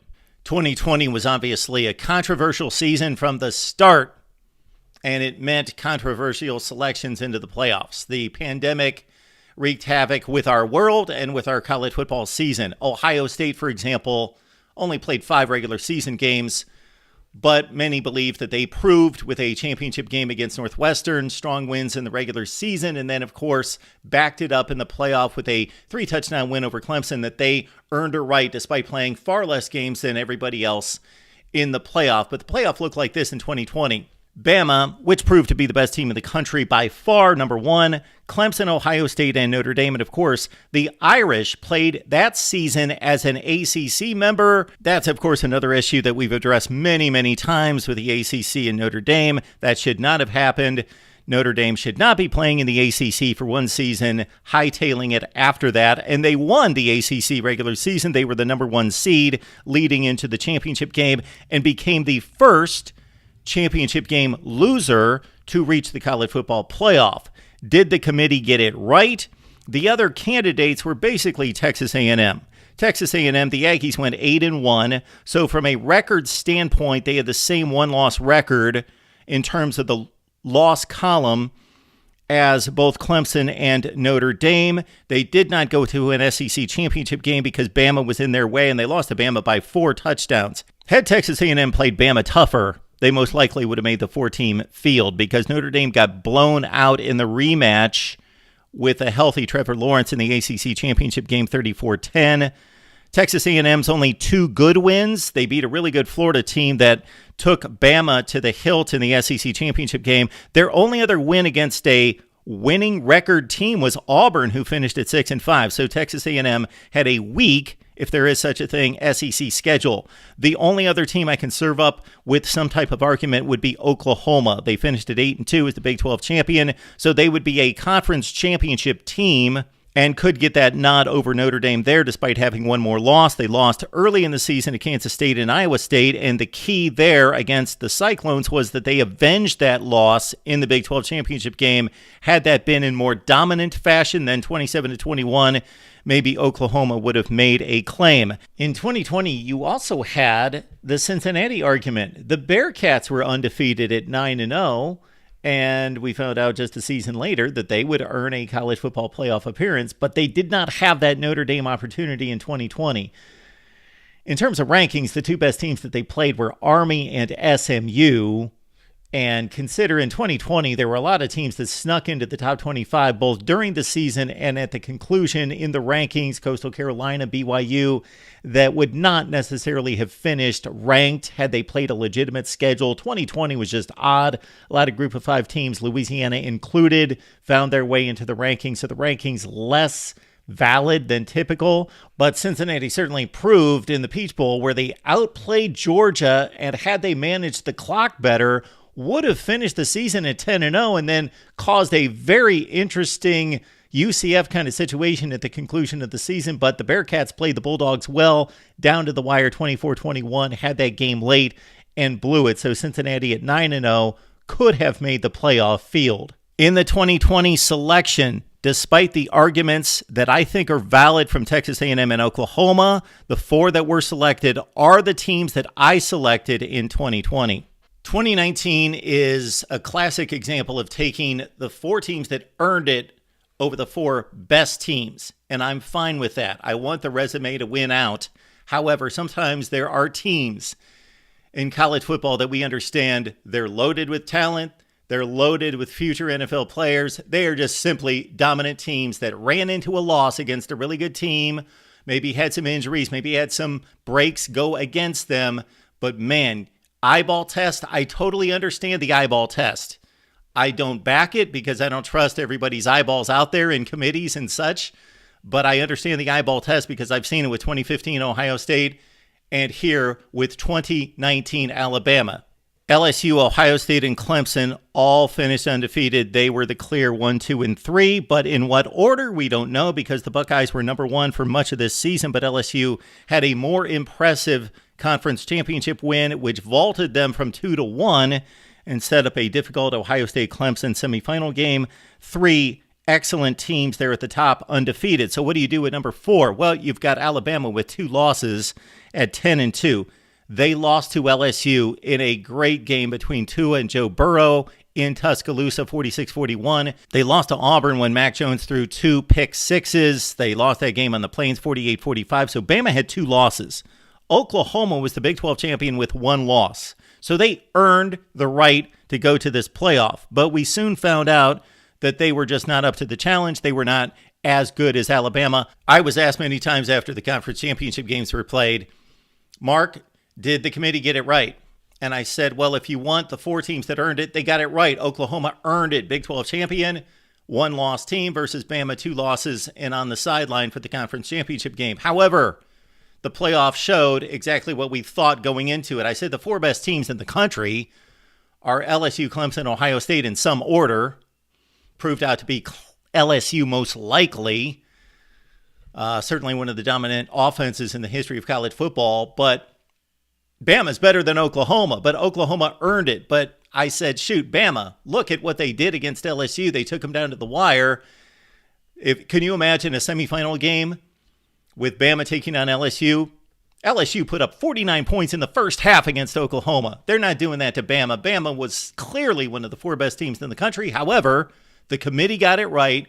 They rewarded earning the championship and earning the spot. A few other teams in the mix here, just to note, Memphis and Boise State both went 12-1. Memphis did defeat 3 ranked teams, Cincinnati twice and SMU once. They lost to an 8-5 Temple team. Boise State had no ranked wins. They lost to a 7-6 BYU team. Oh, the irony of 2018. Think about it. Notre Dame went to the college football playoff. They earned it. They were 12-0. However, they didn't play a conference championship game. So while Oklahoma had to fight for its life and for its playoff position, and Ohio State as well, Notre Dame got to sit on the couch with their 12-0 record, protected for the playoff. Think about this. Oklahoma was 11-1. They played Texas, avenged their regular season loss against the Longhorns in the Big 12 championship game. Ohio State lost to Purdue in horrific fashion, of course, by 4 touchdowns. They won the Big 10 championship game to finish at 12-1. So you had Oklahoma 12-1, Ohio State 12-1, Notre Dame in the clubhouse at 12-0, along with 2 perennial great all-time teams, Alabama and Clemson, who eventually met in the championship game, of course. So it was down to Oklahoma versus Ohio State. The Sooners got the nod because they did not have the egregious loss that Ohio State did. They lost to a much better Texas team than Purdue. They also got to avenge the loss. They lost in a closer fashion. So the egregious loss by Ohio State knocked them out of the playoff. I totally get the rationale there. The Buckeyes did beat better teams, though, in the Big Ten. If you look at the ranked wins for Oklahoma versus Ohio State had much better wins against the likes of Penn State, Michigan State, and Michigan in 2018. However, this is the irony of Notre Dame not playing in a conference. This is in 2018. Could you imagine if we had a scenario in which Notre Dame actually played in the ACC, where they have contracted games with the ACC, and actually instead of just playing 5 or 6 times against the ACC, they just upped that a couple games to 8 and actually competed for a conference championship? Could that have possibly happened? Oh, yes. 2 years later, Notre Dame is playing Clemson in the semifinal, the conference championship game leading into the semifinal to determine the ACC championship. If we would have had this in 2018, we would not have been subjected to Clemson blowing out Notre Dame in the semifinal of the playoff 30-3. We would have seen Clemson cancel Notre Dame in the ACC championship game, and then rightfully, we would have seen both Oklahoma and Ohio State play in the college football playoff.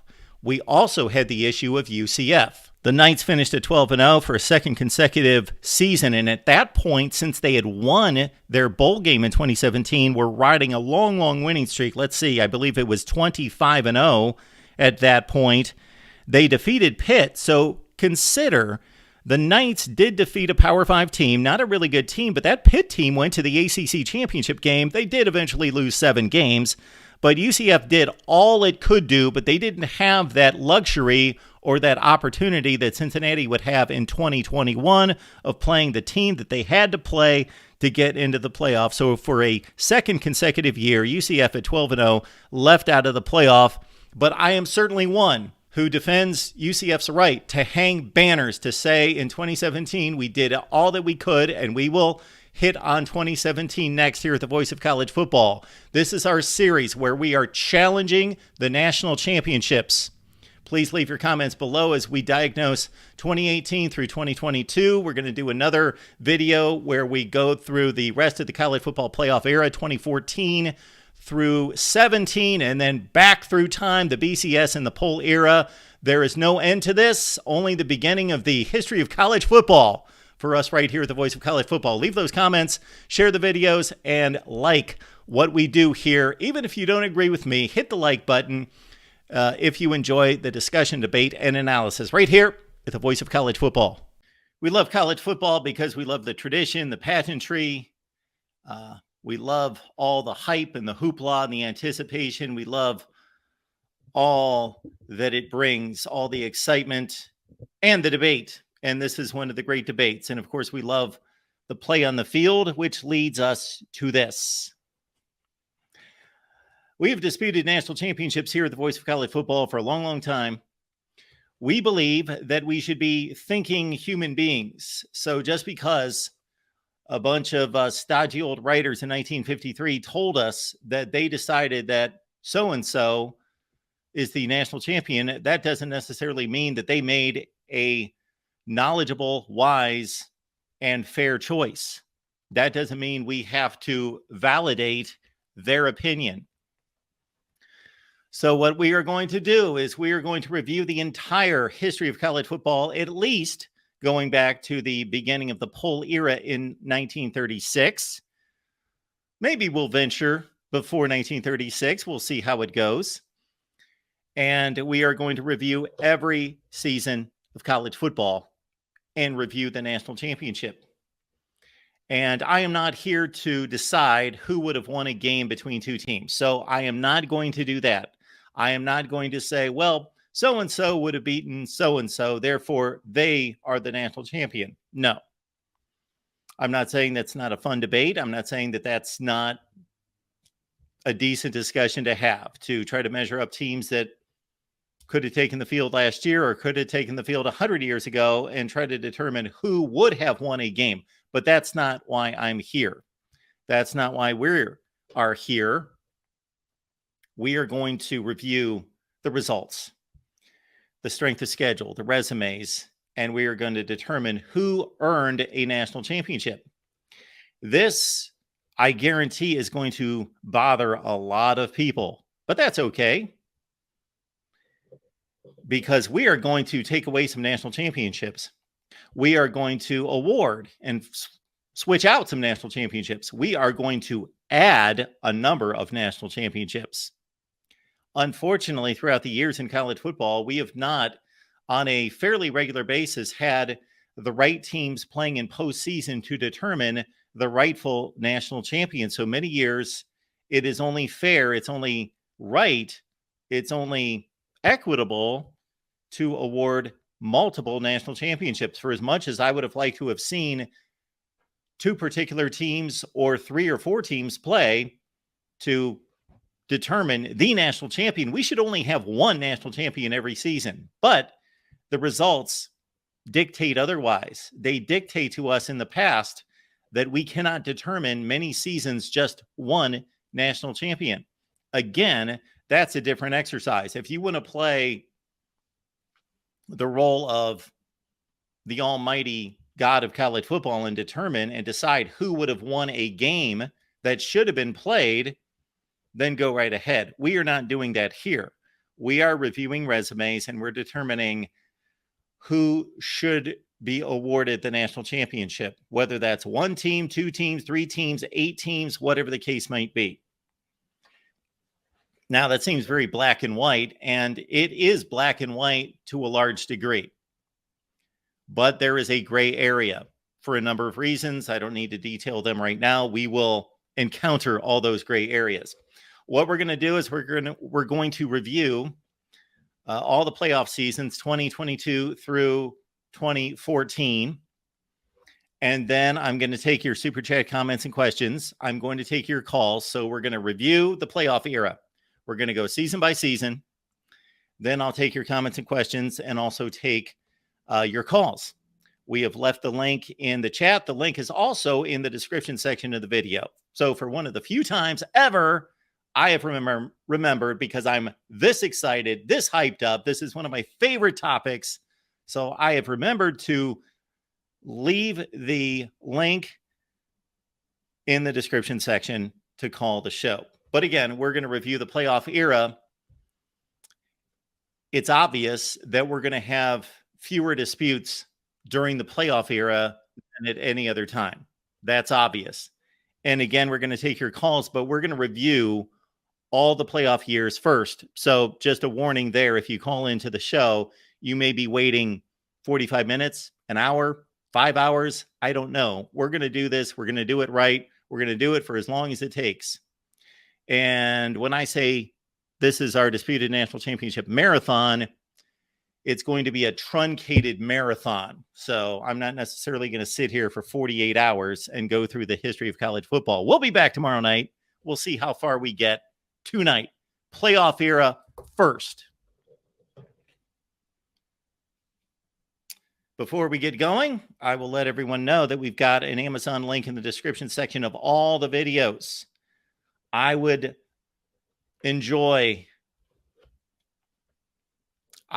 love to be doing this at this time next year, a year from now, 2 years from now, 10 years from now. I would love to be an old man and talking college football on here.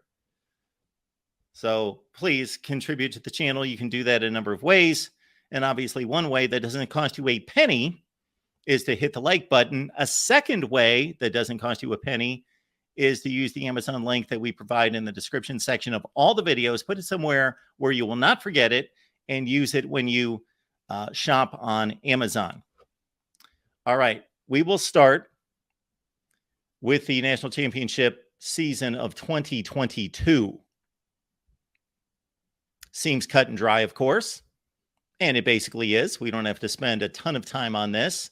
Hope you can see those rankings. So that is the College Football Playoff Selection Committee's rankings at the conclusion of the conference championship games.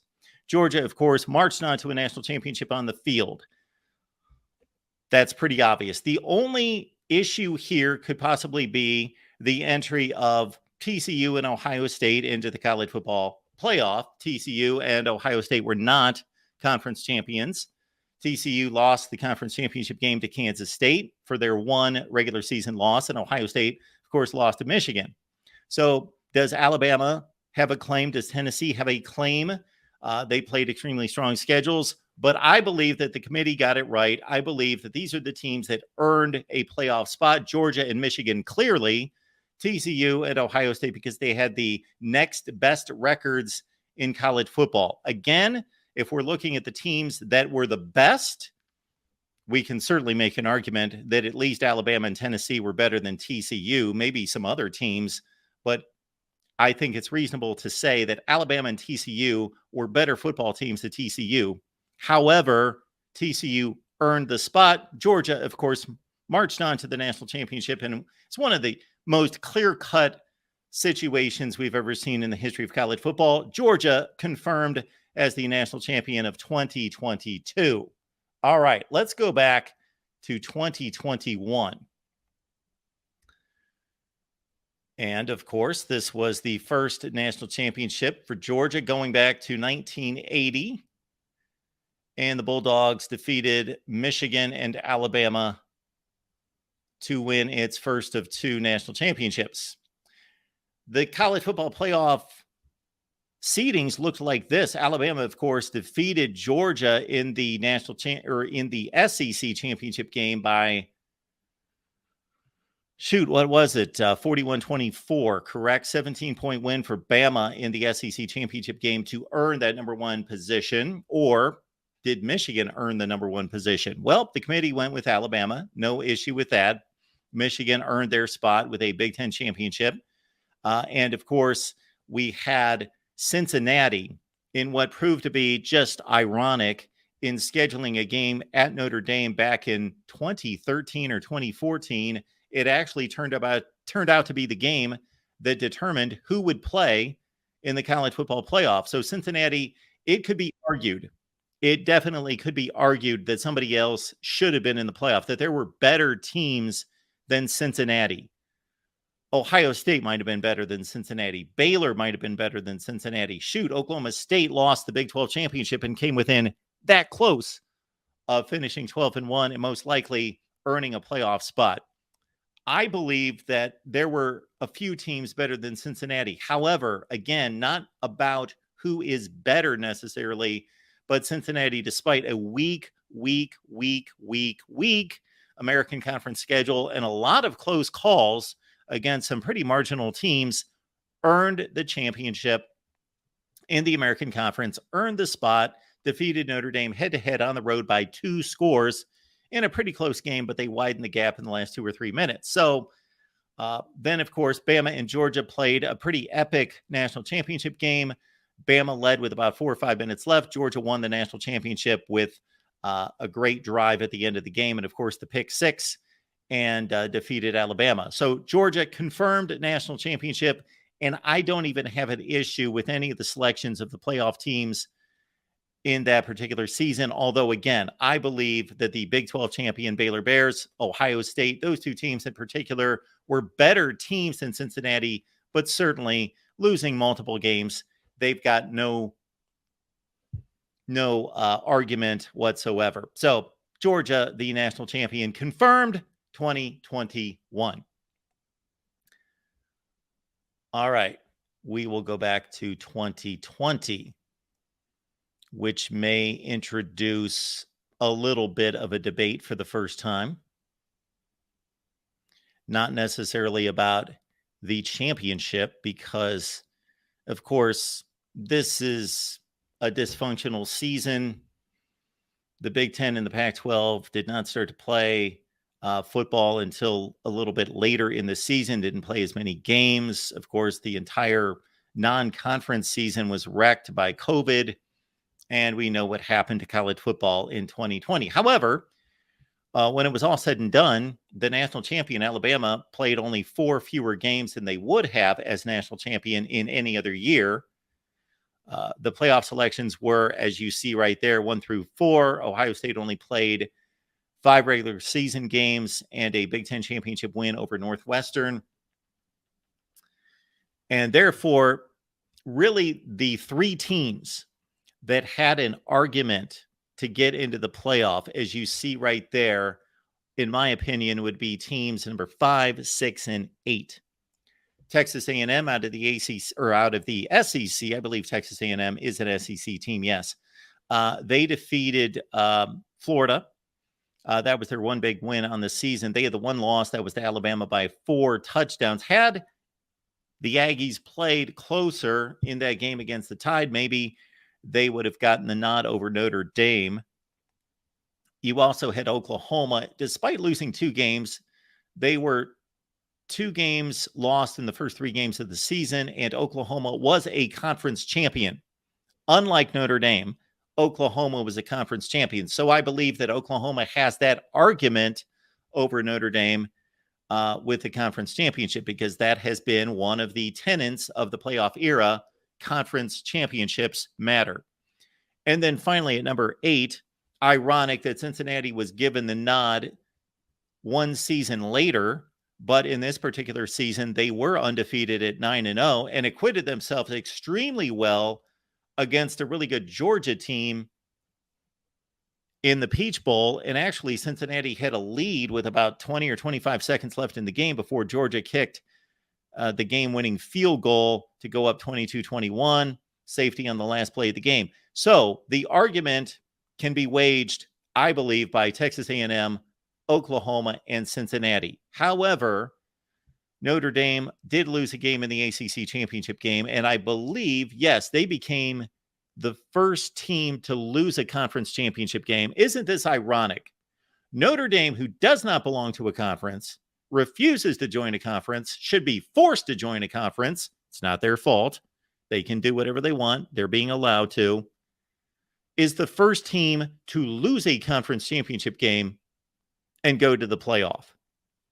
Of course, Notre Dame won its 10 games in the ACC during the regular season. So they swept the ACC in the regular season, won that game against a injury-riddled Clemson team in South Bend in overtime before Clemson came back with Trevor Lawrence and with its defensive starters in the ACC title game and whipped the Irish 34-10. So because of the Irish's 24-point loss in that game, a game that was a rematch with the starting quarterback, arguably the best quarterback in the country, in the game, that's where I think Texas A&M has an argument, where Cincinnati has an argument, and even to an extent, Oklahoma, despite 2 losses, has an argument because of a conference championship over Notre Dame.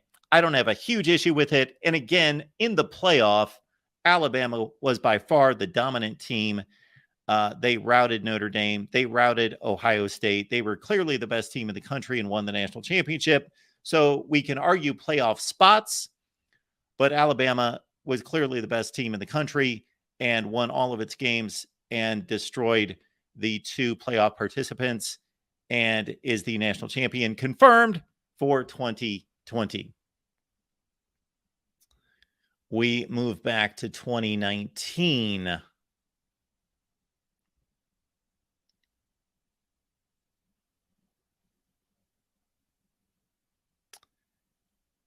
All right. So 2019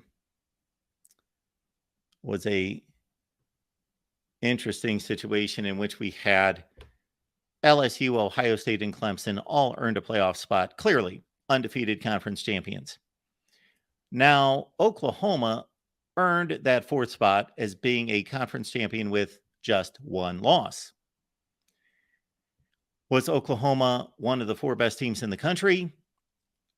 Going into the playoff, I thought no.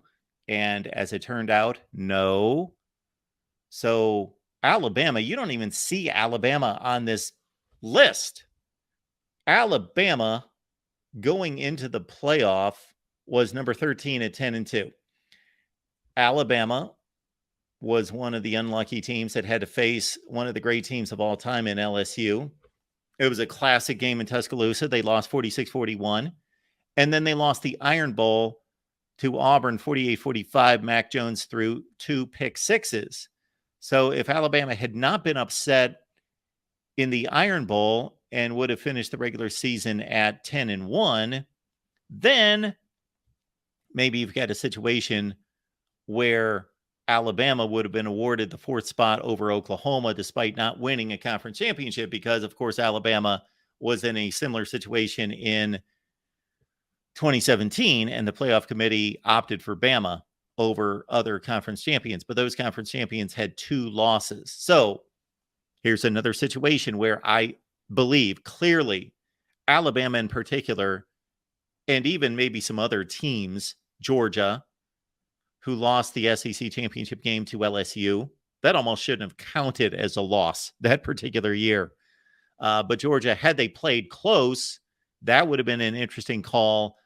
A Georgia, let's say, 1-score loser to LSU in the SEC championship game against Oklahoma probably would have been selected by the playoff committee. But they got blown out, I believe, 42-10. Was that the final score of the SEC championship game in 19?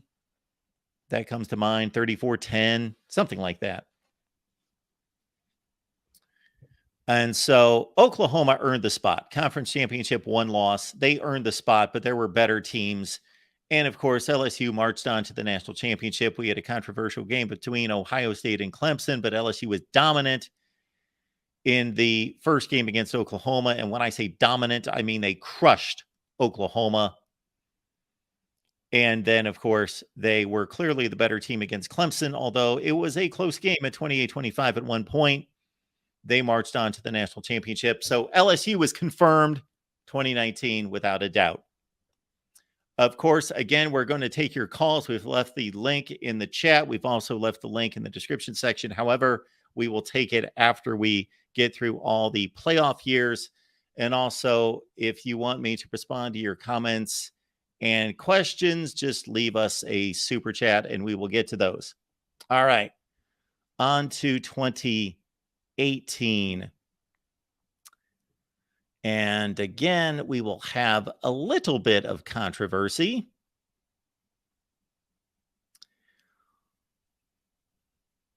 What I see in 2018 is clearly another issue with Notre Dame not belonging to a conference, wrecking college football.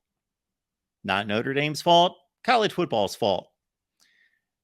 Alabama and Clemson were the 2 best teams in college football. They marched on to the championship game. They were 13-0 going into the playoffs with a conference championship. Notre Dame did not have to play a conference championship game. They were 12-0. So here was the deal. While Notre Dame was sitting on the couch with 12 wins, Oklahoma at 11-1 had to try to avenge an earlier loss to Texas in the Big 12 championship game. And Ohio State was sitting at 11-1, and they were defeating Northwestern in the Big 10 championship game by 3 scores. And so the committee had to, guess they didn't have to, but of course they elected to hand one of the spots to Notre Dame. And therefore they had to choose between Oklahoma basically and Ohio State, even though we see Georgia there. So this is 2018. Alabama and Georgia played an epic SEC championship game. Georgia led, I believe, 28-14 in the fourth quarter, and Bama came back with Jalen Hurts at quarterback, replacing the injured Tua Tagovailoa. So the choice was made that Oklahoma in, Ohio State out, and Alabama and Clemson marched on to the national championship game. The Tigers pulled off a slight upset, and Clemson won the national championship game at 15-0. So we've got an issue with Oklahoma, Ohio State for a playoff spot, and also UCF. Let's not forget about UCF at number 8. Ironic that UCF, the season before, of course, was left out of the playoff despite a similar undefeated record, American Conference Championship. And then they went on to defeat, and we will get to it in just a second, the ironies of ironies as we go to 2017. But UCF only considered number 8 at that point, and so they were left out as well. So Ohio State's got an argument, UCF's got an argument for a playoff spot, but of course, Clemson was the national champion at 15-0, confirmed. So when we display this at the conclusion of all of this, we are going to right the wrongs of college football. But during this playoff era, these teams all earned national championships on the field. So there is not going to be a situation where I say that team should not have been in the playoff and they won the national championship, so I'm going to strip their national championship. I am presenting, though, arguments for other teams to have been selected to the playoff. We are now in 2017. Clemson with Kelly Bryant at quarterback won the ACC, Oklahoma the Big 12. Georgia was the SEC champion. So this is what happened in this particular season. You see Auburn there at 10-3. Auburn could have become the first 2-loss team to make the playoff. They had 2 losses going into the SEC championship game. Had they won, they would have been in the playoff. They were the number 2 team in the country with 2 losses. They had defeated then number 1 Georgia and defeated then number 1 Alabama. However, Georgia clubbed Auburn by 3 touchdowns in the SEC title game. Really, the decision that had to be waged here was Alabama versus Ohio State. And even though they're down the rung, again, I think all the way down to number 12.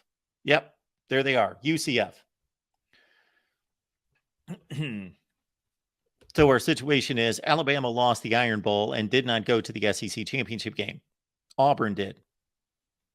It's funny that Alabama eventually marched on to the national championship with 1 loss, and Auburn was the division champion, and they eventually lost 4 games.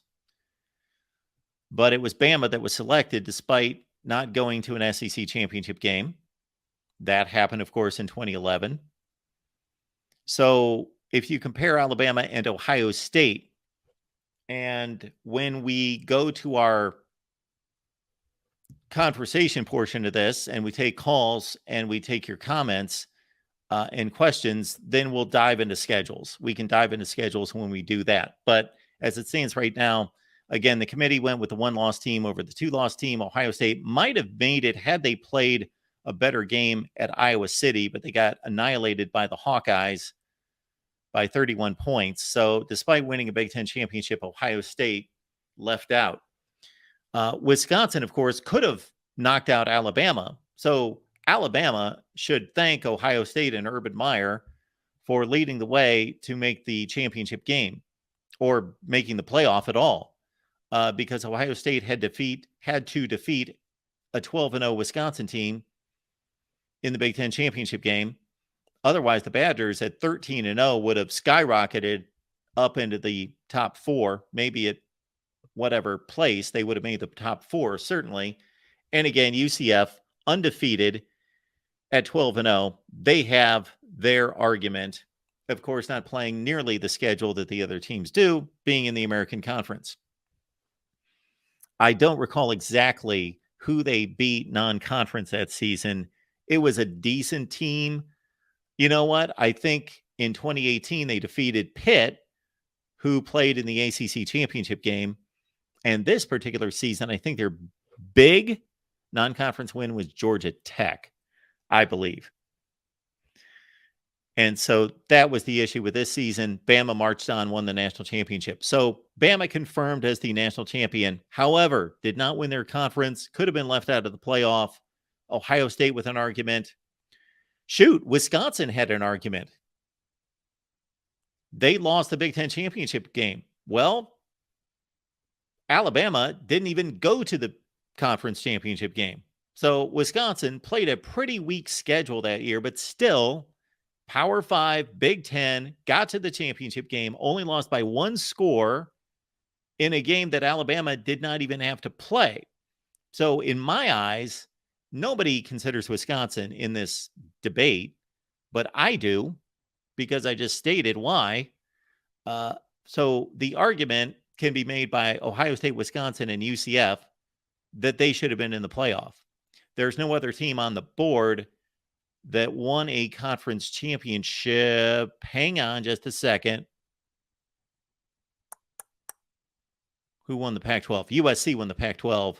And so USC had a claim too. USC had a claim as well. 2-loss conference championship. So Ohio State, Wisconsin, USC, and UCF all had claims to get into the playoff. Alabama won the playoff, of course. All right, let's take it back to 2016. So we have confirmed all the national championships. However, we do have teams that we will cite in our final results that have arguments to have been included in the playoff. All right, 2016. And some more controversy. Bama and Clemson met in the national championship, and Clemson won an epic game. Deshaun Watson, of course, Hunter Renfrow. Ohio State became the first team to not win a conference and be selected to the playoff. And the argument waged between Ohio State and Penn State. Penn State won the head-to-head against the Buckeyes on a blocked kick with about 4 minutes left, 27-24 in Happy Valley. But Ohio State had a better non-conference win. They defeated Oklahoma on the road by 3 scores. And Ohio State had a really good win on the road against UC Wisconsin, who played in the Big Ten championship game. Penn State did not have those kind of wins. They also had 2 losses to Ohio State's 1. So I can go either way on this. At the time, I argued that Penn State should have been selected to the playoff because they were the Big Ten champion, number 1. And number 2, they defeated Ohio State head-to-head. Makes perfect sense, I believe. And I would still lean heavily Penn State. But I do understand the selection of Ohio State because better record, better wins, better non-conference wins, and did not get annihilated like Penn State did, 49-10 against Michigan. And also Penn State lost to a pretty marginal Pitt team. So that was pretty much the controversy there. I don't see anybody else who had an argument.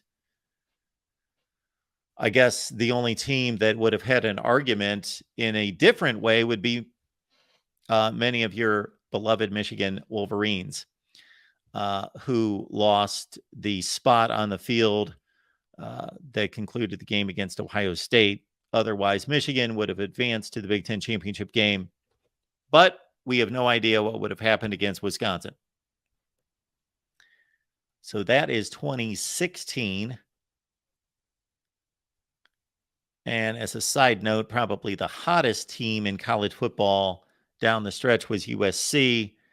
They won 8 in a row. Then they beat Penn State in the Rose Bowl. But there you go, 2016. And Washington, they earned it. They were the Pac-12 champion. Fine. They beat a weak Colorado team in the Pac-12 championship game. They beat Rutgers non-conference. They just played a bad, weak schedule. And they lost to USC at home by 2 scores. So Washington did not get embarrassed in the playoff. So a credit to them. They did not get embarrassed in the playoff. All right, 2016, Clemson confirmed national championship. Although, as a side note, Clemson really escaped a number of times that season. NC State should have beaten them. Had they made a field goal near the end of regulation, they would have won.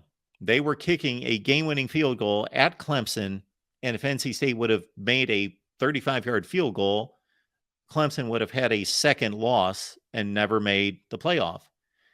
And they also had, 2016.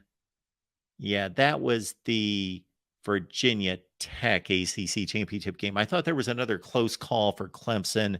I think there was against somebody like Troy. non-conference. All right, but Clemson confirmed national championship. Again, Penn State had an argument for the playoff. We would discount Oklahoma's argument for a playoff, obviously, because they got blown out by Ohio State, and they also did not play a Big 12 championship game, even though they were the Big 12 champions. All right, let's back it up to 2015. This, a clear-cut situation, although there were a lot of crazy things that happened that led to the conclusion. So in 2015,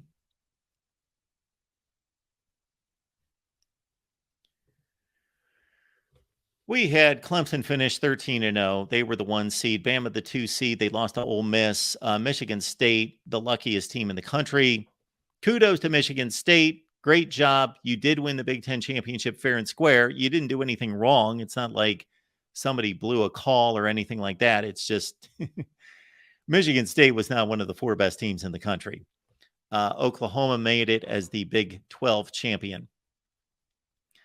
So Michigan State beat Iowa by about this much in the Big Ten championship game. There was a play at the goal line. Close game. A lot of people thought Stanford should have been in the playoff, or really not that they earned it because they did have 2 losses, but they lost a close game to Notre Dame. Or shoot, am I losing track here? Who won that game between Notre Dame and Stanford? Now I might be switching in my mind who won that game and may have made a playoff appearance between those two. Somebody's going to have to look that up for me. But of course, Iowa was 12-0. They were playing for a playoff spot. They lost at the goal line in the final seconds on a LJ Scott touchdown. The best team outside of Alabama and Clemson, and maybe the best team in the country, was the defending national champion Ohio State team. If you know your college football history and what ensued that year, it was just a crazy number of situations that vaulted Alabama into the playoff and kept Ohio State out of the playoff. If you've not seen the play the overtime play, the Hunter Henry flip behind his head, over his head on the 4th and 25 play in overtime that saved Arkansas. And why is that important? Not because Arkansas was any good, but Arkansas defeated Ole Miss in that game. So Ole Miss was about to beat Arkansas. It was in overtime. Final score was 52-51. Arkansas is down to like a 4th and 25 play in overtime. They throw a pass to Hunter Henry. He's going out of bounds. So he's going to go out of bounds well in front of the first down. So the game would be over. He throws the ball over his head. The ball goes into a scrum. I believe it was Alex Collins that came out of the pack with the ball, and he runs for the game-winning touchdown. Okay, why did that matter? Well, that gave Ole Miss a second conference loss. Ole Miss beat Alabama head-to-head. If Ole Miss would have won that game, they would have gone to the SEC championship game. Alabama would have stayed home, and Ole Miss may have made the playoff. But Alabama may have missed the playoff as a non-champion. Meanwhile, at the big house, of course, Michigan was just about to beat Michigan State. They were lining up for a punt with about 10 seconds left in the game. They did not even have to punt the ball.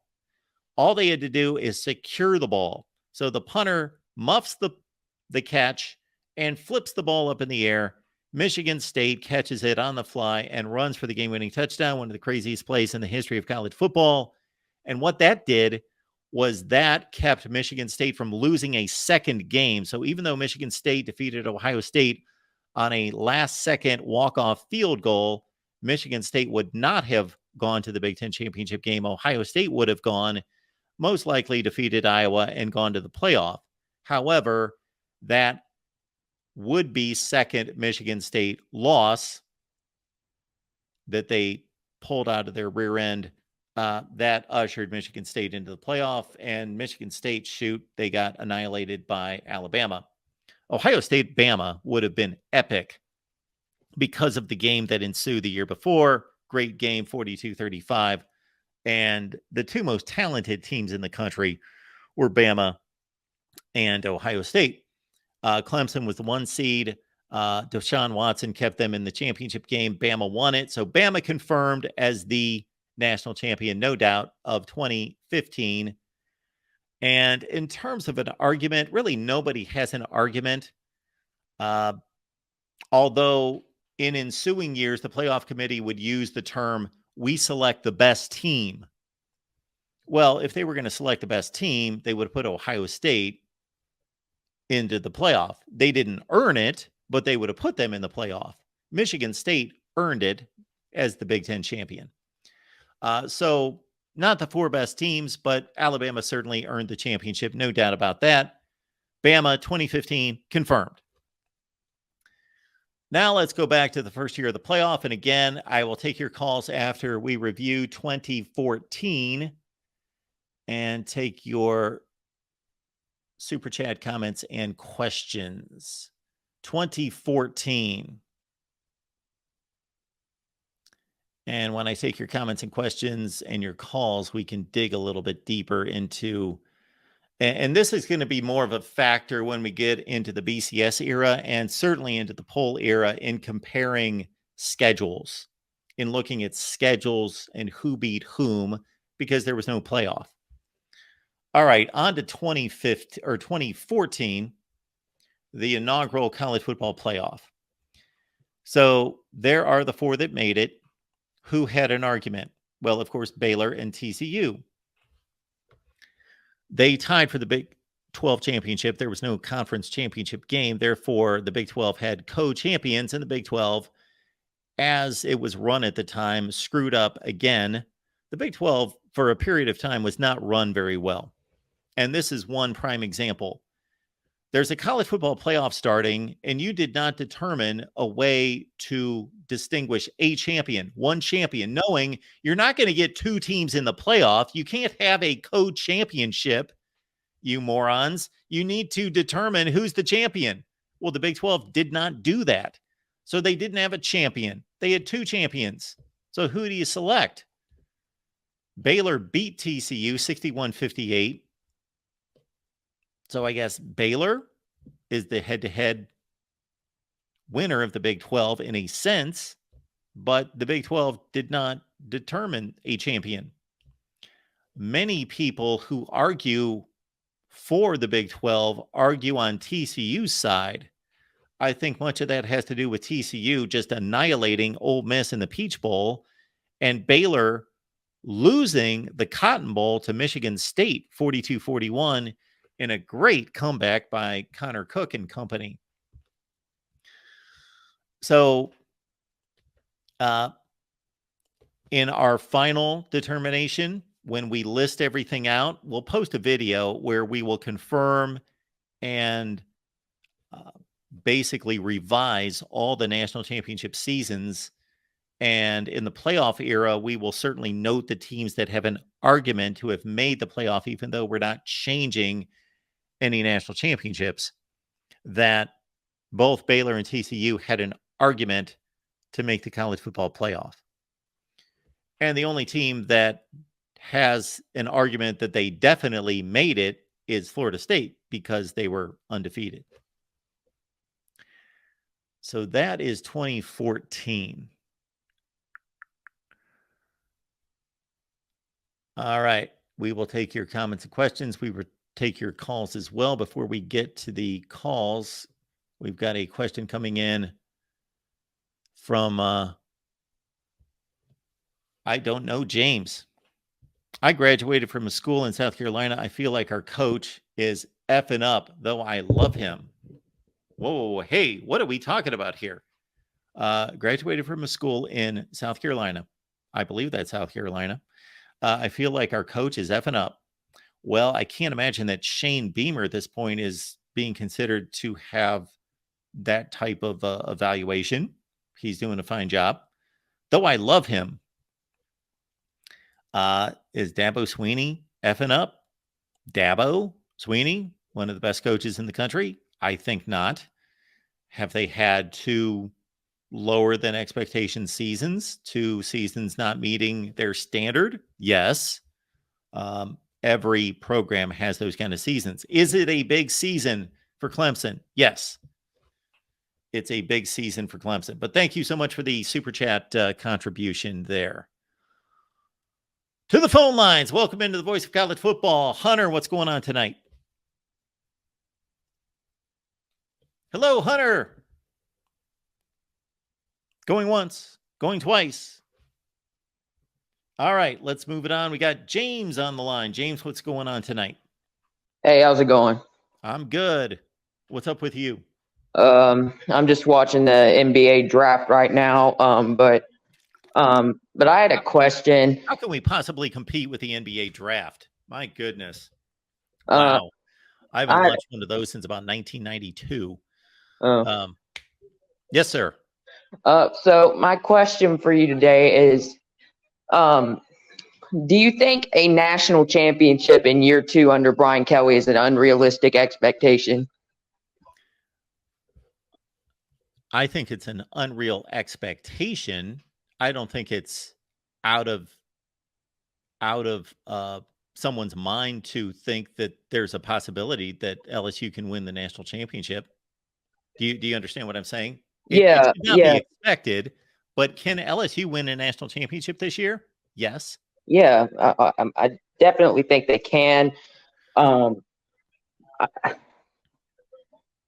Listen, I'm picking LSU to make the college football playoff, but I'm not predicting them to win the national championship, but I do think we will get into the playoff this year. Do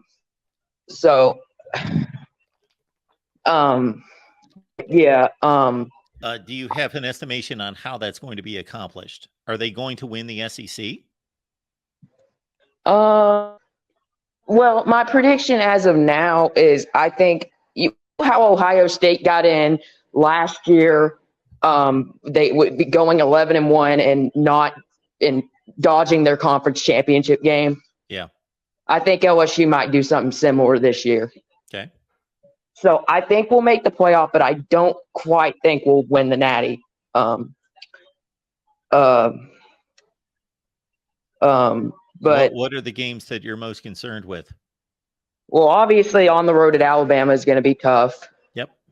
And Florida State in week 1, again, I'm picking us to win that game, but I think the most likely loss is on the road at Alabama. And I see Alabama going around 11-1 and getting to the SEC title, but I have Georgia beating Alabama in the SEC title, and I have LSU getting into the playoff. So, who is LSU's other Eastern Division opponent? Besides it's Missouri. It's Missouri. Okay. But yeah, I'm very high. I have very high expectations for this LSU team this year. Again, I don't have an expectation for them to win the national championship. That is a little high, but my expectation for this year is playoff. Last year we, won 10 games. I think we should make the jump to playoff this year. I think Brian Kelly's put a really good team together. We have a returning starting quarterback. Similar to back in 2019, we had a transfer quarterback coming back in year 2. We have a ton of returning offensive production. I'm not saying this team's going to be anywhere close to 2019, but I'm getting similar feelings. And I think it's going to be a really good season for LSU this year.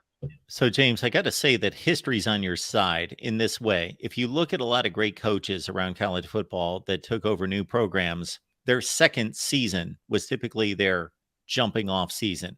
Pete Carroll, Bob Stoops, Urban Meyer all come to mind.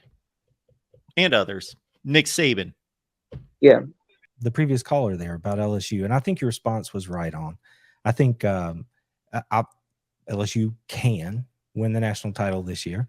I don't see them backing into the playoff necessarily.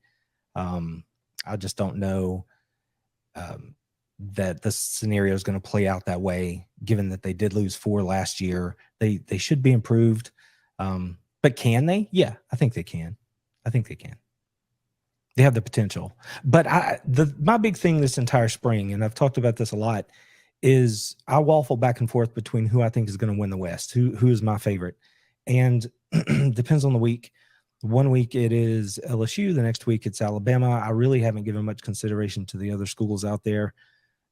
This week and for maybe the last week and a half, I've been trending toward Alabama, primarily because of what the previous caller mentioned, which was LSU has to go to Tuscaloosa.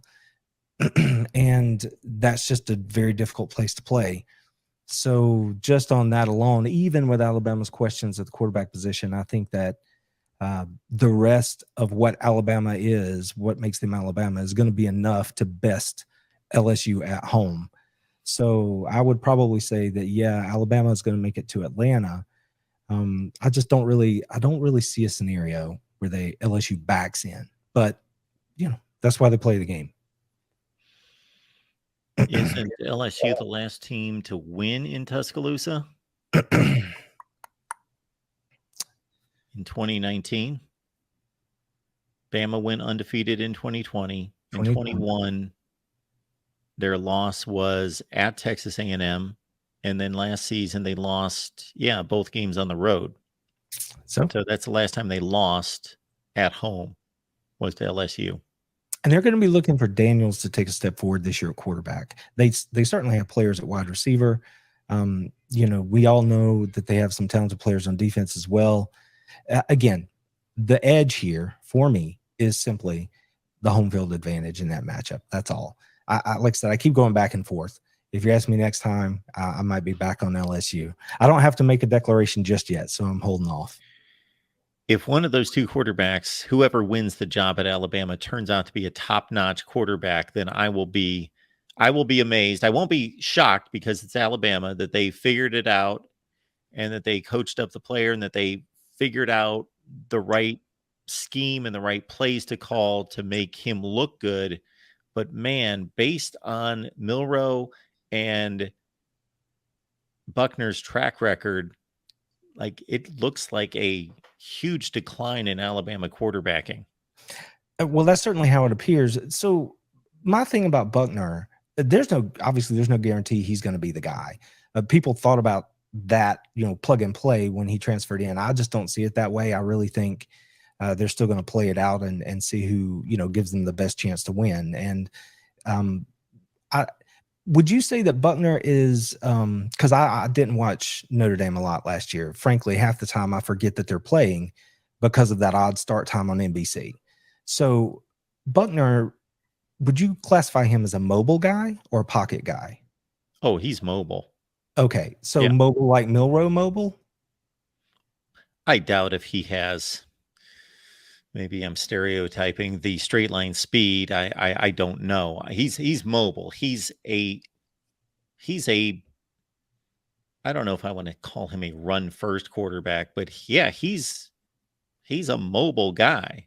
Yeah, okay. He runs and eludes, and he's a threat to the defense running the ball.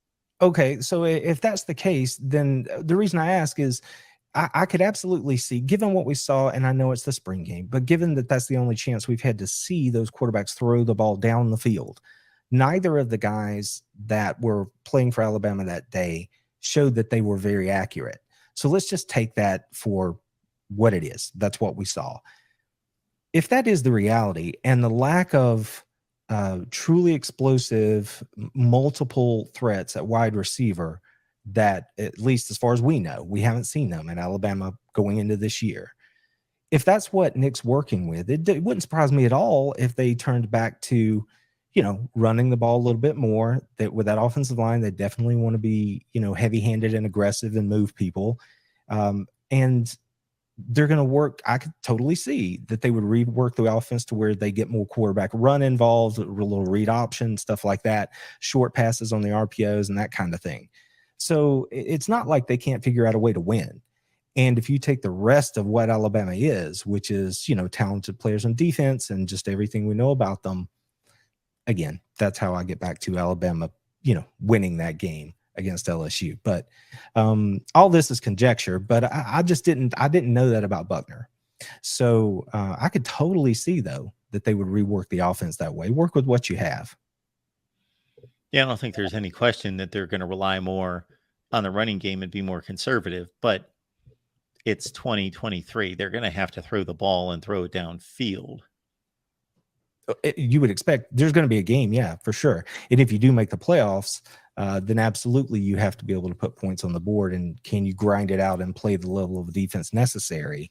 I think Alabama showed us last year that they weren't able to do that the way they have been. Now, can they rectify that for 23? Quite possibly. We'll have to wait and see, though. But even when I look at the defensive side of the ball, I mean, they have a potential All-American in McKinstry. They have the young man who was opposite Anderson last year. His name escapes me. Dallas, maybe is his name. Yeah. Oh my goodness. I went to sleep too. Battle. Yeah. Help us out, folks. Yeah, the other edge. I can't think of his name. Yeah, I can't think of his name either. But I can name two guys is my point, right? So we know they have some players. Good Lord. I hate when I can't think of a name. Number 15. Go ahead. Yeah, number 15. I want to say Dallas for some reason. That doesn't sound right. But the point is, we know they're going to be good, but are they going to be championship level? I don't know. But that just got my head to spinning. Like I said, I just jumped on here and heard him talking about LSU and had a second, so I figured I'd call in and just sort of stir the pot a little bit. I'm not trying to derail the show. I don't know. I don't know about reclassifications. I'll just have to listen in and see what you guys come up with as far as that's concerned. Appreciate the call, Randy. Yeah, y'all have a good evening. Yeah, you too. Bye-bye. Before we get to our next call, yes, LBC Robbie, and it is driving me crazy. The number 15, the other edge rusher for Bama. He's been a really good player for 2 years. Some of us have two televisions, Mark. NBA draft is on the small screen. You're on the 85-inch, which makes me feel better about downsizing the shot here. You are on the 85-inch if it makes you feel better. Yes, taking precedence over the NBA draft. I got to remember that at times that I had two of my friends in the last month when I was over at their house throw me up on like an 80-inch screen just to see what it would look like, because we want the resolution to be good. We want it to be clear and to be within range of all the big shots out there. So we are working on that. And of course, all of our camera equipment is not being utilized here for the last year, but it will again one day. All right. And before we get to this call, wanted to honor the super chat. Our guy, Jason Moose, most kind of like football playoff are the four most deserving, not the best. I would agree with that. And that's the best way to approach it. All right. Let's go to Gary on the line. Gary, how's it going? Hey, Mark. How you doing? Yeah, this is my first time calling, but I've watched your show for a long time. Can you hear me? Thanks for calling. Yeah. Okay, great. Yeah, yep. The reason why I called in this time is because I've been looking forward to this ever since you first started talking about doing this show. And the reason why is because there have been so many times in the past where we had a number of teams who had arguments for the championship, to be the title winners. But back in the days when we relied on the AP poll and the coaches poll and the football writers poll and all those, they were always split up. I mean, there was always a bunch of them. Now in the modern era, meaning since the BCS started, I really only see one that there's a real argument. I mean, don't get me wrong. You're right when you were going through these playoff teams and which ones may have had an argument to make it into the playoff, maybe. But it's not ironclad. Whereas prior to that, prior to the BCS era, there were a number of teams who had very real arguments that they should have been named champions by those polls. But since the BCS began, the only one I can think of is 2003 USC. I'm a Buckeye fan, okay? 3 degrees from Ohio State and that helped teach there in the math tower. So I'm a diehard Buckeye. But there were a number of years where the Buckeyes were close, but by all rights didn't make it. I don't think they should have went ahead of Penn State that year, like you said. But in 2003, USC not being included in that BCS game was robbery. Yeah, I totally agree, and we will get to that, of course. We're just kind of sticking to the playoff era right now, and of course, this is going to get much more interesting as we go back in time. I'm just doing this out of just to make sure we're following protocol and we're getting our bookkeeping in line, doing every season. But yes, this is going to be more interesting in the BCS era than even more when we go back to the poll era. Yes, in 2003, Oklahoma losing a Big 12 championship game by 4 touchdowns just astonishes me in how they were selected in 03. Yeah, I was shocked. I really was. And I know that we're talking about the playoff era, currently right now. But the only reason I brought that up is because I couldn't get it out of my head. And in the playoff era, I really believe, for the most part, they've got it right, except for the part where they're including teams that didn't even win their division. If it's a true playoff, don't you think that the conference championship games should count as part of that playoff? Well, originally, that was the playoff committee's argument against TCU and Baylor, is that they did not play in a conference championship game, and that extra data point was crucial. Right. The committee selects whatever argument fits what they want to do that particular season. Right. Yes, I think conference championships should be meaningful. If actually, the purist in me believes that they should be everything.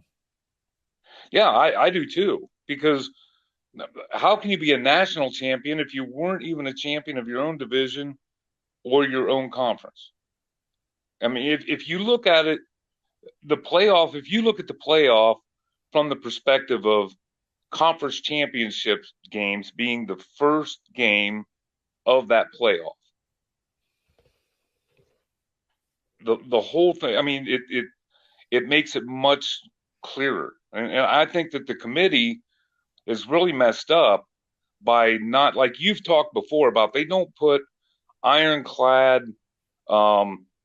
steps. You must do this, and then this, and then this, as qualifiers.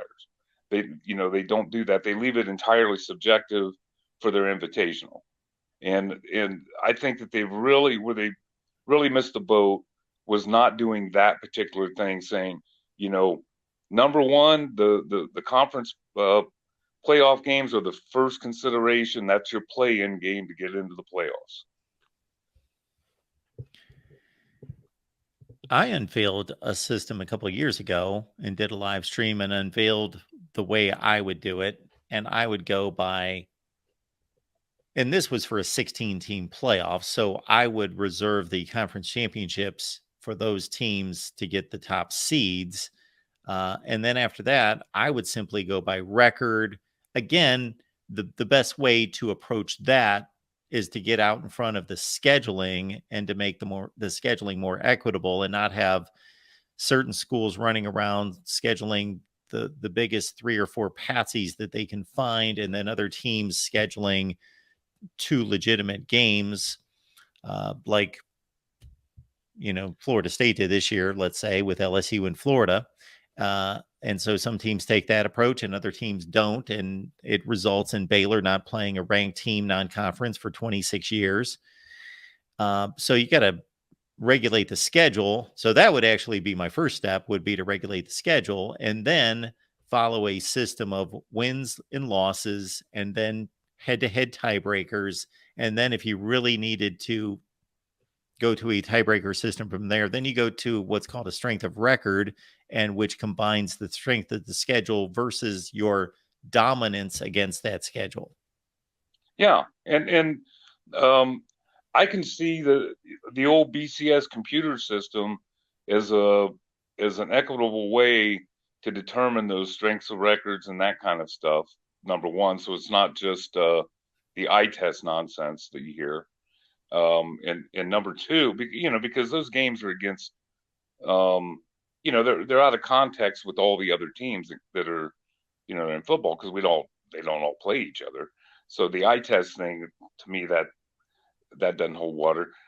So I think they're better off if they was to do something like that they would use like the BCS computer model to determine those rankings by strength of schedule and so on.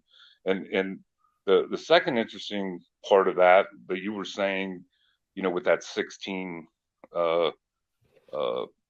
team field, do you think that they would ever really consider these smaller conference champions in that? I mean, it seems like they're always kind of marginalized anyway, like UCF was. Do you think that if they had an expanded playoff up to 16, that they would honestly say, okay, they're conference champs, they're in? It's Division I football. See, I personally love that idea, and I've mapped out a system that goes that route as well. But now that we've already gone to 12 teams and only one of them is a group of 5 team, there's no way that they're going to peel that back, right, and reduce the number of Power 5 teams so that they can let in all those champions. But if you think about it, let's say with 10 conferences and 16 teams in a playoff, we ushered in all the conference champions into a playoff. I don't care what their record is. MAC champion loses all of its non-conference games, whatever. You won a conference, you're in, all the 10 conference champions. And then the other 6 are wild card selections that are mostly going to come from the SEC and the Big Ten and the other Power 5 conferences. What that does is it's almost a NCAA tournament model in a sense, where that the 5 Power 5 champions are 5 of the best teams in the country. And then the 6 wild cards are going to be the 6 other best teams in the country. So you basically know that the 11 best teams in the country are going to be in your field. And then you're going to drop quite a bit. And you're going to have the 35th best team in the country. And you're going to have the 70th best team in the country because they won the MAC. But it would make it fun. I think it would make it fun. Would there be blowouts all over the place? Yes. But it would include everyone, and it would be a true honor system and a true merit system in going to the playoffs and going to the championship game. And it would limit, not eliminate, the subjective nature of a selection committee, unless we put into play what you're saying about having a computer. My biggest issue with the BCS was not the actual BCS formula. It was that there was only 2 teams selected. Right. That was my biggest issue. That was mine too. And the other thing about this is, and you touched on it, but by conferences, we don't have a commissioner of football, and the NCAA doesn't seem interested enough to try and set down guidelines. But with the different conferences playing, completely different types of schedules. For example, in the SEC, I mean, they obviously make a point of their top teams not having to play each other more than once every 8 years or whatever it is. Georgia and Alabama not playing for however long. They do it all the time. And then they have Chicken Crap Saturday, the week before rivalry week every year. They only play 4 road games, against conference opponents. And very seldom does one of them play another road game in their non-conference. So they just about play, on 8 home games and 4 road games every year. And it makes it so much. I mean, it's smart if you're trying to get the most wins for all of your teams, but at the same time, it's not equitable with what the other conferences are doing. So it's impossible, since teams don't play each other, to try to come up with a accurate pecking order of this team's better than this, than this, than this. How can you tell? I mean, you really can't. They need to come up with a way that all the conferences schedule the same way, to where it makes more sense. Either that, or else, if we go to the two super conferences, with 20 or 24 or however many teams in each conference, you don't play any non-conference games. The playoff field would be a completely different field of Division One, to where it's just those two super conferences, with 2, 10, or 12 team divisions to it, and play only within your conference, and the two conference champions play at the end of the year. Yeah, basically a NFC, AFC type format. Right. Maybe that's where we're headed. I think that's where we're going to end up at, yes. Well, hey, Mark, I don't want to take up any more of your time. I know you're a busy man. You have plenty of callers, but I really appreciate you taking my call. It was great talking to you. Absolutely, Gary. I appreciate you calling. Call back anytime. It's great to hear from a long-time listener. Thank you. You have a Thanks, great Gary. Have a good night. We will keep it rolling here at the Voice of College Football. And again, let's take calls just on the playoff era. I want to keep this structured. So I've reviewed all the playoff seasons, and now let's take some calls on the playoff era 2014 through 22. Let's check in with Hunter again. Hunter, are you there? Hello, Hunter. Okay. We will check back with Hunter. Let's take our next call here at the Voice of College Football. We've got Andrew on the line. Hey, Mark. How are you? I'm good. What's going on tonight? Pretty good. Happy to talk to you again. I love the topic, although I think that pretty much every year since the playoff was instituted, I haven't really had anything to complain about in terms of the 4 teams that got in.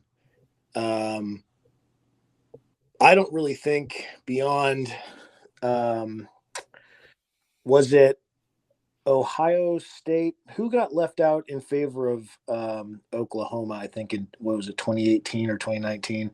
Was it Ohio State? So, yeah, 2018, the committee basically had a decision between Ohio State and Oklahoma. They both went 12-1 and won their conference championships. Yeah, that is the only real controversy that I see. And you already pointed out that Notre Dame being not being in a conference really screws up that whole comparison at the end of the year when you can stay at home during championship week and rest on the laurels of an undefeated 12-game regular season.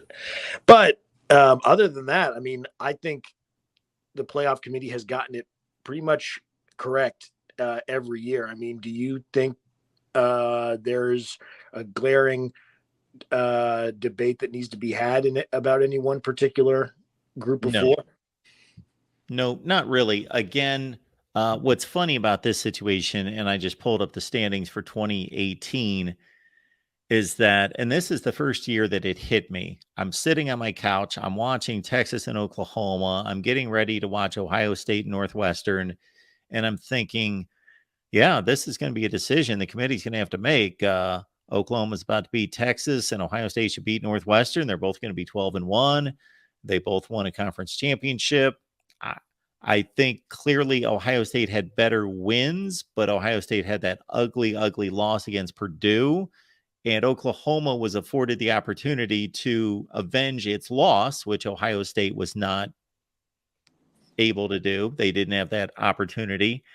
And I'm sitting there, and that's the first time, because in the past I thought Notre Dame plays this tough schedule. They do schedule tough. Now, since they signed that ACC contract, their schedule has gone downhill.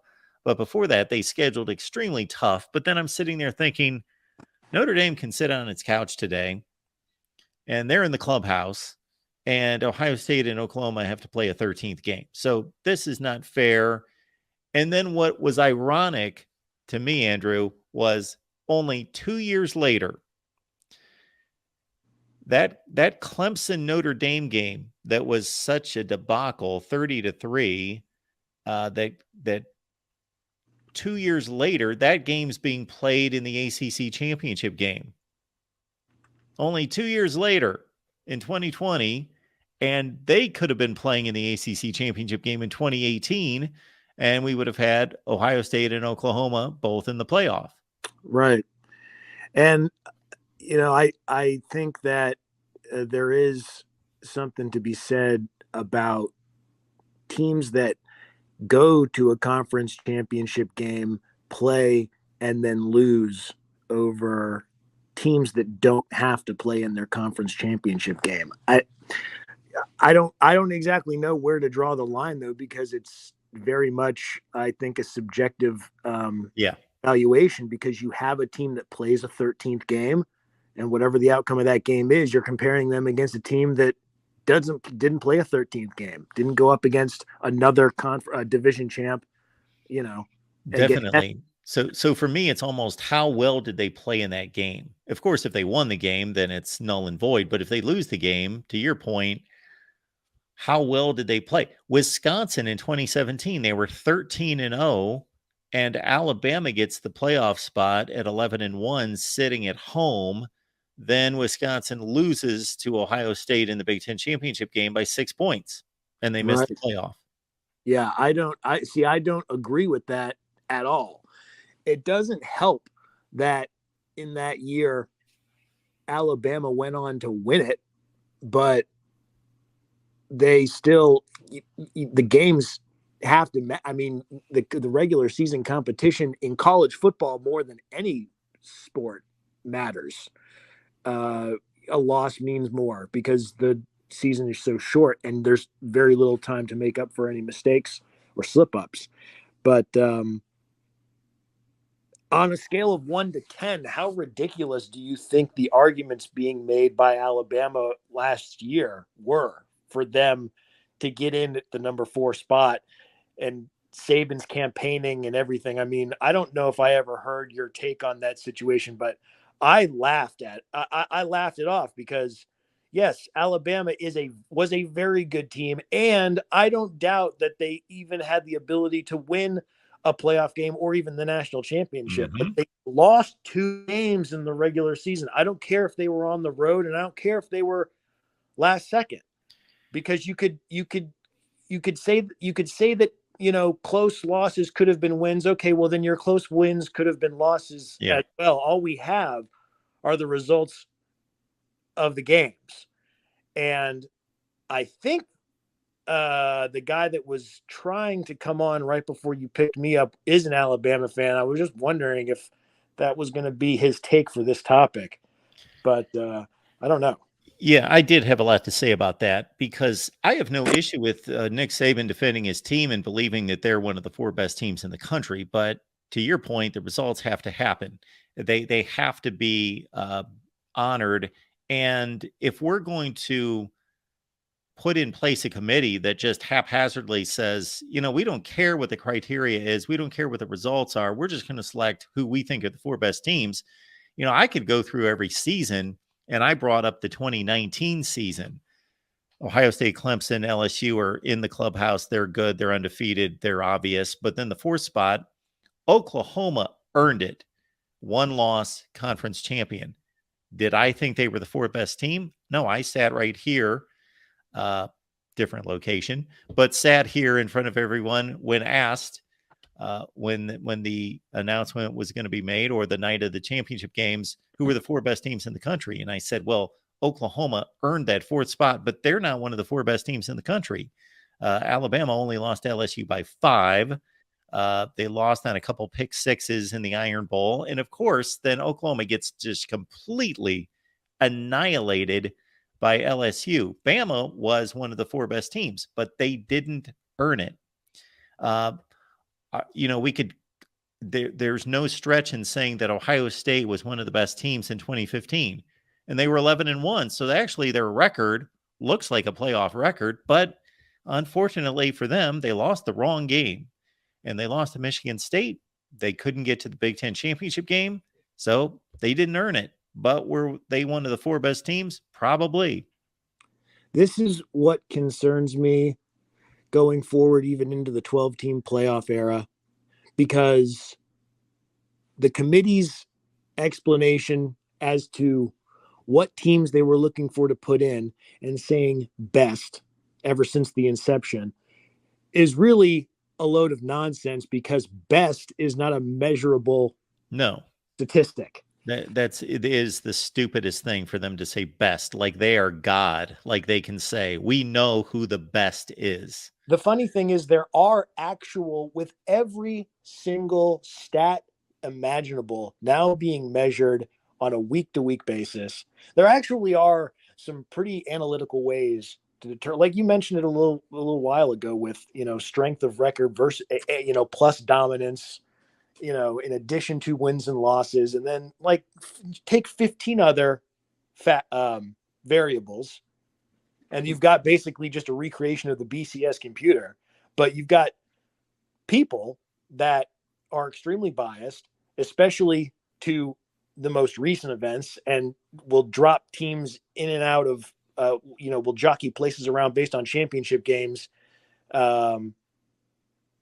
Whereas, earlier in the season, maybe a loss, affects a team more than it does later in the season, or vice versa.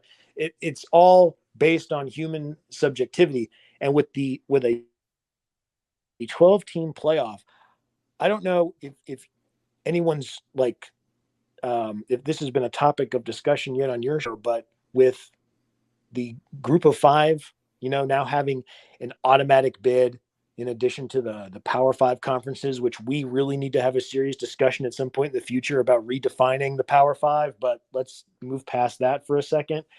There is not going to be, in this new format, any chance for a group of 5 team, in my estimation, to win a national championship, because every group of 5 team that makes it to the playoff is going to have to win, or going to have to play 17 games. Yeah. So what year was it that they had the big controversy about Ohio State getting in? Which year? It seems like it's about every year. 2014, I think, is the year that you're thinking of. Okay. I thought it was later. I was thinking 16 for some reason. Well, in 2014, Ohio State, in the playoff committee rankings prior to the championship games, they were behind Baylor and TCU, and they leapfrogged those two after they beat Wisconsin 59-0 that year. And then the controversy in 2016 was that Ohio State was the first non-conference champion to get a bid over Penn State, who won the Big Ten and beat them head-to-head. Yeah. Okay. Now the one that you have pulled up right now, Alabama, Clemson, Notre Dame, and Oklahoma. That was 20. That's 2018. 2018. Actually, that year I thought that Ohio State should have got in ahead of Oklahoma. Yeah, that was pretty much the argument for Ohio State was they had better wins. The argument for Oklahoma was they lost to a better team, Texas. Ohio State had that ugly Purdue loss, and Oklahoma got to avenge its loss in the Big 12 championship game. So I was not upset with that. I was upset as a fan, but I couldn't argue it. I think both teams should have been in, and Notre Dame should have had to play in a conference. Yeah, that's the only downfall of Notre Dame, is they're not in the conference. I thought for sure that this year they would have moved into the ACC. I thought they would have been forced into that. Forced by who? That's the problem. Who's going to force them? Not force by an individual, but I felt like for the best interest of them making the playoff, that they would have been kind of by the forces of the way that college football is moving, with the conference championships being a very high importance.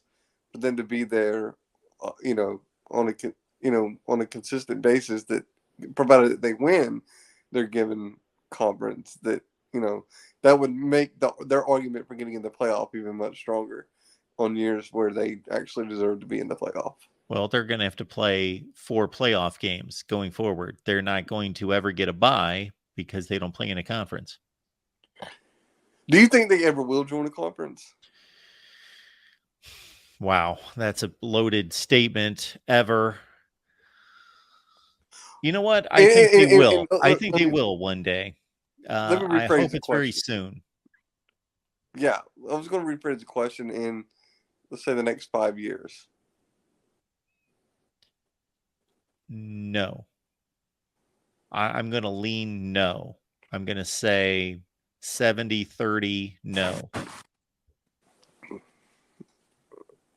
Okay. I want to see Notre Dame be in the Big Ten.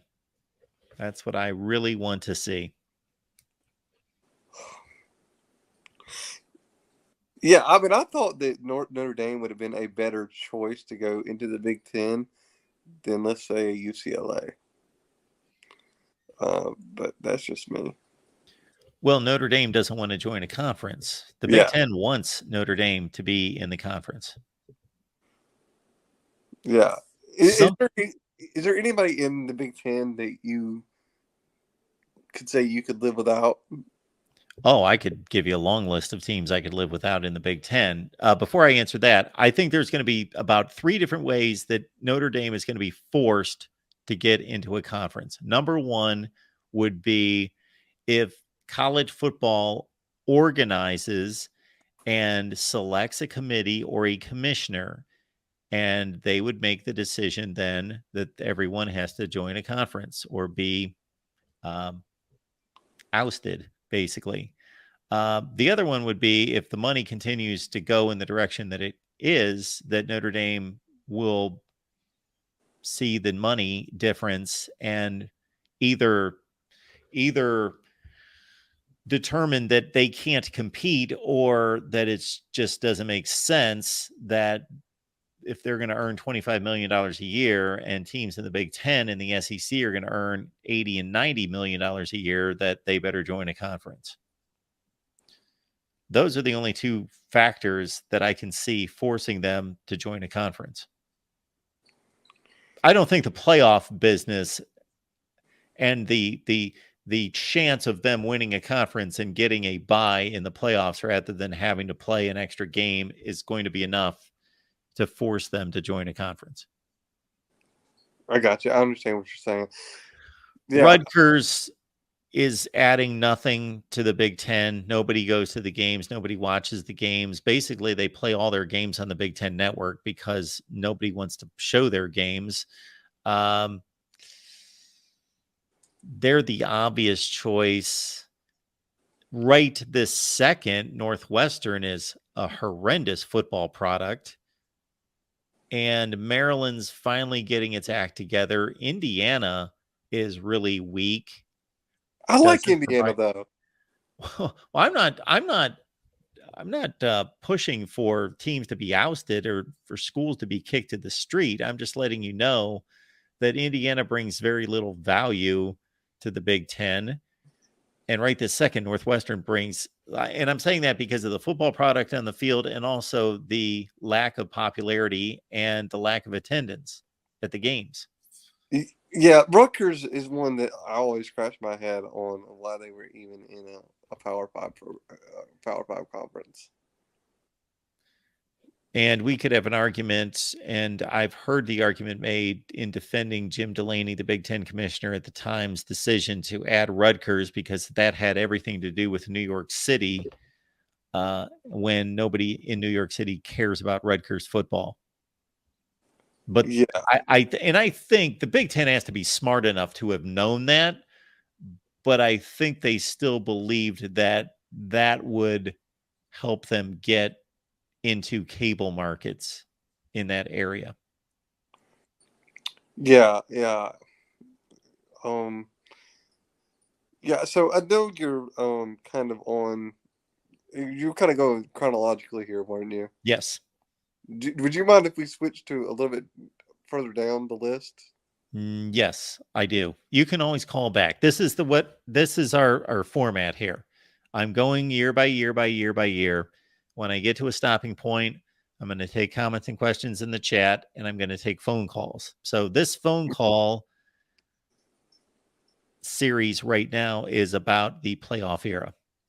Okay, yeah, If you want to call back, we're discarding our rule tonight. You can call as many times as you want. Okay.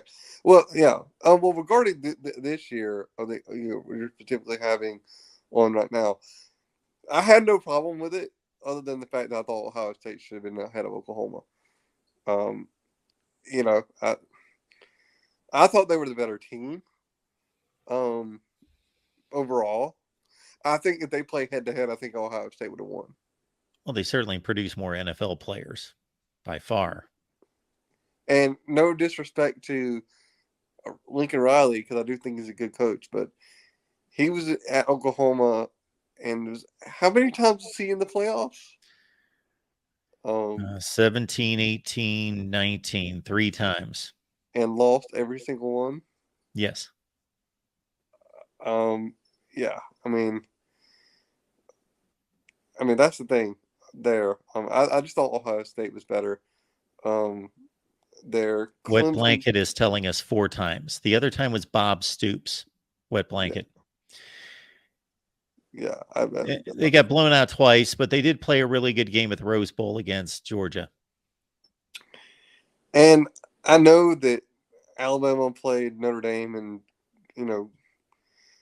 I feel bad for Notre Dame because on one hand, because Notre Dame is one of those teams. Bad for Notre Dame because they're that team that they everybody wants them to be really good, and then somehow they always end up in the playoffs or in the national championship and get. Hunter, I love your calls. I love our conversations, but I'm curious as to the origin of the last 2 comments. Everybody loves Notre Dame. I always thought Notre Dame was one of the most hated teams in the country. Well, when I say everybody, I think if you're a person who, like myself, who likes the historic programs to be good, you like them for that reason. That's the reason I like Notre Dame. I like them because they're one of those historic programs. Same reason I like Nebraska. They're horrible right now, but I would love for them to be relevant and be good. I think it would be cool to see all of the historic programs be competitive at the same time. You love Texas? Yes. USC? Yes. Ohio State? Begrudgingly, yes. Why begrudgingly? You just said you love all the historic programs. I have a very, very, as you know, Mark, I have a very, very, I'm not the biggest Ohio State fan in the world. Let's put it that way. But okay. No, I do like I would like for all the historic teams to be good. Michigan. Michigan? Yes, I like Michigan. Yeah. And I know you like Florida State. Yeah. I actually think before I hop off here, I know that your last caller made a little bit of a comment of his Final Four for this year. I'm going to kind of give you mine and kind of get your reaction on it. Sure. I've got Alabama, and this is no particular order. I've got Alabama, Georgia, Michigan, and Florida State. And it might seem that I'm a little bit biased. Of course, being an Alabama fan. You missed our show last night, Hunter. Everybody's biased. Yeah, everybody's biased, but I really do think that Florida State's going to be that good this year. I mean, I think if they knock off LSU and Clemson, I don't see them losing another game on their schedule. Yeah, you don't have to be that good to win the ACC. And who knows what Clemson's going to be this year? I'm sure they're going to be competitive. But well, there's nothing crazy about your playoff prediction.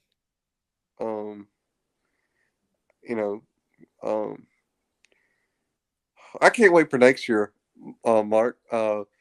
I think next year is going to be fun. I like the way that we're mixing it up in the SEC and getting teams like Georgia at home.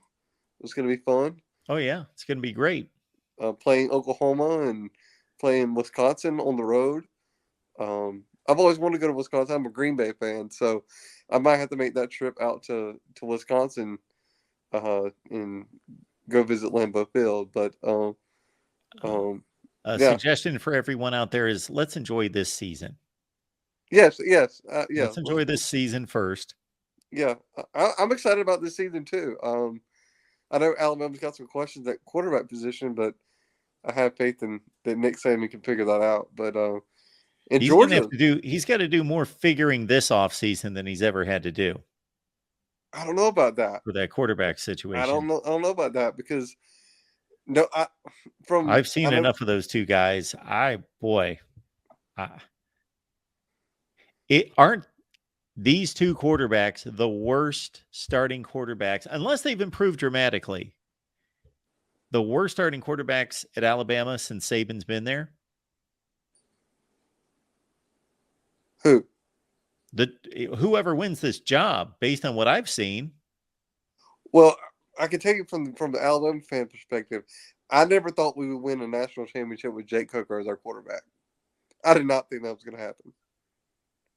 I'm saying if they don't improve, obviously, if they improve, they improve. But I think it was a huge indicator when Nick Saban went to go get Tyler Buckner. I think, honestly, Mark, I think that was more of I think he didn't see what he wanted to see in the spring. And I know that. And I think he wanted to introduce more competition and get those guys to think, hey, if you're not going to do your job, we'll go get somebody else. And I still think that Jalen Milroe is going to be our starting quarterback come week 1. I still believe in that kid. I haven't sold my stock on him. I know that people have criticized his arm talent, his throwing ability, but there is a reason that Sark and Nick Saban went hard after him when he was committed to Texas and flipped to Alabama. I got you.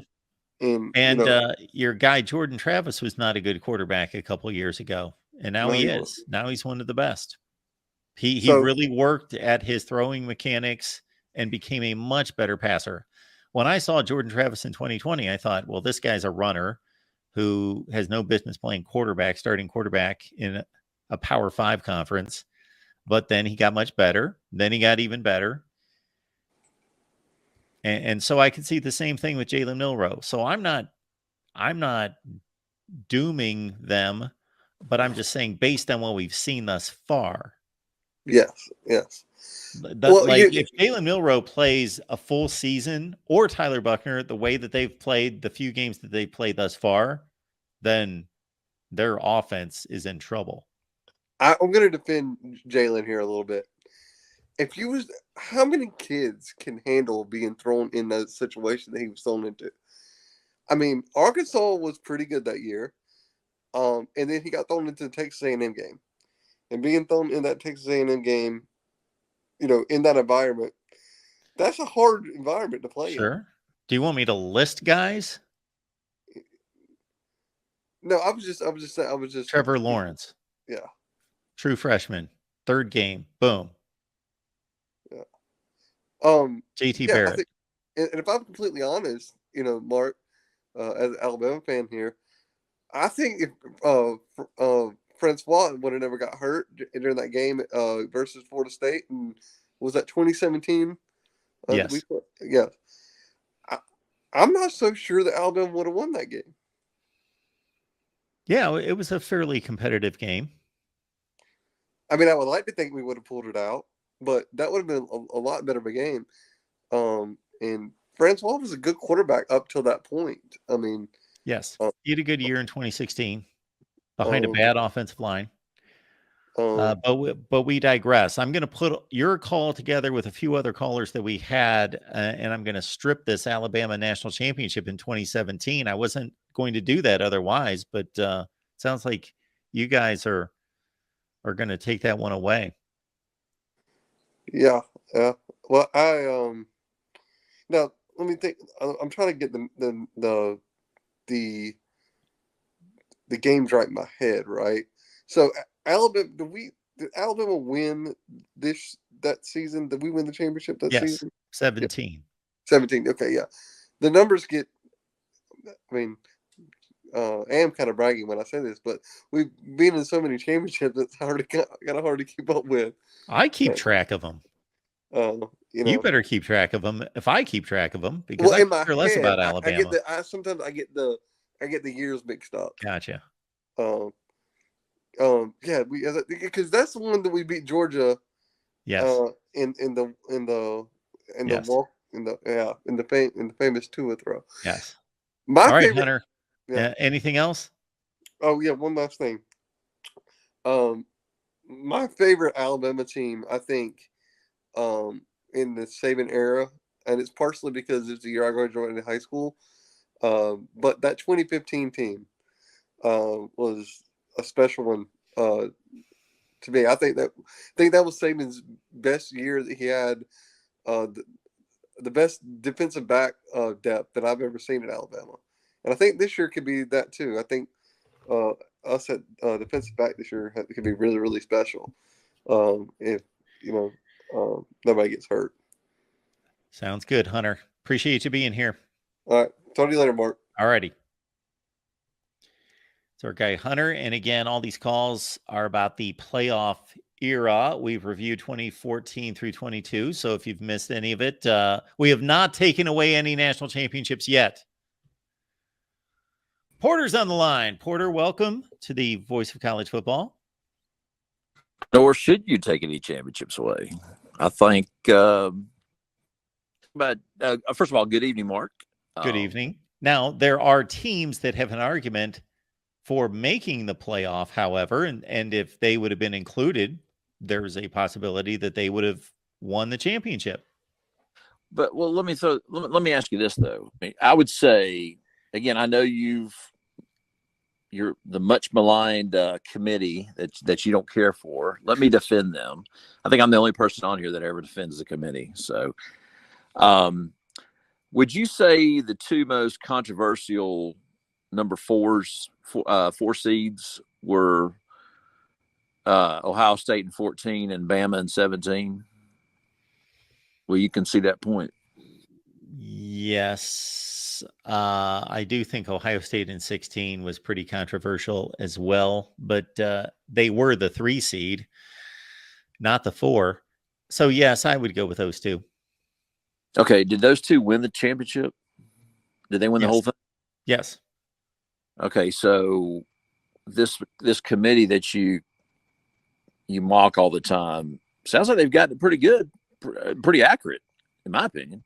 If they're that accurate, okay, if they're that accurate, then why would they not see those teams number 1? If they thought they were the best teams, then they should be number 1. They should be the 1 seed. They didn't get the 1 seed right in 14, 15, 16, 17, 18. The first 5 playoffs, they didn't get the 1 seed correct. Well, I understand that, but you're not going to. If Clemson is undefeated like they were in, let's see, were they undefeated in 17? No, they lost to. They could have had different 1 seeds. They lost to Syracuse. That's right. But they were the ones. Is that right? I don't trash the committee. I trash the concept of a committee, and I trash their rhetoric because they have jumped all over the place in regards to what their considerations are. They've been all over the map. And they even, after being all over the map with actual logical points, they then just defaulted to, we select the best teams. But it's no different than saying, hey, you need to fill this spot. You're talking to your HR director. And they actually don't select the best teams. Well, that's what's crazy is they started out by saying conference championships are important. Then they went to strength of schedule. They used whatever bullet point that they needed for that particular season. And then they finally got to a point with, I think it was the Bama year, where they just said, well, we select the best teams. And No, you haven't selected the best. If you're going to select the best teams, select the best teams. You would have selected Ohio State in 15. You would have selected who am I missing? You would have selected Bama in 19. You would have selected Ohio State. Cincinnati was not one of the 4 best teams. Why'd they get selected? Well, because they went undefeated. They're all over the map. Because they went undefeated. I mean, exactly. Mark, I have no issue with that. But are you selecting the best teams, or are you selecting the best resume? But Mark, listen, I don't think you're being consistent with what. No, they're not being consistent. Well, give me a little bit of rope on this. You always talk about how important conference championships are. You love talking about conference championships. Part of the reason why some of these teams have gotten in over other teams is because they won their conference. Yeah. Look at Georgia. I mean, I'm a Georgia grad. I should be mad about 2018. I'm not mad because Oklahoma deserved to go above us because they won their conference. We didn't win our conference, and they had a better record than we did. Do I think we were better than Oklahoma? Yeah, I do, and I think they proved it out. But it's like I was going to say, it's like you're talking to your HR director, and they're going to say, who are you going to hire for this position? You're going to say the best candidate for the position. Yes. But what you're really doing is you're looking at resumes, and you can't tell me that this whiz kid, this kid may be the smartest kid, but he's a dropout of Harvard.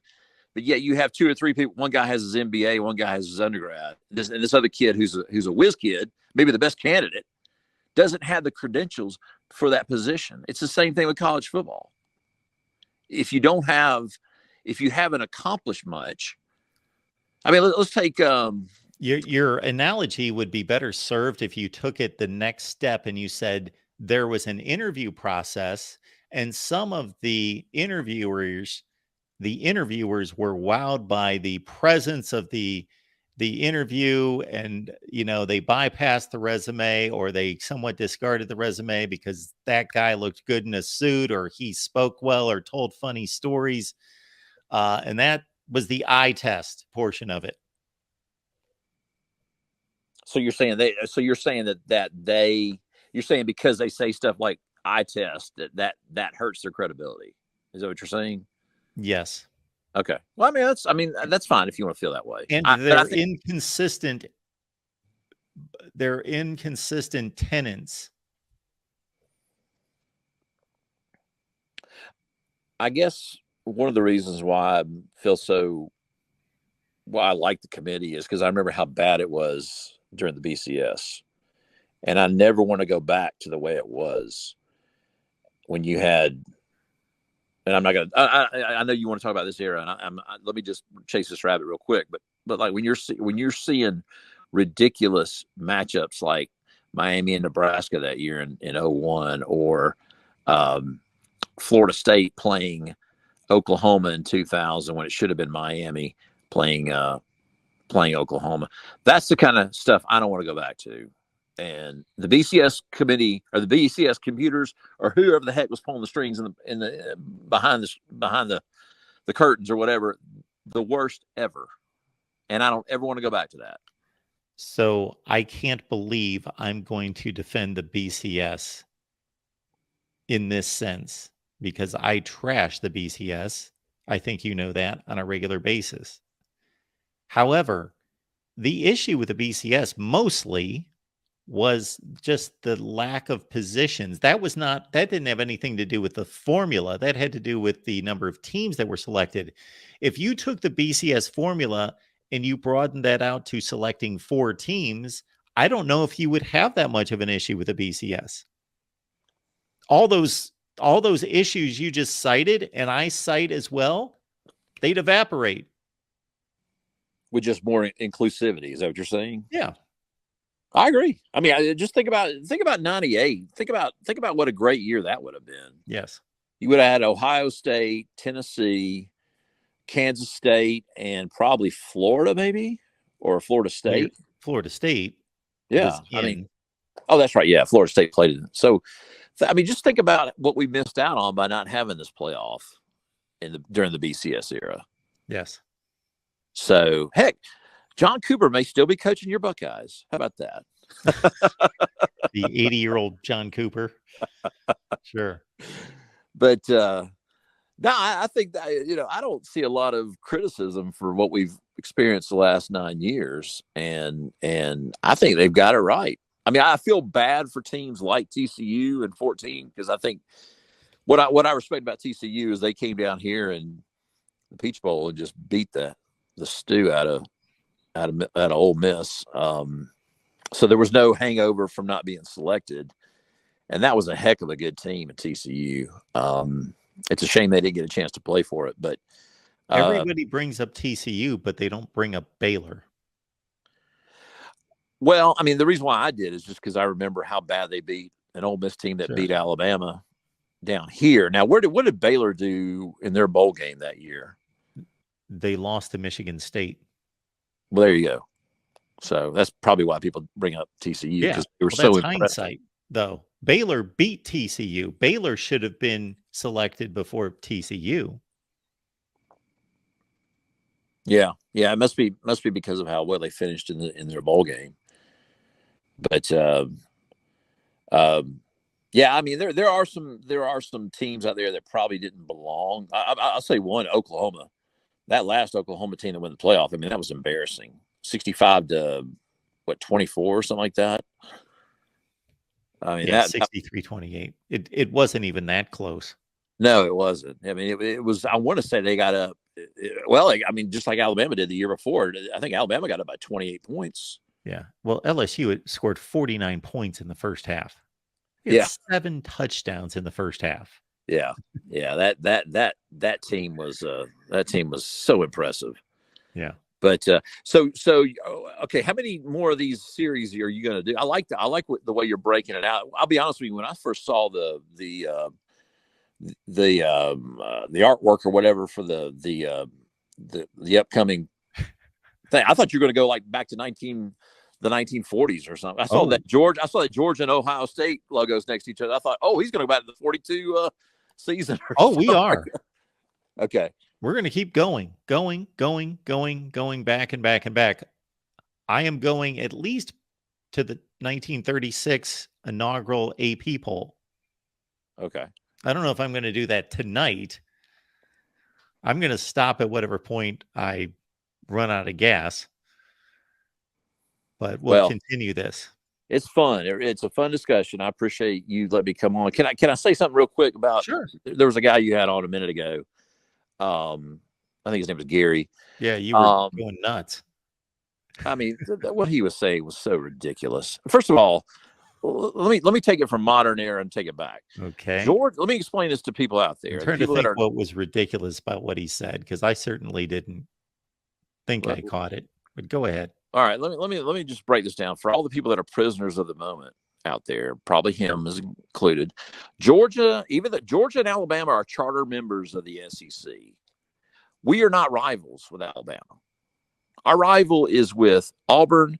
Our rivalries are with Auburn and with Florida, and somewhat Tennessee, and maybe a little bit South Carolina. Those are our rivalries. Yep. That's why we don't play Alabama every year, and we've never played Alabama a lot. It's you going back through the history of our conference. We never played Alabama a lot. It's just how it goes. But for this guy to say that the best teams don't play each other during the regular season is just a stupid thing to say. I mean, the guy made no sense at all. Well, wait a minute. He's partially correct. Maybe he didn't understand or is not understanding of. I shouldn't even use the word understanding because that shows like lack of ability to understand. He probably just doesn't know the SEC's scheduling format currently. Well, he doesn't know it going back decades because what happened? Does he not remember LSU and Alabama playing every year? And those were the two best teams in the conference for many years. They play every year. I think his point was that because of the scheduling format, playing a quote unquote rival in the other division and then rotating against the other 6 teams in the division, that teams in the SEC do not see other teams for 6 years. Well, but But he's saying that the best teams. I will concede that Alabama and Georgia are the two best programs right now. Yes. They don't play every year in the They regular. only play every 6 years, and the only reason they played in 2020 is because of COVID. I understand that, but you have to remember. Okay, let's go back to the '90s. Who were the best two teams in the '90s in the SEC? I know you're going to come up with Tennessee and Florida. Did they play every year? No. No, They well, don't. Tennessee Yes, and they Florida in the do. 90s. Yes, they did Yes, because they we do, and they have Yes. for decades. in What 92. Yeah, because we've got the scheduling format since 92. would you say LSU and Auburn were the two best teams? Well, you can throw Alabama in here too. In the early part of the 2000s, would you say Auburn and LSU were the two best teams in the SEC early 2000s? In the entire conference? Yeah. No, I think it was Georgia was in there. Are we Okay. talking like 02, 03, 04 Yeah. in that range? Yeah. Yeah, they were two of the best. They play each other every year, You right? argue.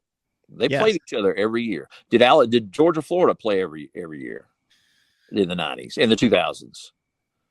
I think that maybe you're nitpicking his comment just a little bit too much. I think his comment was basically when you play 8 conference games, you're less likely to play some of the better games. There are really good games that are going to be left out. The larger the conference grows, this is pure mathematics.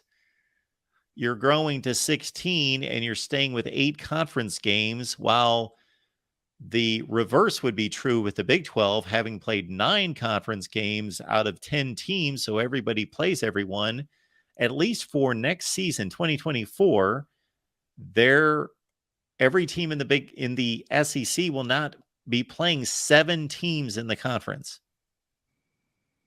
But that's correct. Sometimes that can help somebody. Sometimes that can hurt somebody.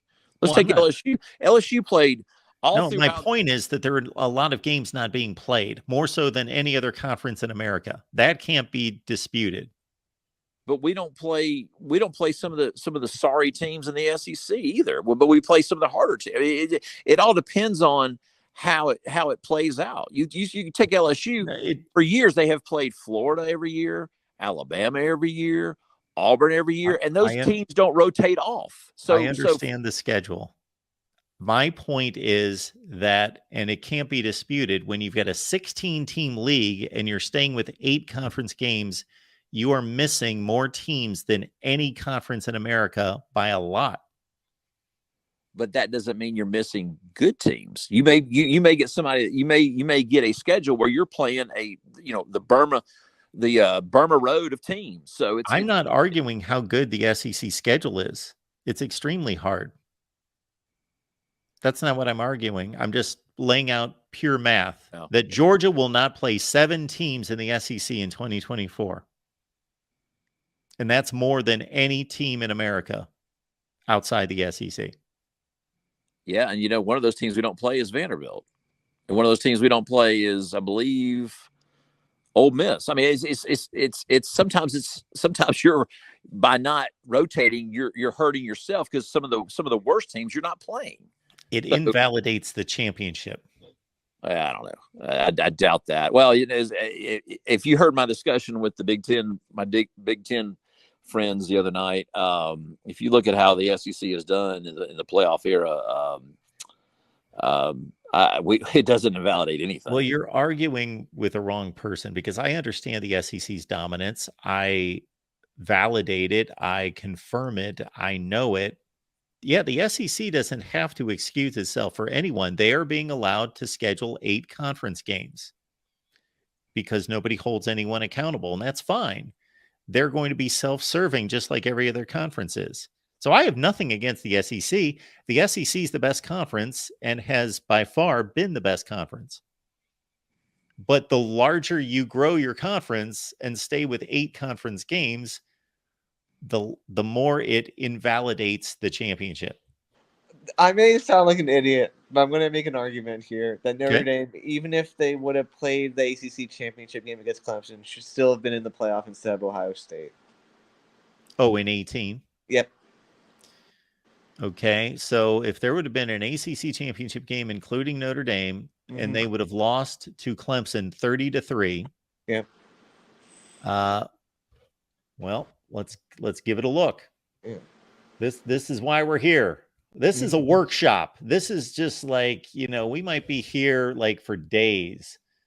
So we're going to look at Clemson I'm sorry, Clemson. We're not looking at Clemson. We're looking at Notre Dame. Notre Dame 2018. Let's look at this beautiful Notre Dame resume of 2018.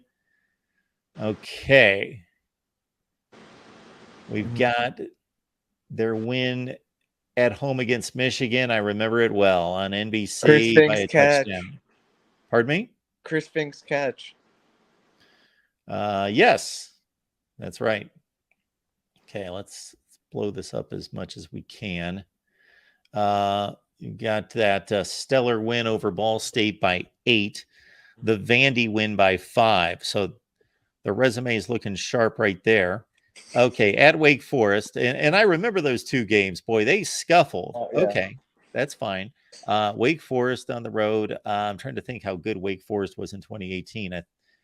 This is obviously pre-Sam Hartman. I'm guessing that Wake Forest team, I think they won a bowl game against Memphis or Temple. So they were okay.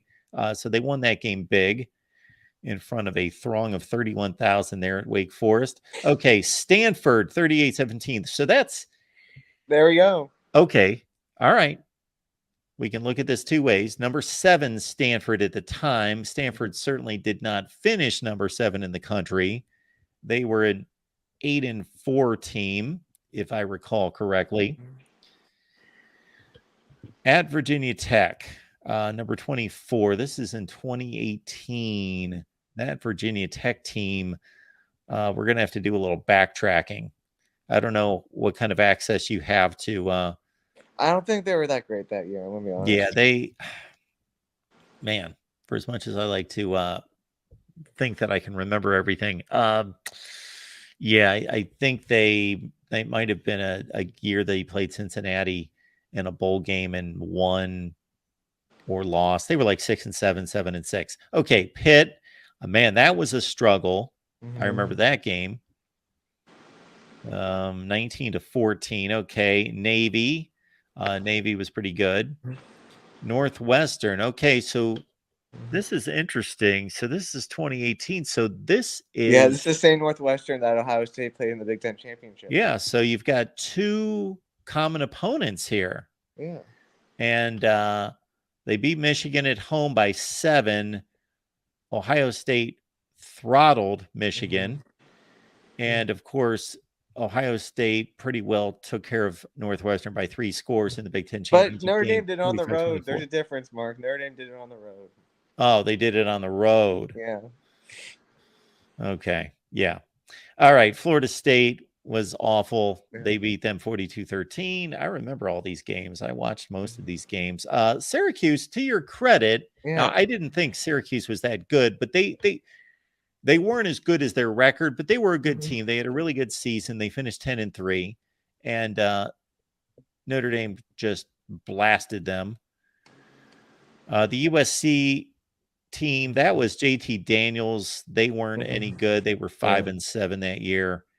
And then you would have the de facto ACC championship game. All right. Ohio State. Ready for this? Let's find the Buckeyes here.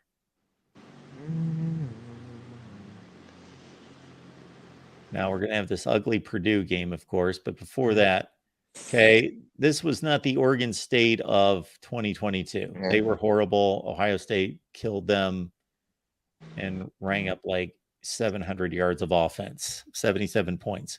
Okay, Rutgers, lousy, 52-3. Okay, that TCU team, to your defense, did not finish number 15 in the country. They went to a bowl game. They were decent. We could look them up, but I believe they went 7-5 that year. And Ohio State won down in Arlington. Tulane was certainly not the Tulane of 2022. They crushed them. Penn State. So that Penn State team, that was the team that lost to Kentucky in the Citrus Bowl. They were pretty good, 9-4. So they didn't finish number 9. They finished in around 15 in the country. Ohio State had to score 2 touchdowns in the last 5 minutes to pull that game out. That Indiana game wasn't close, and Indiana was no good. Minnesota, let's see, that was PJ Fleck's first year. That Minnesota team beat Georgia Tech in a bowl game to finish 7-6. Ohio State beat them by 2 scores. There's the awful Purdue loss. Purdue went 6-6 and then got crushed by Auburn. That Purdue team, though, they beat a good Michigan State team, and they upset somebody else. They were full of upsets that year, but they weren't that good. Nebraska was a scare. Nebraska wasn't that good. That was Scott Frost's first team, maybe second team. So that Nebraska team finished 5-7, and Ohio State struggled. So Michigan State team finished 10-3 and won the Holiday Bowl. Wait a minute, 16 or 17, 18. Maybe not that Michigan State team. They went to a bowl game. They weren't great. I'm mixing up Michigan State teams. Maryland 52-51. So yeah, they escaped that game. They killed Michigan, and they had a close game with Northwestern at halftime, and then they blew them out. So you're going with Notre Dame's resume. Well, okay. Notre Dame has the better loss. I'm saying Notre Dame has the better loss, and they've beaten similar teams that Ohio State's beaten as well. Ohio State had more impressive games than the 2 common opponents. Well, by far. Yeah. But I mean, I just feel like that 29-point loss against Purdue, and Notre Dame's loss against Clemson, I think the committee could see that Notre Dame's loss isn't as bad. I mean, I don't know. I mean, the way that you put it does make it look a lot worse than the Irish than what I was thinking before coming to this call. But yeah, it's a debate. Yeah. It's a reasonable debate. I don't think it's a slam dunk either way. Yeah. I don't want to go into 18 different links to look these teams up. I am curious. I'm mixing up teams. The 17 Michigan State team was better. They went 10-3. They won the Holiday Bowl. This Michigan State team, they went 7-6. 7-6, yeah. Yeah, they went 7-6. They lost to Oregon 7-6. That was a snoozer again. In the Red Box Bowl, if I recall correctly. Yeah. You're right. And I was curious about, was there anybody else on the Ohio State schedule? I pretty much know what everybody else did. I don't think Tulane was any good. I think they went 7-6. But I was curious about 2 Notre Dame opponents. How am I going to get to them? Michigan. Okay, let's look up. I think Virginia Tech went 7-6. Yeah. I'm curious about Virginia Tech. And I think Stanford went 9-4. So there's Virginia Tech at 6-7. Yeah. Like I said, they played Cincinnati in a bowl game. Yeah. Okay. And then the other team was Florida State, I believe, also went 6-7. I think that's the team that lost to Arizona State in the Sun Bowl. I don't think they made a bowl, Mark. Yeah, you're right. They did not in 18, then they did in 19. Yeah, I think I'm mixing up years. Pitt team went. Oh, this was the infamous 7-loss Pitt team that went to the ACC championship game. Yeah, so Notre Dame played both this Pitt team that went 7-7. That's a great record. And then they, of course, played Stanford, who beat Pitt in the Sun Bowl 14-13. I believe Stanford went 9-4. Yeah. There they are, 9-4, and they walloped Pitt 14-13. This was the last year that Stanford was relevant. Yes. Yeah, that was the end of Stanford. Although they weren't bad in the COVID year, but so yeah, so that's what. Let's see. Let's get back to Notre Dame. So yes, that is the Notre Dame resume of 2018. You know, if we want at some point, we will have a crack staff here, and I would just snap my fingers and they would line up the wins like top to bottom for both teams and put them side by side.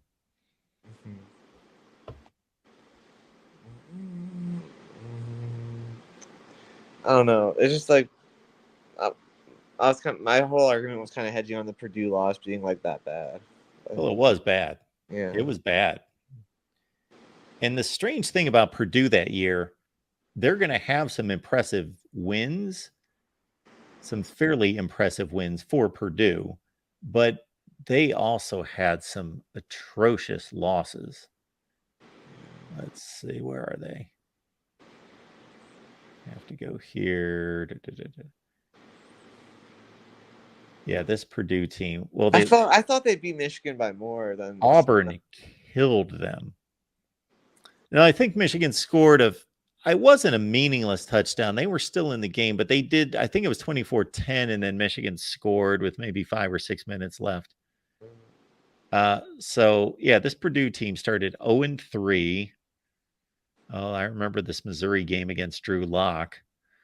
So they beat a ranked Boston College team that I think was one of those standard 7-5 Boston College teams. Beat Nebraska, Illinois. They were no good. Then they beat Ohio State. Then they lost to Michigan State. Then they beat Iowa, who was a typical 8-5 Iowa team. Got drubbed by Minnesota.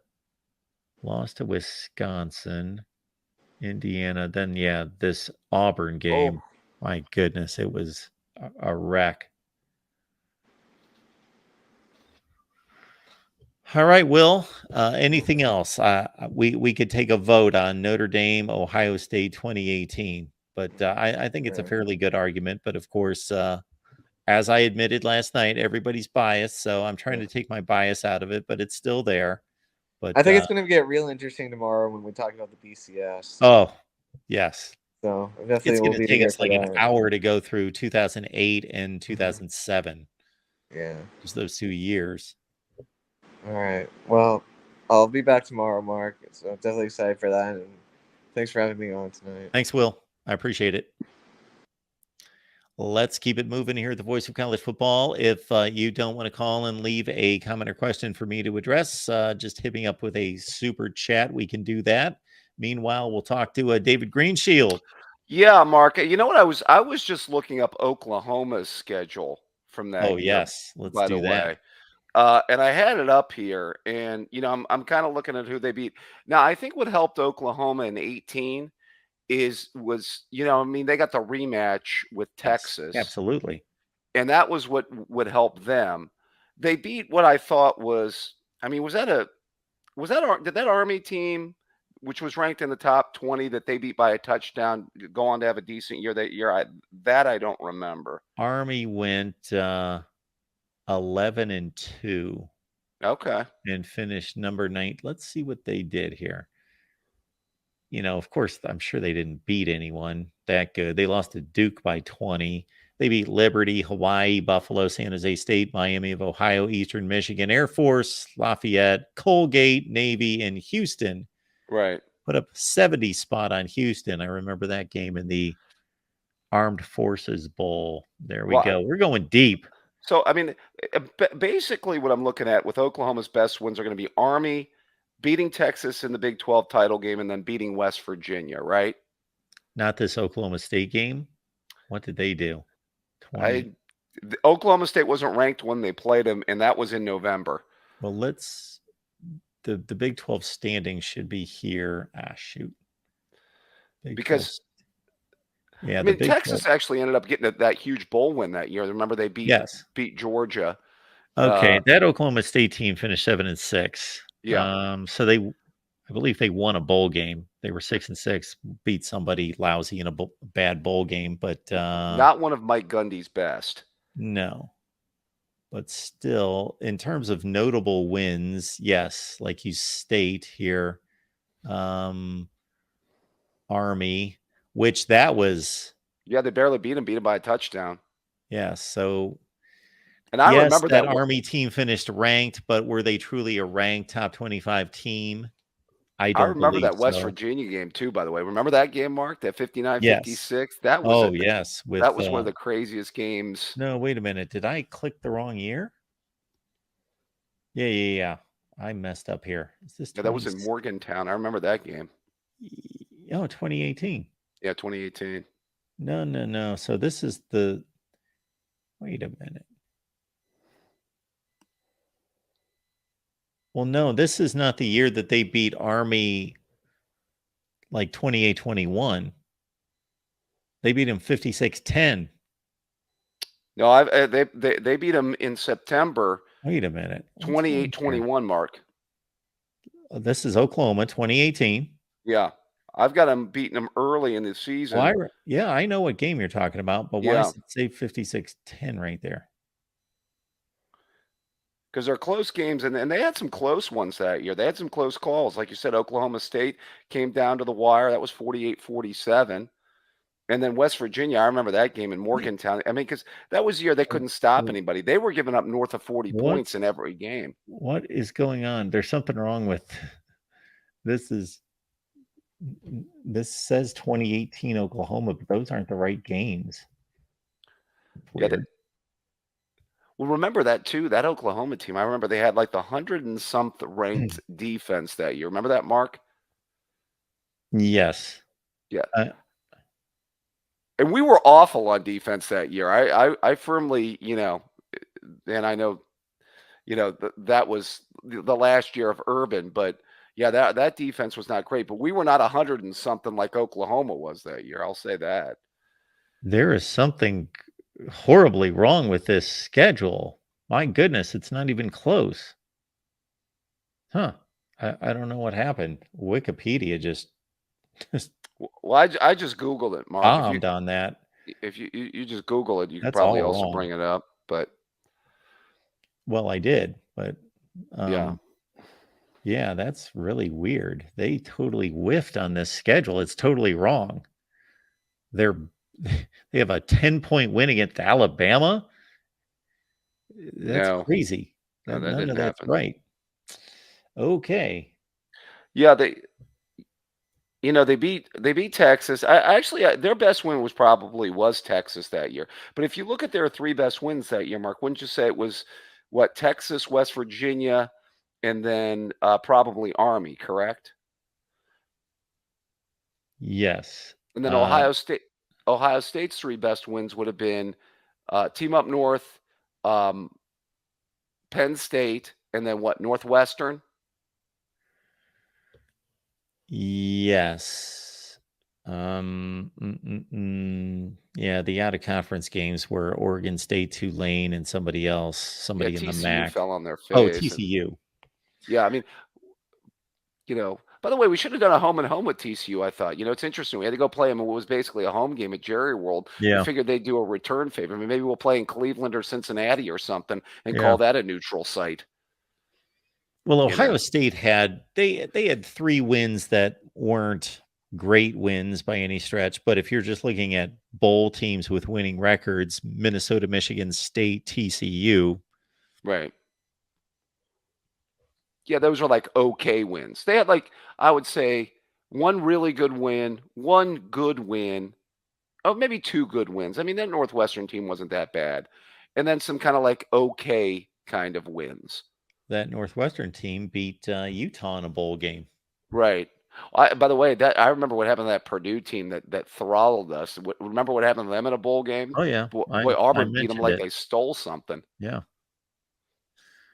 So the issues with Oklahoma State is Army took them to overtime, and I understand Army was 11-2, but they weren't a Power 5 11-2. Yeah. And this Oklahoma State game, if you remember, if Oklahoma State didn't drop a 2-point conversion, much like I guess Maryland dropping a 2-point conversion, so you could swap those two out. Oh, yeah, I remember the closest. We had a close game against Nebraska at home. We had a close game. I mean, in some of those games that Minnesota game was a close game. I think maybe even into the fourth quarter, even though Ohio Yeah. State won that game like 30-14. I watched that game. And both teams, like I said, kind of had the similarities. Both teams had really good offenses and quarterbacks that had unbelievable years, and both teams had not really good defenses. Now, I think Oklahoma's defense, they said, was like all-time bad that year. I don't think Yes. you're ever going to see a playoff team make a playoff with 100 and some ranked defense, which is what Well, they not until had the that next year. year.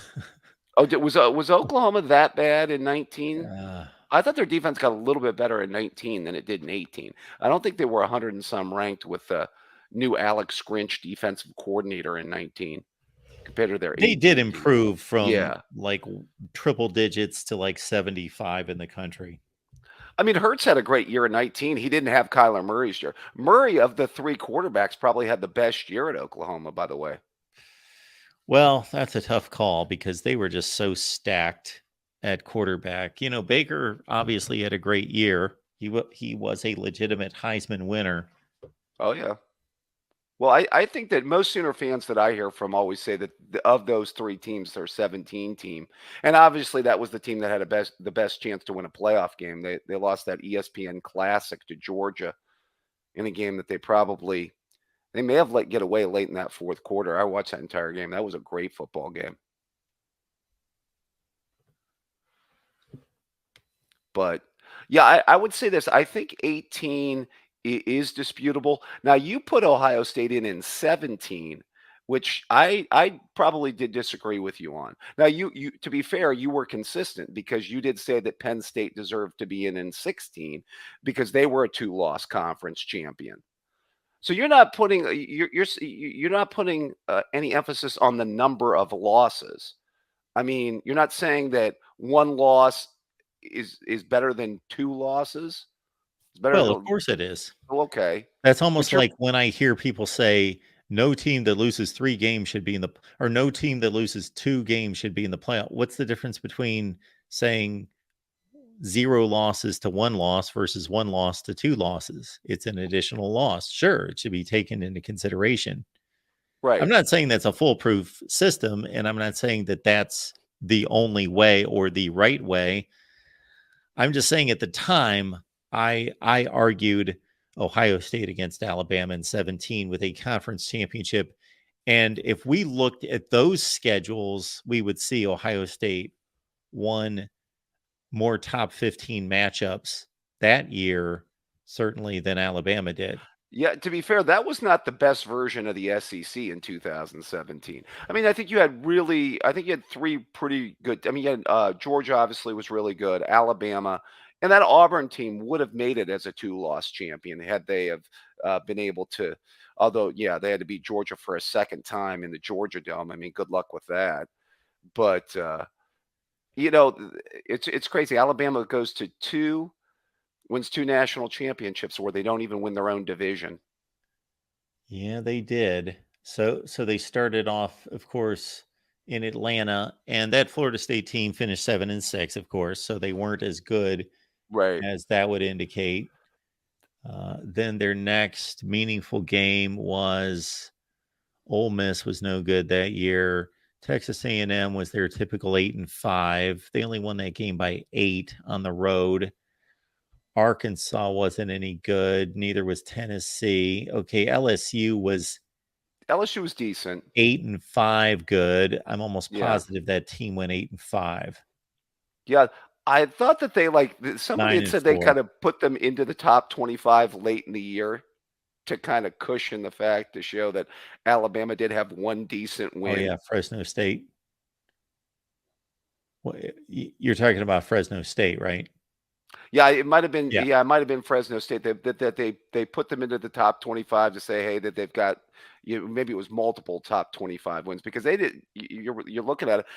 Now, to be fair, Florida State's quarterback, I think, didn't that quarterback get hurt and then their Yes, season went Andre in. Francois. Yeah, Yep. Francois, and then it went into the tank that year to them. To be fair, I will. I'll get that out there because Florida State. There were people picking that Florida State team to be a playoff team that year.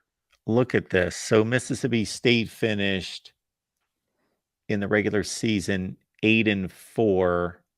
So I guess they finished ranked at 9-4 after they won a bowl game. So Alabama had 2 top 15 to 20 wins. Yeah. That's it. That's all they Right. had. I'm talking about final rankings. Ohio State. Yeah, we that was a tough schedule that year we played because we had Oklahoma non-conference, and we beat obviously one of the best wins was beating Penn State, of course. Even beat a decent Michigan State team that year. Beat an undefeated Wisconsin team that year in the Big Ten title game. Exactly. You So know, you've got beating a top 5 Wisconsin team that won the Orange Bowl, finished 13-1, beat a Michigan State team that finished in the top 15, won the Holiday Bowl, finished 10-3, right? beat a Penn State team that won the Fiesta Bowl that finished 11-2. And this Army team, I guess they went 10-3. By the way, the Big Ten won every bowl game that year. Who was the only Big Ten team that didn't win a bowl game that year, Mark? Could it be Seems to me they blew a 16-point lead in that game. Yeah, was that your largest fan base that lost their bowl game that year? They are at this point. Yeah, shout out early returns. Shout out TTUN fans. That was not Harbaugh's best in 17. I will say that. No, that team collapsed down the stretch. Although I will say about that game that year, I still wonder if JT Barrett, the best thing that happened in that game, by the way, was JT Barrett getting hurt, because I don't know if they win that game in 17 over that mediocre team if Haskins doesn't come in and save the day. That's one of those ones that was a close one that Harbaugh kind of had, because that was a close game into the fourth quarter. But you see my Ohio State argument here. Yeah. With a lot better wins. Yeah, that's right. Yeah, well, that's, the Big Ten was, I mean, that was a good Sparty team. That was a 10 wins. Yeah, they beat a 10-win Sparty team. They beat like an 11-win Penn State team. They beat a 12-win Wisconsin team. Yeah, and even that Michigan team went 8-4. Right. So, yeah, I mean, that was a year where the Big Ten, like I said to you, I think in 2017, the Big Ten was an overall strong conference that year. Yes. Yeah, Ohio State probably would have been selected had they played a close game at Iowa City. You think if that game was like 28, 24, do you think they get in? I think they do. Oh, really? I don't know. I think it's the second loss. Well, remember Penn State the year before, they had lost early to Pitt, then got shellacked up in Ann Arbor. Mm-hmm. And then they got on their run. And I think what helped Ohio State in 16 was going to Oklahoma and trouncing Baker Mayfield in 16. Yeah. I think that was one of the things. Yeah. And they also matched Penn State's win by going to Wisconsin and beating a team that went to the Big Ten championship game. That's true. That quality wins in 16. Yeah. So that team really limped down the stretch, though. Oh, it did. I mean, by the way, we're going to get into that when we do the rewatch. Is the rewatch coming, by the way, for the spot game? If we can figure out how to rewatch without YouTube coming after me. Get one Scoop or Mike Ford on the phone. I'll rewatch it with him. Just name the time and place. Dependent Fanatic. Oh, I want to do it. Any of your largest fan base wants to rewatch it. I had to sit down with Jordan Bowman and the crowd from Clemson, so I'm game. I'm game. I know. Mark me down. You're a gamer. Yeah, write me down. I'll be there. Yeah, that 16 team. Once they barely beat a bad Michigan State team, 17-16. And by the way, they were lucky to win that game at Sparty in 16. I still don't know why D'Antonio went for a stupid 2-point conversion in that game. And they only beat Northwestern, I think, 23-17. Yep. Yeah. They had a lot of close games that year. Yeah, I mean, I didn't have good vibes when they played Deshaun Watson and Clemson in that playoff that year. Not at all. The other playoff year that's obvious to explore, 14, I still say that the two biggest reasons they got in 14. By the way, would you have in November or in December made the case that Ohio State didn't make the playoff in 14, by the way? Did I make the case that they should not have? Yeah, like on playoff day, would you have been making the case for TCU or Baylor? No. Oh, okay. No. You thought the 59-0 did it? Yes. Okay. Yeah, I think it was the 50. I always said it's two things that were obvious. It was the 59-0, and then the fact that Baylor and TCU in the Big 12 couldn't come up with a championship game, Yes. and it forced them to change their conference. Exactly. How the Big 12 goes into the playoff era, not thinking, okay, we don't have a conference championship game. We could have a tie for the conference championship. We need to determine. And when every team plays each other in the conference, it's pretty easy to figure out the team that wins the head-to-head game is the conference champion. But they didn't do that. Right. That's right. Well, and then credit the Big 12 for doing it right, though. Remember, they just play the best teams. They don't do the two divisions or, you know. They say I love the Big 12's format. Yeah, have the two best teams play at Jerry World. So look at this comment coming in. TF, we'll get back to you here in just a second. Appreciate the super chat. Our guy Jason Moose, who represents our largest fan base here at the Voice of College Football. Yeah. David Trollshield. Yes. I've been called a lot worse by that fan base, and I wear it as a badge of honor, by the way. Thank you very much to the Team Up North fans. Well, celebrating 2 wins in 20 some years. I know they're living it up right now. They're living their best life. I get it. But I will say this. I think that it's going to be real interesting. So you just did the playoff years this year. Are you going to get to the BCS years? We're going to go through them all. Okay. Yeah, I want to get to some of those BCS years. I just saw a 24/7 thing that ranked the 10 best teams to not win the national title, and since 2010, just to give context. So I guess over the last 12, 13 years here, guess what team they ranked number 1? The best team not to win a national championship.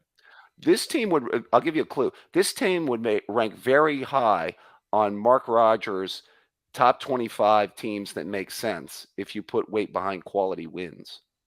All right, folks. Number of things here. Again, our Amazon links in the description section of all the videos. Please use the Amazon link and help us grow the channel. That would be a tremendous help to us. And you also benefit yourself ultimately because you get more of the Voice of College Football.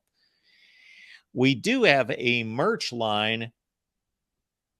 Got my jacket right behind me here, my favorite jacket. And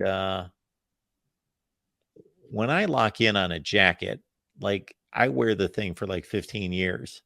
And so that has quickly become my favorite jacket. So if you go to thevoiceofcollegefootball.com, that is your place to be. You can find all of our merch, just about anything that you could imagine.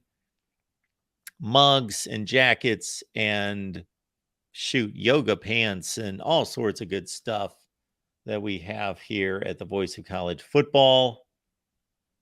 So check it out, the Voice of College Football. Give our merch a look. Our summer schedule includes Monday, Wednesday, and Friday live streams for sure. So I know we're here on a Thursday night, but Monday, Wednesday, and Friday for sure at 6 Eastern on Monday, 8 Eastern on Wednesday, 10 o'clock Eastern on Friday.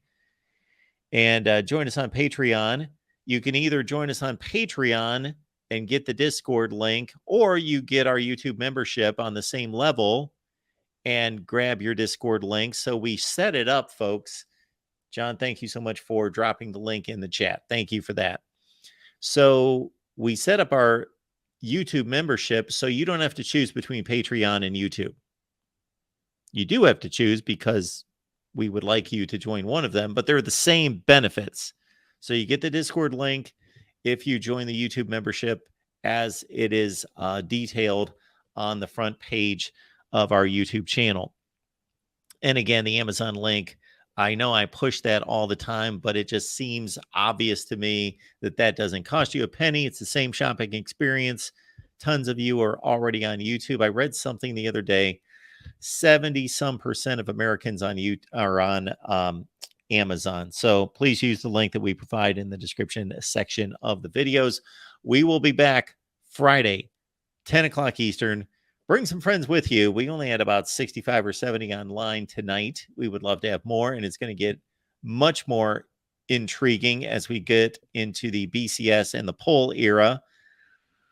So we'll probably get through the BCS, I would think, based on what we've got tonight in going 3 hours, that we'll get through the BCS era on Friday night. And we'll come back on Saturday, and we will do the poll era as far back as we can get.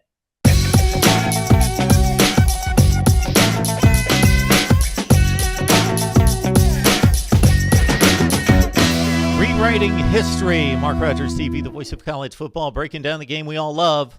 Best discussion, debate, and analysis. Lock it in right here. Like the videos, please. That helps us build the channel. Comment and share the videos on social media. And, of course, subscribe. That way you turn on the bell, get the notifications of when we go live. We are breaking down the 1983 National Championship race here at Mark Rogers TV, the voice of college football, because these are the kind of things that we do.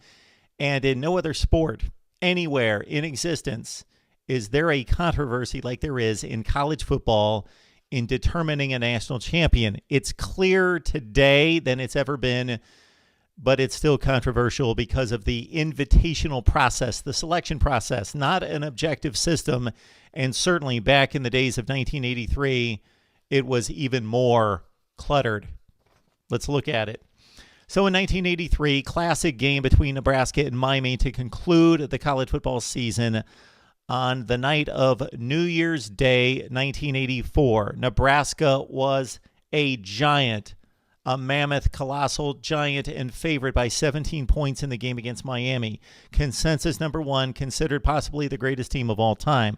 Came in at 12-0 with Turner Gill, Mike Rozier, who won the Heisman Trophy, Irving Fryer as well. They beat Penn State, the fourth-ranked team in the country, to start the season 44-6. Nebraska scored 50 or more points 7 times.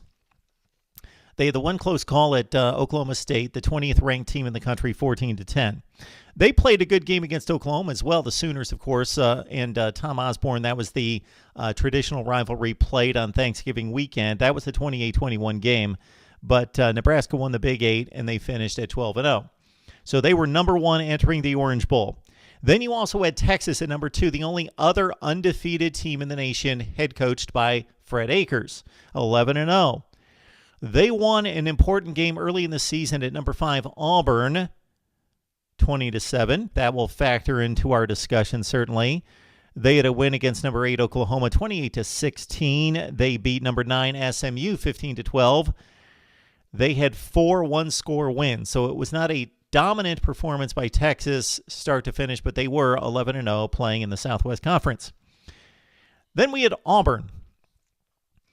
Auburn would eventually win the national championship according to Billingsley, the College Football Researchers Association, and the New York Times. Also, Rothman and Sagarin named Auburn the national champions. They played by far the toughest schedule of the contenders.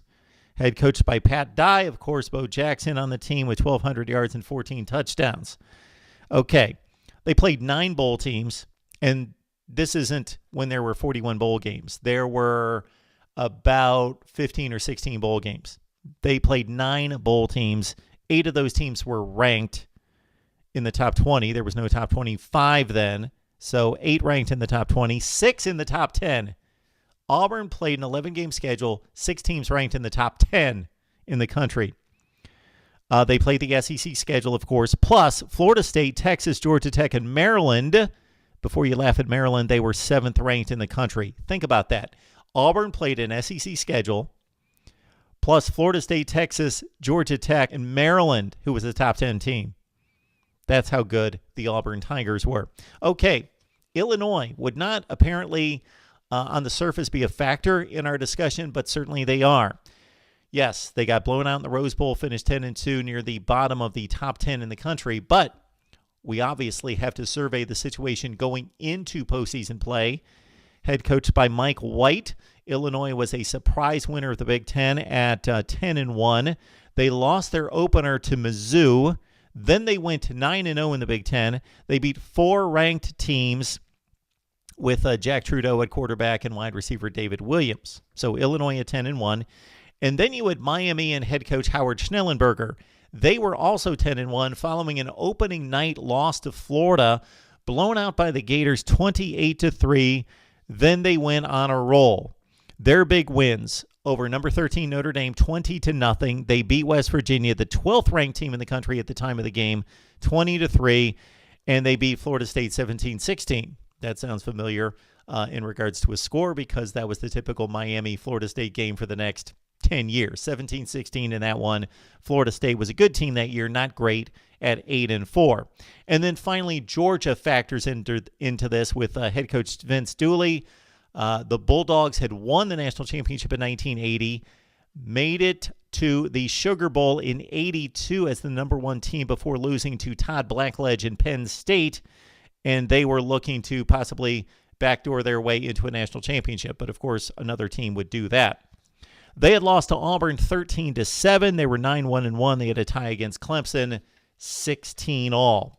So there you go.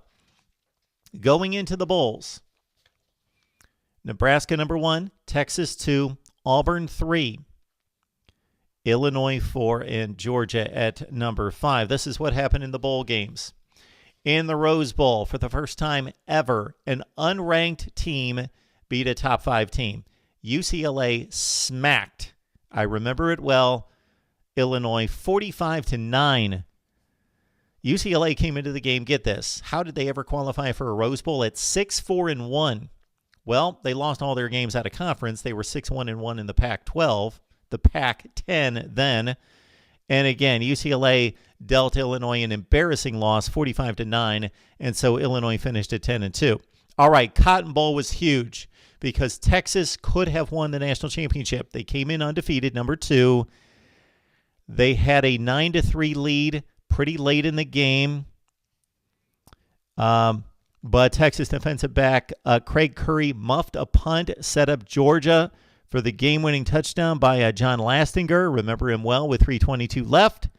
And Georgia upset Texas. When I say upset, mild upset. Number 7 Georgia over number 2 Texas, 10-9 in the Cotton Bowl. All right, on to the Sugar Bowl that night. So the Sugar Bowl was being played at the same time as the Orange Bowl. It was Michigan of the Big Ten taking on Auburn. Auburn at number 3. Michigan scored a touchdown on its first drive, would not find the end zone or any scoring the rest of the game. 3 Al Del Greco field goals, who would later kick in the NFL for a long time. 3 field goals.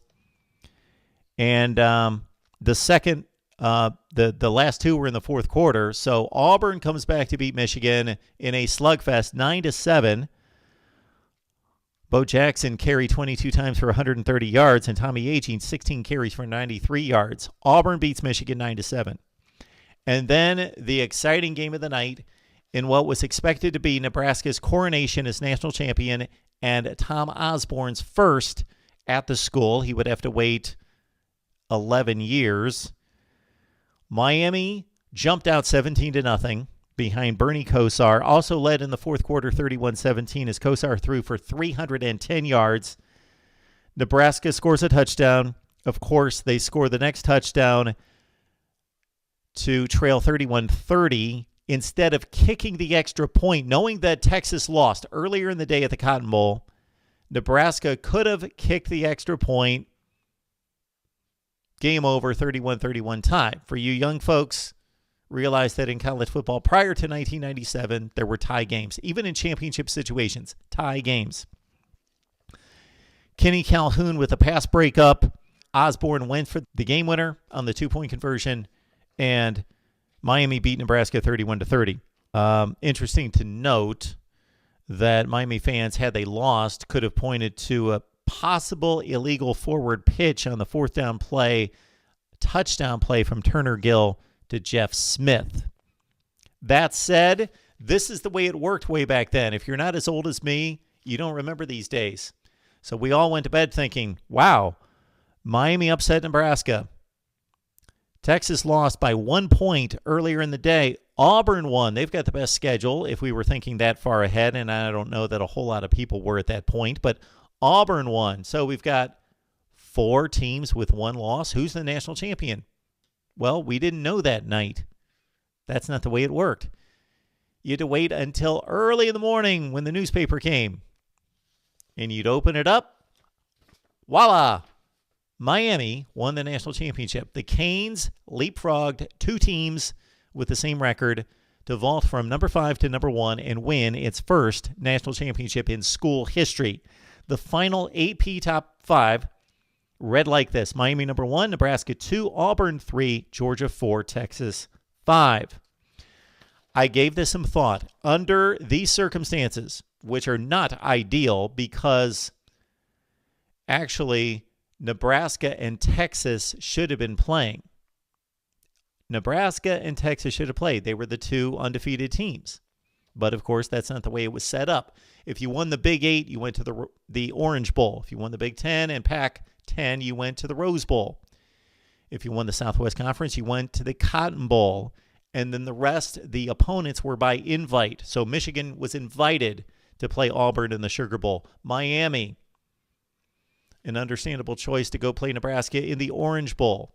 But in Georgia, as the second-place team in the SEC, to go to the Cotton Bowl.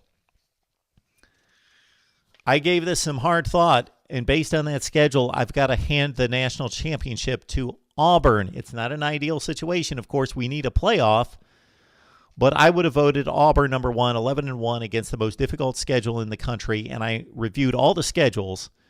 I would have voted Miami number 2 with a win over Nebraska, the Huskers 3, Georgia 4 at 10-1-1, and Texas at number 5, finishing 11-1. Let's look at what this would have looked like in the BCS era. It would have been clear-cut, right?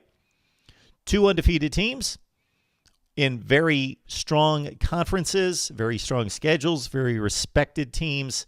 This would have been a no-brainer. Nebraska would have been number 1, Texas number 2, the only undefeated teams. That would have been your national championship game during the BCS era. Okay, during the college football playoff era, let's think about this one. Nebraska, Texas are in. Okay, who else? Well, Auburn, based on its schedule and winning the SEC, they would have been the 3rd team in at 10-1.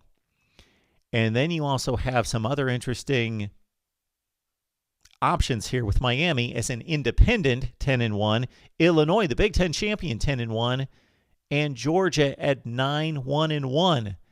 That would have been your controversy for the 4th position. Miami, Illinois, or Georgia. Georgia, the non-champion. Miami, an independent. Illinois, a Big Ten champion at 9-0 in the conference. A strong conference with both Ohio State and Michigan in the top 10 in the country. And Iowa was close to a top 10 team. So you probably would have had a college football playoff that would have looked like this. Nebraska 1, Texas 2, Auburn 3, and Illinois 4. Miami most likely would not have made a college football playoff in 1983. Had it been played today as well, keep in mind that we didn't have conference championship games. Nebraska would have played Illinois during the regular season. That would have settled that situation between Nebraska and Illinois to take on Michigan. Think about that, Michigan fans. You would have played in a Big Ten championship game. Michigan versus most likely Nebraska is a big favorite against Illinois in the Big Ten championship game. The Big 12 title game would have been Texas and either Oklahoma or Missouri. They both went 5-2 in the conference. Don't believe they played each other. The ACC would have been Clemson-Miami in the ACC championship game. Clemson was on probation, though, so you talk about a mess. Clemson was on probation. Therefore, the team that would have had to be selected for the ACC championship game based on the current divisional format would have either been Wake Forest or NC State. Both those teams were 1-5 in conference play. So again, Miami-Clemson based on their performance on the field, but it could have been a Miami taking on a Wake Forest team that was 1-5 in the conference, or NC State in the ACC championship game. The SEC would have had a rematch in the title game in Atlanta, Auburn, Georgia. Great matchup. So if chalk would have prevailed, Nebraska beats Michigan in the Big Ten championship game. Texas over Oklahoma or Missouri. Miami wins the ACC. Auburn wins the SEC. And then you would have had this college football playoff, it would have been classic. Nebraska, the number 1 seed, Texas 2, Auburn 3, Miami 4. So that Nebraska-Miami matchup would have been a semifinal game, and they would have played the winner of Texas and Auburn. That's 1983. Miami won the national championship with a vote, vaulting from 5-1 with the classic Orange Bowl 31-30 win on the failed 2-point conversion. But Auburn had the best schedule and same record, playing 8 ranked teams and going 11-1. They would have been my national champion in the poll era.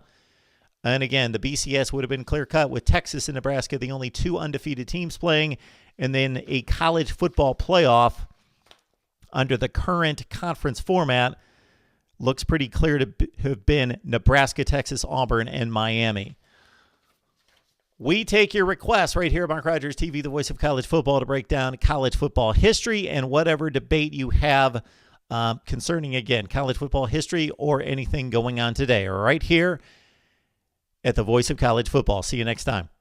BYU played who? So who should have won the national championship?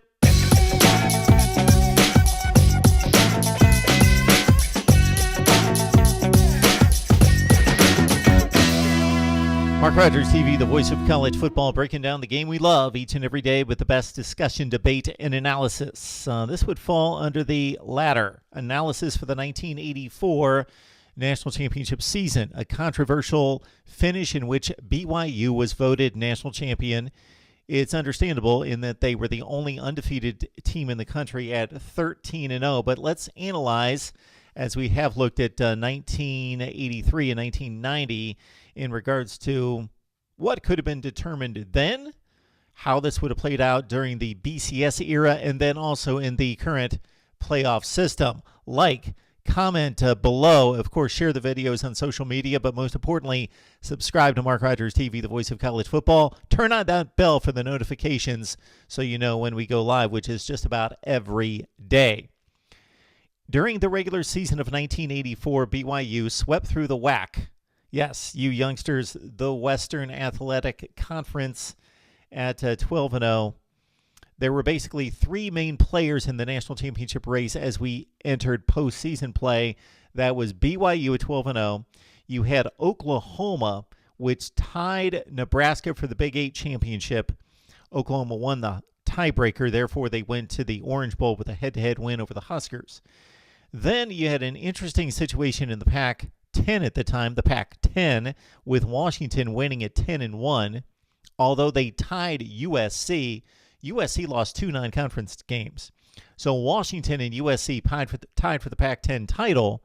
Washington had the better record at 10-1 to 8-3 overall, but USC went to the Rose Bowl because they beat Washington head-to-head. So that was the Huskies' lone loss, 16-7 to USC. So USC, as the Pac-10 tie-breaking champion, went to the Rose Bowl. So that actually set up a situation in which the national championship race could be more clearly defined, because otherwise Washington would have went to the Rose, Oklahoma to the Orange, and BYU to the WAC. BYU pretty much owned the Holiday Bowl at that time, going every year as the WAC champion, going back to the initial Holiday Bowl in 1978. I remember all these games so well going back to 1984. The interesting player here also is Florida. On NCAA probation, the SEC champion did not play in postseason play at 9-1-1. So it's stacked up like this. Regular season BYU 12-0, Oklahoma 9-1-1, and Washington at 10-1. And again, Florida out of play, but we'll bring them back into the mix as an eligible team. So BYU goes to the Holiday Bowl. Who do they play? As the number 1 team in the country, they play a 6-5 Michigan team. So we're talking about the worst Michigan team going back to the late 60s, and the worst Michigan team we would see until the Rich Rod era in the late 2000s, around 2008, 2009. And this Michigan team would play BYU in the Holiday Bowl. Tie score 17-all. BYU puts together a fairly late drive in the game. About 5 minutes left. They score the game-winning touchdown. Robbie Bosco would quarterback, and they win 24-17. They're undefeated, 13-0. They're in the clubhouse. The Holiday Bowl was played around December 27th. I don't have the exact date, but that was pretty much when the Holiday Bowls were played at that time, just after Christmas. So we had to wait around for 3 or 4 days until the Orange Bowl was played New Year's night, Washington, Oklahoma, because of scheduling, and Oklahoma perceived to have the better team, perceived to have the tougher schedule. It was really Oklahoma was deemed the team as the favorite that would claim the national championship at 10-1-1 if they defeat Washington. But the Huskies won at the Orange Bowl pretty convincingly at 28-17. So what would happen? Let's go back to the regular season. BYU at 12-0 in the regular season. They defeated number 3 Pitt. You would say, bam, there's your marquee win. But that was in week 1. They won that game 20-14. But that was the Pitt program that had Dan Marino the previous season. Marino went to the Dolphins, of course, as a rookie. And that Pitt team started number 3 in the country. They finished, get this, 3-7-1. So wipe out that win as being significant at all. BYU had no ranked wins, including the win over Michigan, a team that finished 6-6 after the Holiday Bowl. Their best wins of the season over an Air Force team that went 8-4, didn't finish ranked. They won at 30-25. These are also their close wins. They beat a 6-6 Wyoming team 41-38, and they beat a Hawaii team 18-13. The Rainbows finished at 7-4.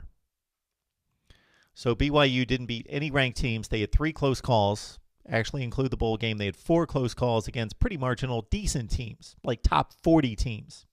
Okay, that's the BYU resume. The Washington resume is the Huskies finished 11-1 after the Orange Bowl win over Oklahoma. Well, similar to the BYU win over Pitt, week 1, Washington beat a 3rd-ranked Michigan team. Different week, but the early season win over number 3 Michigan, 20-11. Well, that looked like a huge win at the time, but again, Michigan slid to 6-6. Washington, the one loss to USC. They tied for the Pac-12 championship, Pac-10 championship, 16-7 loss there. They did not play the number 2 team in the Pac-10, UCLA, who finished 9-3. So that should have been on the resume, but they did not play UCLA that year. Their best win other than that was against Arizona, 28-12, and the Wildcats were a 7-4 team. So really the marquee win, of course, of the season is Michigan faltered. Arizona wasn't that great, and they did not play UCLA, and they lost to USC. The marquee win for Washington was against Oklahoma in the Orange Bowl, 28-17. All right. What I believe should have happened was, despite the undefeated season, Washington should have been named the national champion, having defeated a really top 5 strong Oklahoma team. There's your national championship game, Oklahoma and Washington, despite the one loss for each team. BYU just did not have the resume, in my opinion. Okay, in the BCS formula, BYU would have been wiped out. That schedule would not have factored into the BCS formula. You would have had a clear-cut national championship game between Oklahoma and Washington. All right, now if Florida was eligible, okay, Oklahoma's resume going into postseason play was 9-1-1. They tied a Texas team that was number 1 in the country mid-season that faltered later with 3 losses. They defeated the number 1 team in the country, Nebraska, the final week of the season, and that was the second to last weekend of the season. Then they turned around and beat number 3 Oklahoma State. So Oklahoma played, at the time of the game, 2 number 1s and a number 3. And they tied one of those games and picked up 2 other wins. They had a interesting, odd loss to Kansas, a 5-6 Kansas team, 28-11. So that was Oklahoma's resume. Throw in Florida. Florida with wins over number 11 Auburn, number 8 Georgia. They beat a 9-3 Kentucky team that finished in the top 25. And they beat a team, Florida State, that was 12th ranked at the time of the game. And Florida State still finished in the top 25. Florida's loss was to Miami in week 1, 32-20. So, make Florida eligible in your national championship game despite having the tie each for Oklahoma and for Florida based on strength of schedule would have been Oklahoma, Florida. So there's your national championship game in the BCS era. It would have been Oklahoma, Washington, but if you make Florida eligible, it would have been Oklahoma, Florida. And the Gators win that game. All right, let's get to the college football playoff era. I'm going to make a close call here and say Florida would have been number 1 based on their schedule at 9-1-1. And again, you got to make them eligible. Oklahoma number 2, 9-1-1. Washington 3, 10-1. And BYU would have, despite the group of 5 status, because we've got a glut of 2-loss teams. So the comparison would have been BYU against, this is interesting, South Carolina, not in a conference, an independent, but not given a whole lot of play at that point, not a whole lot of respect for the Gamecocks based on their schedule at 10-1. Then you had Oklahoma State at 9-2 in the top 5 in the country. You had Nebraska at 9-2. That was number 1 before losing to Oklahoma late.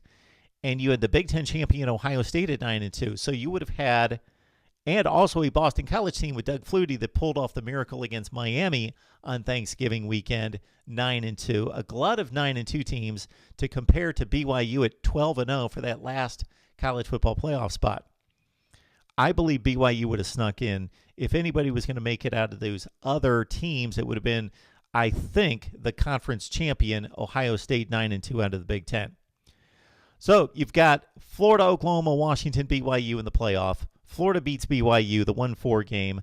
Oklahoma, now I'm going to go with Washington. They did win the head-to-head matchup against Oklahoma in the Orange Bowl that was actually played. So you've got a national championship game under the playoff era of Washington and Florida. Gators win at 27-20. There we go. Our look at 1984. BYU awarded a national championship despite not beating a ranked team as the only undefeated team in college football at 13-0.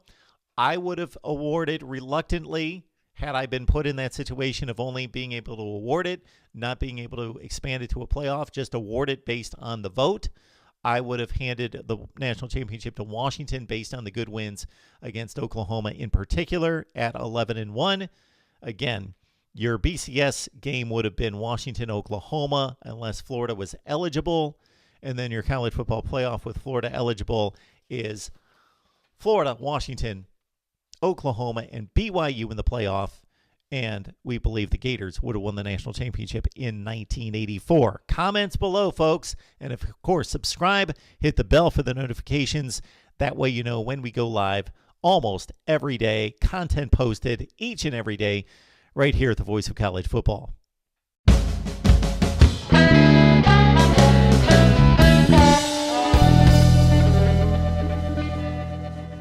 Rewriting college football history the way it could have been, the way it should have been. Mark Rogers TV, the voice of college football. Please like, comment, share the videos on social media, and of course subscribe. That way you turn on the bell for the notifications and know when we're going live throughout the week. We have reviewed the 1983 college football season and determined a new national champion and what that season would have looked like in a BCS era format and also in the current college football playoff format. Now we move our attention to 1990 and what a disaster of a national championship race and conclusion we had in 1990. The final AP vote. Colorado number 1 at 11-1-1, coming off an Orange Bowl win over Notre Dame. Number 2, Georgia Tech 11-0-1 with a Citrus Bowl win over Nebraska. In the UPI, Georgia Tech eked out a national championship poll vote over Colorado with 847 votes to the Buffaloes 846. Seems fair. Colorado in a tougher conference, tougher schedule, 1 loss, 1 tie, wins half the vote, and Georgia Tech wins the other half in the UPI. This just prior to the USA Today. There were 7 teams with 2 losses and a couple teams that currently would possibly be given greater consideration, certainly in Louisville's case because they play in the ACC. But at this point in time, Houston and Louisville, basically independents. And, well, Houston was playing in the Southwest Conference for Louisville as an independent, almost viewed as a group of five type team. They finished 10th and 14th in the nation. Houston at 10-1 on probation, as they were often during that time. 10-1, did not play in a bowl game. And Louisville off a Fiesta Bowl victory over Alabama, finishing at 10-1-1, number 14 in the country. All right, let's review Colorado's season and then get to the controversy. They tied number 8 Tennessee in the Pigskin Classic. That was the first game of the year, back when we had kickoff classics, Pigskin Classics. They were a whole lot of fun back then. Colorado's loss came in September at Illinois, 23-22. Their marquee wins against Texas, number 22 in the nation, and 12th-ranked Washington. Now comes the controversy. If you have not heard of this or don't know the details, buckle in, listen to this. Colorado playing at Missouri, conference game at the time. Tigers leading 31-27. Buffalo's in the hurry-up offense, needing to score a touchdown, gain a first down at the Mizzou 3 with 35 seconds left to play. On first down, backup quarterback Charles Johnson spiked the ball to stop the clock. On second down, Eric Bieniemy ran down to the 1-yard line. Clock ticking, so Colorado took a timeout. Its final timeout. This is where the controversy started and the miscues ensued. The officials crew, the chain crew, they forgot to flip the down marker to third down. They kept it on second down. So it's actually third down, but on the field we see second down as indicated by the yard marker. So on third down, Eric Bieniemy stuffed at the 1-yard line. So now it's fourth down, but quarterback Charles Johnson and everyone on the field apparently thought it was still third down, even though the indicator was fourth down. So Johnson, the quarterback, thinking it was still third down, and the clock running at 2 seconds, spiked the ball to stop the clock and set up a fourth down play to win the game. In fact, that was the fourth play. It should have been fifth down and no down and game over. But Colorado was awarded a next play because everybody on the field thought it was fourth down. Charles Johnson kept it for the quarterback touchdown on the keeper, and Colorado won the game. Well, the officials realized what had happened. While all the players were still on the field, they waved everything off. They huddled for 20 minutes to decide what had happened and what they could possibly do to fix it. Well, they couldn't because, of course, the quarterback would not have spiked the ball on fourth down. So would Colorado have scored on fourth down, or would they have been stuffed again and game over? Well, we'll never know. What we do know is that they received 5 plays. So the officials ruled a touchdown, and Colorado won 33-31. They did not attempt the PAT because they didn't want to have it blocked and run back for a 2-point conversion and a tie game. 33-31, Colorado wins on a fifth down against Missouri. Colorado goes on to the Orange Bowl, and not only with 1 loss and 1 tie, and then a probable second loss with a tie, Colorado also somewhat lucked into a win in the Orange Bowl, leading Notre Dame 9-3, the 5th-ranked team in the country at the Orange Bowl. 43 seconds left to play. Colorado punts to one of the most dangerous and prolific players in the country, Rocket Ismail, who runs 92 yards for a touchdown. But wait a minute. The play was called back due to a controversial clipping call. Very ticky-tack foul. I watched the game live. So Colorado came this close. Should have had 2 losses and a tie. Came that close to having 3 losses and a tie.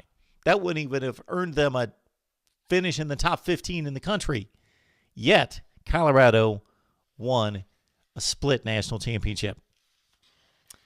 Let's look at Georgia Tech out of the ACC. They finished 11-0-1, 6-0-1 in the conference.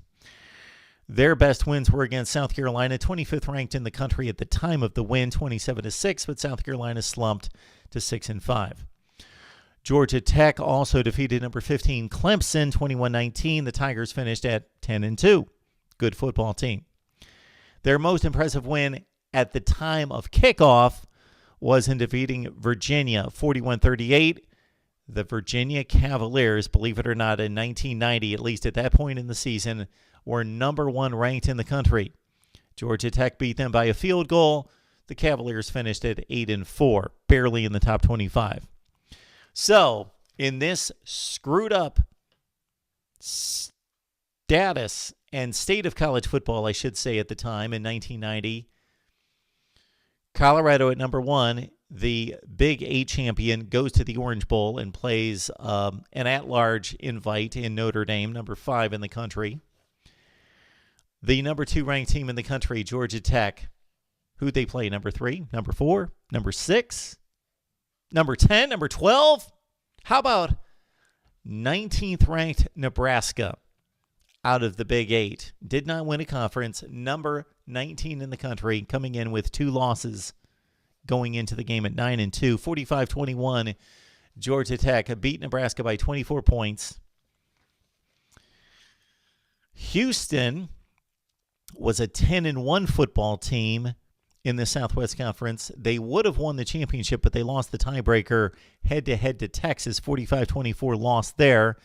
10-1, finished second in the Southwest Conference in losing the tiebreaker, but they were on NCAA probation. Head coached by Judge Jenkins, and only had 1 ranked win. Louisville, the Independent, no ranked wins on the season, the regular season.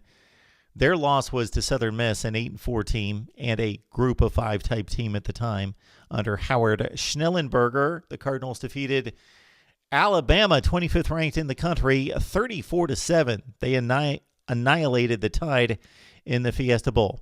So, there you have it, a split national championship under the vote. Okay, if we move this situation up to the BCS era, which started in 1998, Colorado would have played Georgia Tech in the national championship game. There you go. They were 1-2. Or if Colorado would not have won the game against Missouri and the officials would have done their jobs and the yard marker crew, then Colorado's out of it. And Georgia Tech at 10-1 would have played who? Get this. We've got 5 teams with 2 losses. All 5 teams at 9-2. All with similar resumes. Miami, Florida State, Washington, Notre Dame, and Penn State were all 9-2. And Washington was the only team, this is back in 1990, out of those 5 teams, Washington was the only team that played in a conference. All right. Let's move this situation up to the college football playoff era. And to a certain extent, we're going to keep the conferences back in the 1990 form. Here we go. In the ACC, Georgia Tech, 10-1, would have played Clemson in the conference championship game. And we're going to stay with chalk here. We don't know what would have happened. Georgia Tech goes on to win the ACC at 11-1.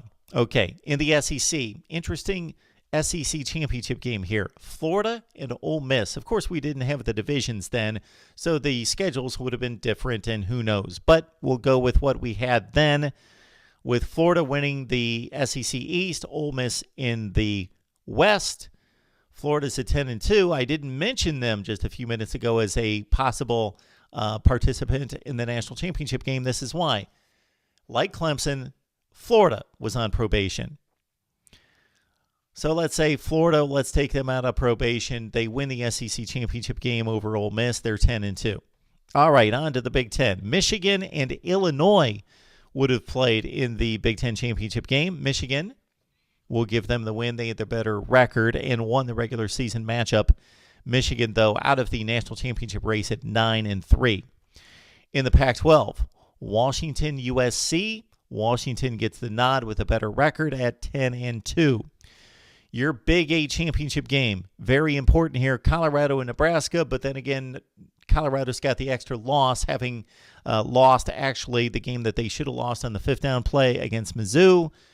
Nebraska had 2 losses, so whomever wins that game is out of it anyway as the Big 8 champion. And in the Southwest Conference, interesting matchup here because Texas won the Southwest Conference in a tie against Houston. Tie for the division conference championship.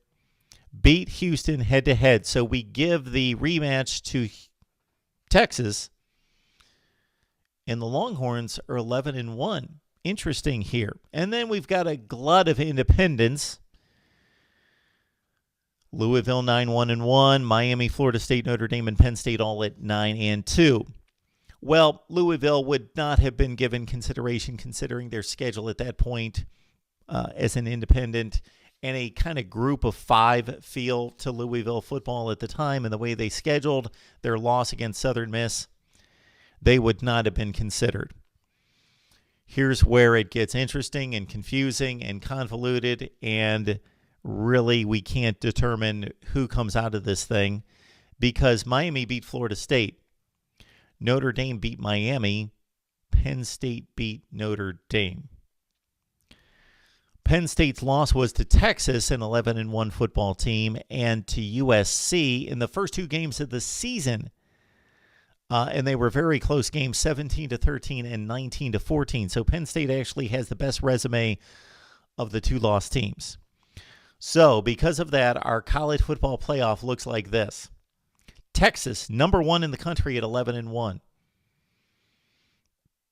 Georgia Tech, number 2. Florida, 3, off probation. And Penn State at number 4. Interesting to note that Florida's on probation. Otherwise, they would have been in the mix, but they were not because of the NCAA infractions. And no Colorado because they wouldn't have won the 5th down game. No Miami. Think of this. The number 1 seed in the college football playoff under this scenario is very legit. Texas, the Southwest Conference champion. But that 10-1 Texas team that would have been 11-1 with a conference championship game win over Houston, a team they beat easily earlier in the season, that team actually lost to Miami in the Cotton Bowl. Was it a good game? Canes won it 46-3. So we are awarding, and rightfully so, based on not knowing what would have happened in postseason play. We, of course, can't play it like that. Are awarding a 1 seed, and again, this team earned the 1 seed at 11-1 and a major conference champion, but they went on to lose to Miami by 43 points in the Cotton Bowl. So here's your college football playoff again, based on the regular season and the would-be conference championship games. Texas 1, Georgia Tech 2, Florida 3, Penn State 4. But based on what we know, having watched the bowl games and postseason play, here are actually the 4 best teams in the country, and none of them would have made the college football playoff. The 4 best teams in the country, if you really look at schedules and talent and what happened during the bowl season, the 4 best teams in the country, Miami, Florida State, Notre Dame, and Washington. Those are the 4 best teams in the country.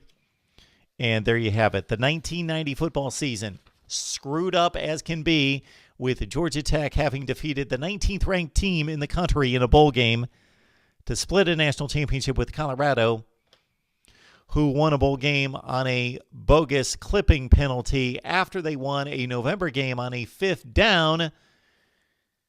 And if everything would have been, all the wrongs would have been righted, Colorado has 3 losses in 1 time. Your best teams in the country are Miami, Florida State, Washington, Notre Dame, Penn State. Your teams that would have made a playoff in this format that we currently have, Texas, Georgia Tech, Florida, and Penn State. But instead, you've got a split national championship between Colorado, 3-loss Colorado, and Georgia Tech, who played the 19th best team in the country in a bowl game. You get this kind of analysis here at Mark Rogers TV, the voice of college football. Would love to hear your comments in the comment section below. Please like, share the videos on social media, and subscribe right here. See you next time. Washington, Miami, the great debate of 1991. We break it down right here at the Voice of College Football.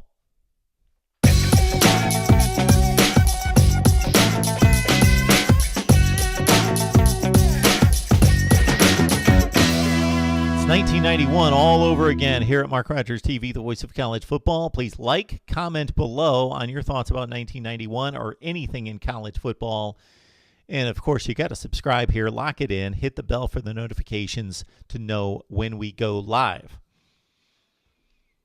The debates between Miami and Washington, the two undefeated teams that finished that way because back in the old system, back in 1991, Washington, of course, went to the Rose Bowl. Miami went to the Orange Bowl, so they did not play each other. Both went undefeated. There you go. Split national championship, one of many in the 1990s. Technically only three. 1990 with Colorado, Georgia Tech, 91. And then in 1997, the last year before the BCS, Michigan, Nebraska. There could have been split national championships all over the place, 1993, 94 in particular. Okay, let's get to 91. Miami played a very unusual schedule and situation in that they had joined the Big East, but they weren't a full member, and the Big East would not, it was still being put together in a football sense. Therefore, the Big East did not have an official champion until 1993. So Miami still had that independent schedule, only played 2 games within the Big East, but was an official member going forward.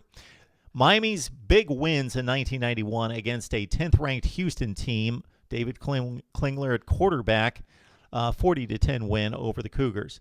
A number 9 ranked, Florida State team. They won that game 17-16 over one of the infamous wide lefts or wide rights. Can't keep them straight. One of the directions in which Florida State lost to Miami on a kick, 17-16. Okay, Washington out of the Pac-10 at the time defeated a number 7 Cal team.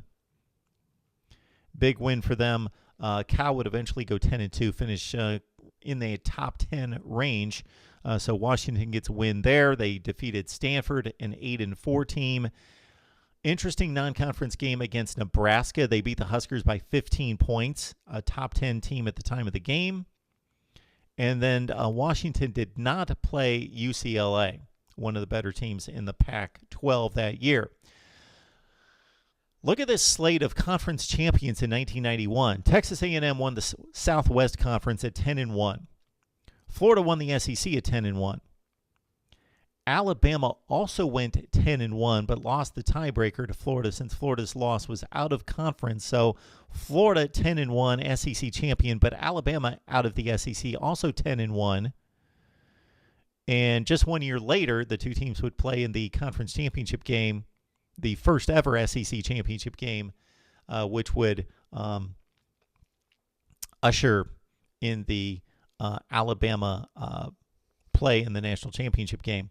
All right, Michigan won the Big Ten at 10-1, but they went and played Washington, lost the Rose Bowl. Nebraska was a one-loss team that won the Big 8. Clemson won the ACC at 9-1-1. So you had one-loss conference champions across the board, other than national champion Washington that won the Pac-12.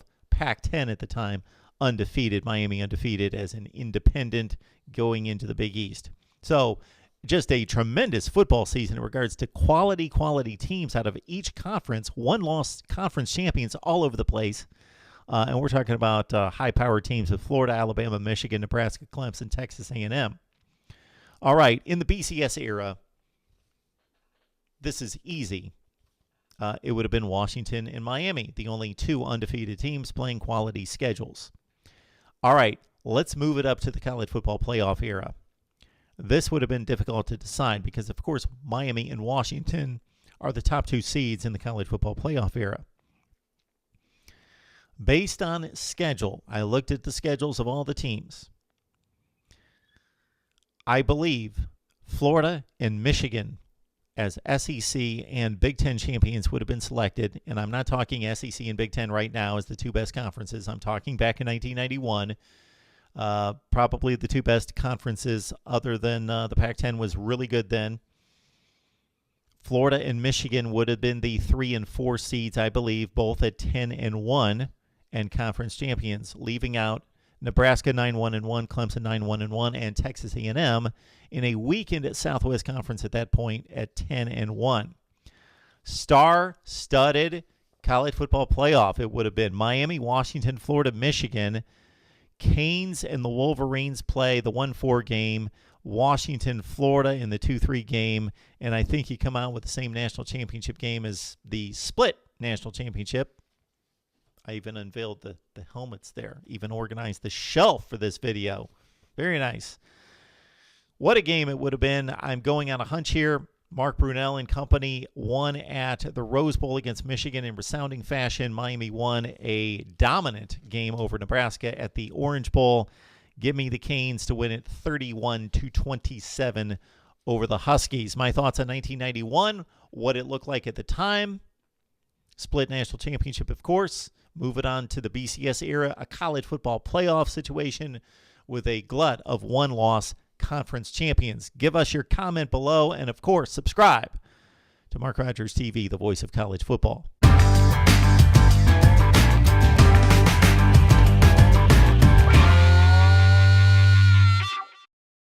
Welcome to the voice of college football as we look at disputed national championship seasons. And if you follow me on a regular basis and have heard me discuss it, I think just about every national championship in some way is disputed. But that's another topic for another day. Let's look at one of the better ones right here. This has gained much debate throughout the years, of course, and did at the time.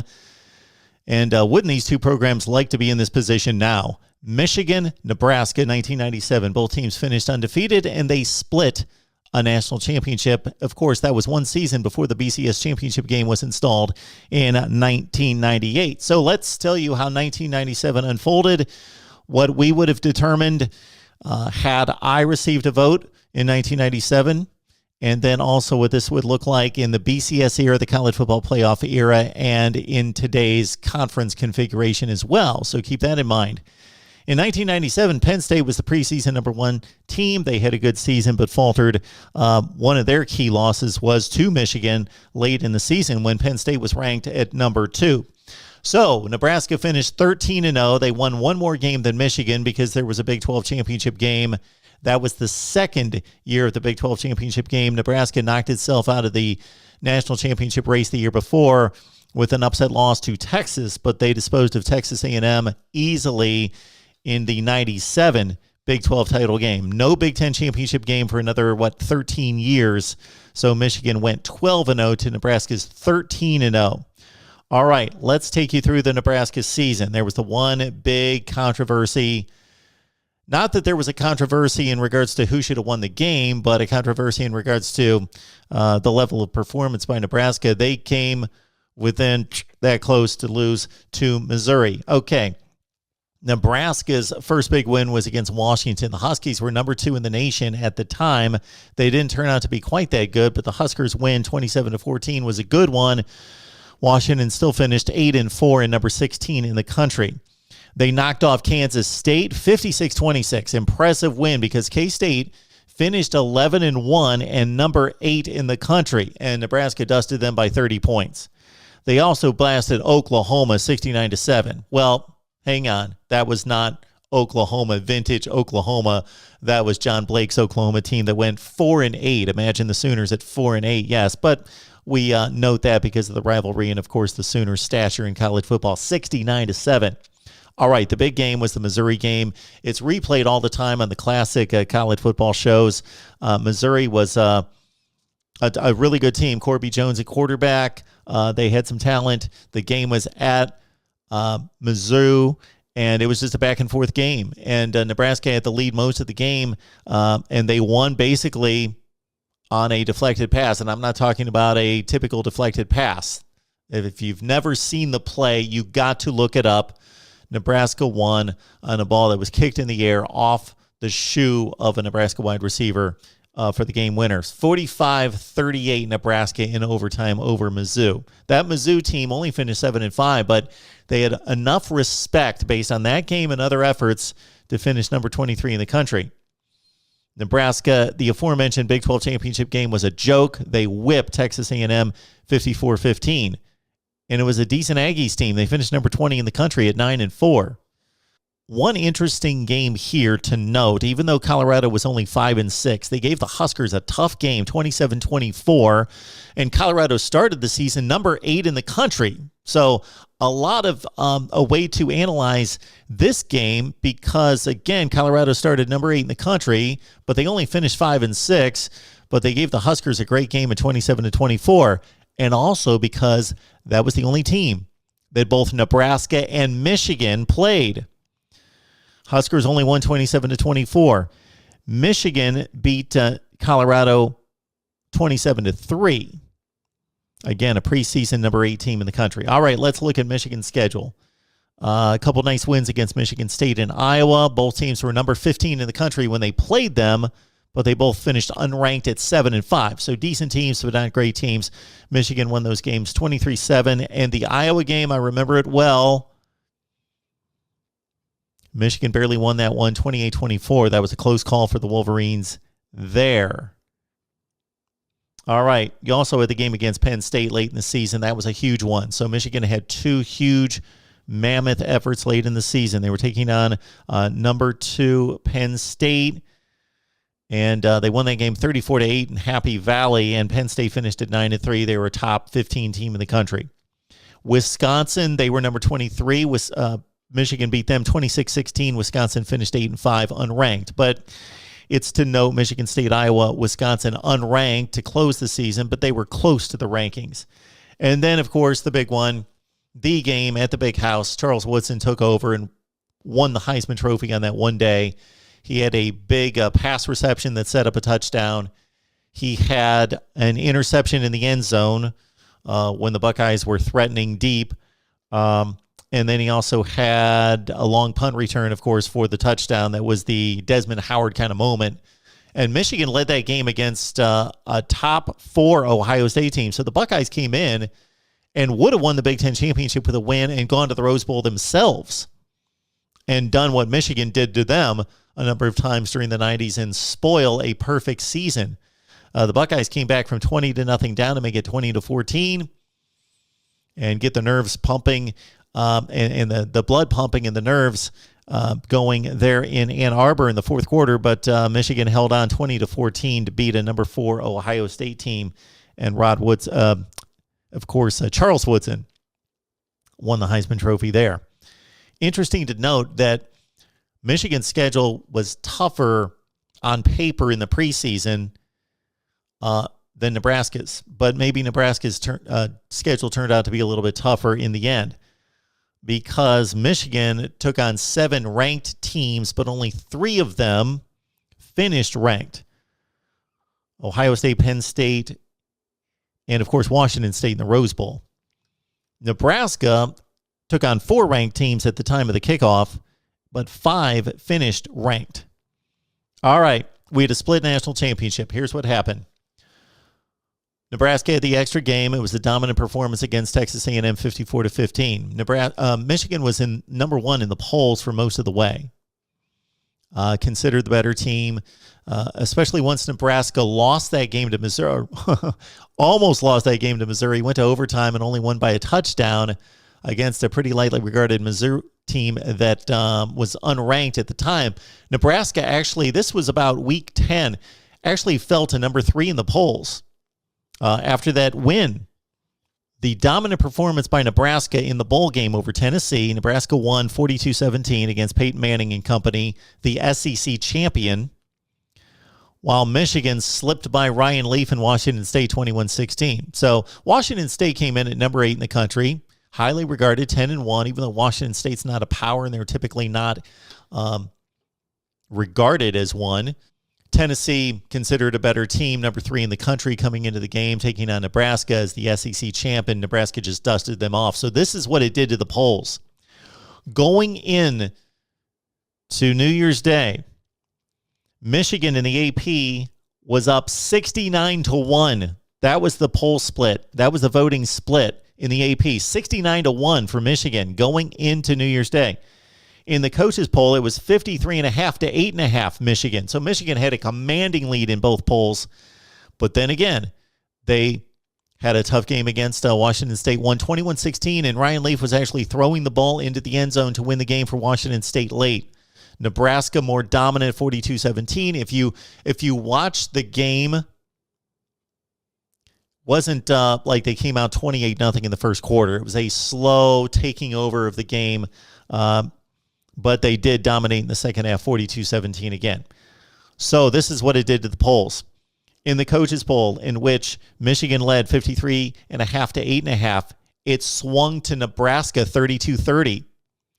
And then the 69-1 lead by Michigan in the AP poll turned out to be 51.5 to 8.5. So Michigan still easily won in the AP, but Nebraska's dominant performance against Tennessee swung the coaches poll to Nebraska 32-30. Now, was there some collaboration there? Possibly, because that's exactly what should have happened. You had two quality football teams. You had one team that played an extra game and winning a conference championship game, that played a more dominant performance in its bowl game against maybe a team that was a little bit better. But then you had another team that probably had a more quality schedule on paper and didn't have that flukish, freakish kind of win like Nebraska did. So you had pros and cons on both sides. Very close, very close. But it goes to show you that had Nebraska received one less vote, they would have had a split national championship, 31-31 vote. Or if Michigan would have gained just two more votes in the coaches poll, they would have had a consensus national championship. That's how close it was for the Huskers in squeaking out that split national championship. Okay, my vote would have been a difficult one. I would have been clamoring for a playoff as I was starting in 1984. Wrote a term paper in 1984. Let's get a playoff, 16 teams. So certainly by 1997, I was like, this doesn't make sense. These two teams should have been played, and there should have been other teams involved. But if somebody would have held a gun to my head and said, hey, you got to pick a team, you got to vote, it would have been, again, neither team should have been number two. They both earned a national championship. They went undefeated against tough schedules. But I would have had to have voted, this would have been a tough call, for Michigan. Played the more complete season and didn't have the fluke win. All right, how does it play out? How would this have played out later? Now, that doesn't necessarily mean Michigan would have won the game. There's a difference there between measuring the resumes versus who I believe would have won the game. Man, it's 23 years later. I don't know who would have won the game. Nobody knows. You think Nebraska fans, you think Michigan fans, you know who would have won the game. Of course, we have no idea who would have won the game. You can look at results from both teams and point to, oh, Michigan looked like the better team here, but Nebraska looked like the better team there. You can go through the rosters and try to rate NFL players. Of course, Michigan had the best player. We know that. All right. 1 year later, it would have been solved. In 1998, the BCS was upon us. And so 1 year later, we would have had Michigan versus Nebraska. Bam, on the field. Wouldn't that have been the answer? That would have done it. All right, let's move ahead to the college football playoff era. We would have had a little controversy, not a ton, but a little controversy here. If you look at the final rankings, it was Michigan number 1, Nebraska 2, Tennessee 3 with 1 loss, and Florida State 4 with 1 loss. Tennessee won the SEC, Florida State won the ACC. There were no championship games except the SEC and the Big 12. Now, North Carolina and Kansas State both went 10-1, but Florida State beat North Carolina and Nebraska mauled Kansas State. So that would eliminate those two, the head-to-head. All right. The issue would have been Washington State. Washington State was also 10-1 as the Pac-12 champion. So you would have had some controversy. 5 teams with 0 or 1 loss with not a head-to-head, and Washington State most likely would have gotten left out, I would think. Florida State might have been the best team in the country, actually. They ended up beating Ohio State in the Sugar Bowl. All right, so that would have been the controversy. Washington State would have been ripped off. If we move this up to today, well, you've got a different configuration of conferences. The ACC championship game would have been Florida State, North Carolina, 2-10-1 teams. Nice ACC title game. Big 12 would have been, well, no Nebraska, no Texas A&M. They're gone. Kansas State and Oklahoma State would have played in the Big 12 title game. Of course, the schedules would have been different, but we can't go through all that. Pac-12 would have been Washington State, UCLA. UCLA was a nice team, 10-2. SEC was what it was, Tennessee Auburn. Peyton Manning and company finally got over the Florida hurdle. Even though they lost to Florida, they went on to win the SEC championship game over Terry Bowden's Auburn Tigers. And then in the Big Ten, lo and behold, what would have happened? Michigan and Nebraska would have played in the Big Ten championship game. How about that? All right. Interesting look at 1997. Again, I would have voted for Michigan, but I would have been going screaming on here. They need to play. They need to play. We need a playoff. The next year, they would have played for the BCS championship in the college football playoff era. We got Michigan number 1, Nebraska 2, Tennessee 3, Florida State 4, with Washington State left out most likely. And then I just lined it up in terms of today's conference configuration. Michigan and Nebraska would have played an undefeated mammoth war in the Big Ten championship game. That would have been phenomenal. All right, 1997. Get us to, man, we got to get these videos to like 10,000 views. I need some incentive to do more of these, even though I love doing this, believe me. But give me the likes, share the videos out on social media right here, Mark Rogers TV, the voice of college football, and give me your requests as well. We'll see you next time. Did the right teams play in the national championship game in 2000? Next on Mark Rogers TV, the voice of college football.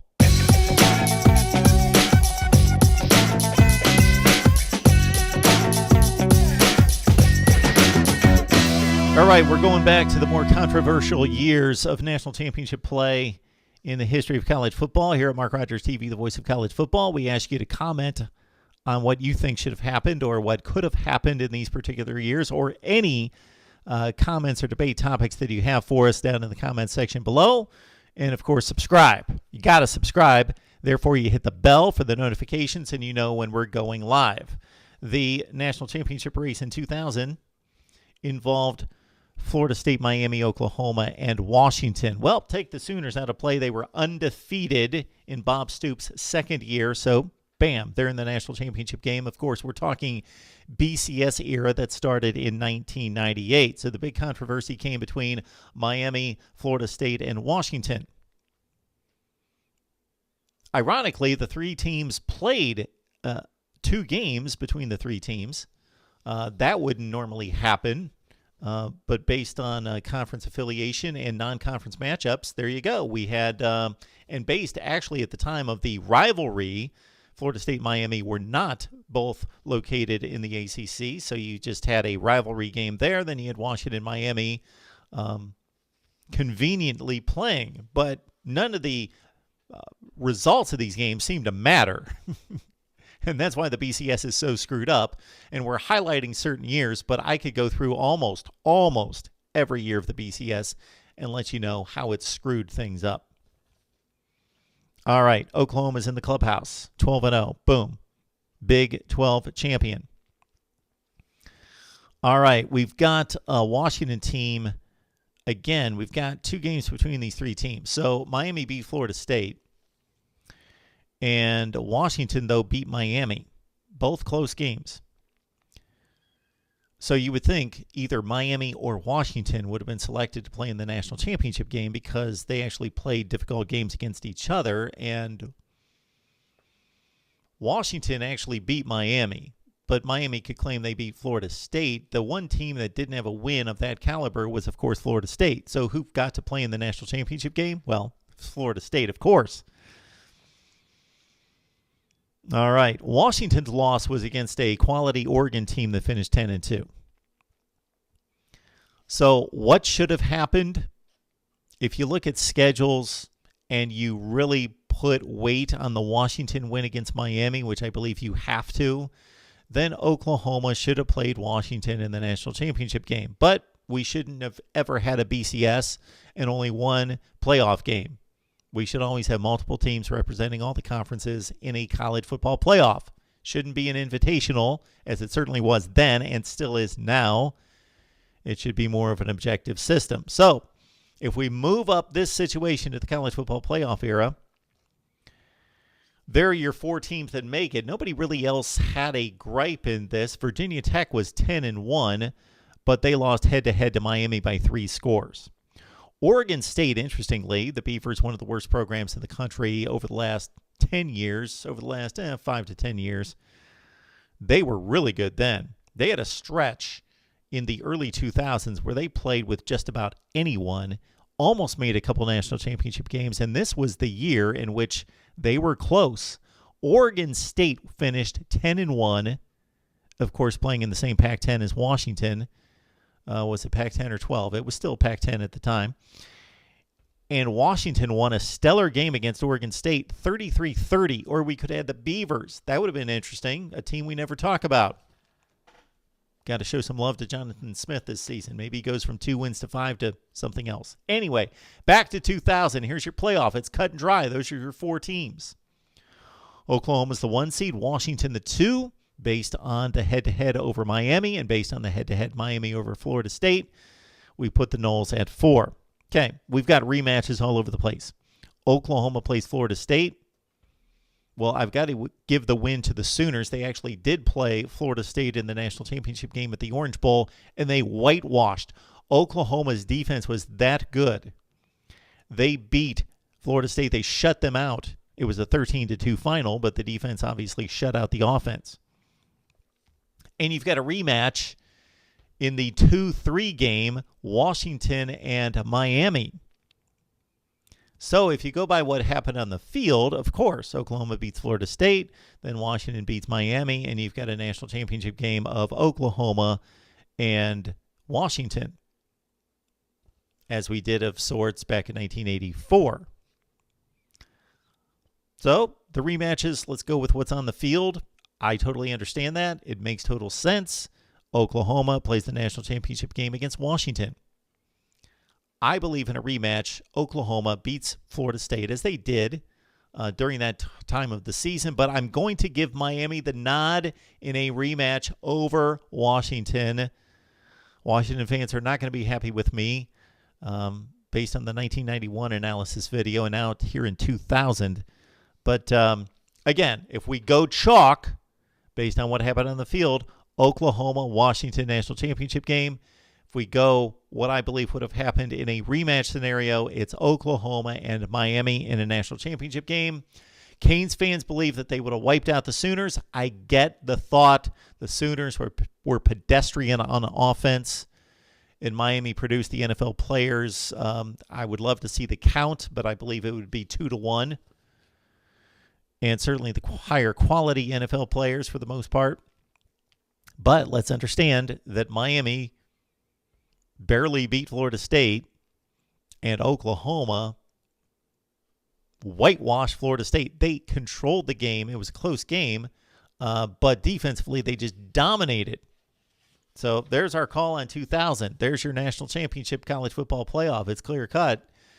And based on what happened on the field, Oklahoma would have played Washington in the national championship game, but I believe the Canes would have won a rematch with the Huskies. Comments below, folks, and of course subscribe right here at Mark Rogers TV, the voice of college football.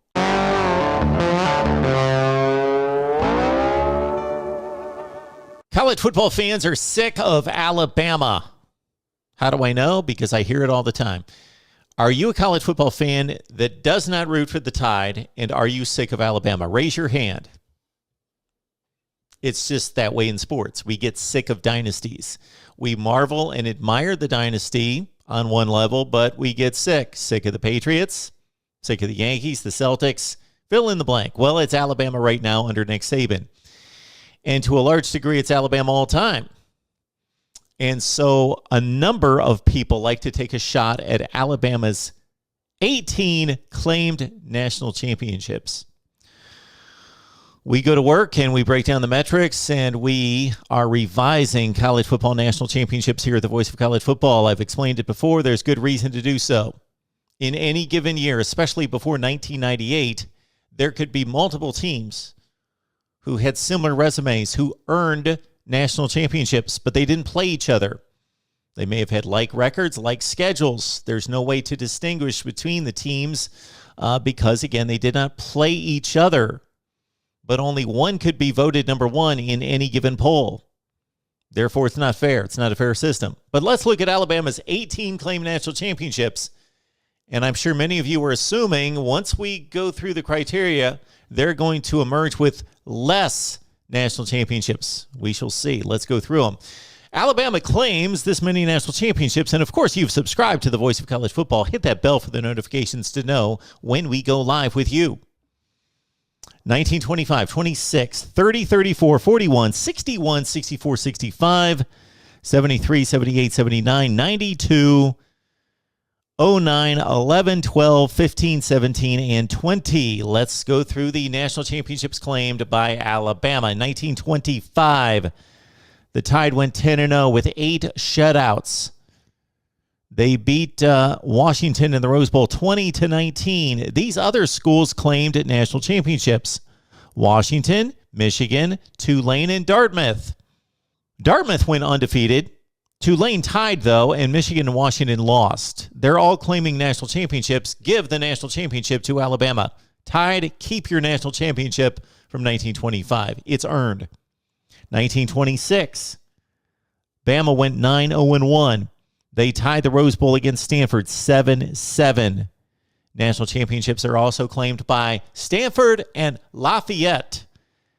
Alabama at 9-0-1 in 1926. Claim and keep your national championship of 1926. On to the 30s. Bama in 1930, 10-0 with 8 shutouts again. They defeated Washington State in the Rose Bowl 24-0. Undisputed Alabama 1930. Take your national championship and be proud of it. Let's go on to 1934. Bama 10-0, Minnesota 9-0. Need we say more? You went undefeated, you're the national champion. At least claim a share. Bama, keep your 34 national championship as well. Now let's move on to 1941. All right, here we go. Bama, a national champion at 9-2, 5-2 in the SEC, and shut out twice. They lost to Mississippi State 14-0, and Vandy, mighty Vandy, wins it 7-0 over the Tide. The ever-popular Hoolgate system. You know what? The Hoolgate system sucks. Some of these systems become too complex and complicated. They outsmart themselves. If a team is 9-2 and shut out twice, they are not the national champion. Alabama in favor of Minnesota 8-0, Duke 8-0-1. Bama 1941, your national championship is invalid. Why did you claim it? Give it back. It is null and void, according to the Voice of College Football. In 1941, Alabama is not the national champion. Move on to 1961 under Bear Bryant.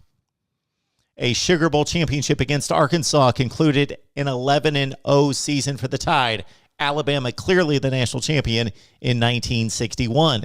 Let's move on to 64 and 65. In 1964, Bama goes 10-1. They lose the Orange Bowl to Texas.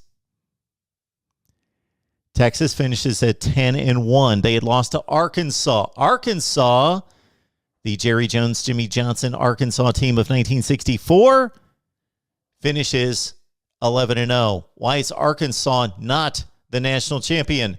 11-0, beat number 1 Texas during the regular season, also beat a number 6 team in the nation, Nebraska, in its bowl game. Cotton Bowl winner Arkansas is the valid national champion of 1964. Alabama at 10-1.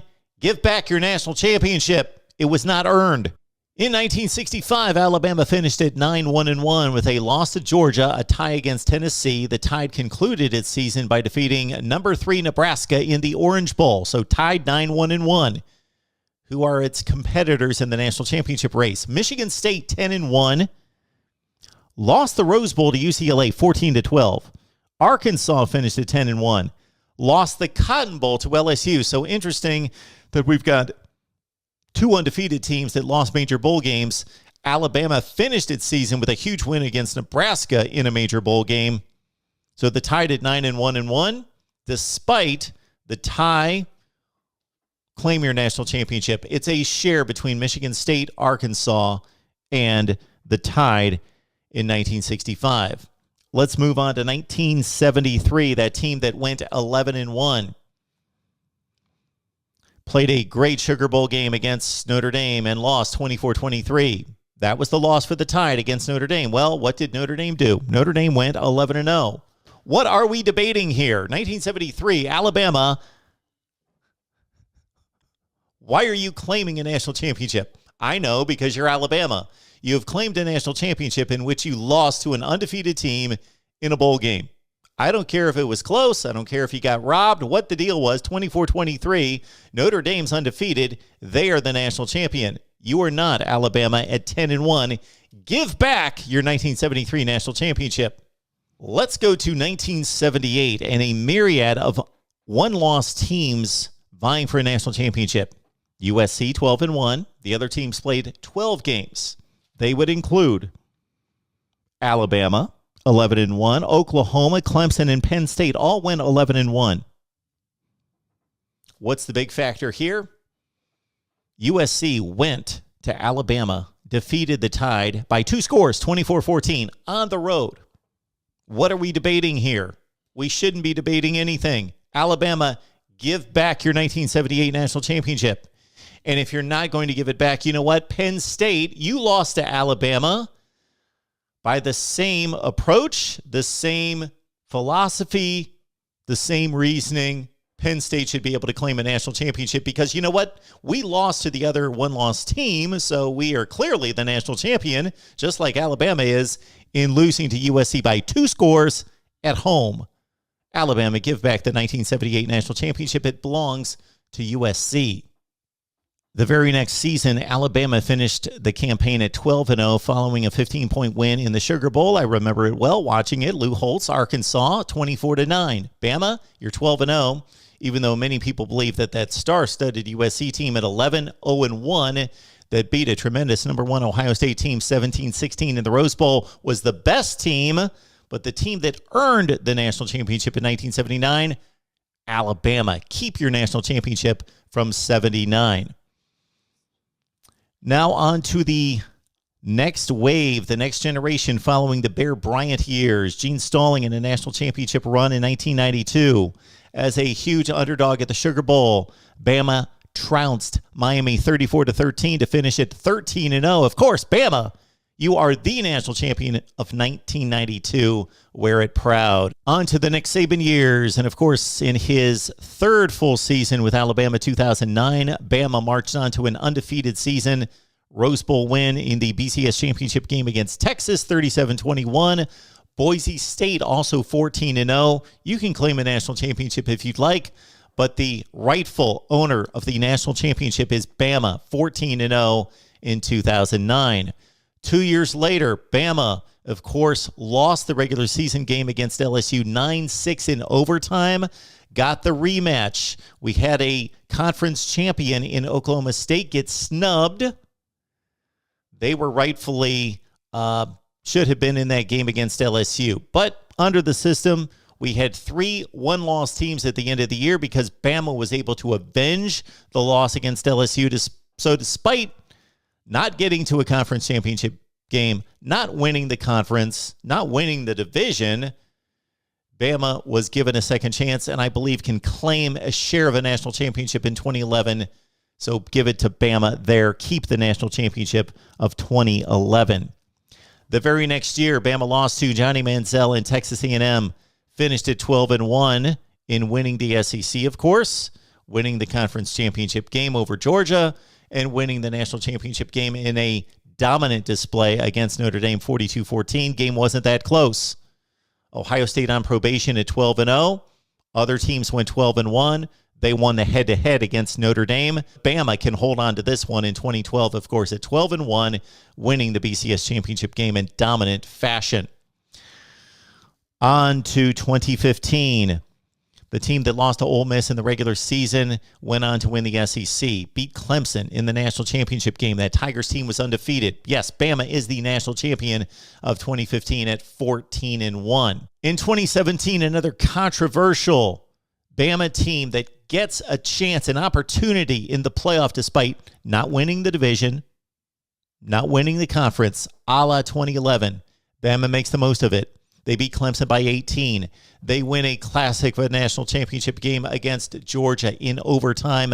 Bama, you're fortunate. You're fortunate, but you pulled through in the clutch, claim your national championship, keep it in 2017. But UCF, you went undefeated.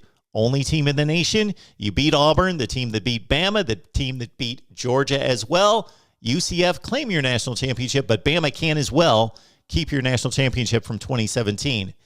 And then finally in 2020, of course, Bama, undefeated, best team in the nation, trounced its playoff opponents, and marched on to a 13-0 campaign when everybody else was playing less games. Bama, certainly the national champion of 2020. So we have taken away 4 of Alabama's 18 claimed national championships. 1941, 64, 73, and 78. So Bama with 14 national championships revised, right? Wait a minute. Hang on, Bama detractors and critics. Are there years out there in which Bama can claim national championships that they are not claiming? Maybe they've screwed this whole thing up. Well, it's college football, so we know that it's been screwed up. Bama, look at 1977. Bama goes 11-1. They lost to Nebraska that season. The Huskers went 9-3. They beat Ohio State in the Sugar Bowl. And look at all these 11-1 teams from 1977. You've got Notre Dame. They won the Cotton Bowl over Texas, previously undefeated Texas. Irish win at 38-10. You also have Kentucky and Arkansas, Penn State and Texas. All those teams finished 11-1. Kentucky with a big win over Penn State that season, actually 24-20. Alabama, you were not the outright champion in 1977, but claim a share of the national championship with all those 11-1 teams. Bama, you earned a share. Also in 1975, Bama at 11-1. With a loss in the opener against Mizzou, 20-17. Beat Penn State in the Sugar Bowl. What happened in 1975? You had Oklahoma voted the national champion at 11-1. Ohio State 11-1, but a Rose Bowl loser to UCLA. Arizona State was the only undefeated team in America, 12-0, but this is before joining the Pac-8 at the time, and Arizona State played an inferior schedule in the WAC. Arizona State, their 2 biggest wins of the season against number 12 Arizona and against a number 6 Nebraska team in the Fiesta Bowl. Alabama, you had a right to claim a national championship share in 1975 as well. 11-1, major bowl winner against Penn State. Bama, 1975 is yours as well. Let's go to 1966. Bama goes 11-0. They defeat Nebraska in the Sugar Bowl 34-7. The 2 teams that were looked upon, perceived to be the 2 best in the country, Notre Dame and Michigan State, 9-0-1. The tie against each other, 10-10. One of the most famous games of the history of college football, of course, the game of the century at the time. Neither played a bowl game between Notre Dame and Michigan State. So Bama, you played extra games. You won them all. No ties. Yes, Michigan State, Notre Dame, because you played each other, share a national championship. But Bama gets to claim one as well in 1966 at 11-0. And finally, what about that 1945 Alabama team? They went 10-0. Army went 9-0 as the national champion and played a difficult schedule against the likes of 5 ranked teams, 4 in the top 10, number 2 Navy, number 2 Notre Dame at the time of kickoff, and won that game 48-0. So we are not denying in any way the dominance of Army in 1945. And Indiana also went 9-0-1, claim your national championship as well. But Bama, what else can you do? 10-0. Beat USC 34-14 in the Rose Bowl. Impressive. Had no other ranked wins, but again, they won all the games and beat one of the best teams in the country by 3 scores in the Rose Bowl. Bama of 1945, claim your national championship. We took 4 away, but we added 4. Alabama fans, rest assured, the 18 on the helmet means something. 18 claim national championships, 18 approved by the voice of college football. See you next time.